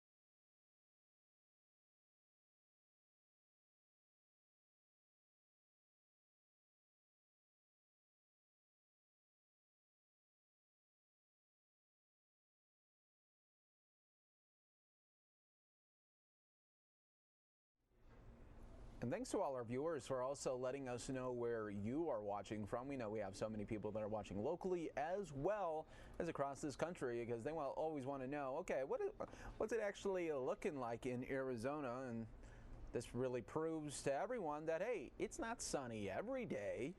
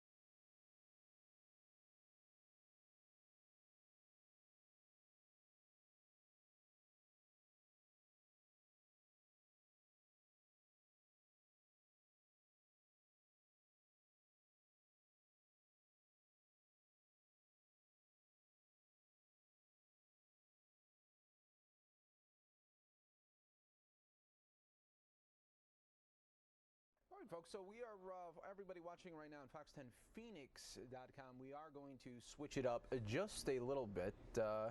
Still see some lightning strikes there, but we are going to take you to a hearing where it's the Oversight and Reform hearing, challenges to freedom of speech on college campuses.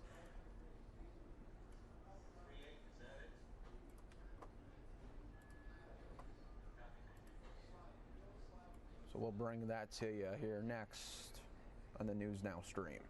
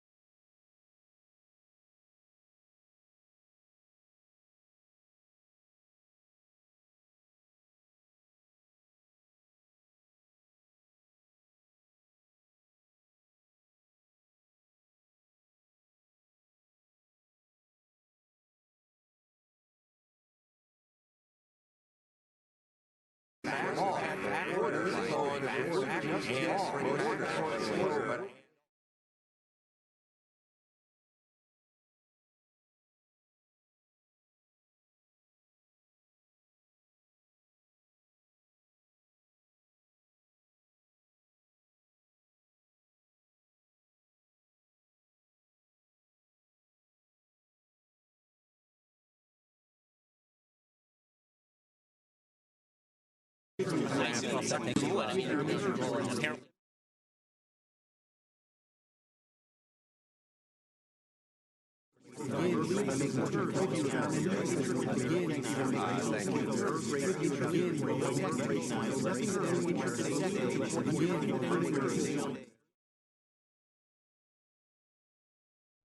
right, well, let me try to work on that audio issue there.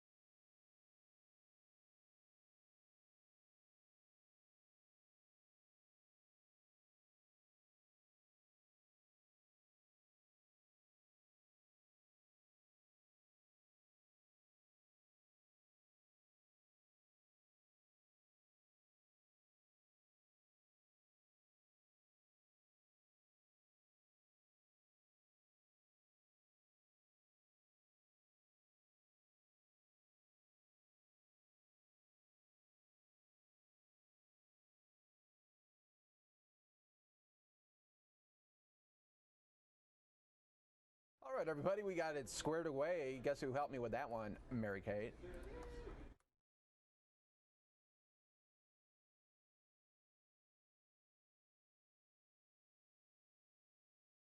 For me to be looking at roto hammers with Taylor Swift talking about how hot she was, pumping above my head like a halo.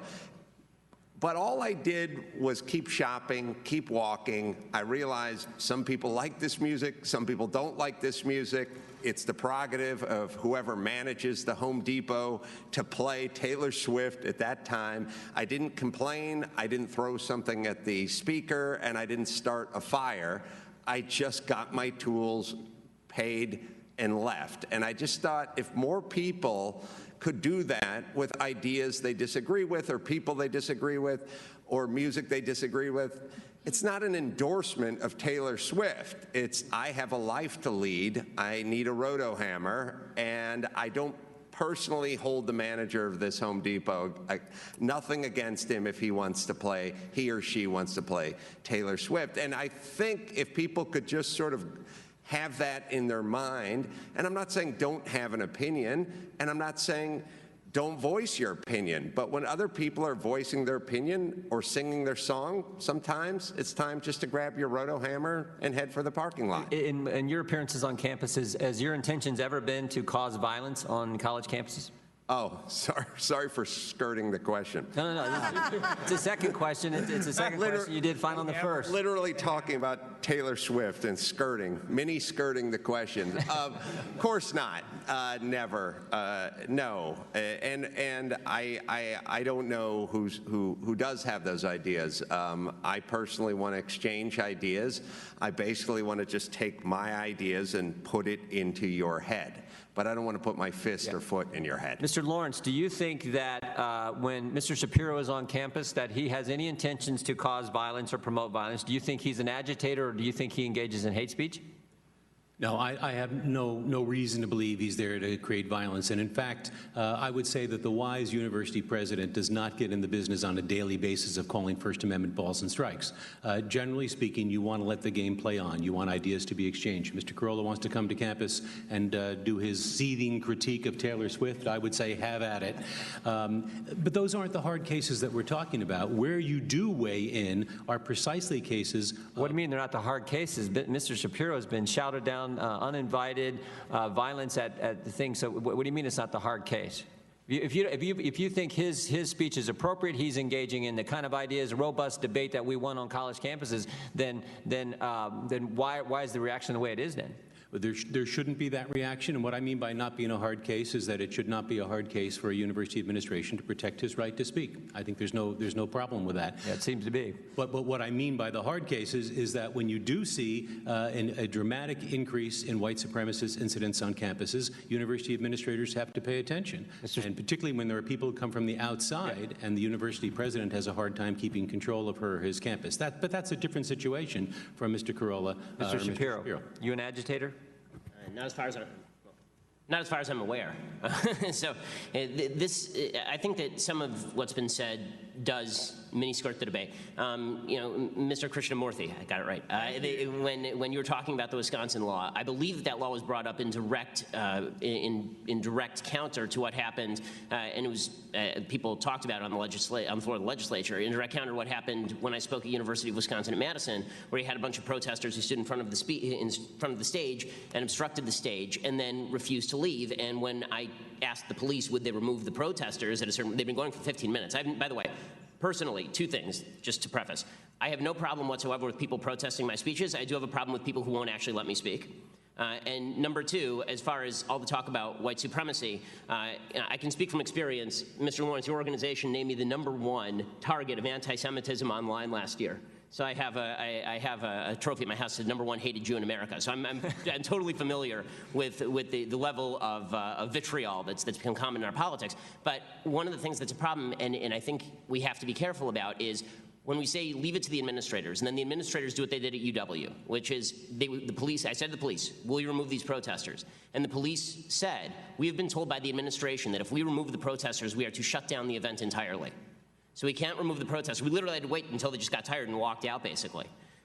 When that's the response of the administration, shouldn't there be some sort of repercussion for that? Because what I'm seeing is a heckler's veto that's taking place on campus. What I'm seeing is people who are not engaging in free speech designed to enrich the debate, but in order to shut down the debate. And there have to be some sort of ramifications for people who are actually committing trespass. I mean, this is not a question of free, everyone is trying to focus in on this term hate crime and hate speech. But the important part of those phrases is not the first word. It's speech versus crime.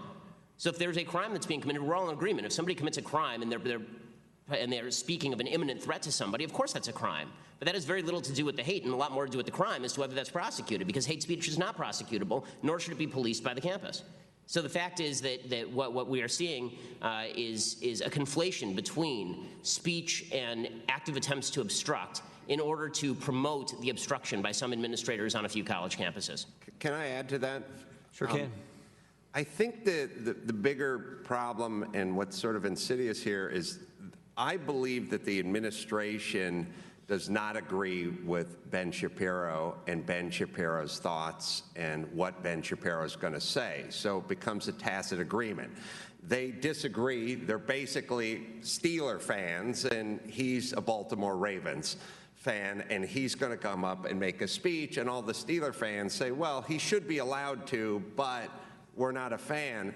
And so quietly they go along with it.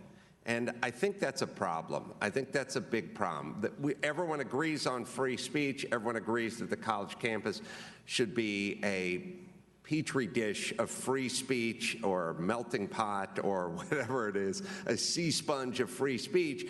But when the administration doesn't agree with what Ben Shapiro has to say, they don't defend his right to say it as vigorously as they would if someone came on who they agreed with. It's quiet. No one ever talks about it, but I believe that's what's going on. They tell him like they did last week that, there's no venue that will accommodate him in September.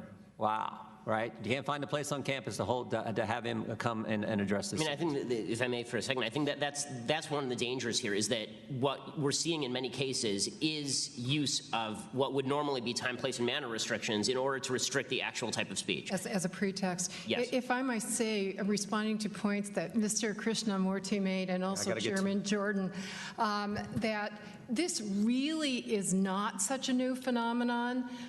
Back in the 60s and 70s, there was actually epic violence on campuses, massive shutdowns, outside agitators, students alike, faculty members and administrators imprisoned within their offices, and that gave rise to that fabulous report that Chairman Jordan referred to, the Woodward Report, which I think is responsive to a number of questions that have been raised. What should campus administrators do?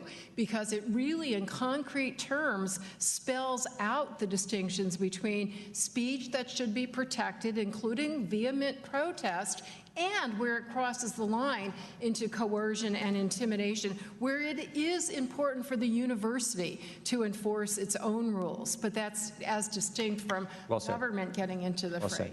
The gentlelady from Florida is recognized, and we'll be relax the time restraints a little bit. Thank you so much, Mr. Chairman. And again, thank you to all of our witnesses for being here today and engaging in this very important discussion. Mr. Lawrence, in your written testimony, you talk about white supremacists are engaged in unprecedented outreach on American colleges and campuses.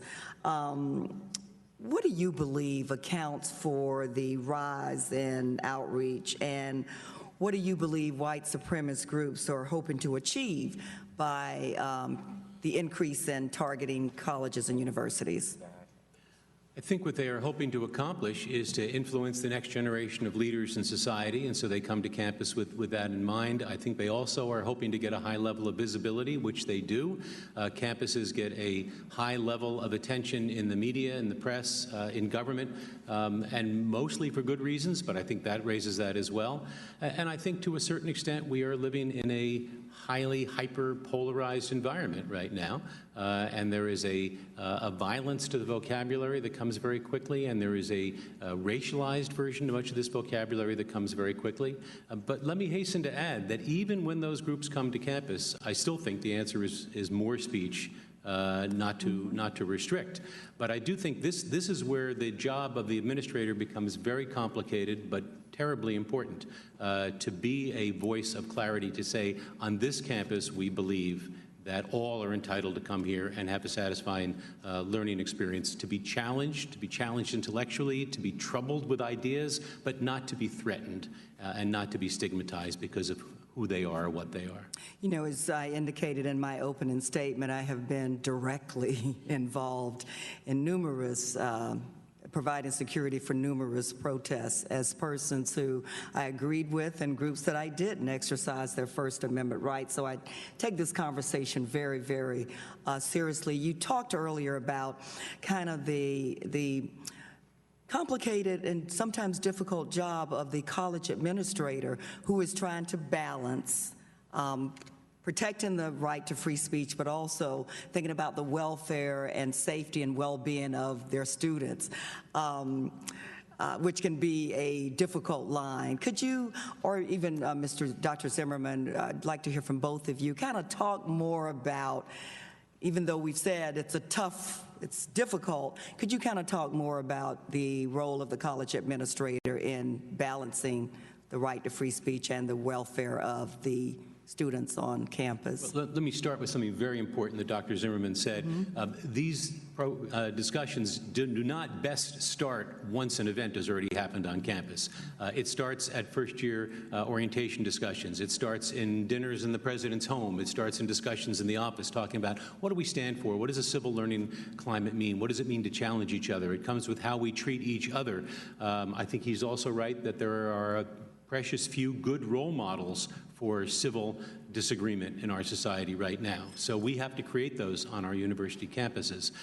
When an event does happen, I think there also are very significant rules of engagement that have to be enforced. So, for example, if Mr. Shapiro wanted to come to my campus, he obviously would be free to come, and I would make sure that there were no protesters who kept him from coming.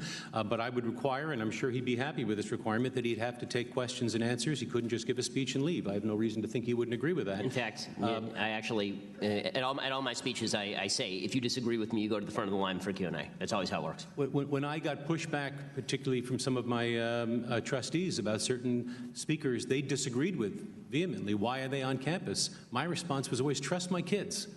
I'm going to make sure that these speakers have to answer questions, and they're going to stay until the questions are done. Trust my students to ask hard questions. That's where the training how to think actually happens. So you create those environments as well.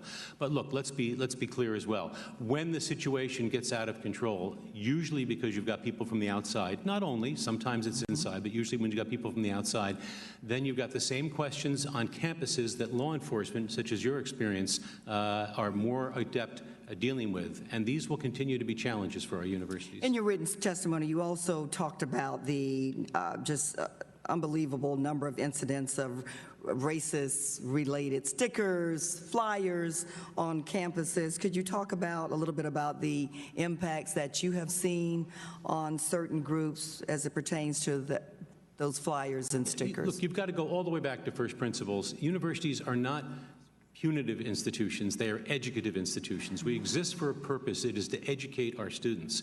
When there is a pervasive expression of racism on campus, that disables the learning of certain students.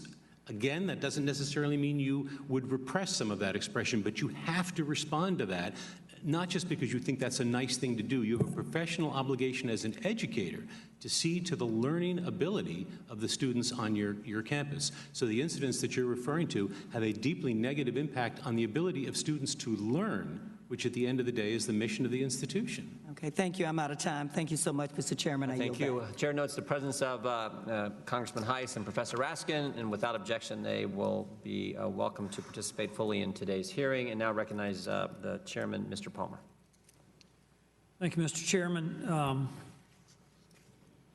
I just want to bring up something from your written testimony that, frankly, Mr. Lawrence, I find troubling. You cite an instance at Central Michigan University where there was a Valentine's Day card that went out that was extremely offensive to Jews. And you do point out that the creator, and it was attributed to a Republican student group. And in your written testimony, you point out that the creator of the Valentine turned out to not be a student. But you never disengage, you never mention in here that it was not the Republican group, that an inquiry into this by Central Michigan University found, led by Catherine Lasher, said that they determined the leaders of the student organization, the college Republicans at CMU, were unaware of the card, and that their director said the members of the student organization were shocked and remorseful. Why didn't you make that clear? Congressman, I apologize if it was not clear in the written testimony as you see it. I did say in the testimony that it was determined not to be from a student group. But you didn't make clear that it wasn't the Republican, not only was not a student, it wasn't the Republicans. I guess I'm a little sensitive about that, Mr. Chairman. I'd like to enter this into the record, if I may. Without objection. Because I realize that some speech does incite inappropriate behavior, even violence. And I know that firsthand because I was one of the Republican baseball players that was on the field. I was 20 steps from the guy when he started shooting, and it was clear that he was incited by certain speech. But I'd like to point out that as traumatic as that experience was, I have not heard a single demand from any one of those who were present, who were injured or wounded, for restriction of anyone's right to speak their views on any issue. And I just think, I was at the University of Alabama in the mid-1970s. 1965 was the first time an African-American was allowed to enroll in the university. It was a dark time in our history. There's no question about it. But in 1976, we elected the first African-American president of the Student Government Association. The year before that, the executive vice president of the Student Government Association. And there were people who disagreed and protested, but we didn't have this inability to communicate that we have right now on university campuses. Mr. Chairman, I would agree that it is critically important that on campuses we not get in the business of name calling and certainly not prohibiting others from speaking. And in fact, one of the reasons that I think it is very important for universities not to rush to judgment and not to look at these as cases to punish but as cases to educate is that the goal at the end of the day is to teach students how to challenge each other intellectually, but not physically and not with words. You have a responsibility, though, to make sure that both sides have the opportunity to engage. This idea that denying students the opportunity to hear views or ideas that are contrary to what they believe, these safe spaces, I think are dangerous. You're not protecting students. You're denying them the ability to engage in debate, to defend their views or oppose other views, because when they leave college, I promise you, they're going to run into views that are opposite to their own. You and I are in complete agreement on that. It is the obligation of a university to expose students to views they disagree with. You and I are in complete agreement on that point. I want to ask Professor Strawson, while I find the numerous instances of speakers being disinvited or shouted down problematic, I think it's the most troubling aspect of the anti-free speech movement is the surprising amount of traction it has gained with the younger generation. There was a Pew Research Center study that showed that 40% of millennials believe that the government should be able to prevent people from publicly making statements that are offensive to minority groups. Does your experience as a professor confirm that students are likely to support restrictions on speech? I am not going to rely on anecdotes because I have to say, by definition, when I'm invited to speak on campus, I'm often perceived as a controversial speaker for defending freedom for everybody from A to Z. But how does it impact you in the classroom? I'm not talking about in the class. No, in the classroom, you can't teach a law class without forcing students to do well, to be able, and here my students can quote this, articulate and defend all plausible perspectives on every issue. You're going to fail my class if you just adhere to the civil libertarian line or any other line. You have to be able to answer back. And interestingly enough, there has been some suggestion that these problems do not exist at law schools. The new dean of the Yale Law School just wrote a very interesting essay in Time magazine in which he said, isn't it striking that we don't have these problems at law school? It may well be because we so emphasize critical thinking and forcing students to advocate against their own deeply held beliefs, understanding, first of all, that may open their minds and change their perspectives. That's not the worst thing to happen in life.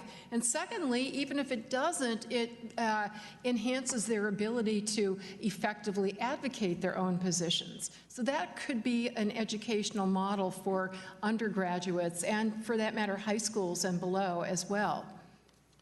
I'm encouraged to know that you're promoting critical thinking skills. One last thing, Mr. Chairman, I hear you tapping there.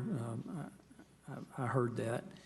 Mr. Shapiro, proponents of curtailed speech often argue that certain types of speech amount to violence, noting that certain listeners are emotionally harmed when listening to ideas with which they disagree. There was an article in the LA Times that made this argument, going so far as to call on courts and legislatures to allow the restriction of hate speech as do all other economically advanced democracies in the world.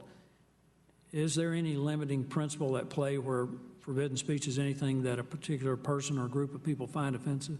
No, I haven't seen any limiting principle at play at all on college campuses, which is the problem. You'll have people like Jason Riley from the Wall Street Journal treated exactly the same way as Ann Coulter or Milo Yiannopoulos, and they're poles apart in terms of how they express themselves and many of the views that they hold. So this idea that there is some sort of bright line, this is why I hate, even the term hate speech is really difficult, because it just suggests that if I don't like what you're saying, or if I impute to you an intent that you may not have, then now you're hateful and you should be banned.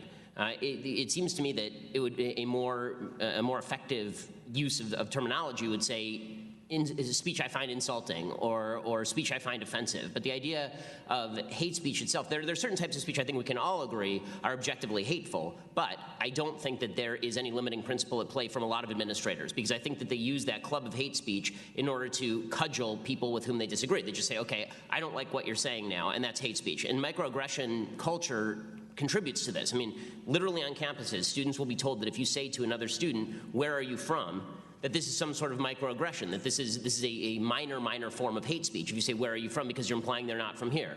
Well, I mean, of course you're not from here. I mean, I assume you weren't born on this spot, but it doesn't matter.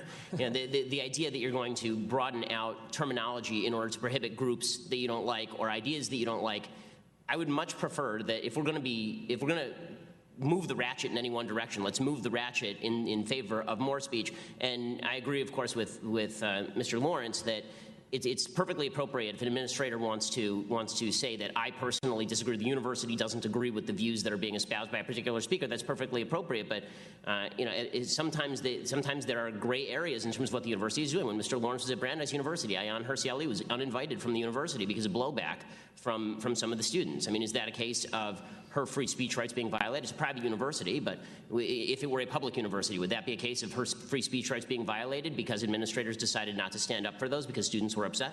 I mean, this is why I think that the notion that there is some sort of grand intelligentsia running the universities who are capable of discriminating between hate speech and normal speech and should be sitting atop a hill somewhere under a palm tree like a Qadi dispensing justice on a case-by-case basis, I think it's nonsense, and I don't think that they have any rational standards they apply. I'll just conclude with this, Mr. Chairman, that I think this hearing is very important. I think it's the main thing that students ought to get, and all of us ought to get, is to deny ourselves access to other people's views, is to deny ourselves furthering our own education. This is how you learn. And I would like to compliment Mr. Corolla on his metaphors, football, and hardware. Thank you very much. I thank the gentleman. When Mr. Shapiro was given his example about asking the question and it being perceived as a microaggression, asking the question, where are you from, I noticed the students in the audience all nodding their heads. And so in our subsequent hearings, we're going to look to get some students here who can give us some firsthand knowledge of what it's like from their perspective on these particular campuses. And with that, I recognize the gentlelady from Illinois for her questioning. Thank you, Mr. Chair. I find this conversation very interesting. I used to work on the college campus. I was the director of Minority Student Services for Bradley University, and I'm now on the Board of Trustees of Bradley. That's my alma mater. And something you said, Mr. Zimmerman, we did start, you know, we had student orientation, and as part of the orientation, the students went through diversity training and diversity orientation. As freshmen, they had to go through a class for half of the semester. Mr. Lawrence, the Anti-Defamation League, came to the campus. That's where I cut my teeth. I'm a diversity trainer, and we did a campus of difference. And one thing I wanted to say also, I know on the outside it may look like we don't get along, but I just hosted something I called Breaking Bread, and there were 75 of us, Democrats and Republicans, that ate together. And not that probably Mr. Meadows, the head of the Freedom Caucus, and I probably never vote alike, but we are very close. You can ask him, and Mr. Palmer and I bring him popcorn from Illinois. So we do get along better than people think. Maybe we need to show it a little bit. And I brought you Valentine chocolate. That's true. You brought me Valentine's chocolate. But I think we do get along better than people think. We may not agree on how to get to a goal, but there are a lot of similar goals also.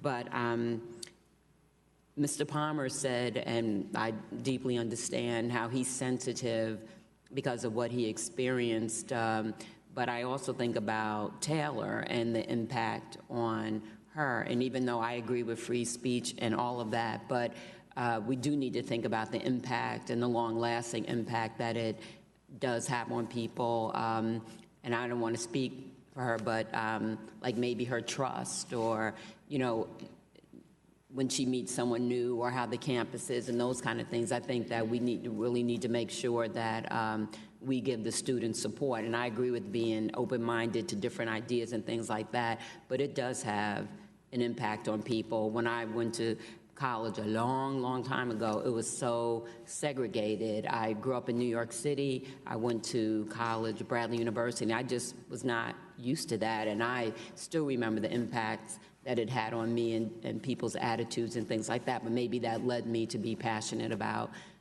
diversity and becoming a diversity trainer. But what do you think about that, the impact that it has on people? Even like Mr. Palmer said, and he's a full-grown adult, a congressman, and the impact what he went through has on him. But how can we support students?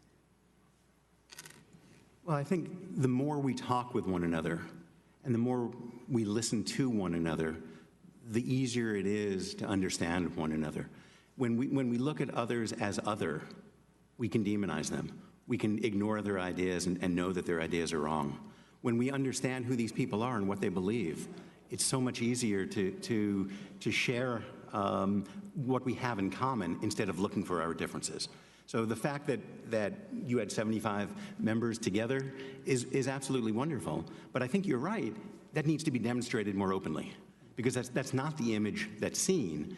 And we, as members of the Academy, as I've said, we as citizens, we as human beings look for role models, and we model what we see, whether we mean to or not. And when we see from cable news segregation of ideas, not segregation in terms of race, but well, some of that as well, but segregation in terms of ideas, when we see that so obvious, we internalize that and say that must be the way American society should work. We need to work together, we need to understand each other, and we need to be able to disagree. There's nothing wrong with disagreeing, especially with the ideas, but not with the people. But I also think in disagreeing there has to be a certain level of respect. Absolutely. That's the other part too. And again, I go back to what Taylor went through. That's beyond the pale. And I do think things should be done about that. Could I possibly say something? First of all, Congressman Kelly, I've spoken at Bradley, and I have wonderful memories. There weren't protests. But studies have been done by social psychologists, and legal theorists also have supported the notion that a major harm from even threatening speech that could be punished, much less constitutionally protected hate speech, is not the initial speech itself, but if there is lack of objection to it from the surrounding community, if there's lack of support for the person who is the target of the hate speech. Conversely, when you have university presidents, student body leaders, other members of the campus community rallying to support the students who are the target of that speech, that ends up being not such it can become a resilient, empowering kind of experience. Thank you. Thank you, the gentleman from Kentucky, Mr. Massey, is recognized. I remember my very first day on campus. I grew up in a rural town in Kentucky, 1,500 people, and I went to a school in Cambridge, Massachusetts. I'd never even visited the campus. I crossed the crosswalk. We didn't have any crosswalks where I grew up, and a car honked at me. I thought, what are the odds? I've been here an hour and already met somebody I know. I turned around and waved at the car. I think they were waving back with one finger, but what that showed me is these people may have different ideas or a different upbringing than I had. Ms. Strawson articulated a threshold for reasonable expectation of whether something is hate speech or whether it's protected or not. Mr. Lawrence, she said it would maybe the threshold should be reasonable expectation that it would instill fear or violence, fear of violence or harm.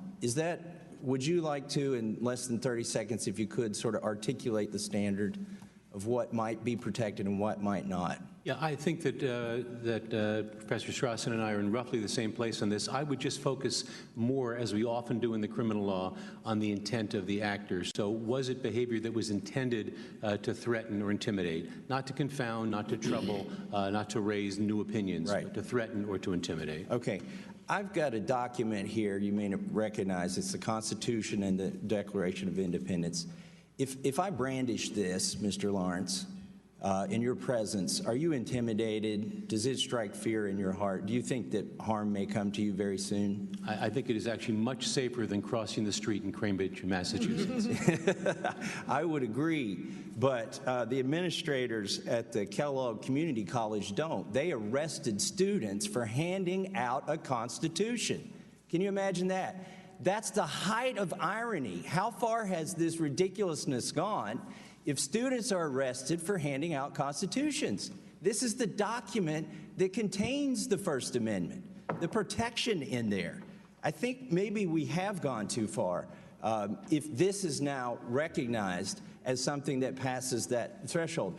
Mr. Corolla, I know King George may have found this to be insightful, but do you find he a basketball player? I don't keep up. Is he on the Kings? I was just having a thought. No, I'm sorry, continue your... No, I just want to know, is this a threatening document? Does this cross the threshold? Not unless there's a knife hidden inside of it. Right. No.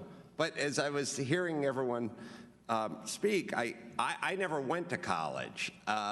There's something I would like to touch on very quickly, which is going through diversity training, going to college. We're all sitting here, first off, under the assumption that 100% of kids go to college.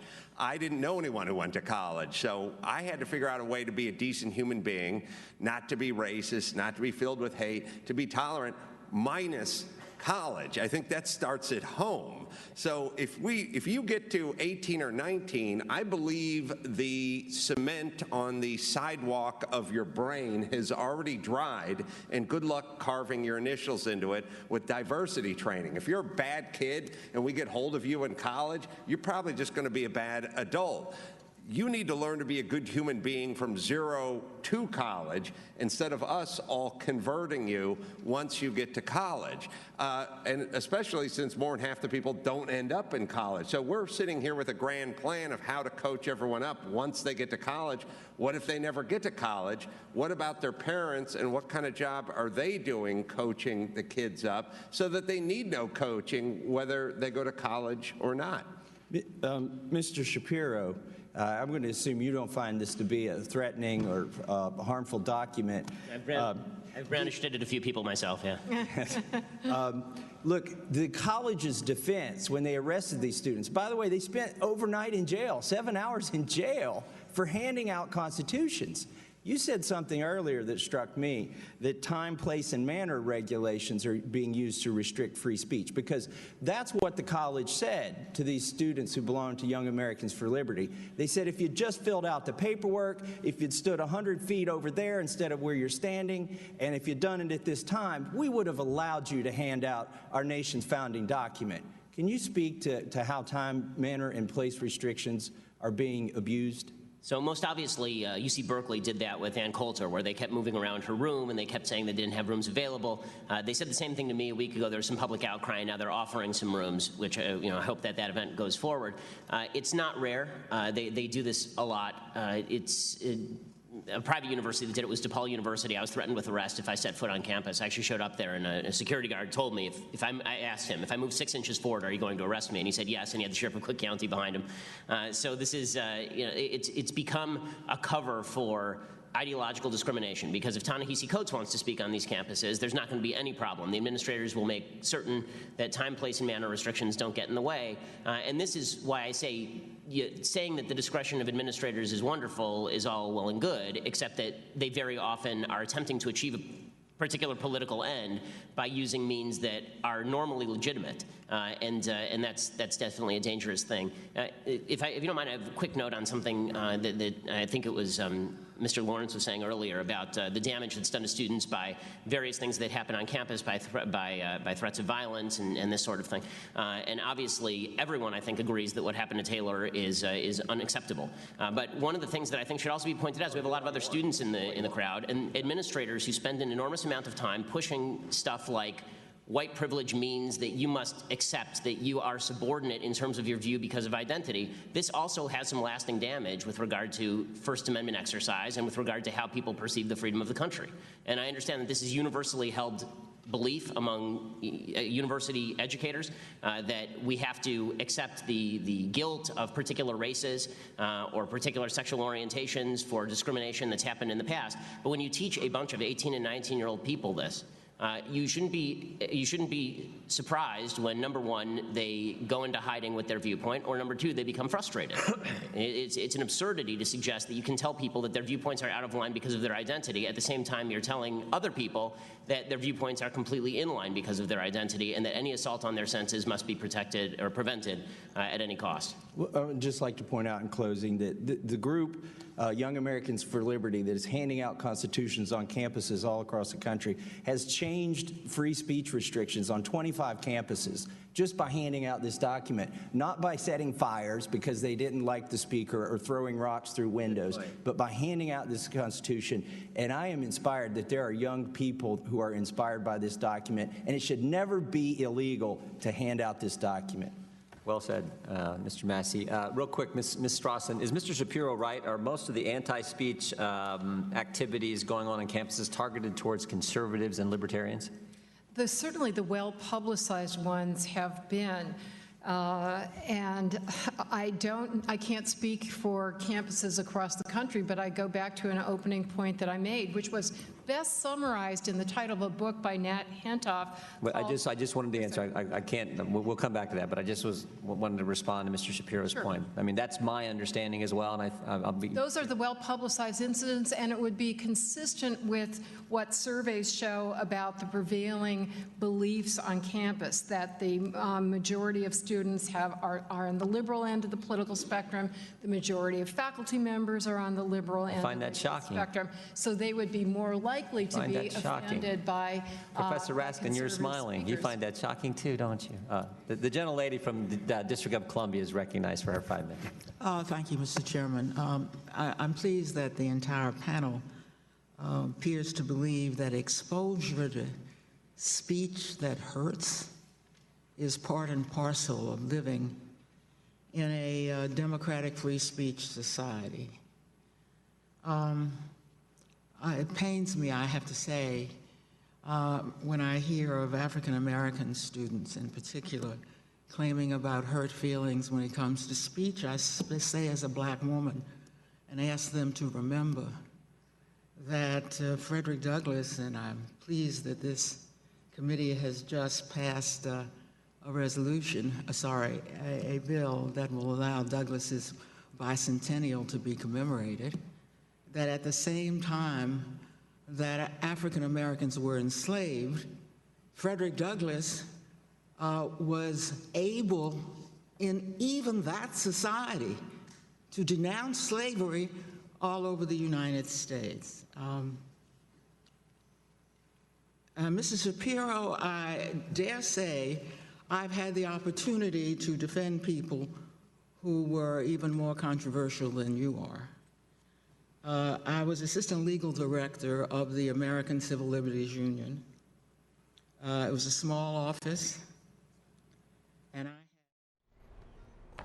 All right, everybody, that's going to do it for me this evening. Mary Kate's coming up next for you.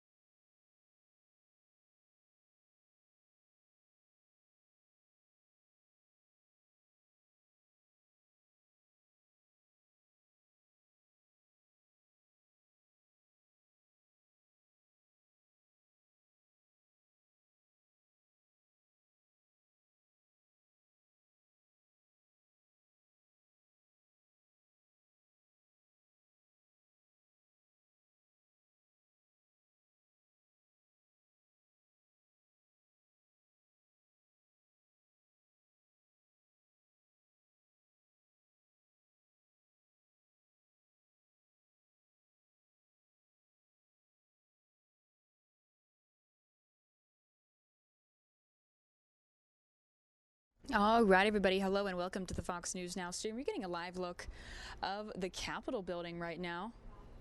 We're going to take you to an event where they are discussing health care. This happened earlier in the day at a healthcare rally in Washington, D.C., where Representative Nancy Pelosi was speaking. The rally comes after Republicans who control both houses of Congress failed on another attempt to repeal and replace Obamacare. Let's hear what they had to say at this event. Here we go.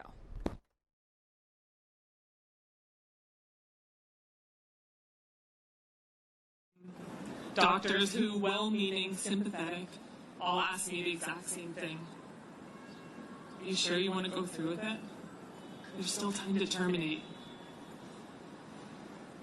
I'd assure them that ending the pregnancy wasn't an option, and then I'd go home and then curl up in my bed and I'd sob until my throat was raw because of course I wasn't sure. How could I possibly be sure? When every hope, every promise, every guarantee of a life with my son had just been torn away from me. There was nothing to hold on to, nothing I could have done differently. Before I even knew that he existed, his tiny heart had broken almost beyond repair, and now somehow I was supposed to be the one to fight for him? How? It was in the darkness of those nights that I realized what strength really is. It's that special steel that you can only find in waiting rooms and beside ICU beds and on the other side of endless worry-filled nights. It's the steel that can mend a broken heart. It's equal parts fear, desperation, and just enough courage to throw caution to the wind and fight. Because when all this is over, whenever that day comes, that is the only thing that will have mattered. As soon as my husband was able to start work, he brought home the insurance paperwork, that big packet that everyone fills out. We sat together and I flipped back and forth through all the different forms, and I was so sure I was missing something until all of a sudden it dawned on me, and I just remember laughing.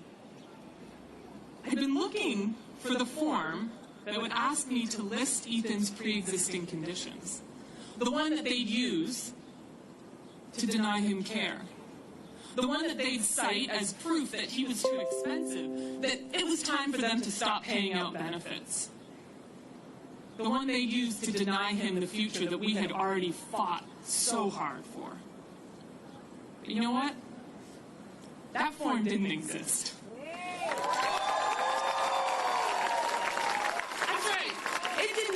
Because the ACA had made it illegal. And realizing that moment, sitting at the kitchen table across from my husband, realizing that our baby was never going to be denied access to the care that would keep him with us, that would give our family a future together, I was like seeing the sun for the first time. In a life with heterotaxy, there are so few guarantees like this. We live on a razor's edge. The probability that I will outlive my son far outweighs the possibility that I will watch him grow old. I still can't bring myself to buy him pajamas in next year's size. But some days like today, when I look out and see all of you here, some days I'm a special kind of brave. On those days, I can imagine him growing up and going to kindergarten, graduating from college, or holding his hand out to me for a dance at his wedding. Without medications and surgeries and specialist bills and a lifetime of medical bills, none of these brave hopes will ever become reality. And so this is why we fight, to protect Ethan's access to care. Until now, we've been fighting to stop them from denying us access. We stood, all of us, shoulder to shoulder across this country, and we proved that our voices matter. And now, like Ben said, now we turn our eyes to the future. We're not playing defense anymore. This is offense. We need to fight to make that future as bright as possible for our children. You want to fight? Bring it on. I've been fighting for my kids since the day I found out, since the day I laid on that stretcher in that ultrasound, and I will fight for him with every single beat of my heart. Ethan's life, his future, is quite literally on the line, and I will not stop fighting until I get that dance.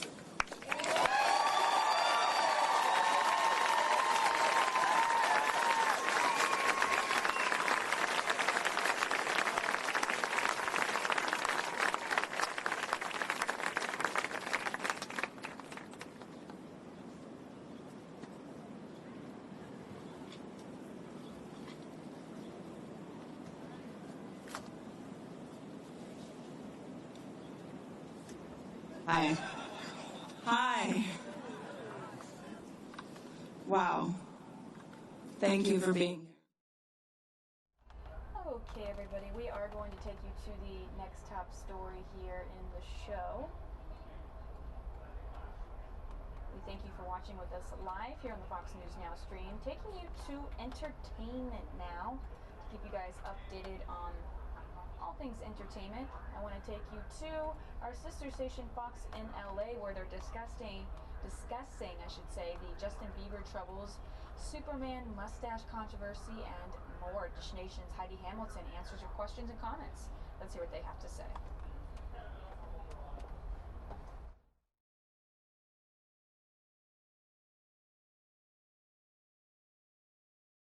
Each week, the crowd gets bigger and bigger. I love it. Every time. Yes, it's amazing. All your support. People come out of the offices to gather. We have a little live studio audience now, which is really, really cool.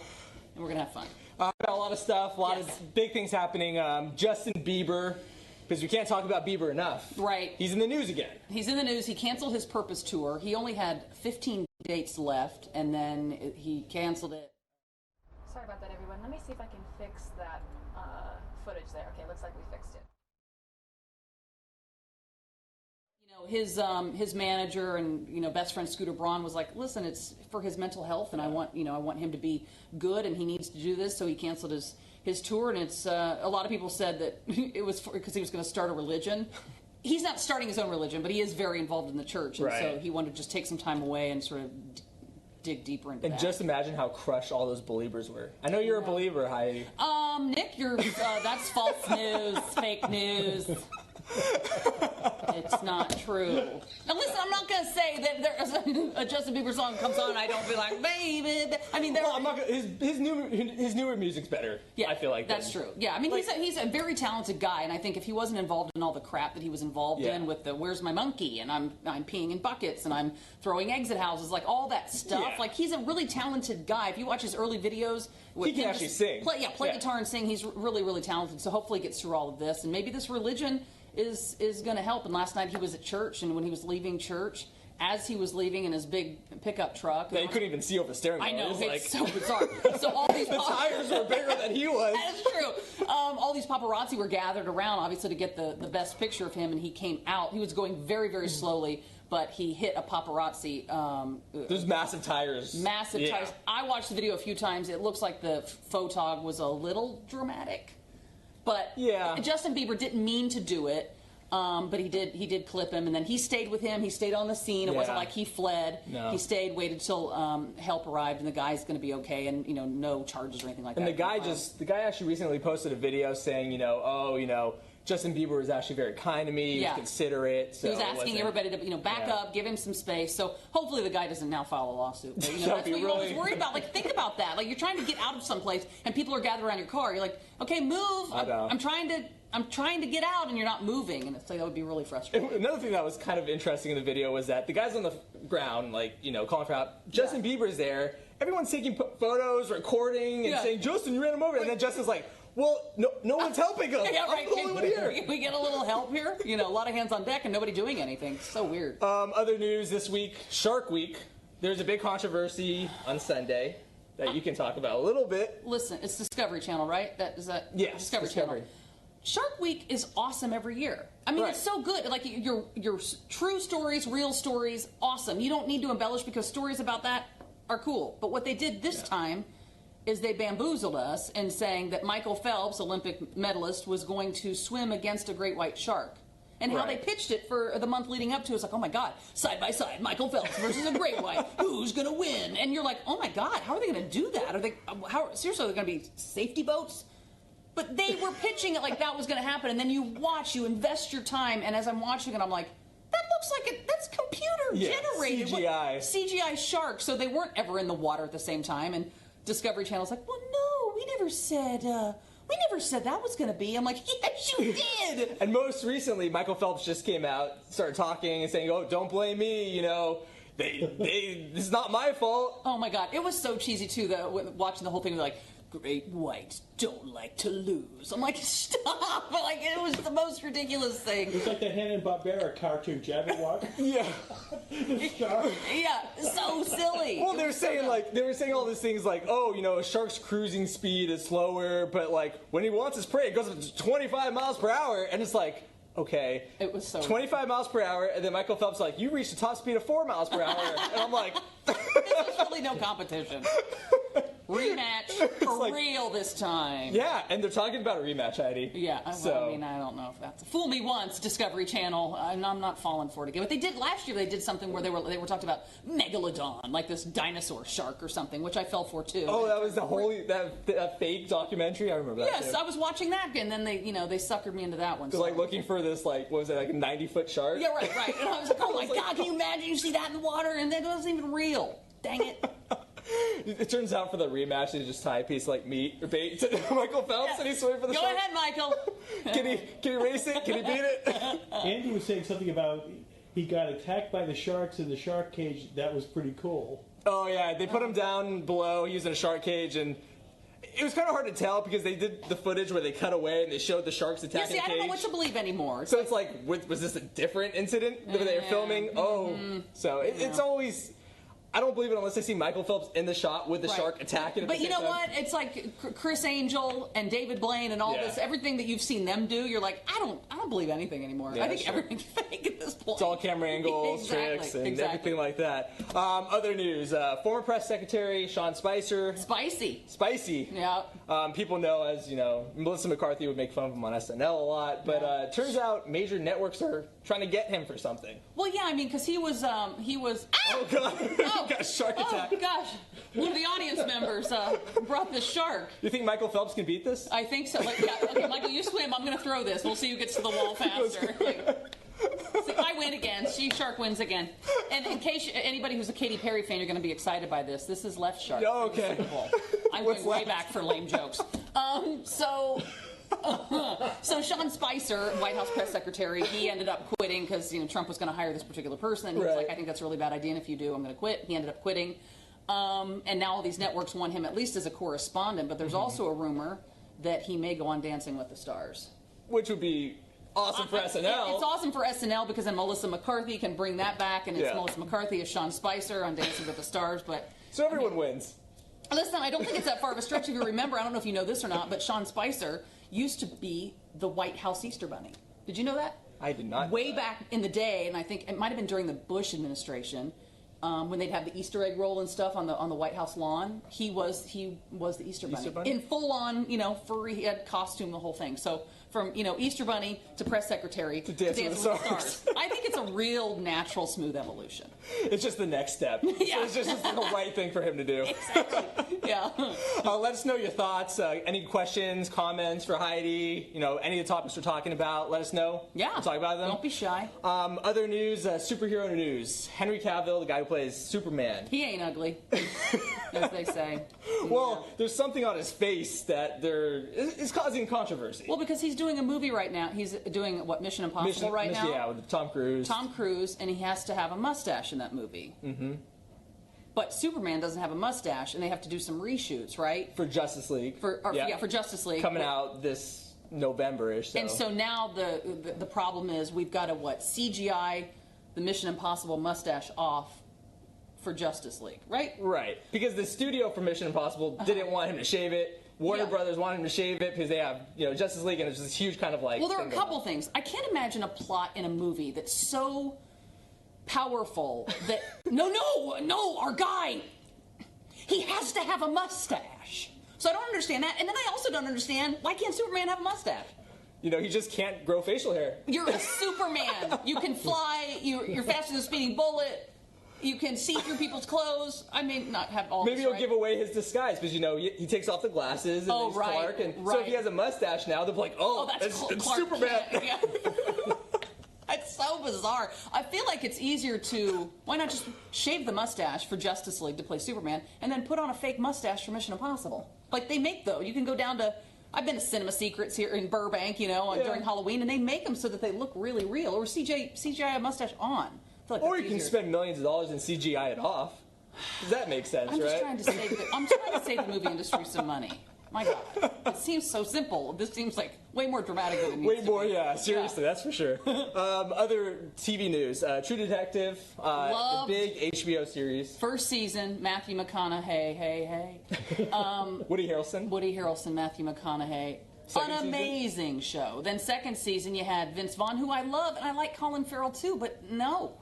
Not good at all. No. And I hung in there because first season was so good, then second season came along and everybody was excited about it, and then it wasn't good, but then you're like, crushed your dreams. Yeah, but then you're like, well, maybe next episode will, no. Well, maybe it's going to, kick into gear here, and it never did. I think it got worse as it went on. Yeah, it was bad, and I stayed with it through the whole thing because I'm all about commitment, I guess, which shame on me.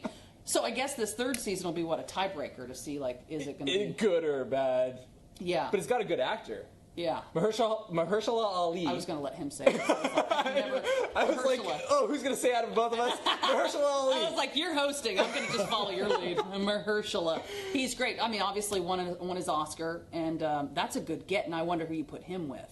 Right. They only casted him so far, so let us know any thoughts. Like, who should they pair him with? Why not... Oh, I guess you can't why not bring Matthew McConaughey and Woody Harrelson back? That'd be awesome. Why not do that? And be the three of them. Yeah. Seems like it makes sense. There can be 3 true detectives, no? What? Yeah. Not just 2 true detectives. That's not easy to say either.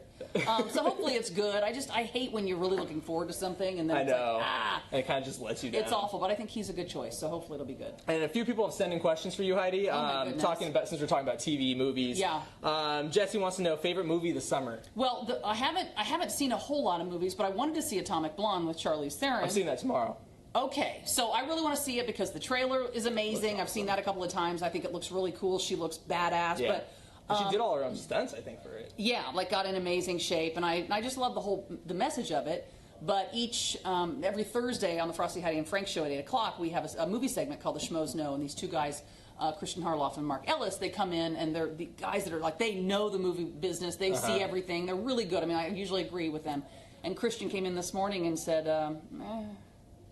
that it's like you just kind of don't care that an hour in there's a great 10-minute fight scene that's so good. He's like, it's so good, but it's an hour in, it's only 10 minutes, and then it's like, For the rest of the movie? It's just not, he's like, you just don't care. He said Charlize Theron is amazing in it, so it's not her. And the girl that she's in there with, Sophia, I'm not sure of her last name, but he said they're great. It's nothing against them. It was just didn't really do much. And he's like, for as fast-paced as it was, he was like bored. Well, it's the director same guy directed John Wick, which I love. Right, so you thought, because that was what they were pitching it like it's going to be a female John Wick. And he's doing the new Deadpool movie. Yeah, and he said it just missed the mark, which bums me out because that was the one that I was really excited about seeing. And I'm sorry I ruined it for you because you're seeing it. Well, I'm still going to see it. Maybe the schmo doesn't know. I don't know. yeah, you're going to see it. Maybe you'll love it. And that's what he told me too. He's like, maybe you'll love it. Don't necessarily go by me. I guess we'll talk about it next week. Yeah, we can see if it's you tell me if I should go see it or not. So okay, then I won't have to necessarily. I love those action movies. I know, I do too. And I mean, I heard there's some pretty hot scenes in there anyway. So. Of course, all your fans are still talking about Bieber and that he shouldn't be behind the wheel. Oh, yeah. People should sue him. And... Oh, no. Listen, again, I'm not the biggest Justin Bieber fan, but I think, sometimes when it's like the paparazzi, they want to aggravate you. They want you to get. They want a reaction. They want a reaction because they want the shot, or they want a reaction so that you can get bumped by. They can get bumped by your car and then potentially sue you. So in those situations, I do feel bad. So put yourself in that situation where you're trying to leave someplace. You just want to get out of there and go home, and people are blocking your car, and it's like, please go, please move. You guys. And that guy was really close, too. He was really, really close, and they were all gathered around. So in this case, again, not the biggest Justin Bieber fan, but in this case, I feel bad for him. Jessica wants to know, any shows you excited about? Oh, yes. I just started one last night called Ozark. It's on Netflix. It is Jason Bateman, who I love and who always is playing in comedies. But this is sort of, so this is sort of his baby. He produced it. He directs the episodes. And it's sort of got a Breaking Bad vibe. And it's about a family man and some stuff happens. I don't want to give anything away. And he's got to do some stuff happens and he's got to do some stuff. To get some stuff done. To get some stuff done so he doesn't get in trouble for that guy. For the other stuff. Oh, man. Yeah, so it's really, really good. We started last night. I didn't have anything to watch. So is it a comedy? It's not a comedy. Okay. So that's the only weird thing. You remember when Jim Carrey would do like a serious movie and you'd always be waiting for him to be like, nothing. It's like that with Jason Bateman because he's so funny that like in this TV show that's kind of dark and not funny, like he'll make an expression and you're like, wait, you're kind of waiting for it. He was also in this movie I saw was a little bit darker too. It was called The Gift. I don't know if you remember that, where it was like his friend delivers a gift. Jason Bateman was a darker role, and it turned out the guy was like stalking him since high school. So it was a good movie. It came out a while ago. I'll check that out. But yeah, Ozark is really, really good. And that's what and then Queen of the South, which I think I may have already mentioned. It's in its second season. It's a USA show, but it feels very HBO or Showtime. Like it's a network television show, but yet it feels not. So you can catch the first season of Queen of the South on Netflix. It's really good too. And talking about HBO and things, Game of Thrones, obviously the huge show. Great show. It's just fantastic. What's it about again, Nick? I love it. Tell everybody what it's about. It's about dragons, baby.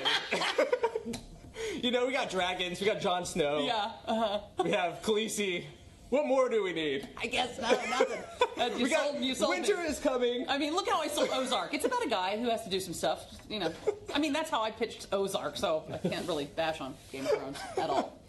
But the people who created Game of Thrones, they're getting some flack right now because of a new show they're creating. It's called Confederate. This is a movie about the Civil War and a television show about the Civil War if the South had won. Right. Which they didn't, for you kids that don't know history. They didn't. Thank God they didn't.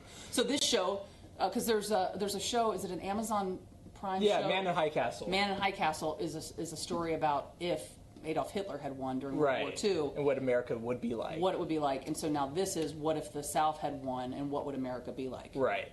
And so obviously a lot of people are going to get very mad and very upset over this topic. Right. But what's kind of interesting is the head of HBO just came out and he's backing it. He's backing his decision to go on with the show. Well, it's what if. But I think because of everything that's going on politically right now, people are like, what do you mean, what if? It is happening. It is what it, so I think people are so sensitive right now because it's us versus them, which is obviously not going to get us anywhere. Yeah. But I think we're so sensitive that when a show like that comes out, people are freaking out because they're like, well, I don't know, maybe that's going to happen. Maybe that'll come back. But it's a what if show. People are saying like it's bringing light to it. In a sense where it's like, oh, it might glorify certain things, and they're kind of scared about that. Well, yeah, but at the end of the day, it's art. It's art. It's a television show. I mean, if you would do that to every television show, think of how many you'd be like, oh my God, you're glorifying selling methamphetamine or dragons. Dragons aren't good. They shoot fire out of their mouths. I don't know. Yeah, we'll leave it at that. We're leaving it on they shoot fire out of their mouths? I don't like that. Yeah, just to crush people's dreams that right. dragons don't exist. But yeah, with Confederate, when is that coming out? I'm not sure. It's going to probably premiere right after Game of Thrones ends because people are going to be jonesing for something new to watch. Yeah, and they're going to have Game of Thrones spin-offs too. That's already been announced. So somewhere in between. Can't wait. You can hop board on that. Just start at the spin-off and have no idea what you're doing. Yeah, I'm totally confused the whole time. I'm going, who's that now? Now, which house was she in? Okay. Is she married to the little guy? A lot of people don't have penises on this show, do they? I don't understand. Why does everybody get their penis cut off? That's what my idea of Game of Thrones is, and I don't know. It's not too far off. That's the Cliff Notes version. A few more topics we're going to talk about. You can see Heidi on the Fox 11 5 o'clock news coming up soon. Let us know, again, if you have anything to weigh in on. We'd like to take your input. Yeah. Jay-Z, he's been in the news. He released his album 444. Turns out there's a conspiracy theory or something kind of going on with this. So he puts out an album called 444, but there's a band, is it New Jersey or New York? Is it back New Jersey. Yeah, on the East Coast called the 444. So he puts out an album called 444, so now this band in New Jersey, the 444, put out an album called Jay-Z. Which is brilliant for them. It's brilliant for them because it's like, oh, wow. And all of a sudden we're talking about a group of people that I don't know, they may be a big band. Yeah, they're like a local band. Right. And so now, I mean, I think that's so smart of them to do that. Yeah. What is does Jay-Z, is he upset about it? Like, he seems like a guy that might get upset about that. Like, you're using my name to sell your album when I... Yeah, I mean... I don't know. I think it's smart. If it works for them, right? If they get Jay-Z's reaction and Jay-Z ends up meeting them because of it, Oh my it's God. it's a win for them. Do we know what kind of music they play? Yeah, it was kind of like a kind of rock. Yeah, okay. kind of rock So genre band. Not so. Jay-Z type of music.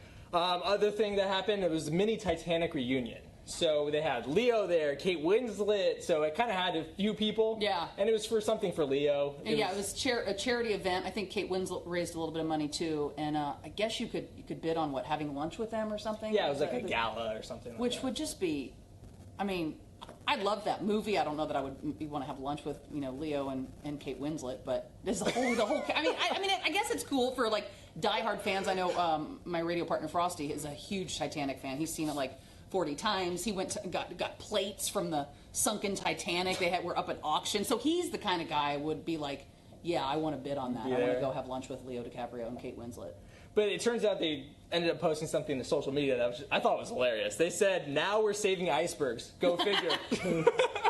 Oh, everything really does go full circle, doesn't it? This is for environmental stuff. Yeah, Leo's very active. The thing that killed them in the show. Yeah, in the movie. him. There really was room on that headboard for two. I'm just saying. And the last time, I know she like pushed him off. Sorry. Anyway, I should let that go. It's been a long time. And the last thing we're talking about, OJ. Obviously, he's been granted his freedom. Mm-hmm. But a lot of people are saying, what's next for OJ? TV show. Book. Well, see, but here's the problem with that. When he was at his parole hearing, his big thing was, I just want to lay low. And he's like, when he was talking to the parole board, he's like, I just want to lay low. I just want to, see my kids. I want to stay out of the spotlight. I don't have any interest in books or doing interviews or whatever. And then his attorney reads this letter that OJ had written to, I don't know, some judge or something, or some attorney friend of his, and he was like, you're going to see me when I get out. You never know. I might be on some, webcast or web. And OJ's sitting there like, no, do not, because it was a surprise reading of that letter. Yeah. And I was like, oh my God, that his own attorney may have just screwed him. Yeah. Reading that letter, like, no, you just said you wanted to lay low, not be in the public eye, and now, this letter that, he's going to be in the public eye. It's O.J. Simpson. He's not going to be able to stay away. And USC just came out today saying that they don't want O.J. to be part of any of their football or sports or anything involving their school. I think it's risky for a lot of people, but there are going to be plenty of people who are like, yeah, we'll hire him. I mean, I think there's probably going to be a reality show. Would you watch that show, that O.J. show, if they have one? Will there be dragons? There's dragons, you're on board? Maybe. If there's dragons. They put him in Game of Thrones. They put Ed Sheeran and now OJ's in it. Yeah, Game of Thrones just totally jumped the shark. You're like, what is happening? Or they have him race the shark. Michael Phelps. Yeah. I don't know. He says he's looking forward to what? Spending time with his kids and eating sushi. And steak, yep. Yeah, and steak. But how's he going to cut that steak without a knife? Because if I'm O.J. Simpson, I'm never being seen with a knife in my hand ever again. I'd be like, I don't know, can somebody cut it for me? I'm not even picking up a knife in public. I'm at the finest steakhouse. I'm not picking that knife up. No, sir, not me. Cut it for me. Spoon's on the way. If you have any questions, leave them down. We'll ask Heidi next week. Yes. Let us know if you have any topics you want us to talk about or anything like that. Heidi's going to be coming up on the Fox 11 5 o'clock news very soon. Dish Nation, Fox Tonight, 11, weeknights at 6:30. Frosty, Hattie, and Frank tomorrow morning. KLOS. Every morning, 95.5 KLOS, yep. Get up nice and early. We're hanging out. Catch her all those places. All right, thanks, guys. Bye. Take care, guys.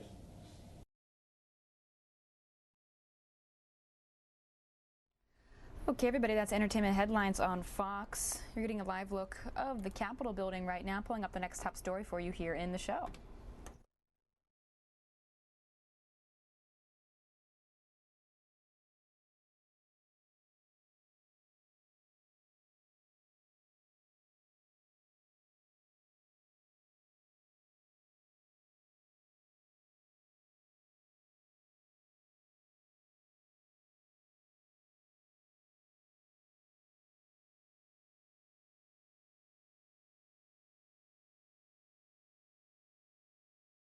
Taking you now to the Department of Health and Human Services, where they hold a listening session. Let's hear what they had to say earlier today. My colleagues and I are here today, of course, to hear comments from many stakeholders in the audience regarding ways to improve parity for mental health and substance use disorder coverage. As many of you know, building on the previous parity laws, the Mental Health Parity and Addiction Equity Act of 2008 generally prevents group health plans and health insurance issuers that provide mental health and substance use disorder coverage from imposing less favorable benefit limitations on mental health or substance use disorder benefits than on medical or surgical benefits.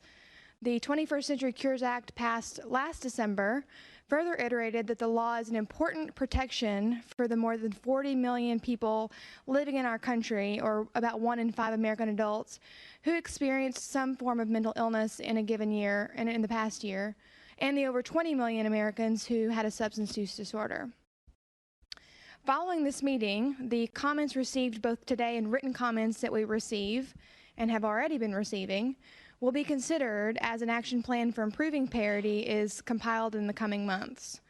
Written comments will continue to be received through August 10th, and of course this work is only possible through the continued collaboration with our other federal partners, and I certainly appreciate their commitment to this issue.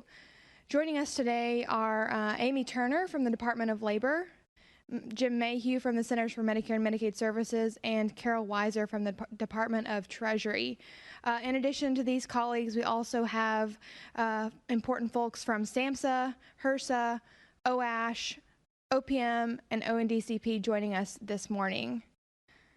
I will now turn to our panelists to give a brief introduction. Thanks. Good morning.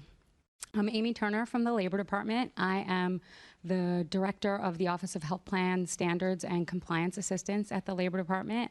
I see a lot of familiar faces in the audience, which is great. I see some new faces too, new to me at least, which is also great. I was asked to spend a minute just talking about the role of the Labor Department, so I might cover some old ground for a lot of faces out there, but MAPIA amended 3 statutes, so Labor, HHS, and Treasury all share interpretive jurisdiction over the law. We put out regulations and guidance jointly. But when it comes to enforcement jurisdiction, our enforcement jurisdiction is divided. ERISA, which the Labor Department enforces, covers about 2.2 million health plans, and that reaches about 131 million individuals. We've been doing enforcement for several years now since MAPIA was enacted, and just to give you a sense of some numbers, between fiscal year 2010 and 2016, we conducted 3,448 investigations. About 1,700 of those plans were subject to MAPIA because there are some exemptions, things like small plan exemptions from ERISA, retiree-only plan exemptions, and we cited 221 violations. We also have a really strong customer service program. In the years FY 2011 through 2016, we answered 1,191 consumer inquiries. We also have a dedicated MAPIA web page. I would encourage folks to check it out if you haven't seen it. If you Google labor and mental health, it'll pop up. It includes all sorts of information, including FAQ guidance that we put out. We work with the other departments. We put out together the most recent set of FAQs, FAQ set 38, has a current solicitation of comments open. That solicitation of comments is open through September 13th, 2017. We ask a lot of questions there. So in addition to this listening session, it's another opportunity to provide feedback and for the departments to hear what sorts of challenges consumers, providers, states, the regulated community are all facing. And there's a lot of other really good tools out there. I'll just mention quickly a self-compliance tool, which is the same exact enforcement check sheet that our investigators use when auditing an ERISA plan to determine MAPIA compliance.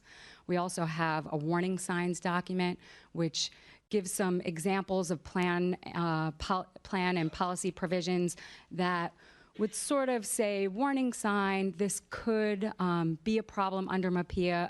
Additional analysis would be required in order to determine whether or not there's a violation. We have a disclosure guide, lots of fact sheets, and it's also where we publish our biannual report to Congress, which contains a lot of information on what we're doing. So with that, I'll pass it to Jim. Good morning. Yeah, I'm Jim Mayhew. I'm a senior advisor in the oversight group in Socio at CMS. I'm also the acting director of the market-wide division in Socio at CMS. HHS, CMS HHS has, with respect to mental health parity, we have direct enforcement authority over the non-federal governmental plan. Those are the group health plan for state and municipal employees.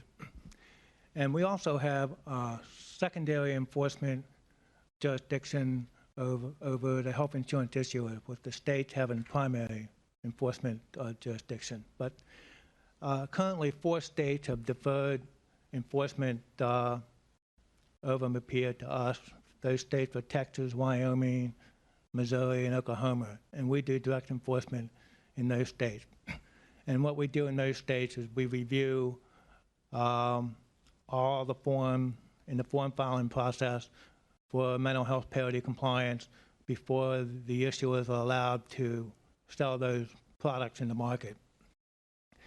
And we also do market conduct exam of issuers in those states and also in the non-federal governmental plan. But also, we put a lot of effort in the last year in working with the states that do have primary enforcement authority to give them technical assistance, to answer any questions they have.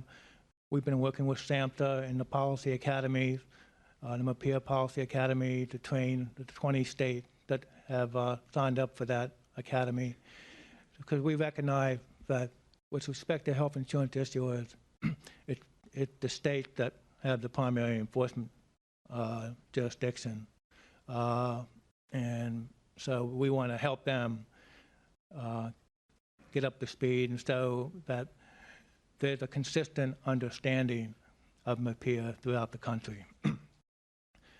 And I'm glad to see that there's a great turnout here, because we're really anxious to hear all your comments and ideas. We've always been committed to open dialogue with the stakeholders, and we will continue that open dialogue because we recognize that mental health parity is a very complex law, and it just it's constantly evolving. So. Thank you, Jim. I'm Carol Weiser, the Deputy Benefits Tax Counsel in the Office of Tax Policy at Department of Treasury. At Treasury, we do not do any enforcement. Enforcement for the plans that are not covered under either the Department of Labor's jurisdiction or HHS's jurisdiction are only the non-ERISA church plans. And the Internal Revenue Service is the enforcement arm with respect to all aspects of tax, including with respect to mental health parity for those plans. We work with the IRS and our colleagues at HHS and Department of Labor on the development of all guidance, regulations, and sub-regulatory guidance. And as I said, then we leave the enforcement to the Internal Revenue Service. So without further ado, I think we can get started. Thanks so much, Amy, Jim, and Carol. Just as a point of organization, we will organize the listening session into hearing comments from each stakeholder group, and each commenter will be limited to 5 minutes. You'll receive a 1-minute warning and then a warning when the time has expired. We do have a lot of folks who want to make comments today, so we want to be as respectful as possible and concise as possible so everyone gets a chance to be heard. I do also want to reiterate that this is a listening session and that I nor the panelists will be providing direct feedback or input on comments we received today, but rather your comments will be considered as an action plan as devised in the coming months per the 21st Century Cures Act. So let's go ahead and get started. The first group that we'll hear from today is the insurance representatives. Then we'll go to the federal and state government representatives, followed by employers, mental health care providers, and finally patients using mental health services or their advocates. I'll first turn to America's Health Insurance Plans. Can I make a quick point? Sure. Yeah, I forgot to mention, due to a schedule conflict, I can only be here for the first hour. Dave Milosky and my team will take my place, and he'll fill me in. Bye. Thanks. Good morning. Is this on? My name is Richard Bankowitz. I'm the Executive Vice President for Clinical Affairs at America's Health Insurance Plans, or AHIP. AHIP is the national association whose members provide coverage for health care and related services to millions of Americans every day. We're committed to market-based solutions and public-private partnerships that improve affordability, value, access, and well-being for consumers. We appreciate the opportunity to comment on strategies for improving parity for mental health and substance abuse disorders, and we commend Secretary Price and the Department of Health and Human Services for focusing on the challenges our nation faces in treating patients with mental health and substance use disorders.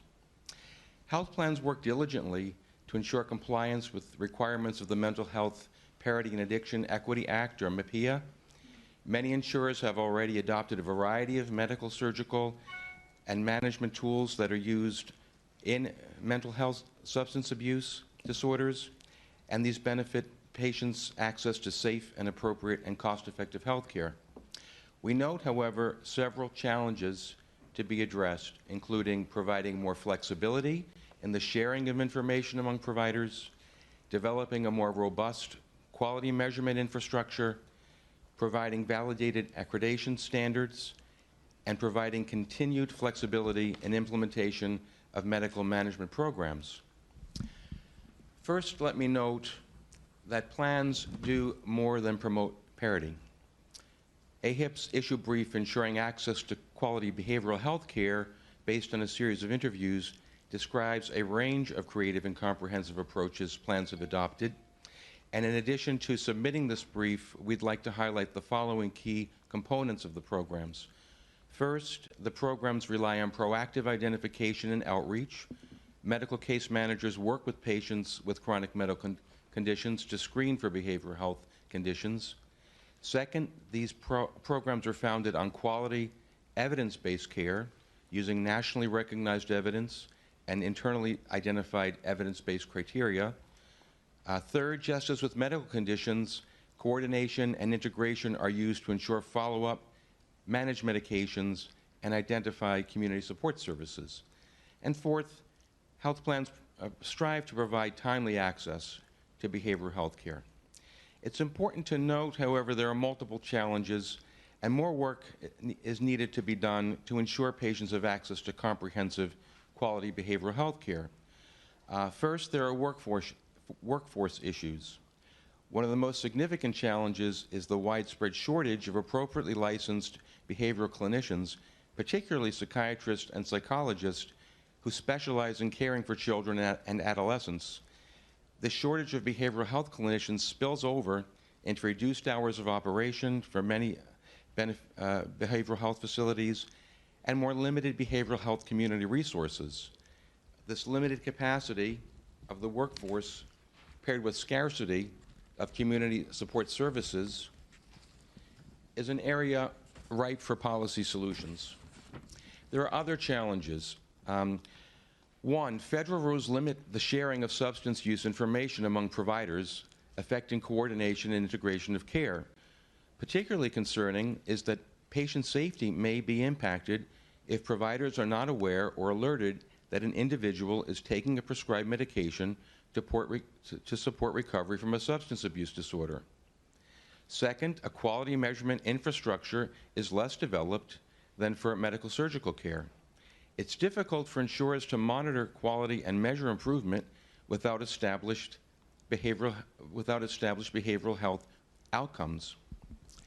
Third, there's a lack of validated quality standards and certification accreditation standards for behavioral health facilities, particularly inpatient or 24-hour residential care facilities, and this adds to the ongoing challenge of identifying the most effective and appropriate facility for a given patient. And fourth, the laws and regulations applicable to mental health and substance use disorders are subject to multiple jurisdiction and interpretation. It's difficult for consumers and healthcare entities to understand what law or regulations govern. This can be particularly challenging when state regulators provide guidance or give interpretation. And there are also situations in which there are several non-congruous federal and state regulations which may apply. Lastly, to comment on the Cures Act, specifically Section 1301, which requires regulators to release compliance and guidance. We believe more guidance is needed with regard to the NQTL compliance so that unintended consequences don't occur, and we have some specific examples of unintended consequences which we will include in our written comments. Thank you. Thanks very much. Now we'll turn to the Blue Cross Blue Shield Association.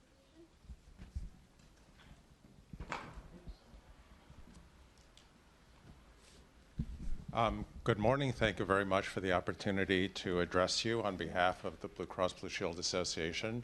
I'm Joel Slackman, and I'd like to comment today on the issue of improving federal and state coordination in enforcing MPIA, which is the focus of the action plan. I'd like to make three main points. First, context is important. MPIA, no doubt, has greatly improved access to behavioral health services. Despite the complexity of the MPIA regulations, there have been, as Amy pointed out, relatively few non-compliance violations among employer-sponsored group health plans. Point number two, a prerequisite to improving coordination between federal and state regulators is improving guidance for the non-quantitative treatment limitations, NQTLs.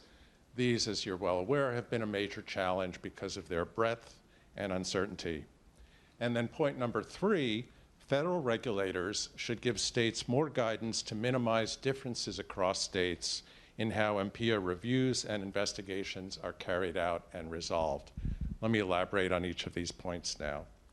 Point number one, last year's White House Mental Health Parity Task Force found that employers and health plans have made considerable progress in complying with MPIA. And they cited in particular ending inequities in financial and quantitative treatment limitations. That's especially important, I think, because there's been recently published peer-reviewed research that's found that after MPIA, virtually all plans dropped quantitative treatment limitations. Moreover, as Amy mentioned in the DOL's enforcement, the fiscal year 2016 enforcement fact sheet cited 44 employer group health plans for violations. 24 of those violations, 55% or so, involved NQTLs. So there's no question for blue plans, any one violation is one violation too many, but in developing an action plan, context we think is important. Point number two, health insurers need clear, consistent, and predictable rules to clarify the ambiguities in the scope of, and ambiguities in and the scope of NQTLs. Though we appreciate all the efforts that the departments have made in reaching out to industry, we urge even more collaboration and engagement, which are hallmarks of good business partners. A few examples where parity guidance is lacking are provider reimbursement and residential treatment. A particular concern has been RTCs that are wilderness programs. These issues have been included in state investigations and are the subject of class action and private litigation. However, there has been little or no guidance on the parity analysis in these areas, which has been a problem.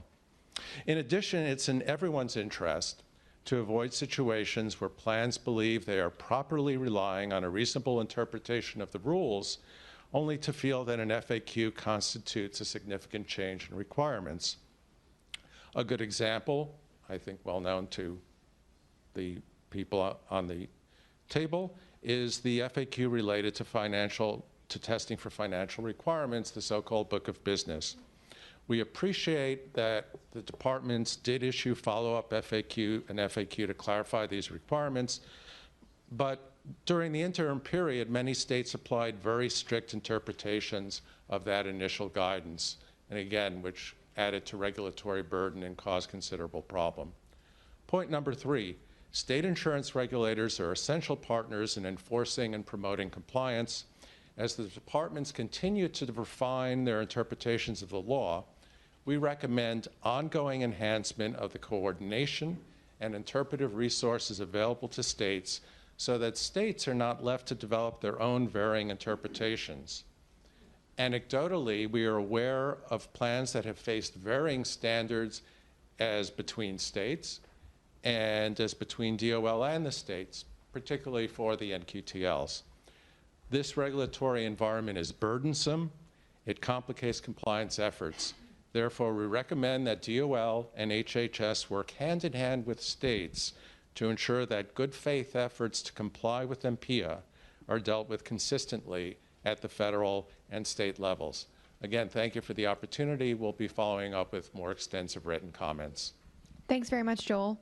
I want to just quickly check to ask if there's anyone from the National Association of County Behavioral Health and Developmental Disability Directors in the audience, or the National Association of Insurance Commissioners. All right, so we'll go ahead and turn to the employers. American Benefits Council.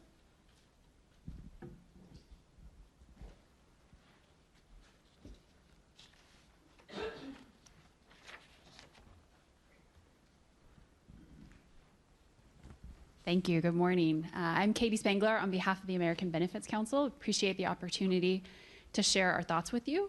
Our members are primarily large multi-state employers and other organizations that sponsor or administer health and retirement benefits covering more than 100 million Americans. Today, I will focus on 3 main points, and I think you'll see some themes. Number 1, mental health parity is a priority for employers. Large employers have long recognized the value and importance of providing comprehensive coverage for mental health benefits. Employer surveys show nearly all large employers provide mental health benefits. And federal law does not mandate coverage for mental health benefits for self-insured plans. However, employers voluntarily offer mental health benefits because they believe it is vital to the health and productivity of the workforce and for recruiting and retaining qualified workers. They also know that employees highly value this benefit. Point number 2, parity compliance is complex. Large employers are very compliance-minded, and there's continued focus on compliance with mental health parity. In the Parity Task Force report, the departments noted that employers and health plans have made progress in complying with mental health parity, particularly related to financial and quantitative treatment limitations.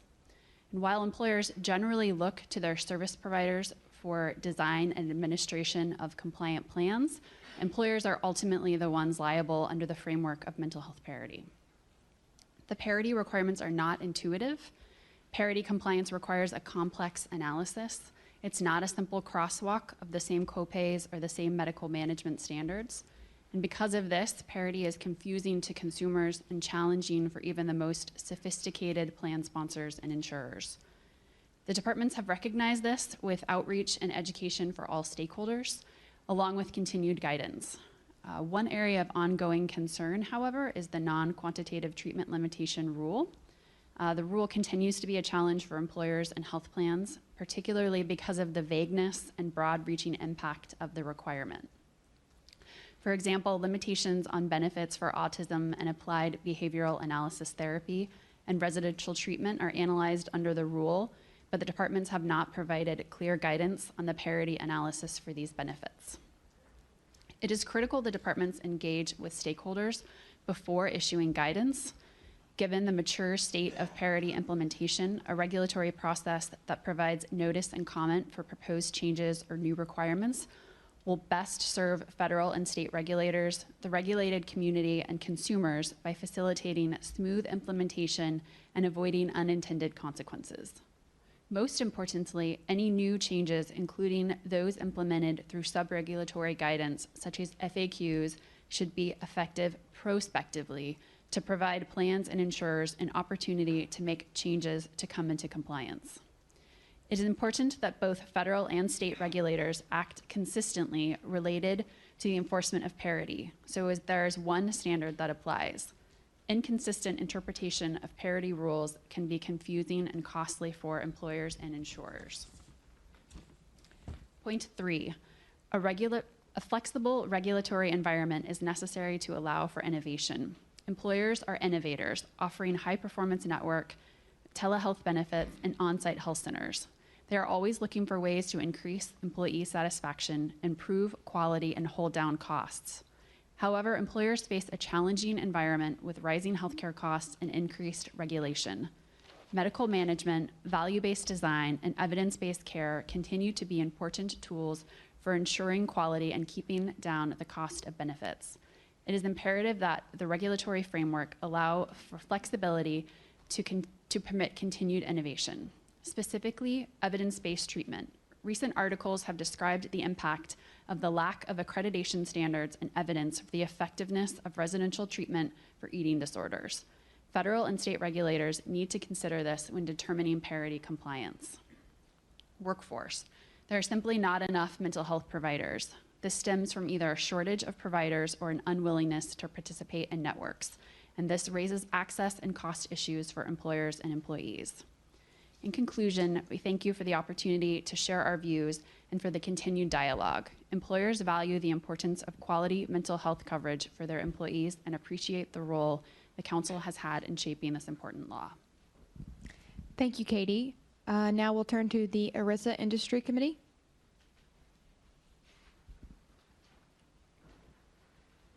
Hello, I'm James Gelfin, representing the ERISA Industry Committee, an association representing the nation's largest employers.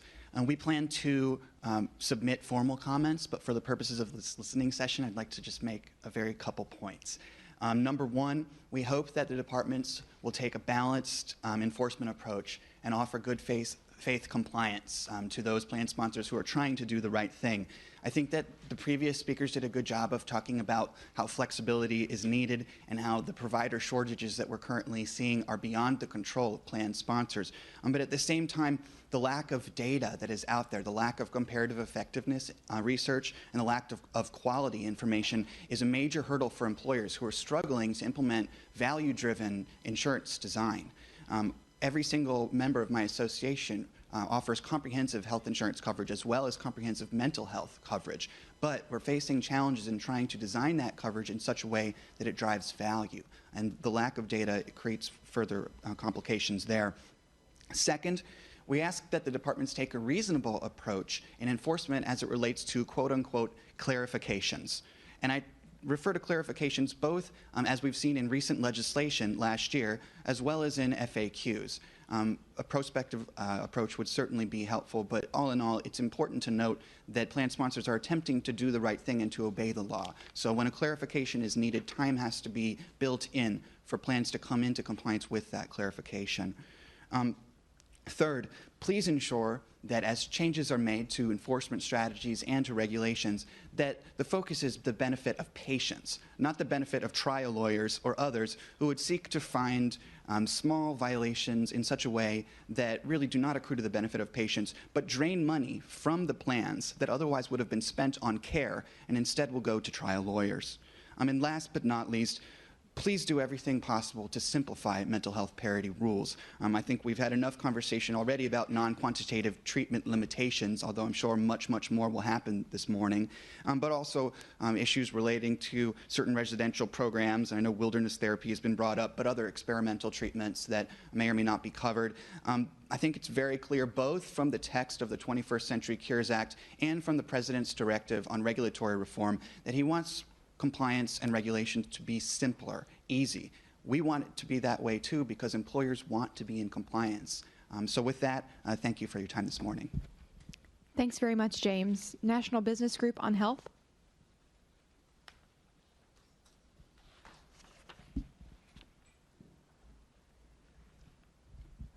Thank you. I'm Debbie Harrison with the National Business Group on Health. Thank you for having us. I will not repeat all of the comments that the other employer representatives have made.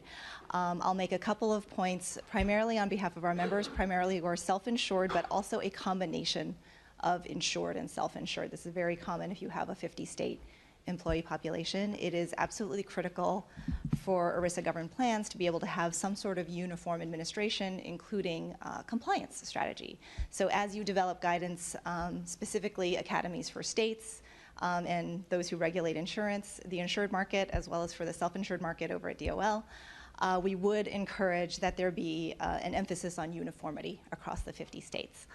Another point that I would also like to add is that our members, of course, encourage a robust coverage of all mental health services. I will emphasize that there has been a lot of difficulty with respect to the parity analysis. As we said, wilderness programs, residential treatment in particular, ABA therapy, but you know, those are the items of the day. There will be future treatments, future devices, future medications that will, of course, be the next treatment of the day. So we would emphasize that whatever guidance comes out, it be crafted with a view that today's treatments may not be the treatments of tomorrow, that employers will need some flexibility to adapt to whatever shortages or abundance there might be in the future. And also that there may not be perfect analysis in the parity world. I think with respect to residential treatment in particular, the parity analysis is often done with skilled nursing or perhaps rehabilitation facilities. Unfortunately, to our members, these are very often fundamentally different services from, for example, substance use disorder treatment or eating disorder treatment. So I would hope that there would be some flexibility built into the guidance to account for the fact that sometimes the parity analysis is just never going to be perfect. It's very difficult to find a perfect parity on the medical surgical side. And with that, I will thank you for having me. Thank you, Debbie. Now we'll turn to mental health care providers and begin with the National Association of Psychiatric Health Systems. Thank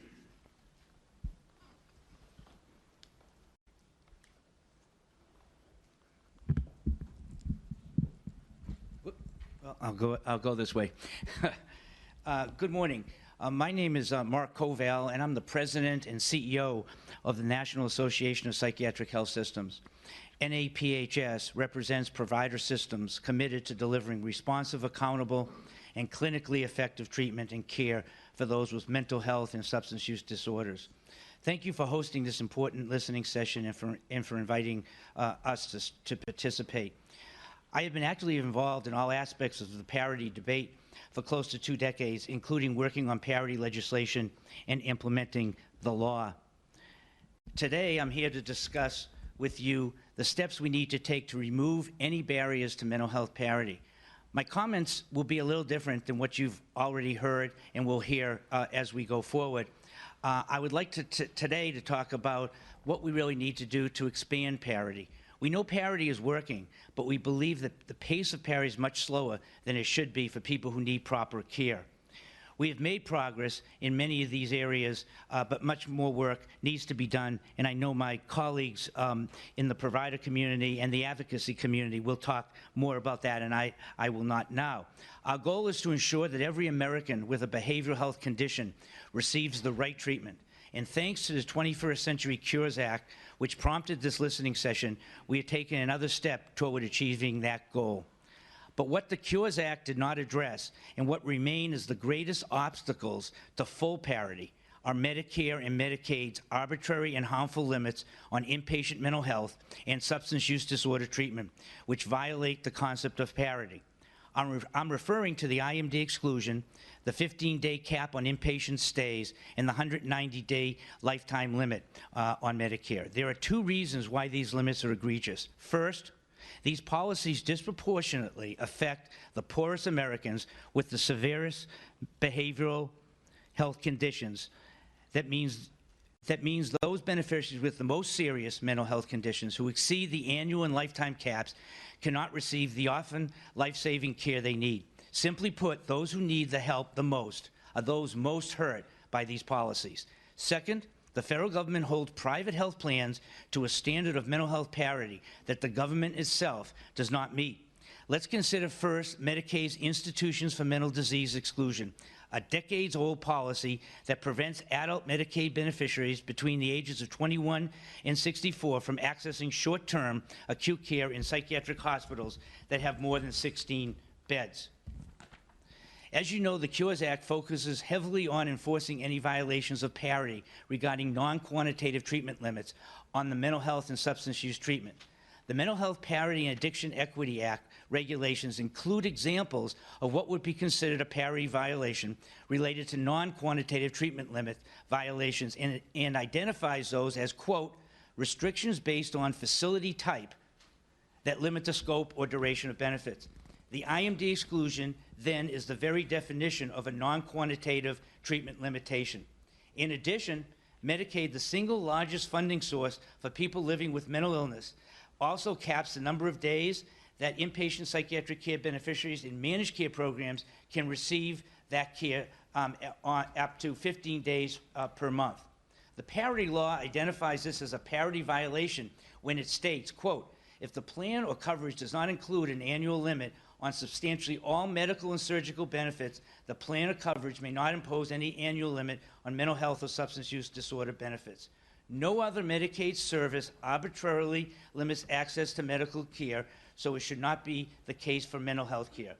Meanwhile, Medicare beneficiaries are limited to just 190 days of inpatient psychiatric hospital care in their lifetime. In a similar way, no other Medicare specialty inpatient hospital service has this type of arbitrary cap on benefits, even though the parity law states clearly, again, quote, if the plan or coverage does not include an aggregate lifetime limit on substantially all medical and surgical benefits, the plan or coverage may not impose any aggregate lifetime limit on mental health or substance use disorders. These limitations on mental health and substance use disorder treatment are the result of outdated policies that are not grounded in science and have no place in America's 21st century healthcare continuum. On behalf of the National Association of Psychiatric Health Systems and the more than 800 hospitals and other mental health and addiction treatment facilities NEPHS represents, I ask you to include in your parity report to Congress the need to eliminate these discriminatory policies that are hurting the millions of Americans who need behavioral health care. Again, thank you very much. Thank you, Mark. Now we'll turn to MCG Hearst Health.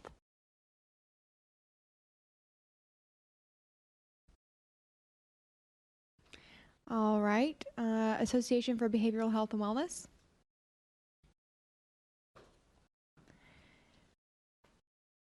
All right. National Association. Oh, coming up. Sorry about that. Good morning. Thank you for the opportunity to speak before you today. My name is Pamela Greenberg, and like Mark, for the last 19 years, well, Mark hasn't served for the Association for Behavioral Health and Wellness, but we've both worked on parity for almost 2 decades. ABHW is an association of the nation's leading managed behavioral health companies. These payers provide an array of behavioral health services to over 170 million people in both the public and private sectors. Since its inception in 1994, ABHW has actively supported mental health and addiction parity. ABHW was an original member and at one point chair of the Coalition for Fairness in Mental Illness Coverage. Since passage of MAPIA in 2008, our member companies have had numerous meetings with regulators at both the state and federal level and have teams of dozens of people from multiple departments working to diligently implement parity. More recently, we have been working with the Clear Health Quality Institute and a diverse group of stakeholders to try and develop standards for a parity accreditation. Our belief is that such an accreditation will be useful to state and federal governments, consumers, providers, and others in knowing whether or not a plan is approaching parity in the correct manner. A parity accreditation will hopefully bring some desperately needed uniformity to MAPIA implementation. Over the years, federal regulators have made themselves available to answer our questions and have worked with our member companies when states have had an incorrect interpretation of federal guidance. We appreciate their assistance and have several recommendations on how to improve the federal state enforcement of MAPIA. 1, educate states to create consistent understanding and implementation of the law. 2, simplify the disclosure requirements. 3, change the overly restrictive non-quantitative treatment limit requirements. And 4, share de-identified information. Many states are enforcing parity, and each of them has a different enforcement process and understanding of what is intended by the federal regulations. This creates an immense burden on payers as they seek to comply with disparate state requirements and audits. More uniformity in the interpretation of enforcement of MAPIA in both the commercial and public sectors would make a world of difference to payers implementing the law. We commend the federal agencies for the work they have done educating states about parity, and we recommend increasing this education and guidance. ABHW also encourages regulators to be clear and consistent in their guidance. We have seen states incorrectly interpret the examples in the Parity Compliance Warning Signs document published by the federal regulators as parity violations instead of as indications that there might be a problem, or examples in guidance as the only possible correct outcome instead of as one possible outcome. States have also set artificial limits on services, like treatment for autism or outpatient visits, which violate MAPIA. States assess compliance in one or more of the following ways: market conduct exams, state regulatory inquiries, attestations, and audit questionnaires. A recommended federal compliance tool would be of great assistance to plans. Another area that needs further discussion is disclosure.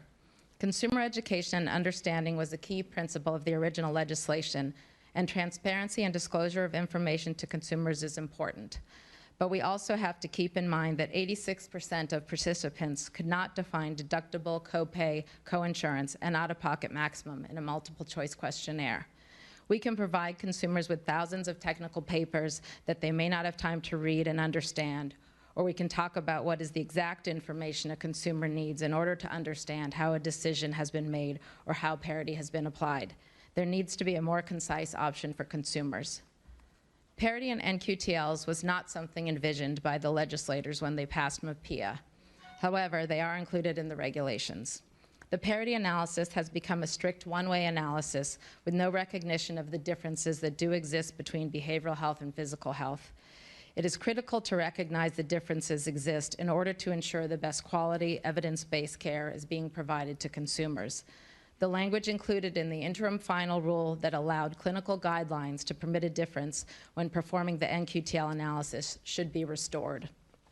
Parity is important, but so is quality. And we have to make sure with our implementation of parity, we don't end up compromising on quality of care for consumers. Finally, ABHW supports the release of de-identified information related to compliance issues and best practices discovered by the regulating agencies. The availability of this information will lead to an overall better understanding of MAPIA. Thank you again for the opportunity to speak before you today. We welcome ongoing discussions with you. I believe we share the goal of access to quality mental health and substance use disorder care for everyone. Thank you. Thank you, Pamela. Now we'll turn to National Association of Social Workers.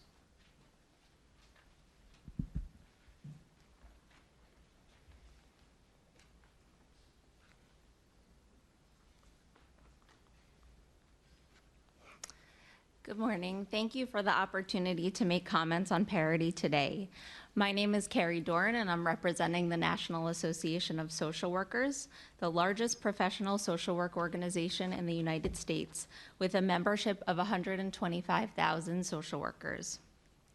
The social work profession promotes the well-being of individuals, families, and communities, and social workers often serve vulnerable populations with chronic mental and physical health conditions. Social workers work as private practitioners and are employed in a variety of healthcare, behavioral health, and community-based settings. Social workers provide psychosocial support to patients and families and help individuals reach their personal goals while living with mental illness and substance use disorders.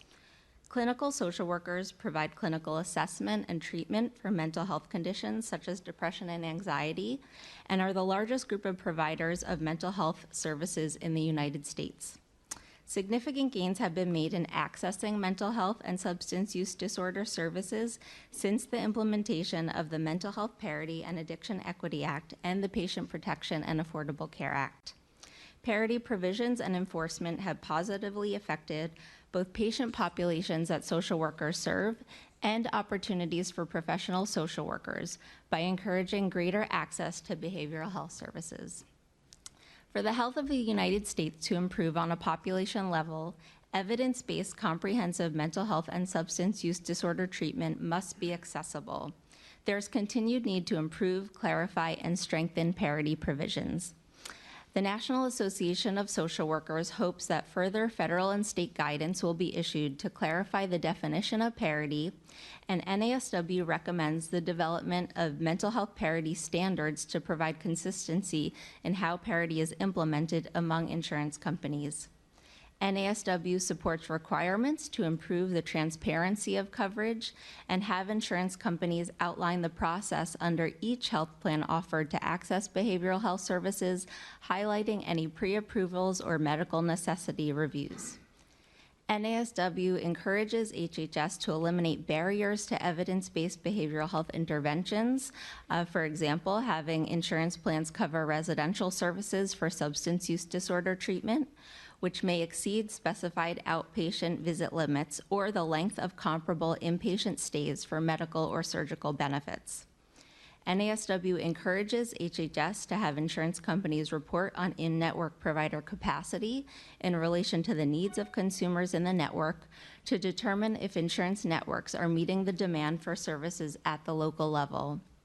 As we have all seen with the devastating impact of the opioid and heroin crisis in the U.S., the consequences of inadequate access to behavioral health services reverberate into communities and strain public and private resources. Improving coverage for and access to behavioral health services is one step to improving the health of people and strengthening communities. Advances in parity also serve to reduce the stigma of mental health and substance use disorder services and help individuals embrace behavioral health services as a routine part of healthcare for all Americans. Thank you very much for your consideration of these comments. Thank you, Carrie. American Federation of Teachers, Nurses, and Health Providers.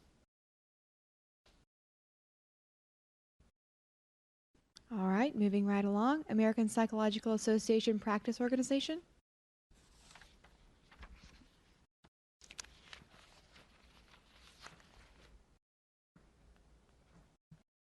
Good morning. Thanks for having me here. In the interest of time, I'm going to abbreviate the oral testimony that I submitted and try to focus primarily on our recommendations. And if I have time, I'll loop back and talk a little bit about the rationale. As a long-term champion of mental health parity, the American Psychological Association Practice Organization believes that MAPIA and the critical NQTL regulations are essential to protecting against discrimination that large group of Americans suffering from mental illness and substance abuse. In our view, MAPIA has never been sufficiently enforced. However, there's been progress, and we look forward to continued progress from this administration. The notice on this requested comments on improved federal-state coordination. We have two recommendations on that point. One is increase the ability of HHS to step in and exercise its secondary jurisdiction when states have not acted, and two, further increase the transparency of federal enforcement efforts on parity. On the first point, we understand that HHS takes the position that it can't exercise its secondary jurisdiction unless a state is not fully enforcing, is not substantially enforcing all the provisions of the Public Health Service Act, including MAPIA. We will submit written comments on why we think that legally that's not a good position. But let me point out why we think that that is problematic just from a policy standpoint. Our concern is that this is going to allow major provisions of MAPIA to slip through the enforcement cracks and fall into limbo. You know, for example, since 2012, we have filed 6 complaints with state parity enforcement agencies alleging that reimbursement cuts targeting mental health have impaired networks and decreased access of patients to needed mental health services. None of those 6 states have acted on our complaints. In our view, the HHS should be able to step in when the states are not enforcing important provisions of MAPIA, and here's our recommendation for how that would work. We recommend that HHS have the ability to step in and exercise its secondary jurisdiction and bring its its expertise and its resources to bear on these important issues in cases where, after consultation with the state agency has not responded to or taken significant action on the complaint within 4 months. The state agency has indicated that it lacks the resources, expertise, and/or interest to investigate the complaint, or where the complaint concerns an issuer's or plan's uniform actions affecting patients in multiple states and no state agency has taken action on that. The second point is about increasing transparency of federal enforcement efforts. We're pleased to see the Department of Labor has increased the transparency. For example, the fact sheet on the 2016 enforcement efforts, we think is a great thing for consumers. It gives examples of 6 different circumstances, but we have recommendations on how to take that further. Particularly, in our view, that's a great guide for people who are not deep in the trenches on it, but for all of us here who are deeper in the trenches, and for states trying to figure out these rules, as Pam said, and a lot of other speakers said, there's a lot of uncertainty about this, and we think that there are ways that further transparency would help. For example, the information in the fact sheet gives a nice, overview of the analysis and the circumstances. We think for parity stakeholders, it would be helpful to have a deeper dive into that. The other thing is some of the examples are the easier cases, for example, where pre-auth is required for all mental health and substance abuse services. What would really help us here in the room, I think, would be to have examples of the harder cases, the things where you really have to, where it's difficult, a difficult case and a close call.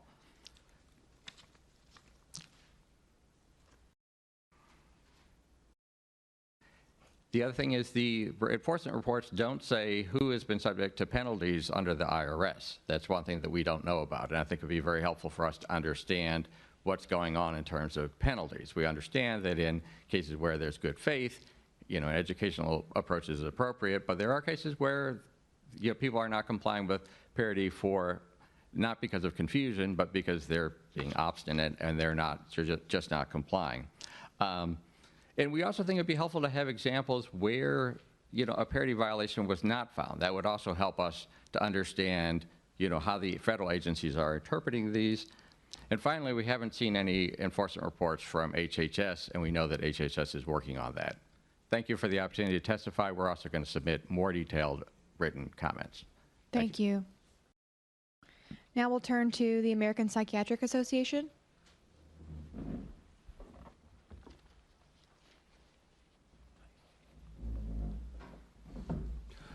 Good morning. My name's Sam Muzinski. I am the Senior Policy Advisor and Director of Parity Implementation and Enforcement at the American Psychiatric Association. In that capacity, I have ongoing and regular contact with payers in both the private and public sector, self-funded plans, commercial insurers, and so on. And that activity also includes a number of direct educational consulting arrangements with several state departments of insurance about their parity compliance activities. And it's partly what I want to share today is some perspective on that. Before I do that, I will acknowledge my comments are general, and I realize there's a lot of variability in insurer behavior and in employer plan behavior, so this is not an indictment as in a singularity sort of sense, but I want to acknowledge that. But I really want to focus on these issues based on my experience, which I think must be successfully addressed by the action plan if there is to be improved federal and state coordination related to the enforcement of parity. It's my view that MAPIA is a relatively clearly defined set of rules, tests, and sub-regulatory guidance, and plan issuer documentation requirements that evidence fidelity to the law. The key problem for me is not more guidance per se, or another way to say it is even with more guidance, I don't think the problems I'm going to bring up need to be addressed, even with more guidance. But albeit I think there is a need to issue some warning signs or further clarification around the network adequacy and reimbursement rate issue. This is a hot issue in the states, and frankly, people just don't know how to deal with it. And I think the neglect is not because of some purposeful intent, it's because of a lack of knowledge at a state regulator level as to how to think about that. But anyway, I think most state regulators are ready, willing, and able, but face a number of practical hurdles, and this is the issue I really want to get into in looking at MAPIA compliance. They have filing systems, forms, and procedures that do not facilitate in-depth reviews at the pre-market stage. This is a practical problem. And I acknowledge there's been work ongoing with the states about some of these issues, but I would submit it hasn't gone far enough. There's insufficient resources for comprehensive reviews. There's limited clinical expertise for parity issues that arise at the post-market stage involving medical management and criteria, which also represents an expansion of their traditional regulatory role. They sometimes can't get their heads around it, and this is not an editorial. And also, it's appeared in a number of places, there's wariness of instructing issuers to amend their plans for fear of legal challenges, among others. These are practical issues that I think really need to be wrestled with. Most states realize they cannot rely on simple compliance attestations without verification through documentation to truly assure compliance, but remain uncertain as to how to operationalize their baseline analyses. These infrastructure hurdles cannot be ignored if we are going to seriously discuss improved oversight and enforcement. The roadblocks to compliance reviews get particularly acute when you get into the realm of non-quantitative treatment limitations. Although we're going to propose a solution and we'll submit in comment, we think there's an organized way to do this. We have developed, I won't define we at the moment, an approach to a solution. We think there are two key principles that drive any approach to a solution. One is that compliance oversight must be meaningful. That is, insurers must be held accountable for fulfillment and documentation for all the rules and tests. And two, compliance reviews must be feasible and efficient for regulators. To enable this and design an approach that will work, it's also essential that it be recognized that MAPIA compliance is fundamentally different from other types of insurance compliance procedures. MAPIA requires, as a component of compliance, that the issuer plan, perform, and document its analyses and processes to each of the tests and rules in detail, and that this documentation be submitted as requested by regulators for review and independent evaluation. The burden is on the issuer and the plan and not on the state regulator. I've got 1 minute, so let me skip over a few things. I will just note that we've developed a unique logical six-step process that takes the terms and so on of the NQTL rule, and it defines the types of documentation plans should have, not the exact content of the documentation. We've achieved some proof of concept with this, with extensive beta testing with states that have been more in-depth kinds of parity activities, and I would note that the process I'm talking about has been codified in Tennessee law as part of their Medicaid managed care parity requirements, and we're doing work with other states. We also are aware of one large health plan that is using this approach to evaluate their own compliance, and they're active in 18 to 20 states. But just as important as I want to get back to is the notion of efficiency. Regulators need uniformity. There needs to be standardization. That comment echoes what's been here. I think that's fair for both the issuers and the plans. And we need to maximize the notion of how we capitalize on the sentinel effect. Performance that's evaluated is different than performance that's merely observed. Thank you. Thank you, Sam. American Academy of Child and Adolescent Psychiatry.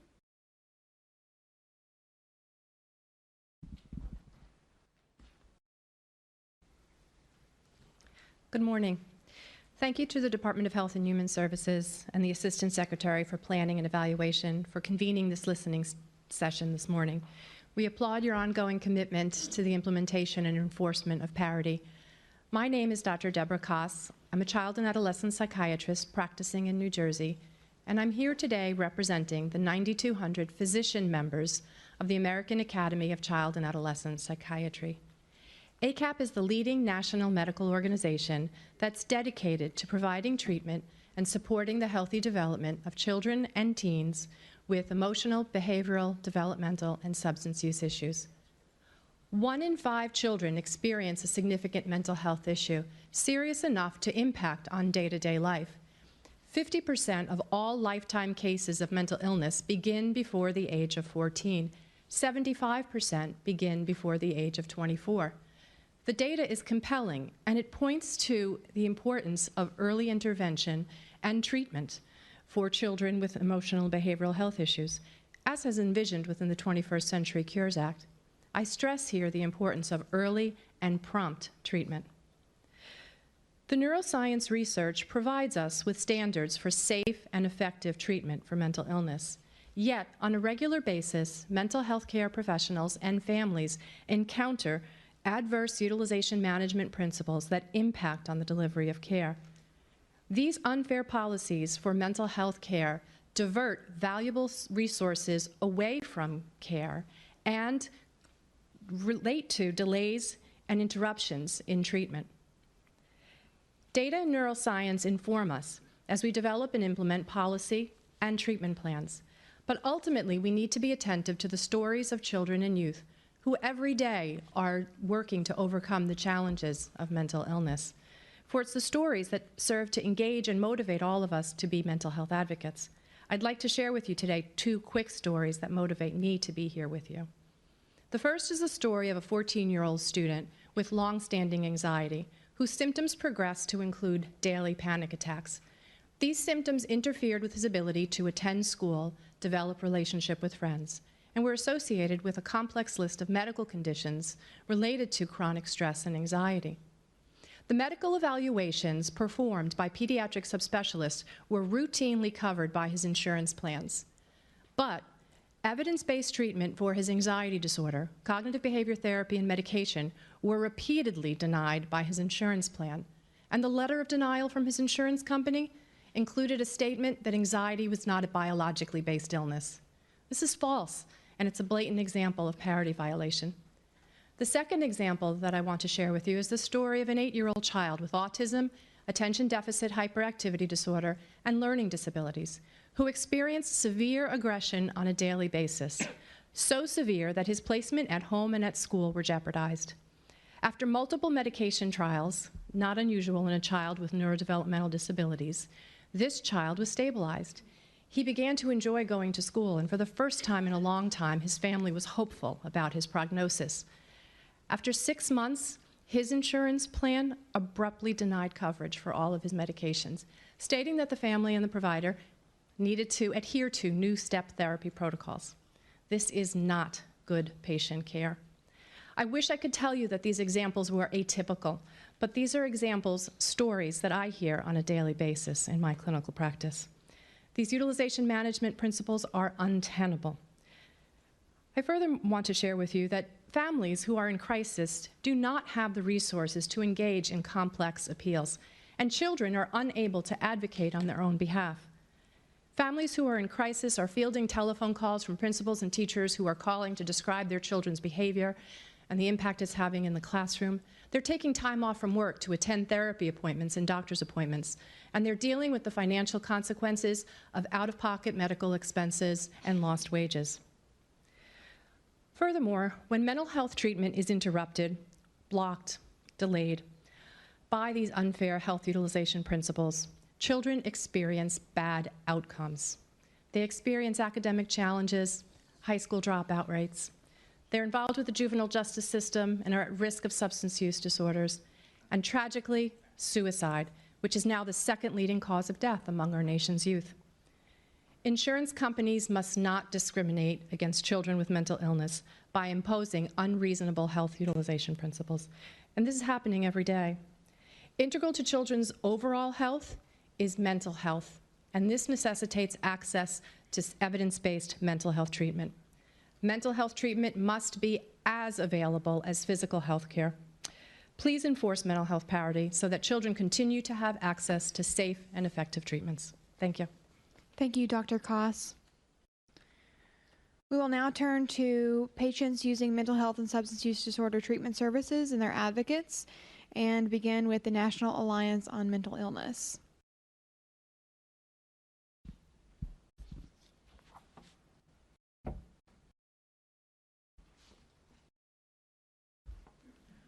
Good morning. My name is Sita Deal, and I serve as the Director of Policy and State Advocacy for NAMI, the National Alliance on Mental Illness.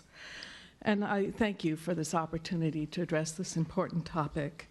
I'd like to talk about our 27-year-old son who lives with autism and major depressive disorder and attention deficit disorder.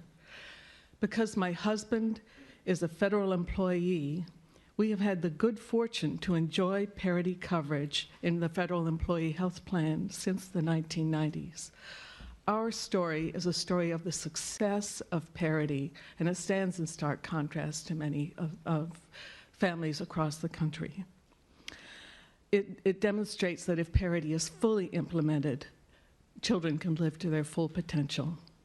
Our son has given permission to submit this testimony and fully supports my advocacy on this issue. When he was less than 3 years old, the preschool contacted us with concerns that he wasn't behaving as most children did. We were frightened because we knew from family experience that mental health conditions can derail promising lives.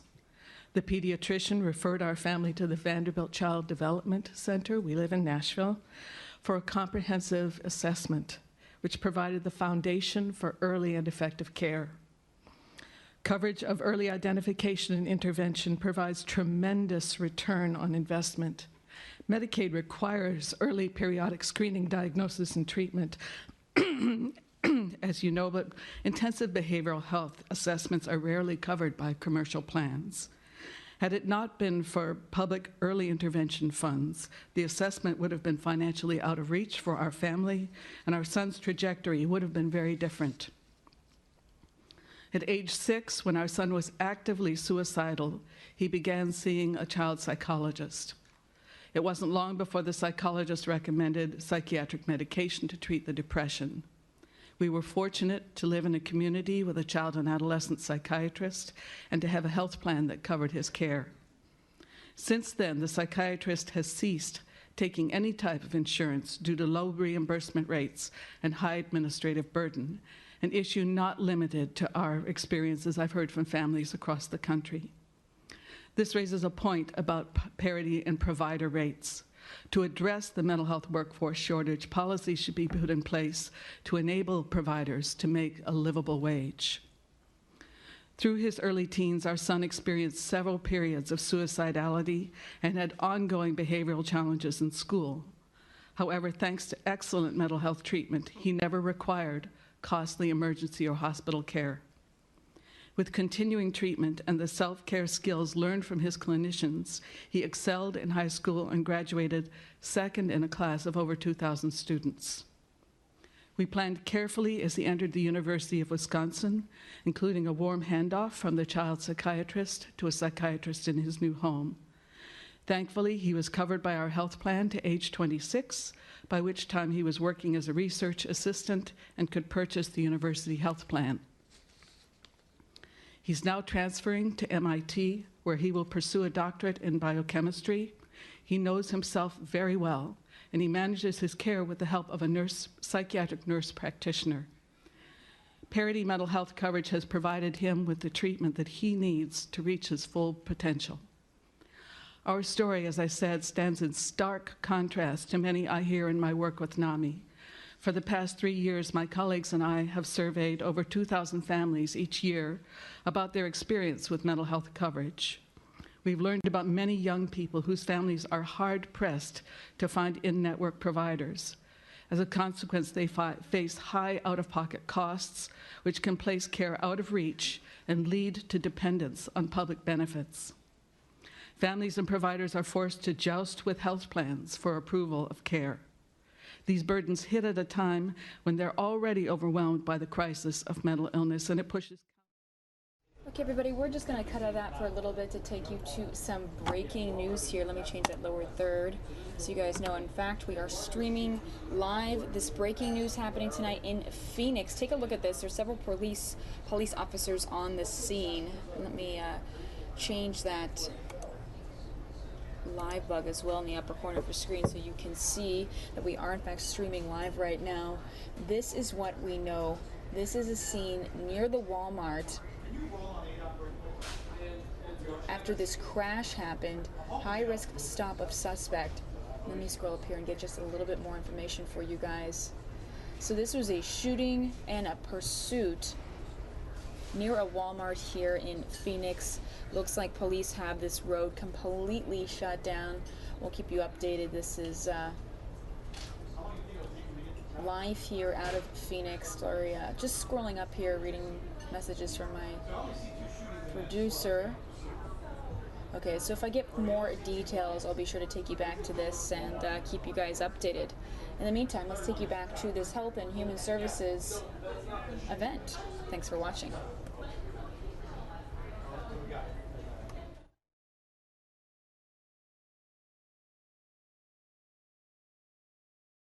and should follow up when discrepancies emerge. Regulators should monitor health plans to ensure parity in provider rates and application of administrative procedures. Early identification and intervention should be strengthened by requiring mental health screening and assessment as a benefit in all public and private insurance plans. And finally, consumers should be educated on their rights under parity law on complaint procedures and assistance to file complaints.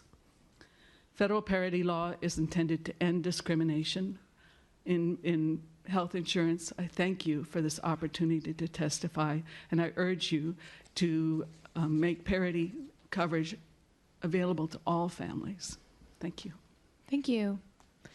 Now we'll have the Eating Disorders Coalition.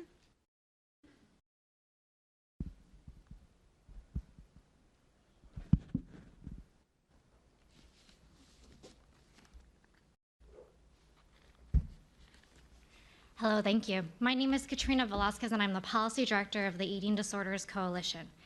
The Eating Disorders Coalition is a national nonprofit comprised of eating disorders treatment providers, researchers, advocacy organizations, and individuals and families affected by eating disorders. Eating disorders affect over 30 million Americans during their lifetime and have the highest mortality rate out of any psychiatric illness. To put it in context, this is one person dying every hour based on their eating disorder. This illness is very complex, requiring intensive medical, surgical, and mental health treatment to help patients reach the full state of recovery.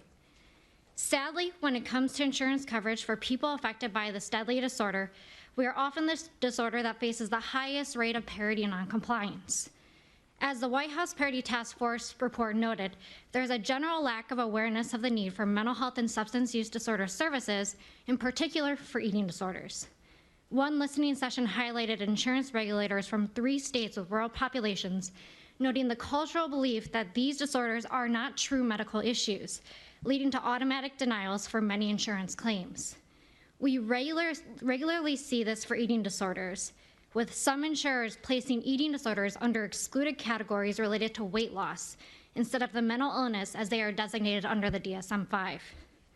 The issues we are discussing today related to enforcement strategies for mental health parity under cures are directly entwined with Section 13007, which clarifies mental health parity protections for people affected by eating disorders, including the receipt of residential treatment.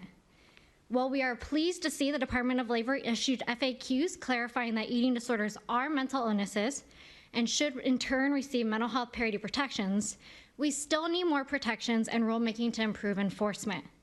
We encourage HHS to amend existing regulations to include the eating disorders FAQ in regulation. Additionally, we encourage HHS to heighten enforcement for life-saving intermediate care services by moving the intermediate care provisions within the preamble that affect residential treatment, day programs, and IOP for both eating disorders and substance use disorders to the underlying mental health parity regulation. Residential treatment for eating disorders have an evidence basis and are accredited by both JCAHO and CARF.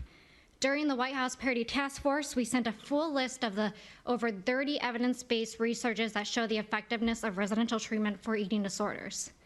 While there are insurers who go above and beyond to provide parity for eating disorders, we still need strong regulation for those bad apples to help enforce what HHS and DOL already believe to be protected under the current mental health parity law for people with eating disorders. Lastly, we encourage the federal and state commissioners to be in tune with and provide additional enforcement for the loopholes that those bad apples are using nowadays to avoid parity. There are many different instances we see with our patients, but I'd like to discuss 3 of those.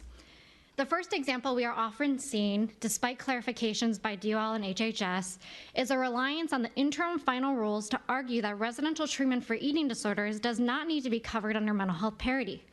This point has been clarified under federal regulations of mental health parity. However, we continually face battles in court and authorization arguments with insurers that openly make this argument.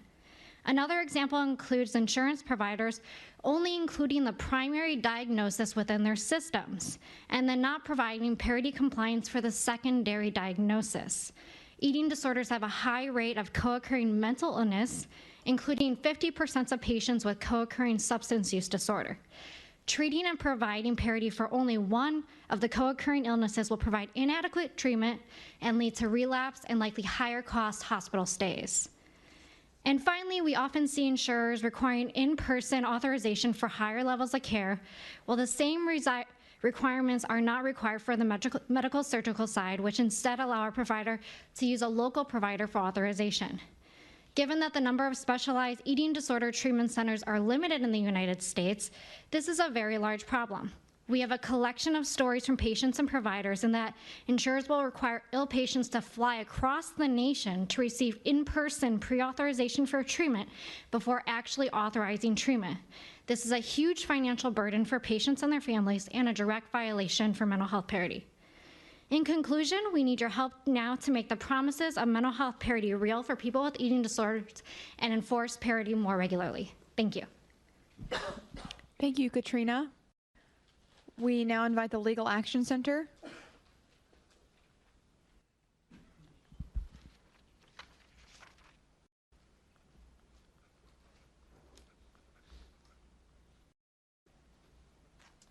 Hi, thank you very much for the opportunity. My name is Ellen Weber. I'm the Vice President for Health Initiatives at the Legal Action Center. The Legal Action Center is a law and policy organization with the mission of fighting discrimination against individuals with substance use disorders, HIV/AIDS, and those with criminal records. The Legal Action Center has engaged in extensive state and federal legislative and regulatory activities. We represent individuals who have grievances with state insurance departments, and we have most recently issued a guide that helps individuals understand the Parity Act and enforce their rights. We've also worked with partner organizations on a report that we recently issued that we have submitted in part with our comments as well, and I will refer to that in my comments. Legal Action Center finally co-chairs the Coalition for Whole Health, which is a state, local, and federal organizations that are interested in expanding access to mental health and substance use disorder prevention, treatment, and recovery services. As fully set out in our comments, the Legal Action Center urges HHS to implement the strategies and recommendations that were included in the final Parity Task Force to provide specific strategies as well as a timeline for implementation. Of highest priorities are the following recommendations. We urge HHS and DOL to issue the results of your investigations, violations, optimally in real time. Secondly, we would urge OPM to rapidly review the NQTLs that exist in its FEHBP plans with regard to substance use disorders, as well as obviously mental health problems. And finally, we really urge, as others have said, to ensure compliance in the Medicare program. The Medicare program does not cover a huge range of substance use disorder services. That's something that has to be corrected right now. Obviously, with the massive amounts of the overdose crisis, the opioid crisis, again, affecting individuals of all ages, those gaps in Medicare are particularly problematic to deliver care. We also urge HHS to implement 3 additional strategies. These are the strategies that we have outlined in the report that we've submitted, which is the Parity Tracking Report. Our research has demonstrated that the current enforcement strategies, insurance department plan review, consumer complaint investigations, are simply of limited utility in their ability to root out real Parity Act violations. Regulators are not given the information that's required to provide a complete analysis of plan compliance in the pre-market context. And consumers simply don't have the information, capacity, or resources to navigate the inefficient appeals process, particularly in the midst of a health crisis. So here are the 3 recommendations to assist with that. First, we would recommend that the enforcement paradigm shift fundamentally from an individual complaint-driven model to a prospective pre-market compliance review model. We recommend that federal and state regulators work together to develop a uniform Parity Act compliance and transparency report that the carriers and plan sponsors would be required to use to submit to federal and state regulators as a condition of approval of their plan being sold in the market or offered. This is the only strategy that is going to faithfully and effectively implement the federal regulatory requirement that bars plans from selling non-compliant plans. The strategy also aligns with the CMS standard that is requiring states to provide upfront demonstration that their Medicaid plans comply with the Parity Act. Second, we recommend that the federal and state regulators develop model contract language that carriers and sponsors could use to fully inform consumers of the scope of substance use and mental health benefits in their plans, including covered medications, the rights related to accessing network providers, and the rights to non-discriminatory coverage under the Parity Act. Our review of plan contracts has revealed that they do not provide the level of detailed and complete information that's absolutely necessary to just understand basic coverage. We think these uniform contracts should do a few things. They should provide uniform descriptions of substance use and mental health benefits aligned with the ASAM criteria for substance use disorders, a complete list of benefits and prescription drug coverage and medical management standards that fully align with the Parity Act, and full disclosure of the Parity Act's non-discrimination standards and how to assert your rights and to file complaints.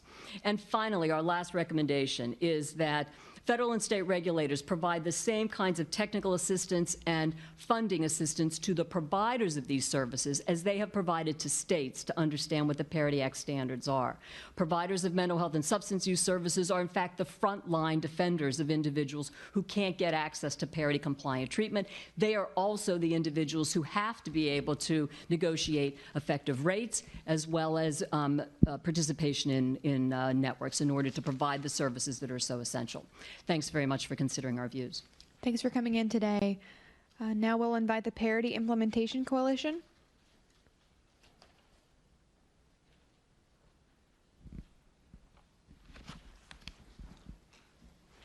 Hi, my name is Henry Harbin. I've been an advisor to the Parity Implementation Coalition for a number of years now. As most of you know, it's a group of national providers and consumer advocacy groups that have been providing a lot of input for 7+ years, both on the implementation and the enforcement of Arpaio. Appreciate the opportunity to present more information. I'm not going to try to repeat a lot of what was said. I guess that's an advantage of going towards the last. But I would like to comment on a couple of things that some other people said. One is we think that all three agencies have done a really good job of promulgating these guidelines and FAQs over the last number of years. And I think they've been consistent in trying to build on what guidance you've given. I heard earlier comments from some of the insurers that these are new, that you should have prospective kind of forgiveness and compliance, and we don't agree with that at all. We think particularly some of the recent guidance you've given on NQTLs, on the warning thing, the FAQ 9, I don't know if that's the right number, but bills specifically on guidance you've given both from the statutes of ERISA and MAPEA, but also the regulations that have been out there for 5 or 6 years. So this recent draft on the documents for NQTLs we thought was very good. We are submitting some specific comments and edits and suggestions along the 6-step analysis that Sam mentioned. So we think that could be strengthened into the kind of uniform NQTL guideline that a lot of people, I guess on all sides of the stakeholder community are recommending. We also think it would be helpful to issue some additional FAQs of examples of good compliance or not so good compliance on the NQTLs. We think that would be a good supplement to a uniform document and guide. I agree with all the comments about coordinating with the state and as well as the federal guidance, and some of these uniform tools would, I think, really enhance that.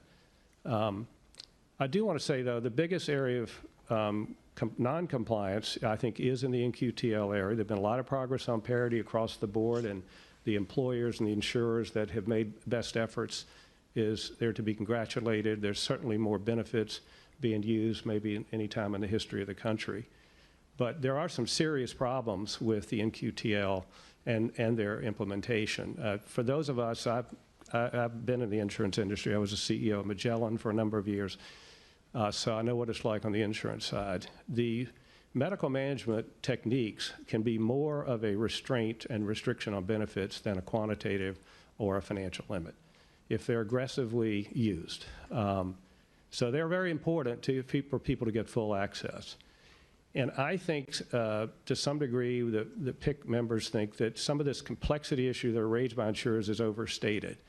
We think you've given some very clear guidance on a number of issues about what needs to be done, and I'll give you an example. We've seen hundreds of appeals where all of the documents are asked for from the insurers, like why did they use this particular NQTL, what were the factors, what were the evidentiary standards, and what we get back are two common things. One is no answer to those letters at all.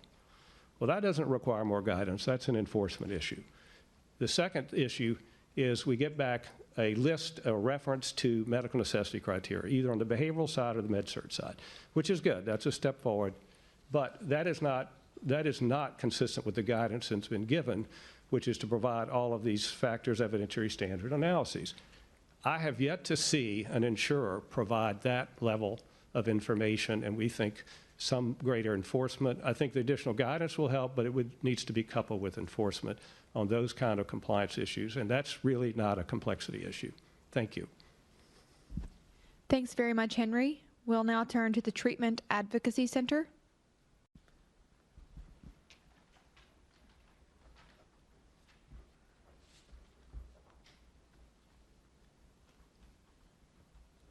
Good morning. My name is Frankie Berger, and I am the Director of Advocacy for the Treatment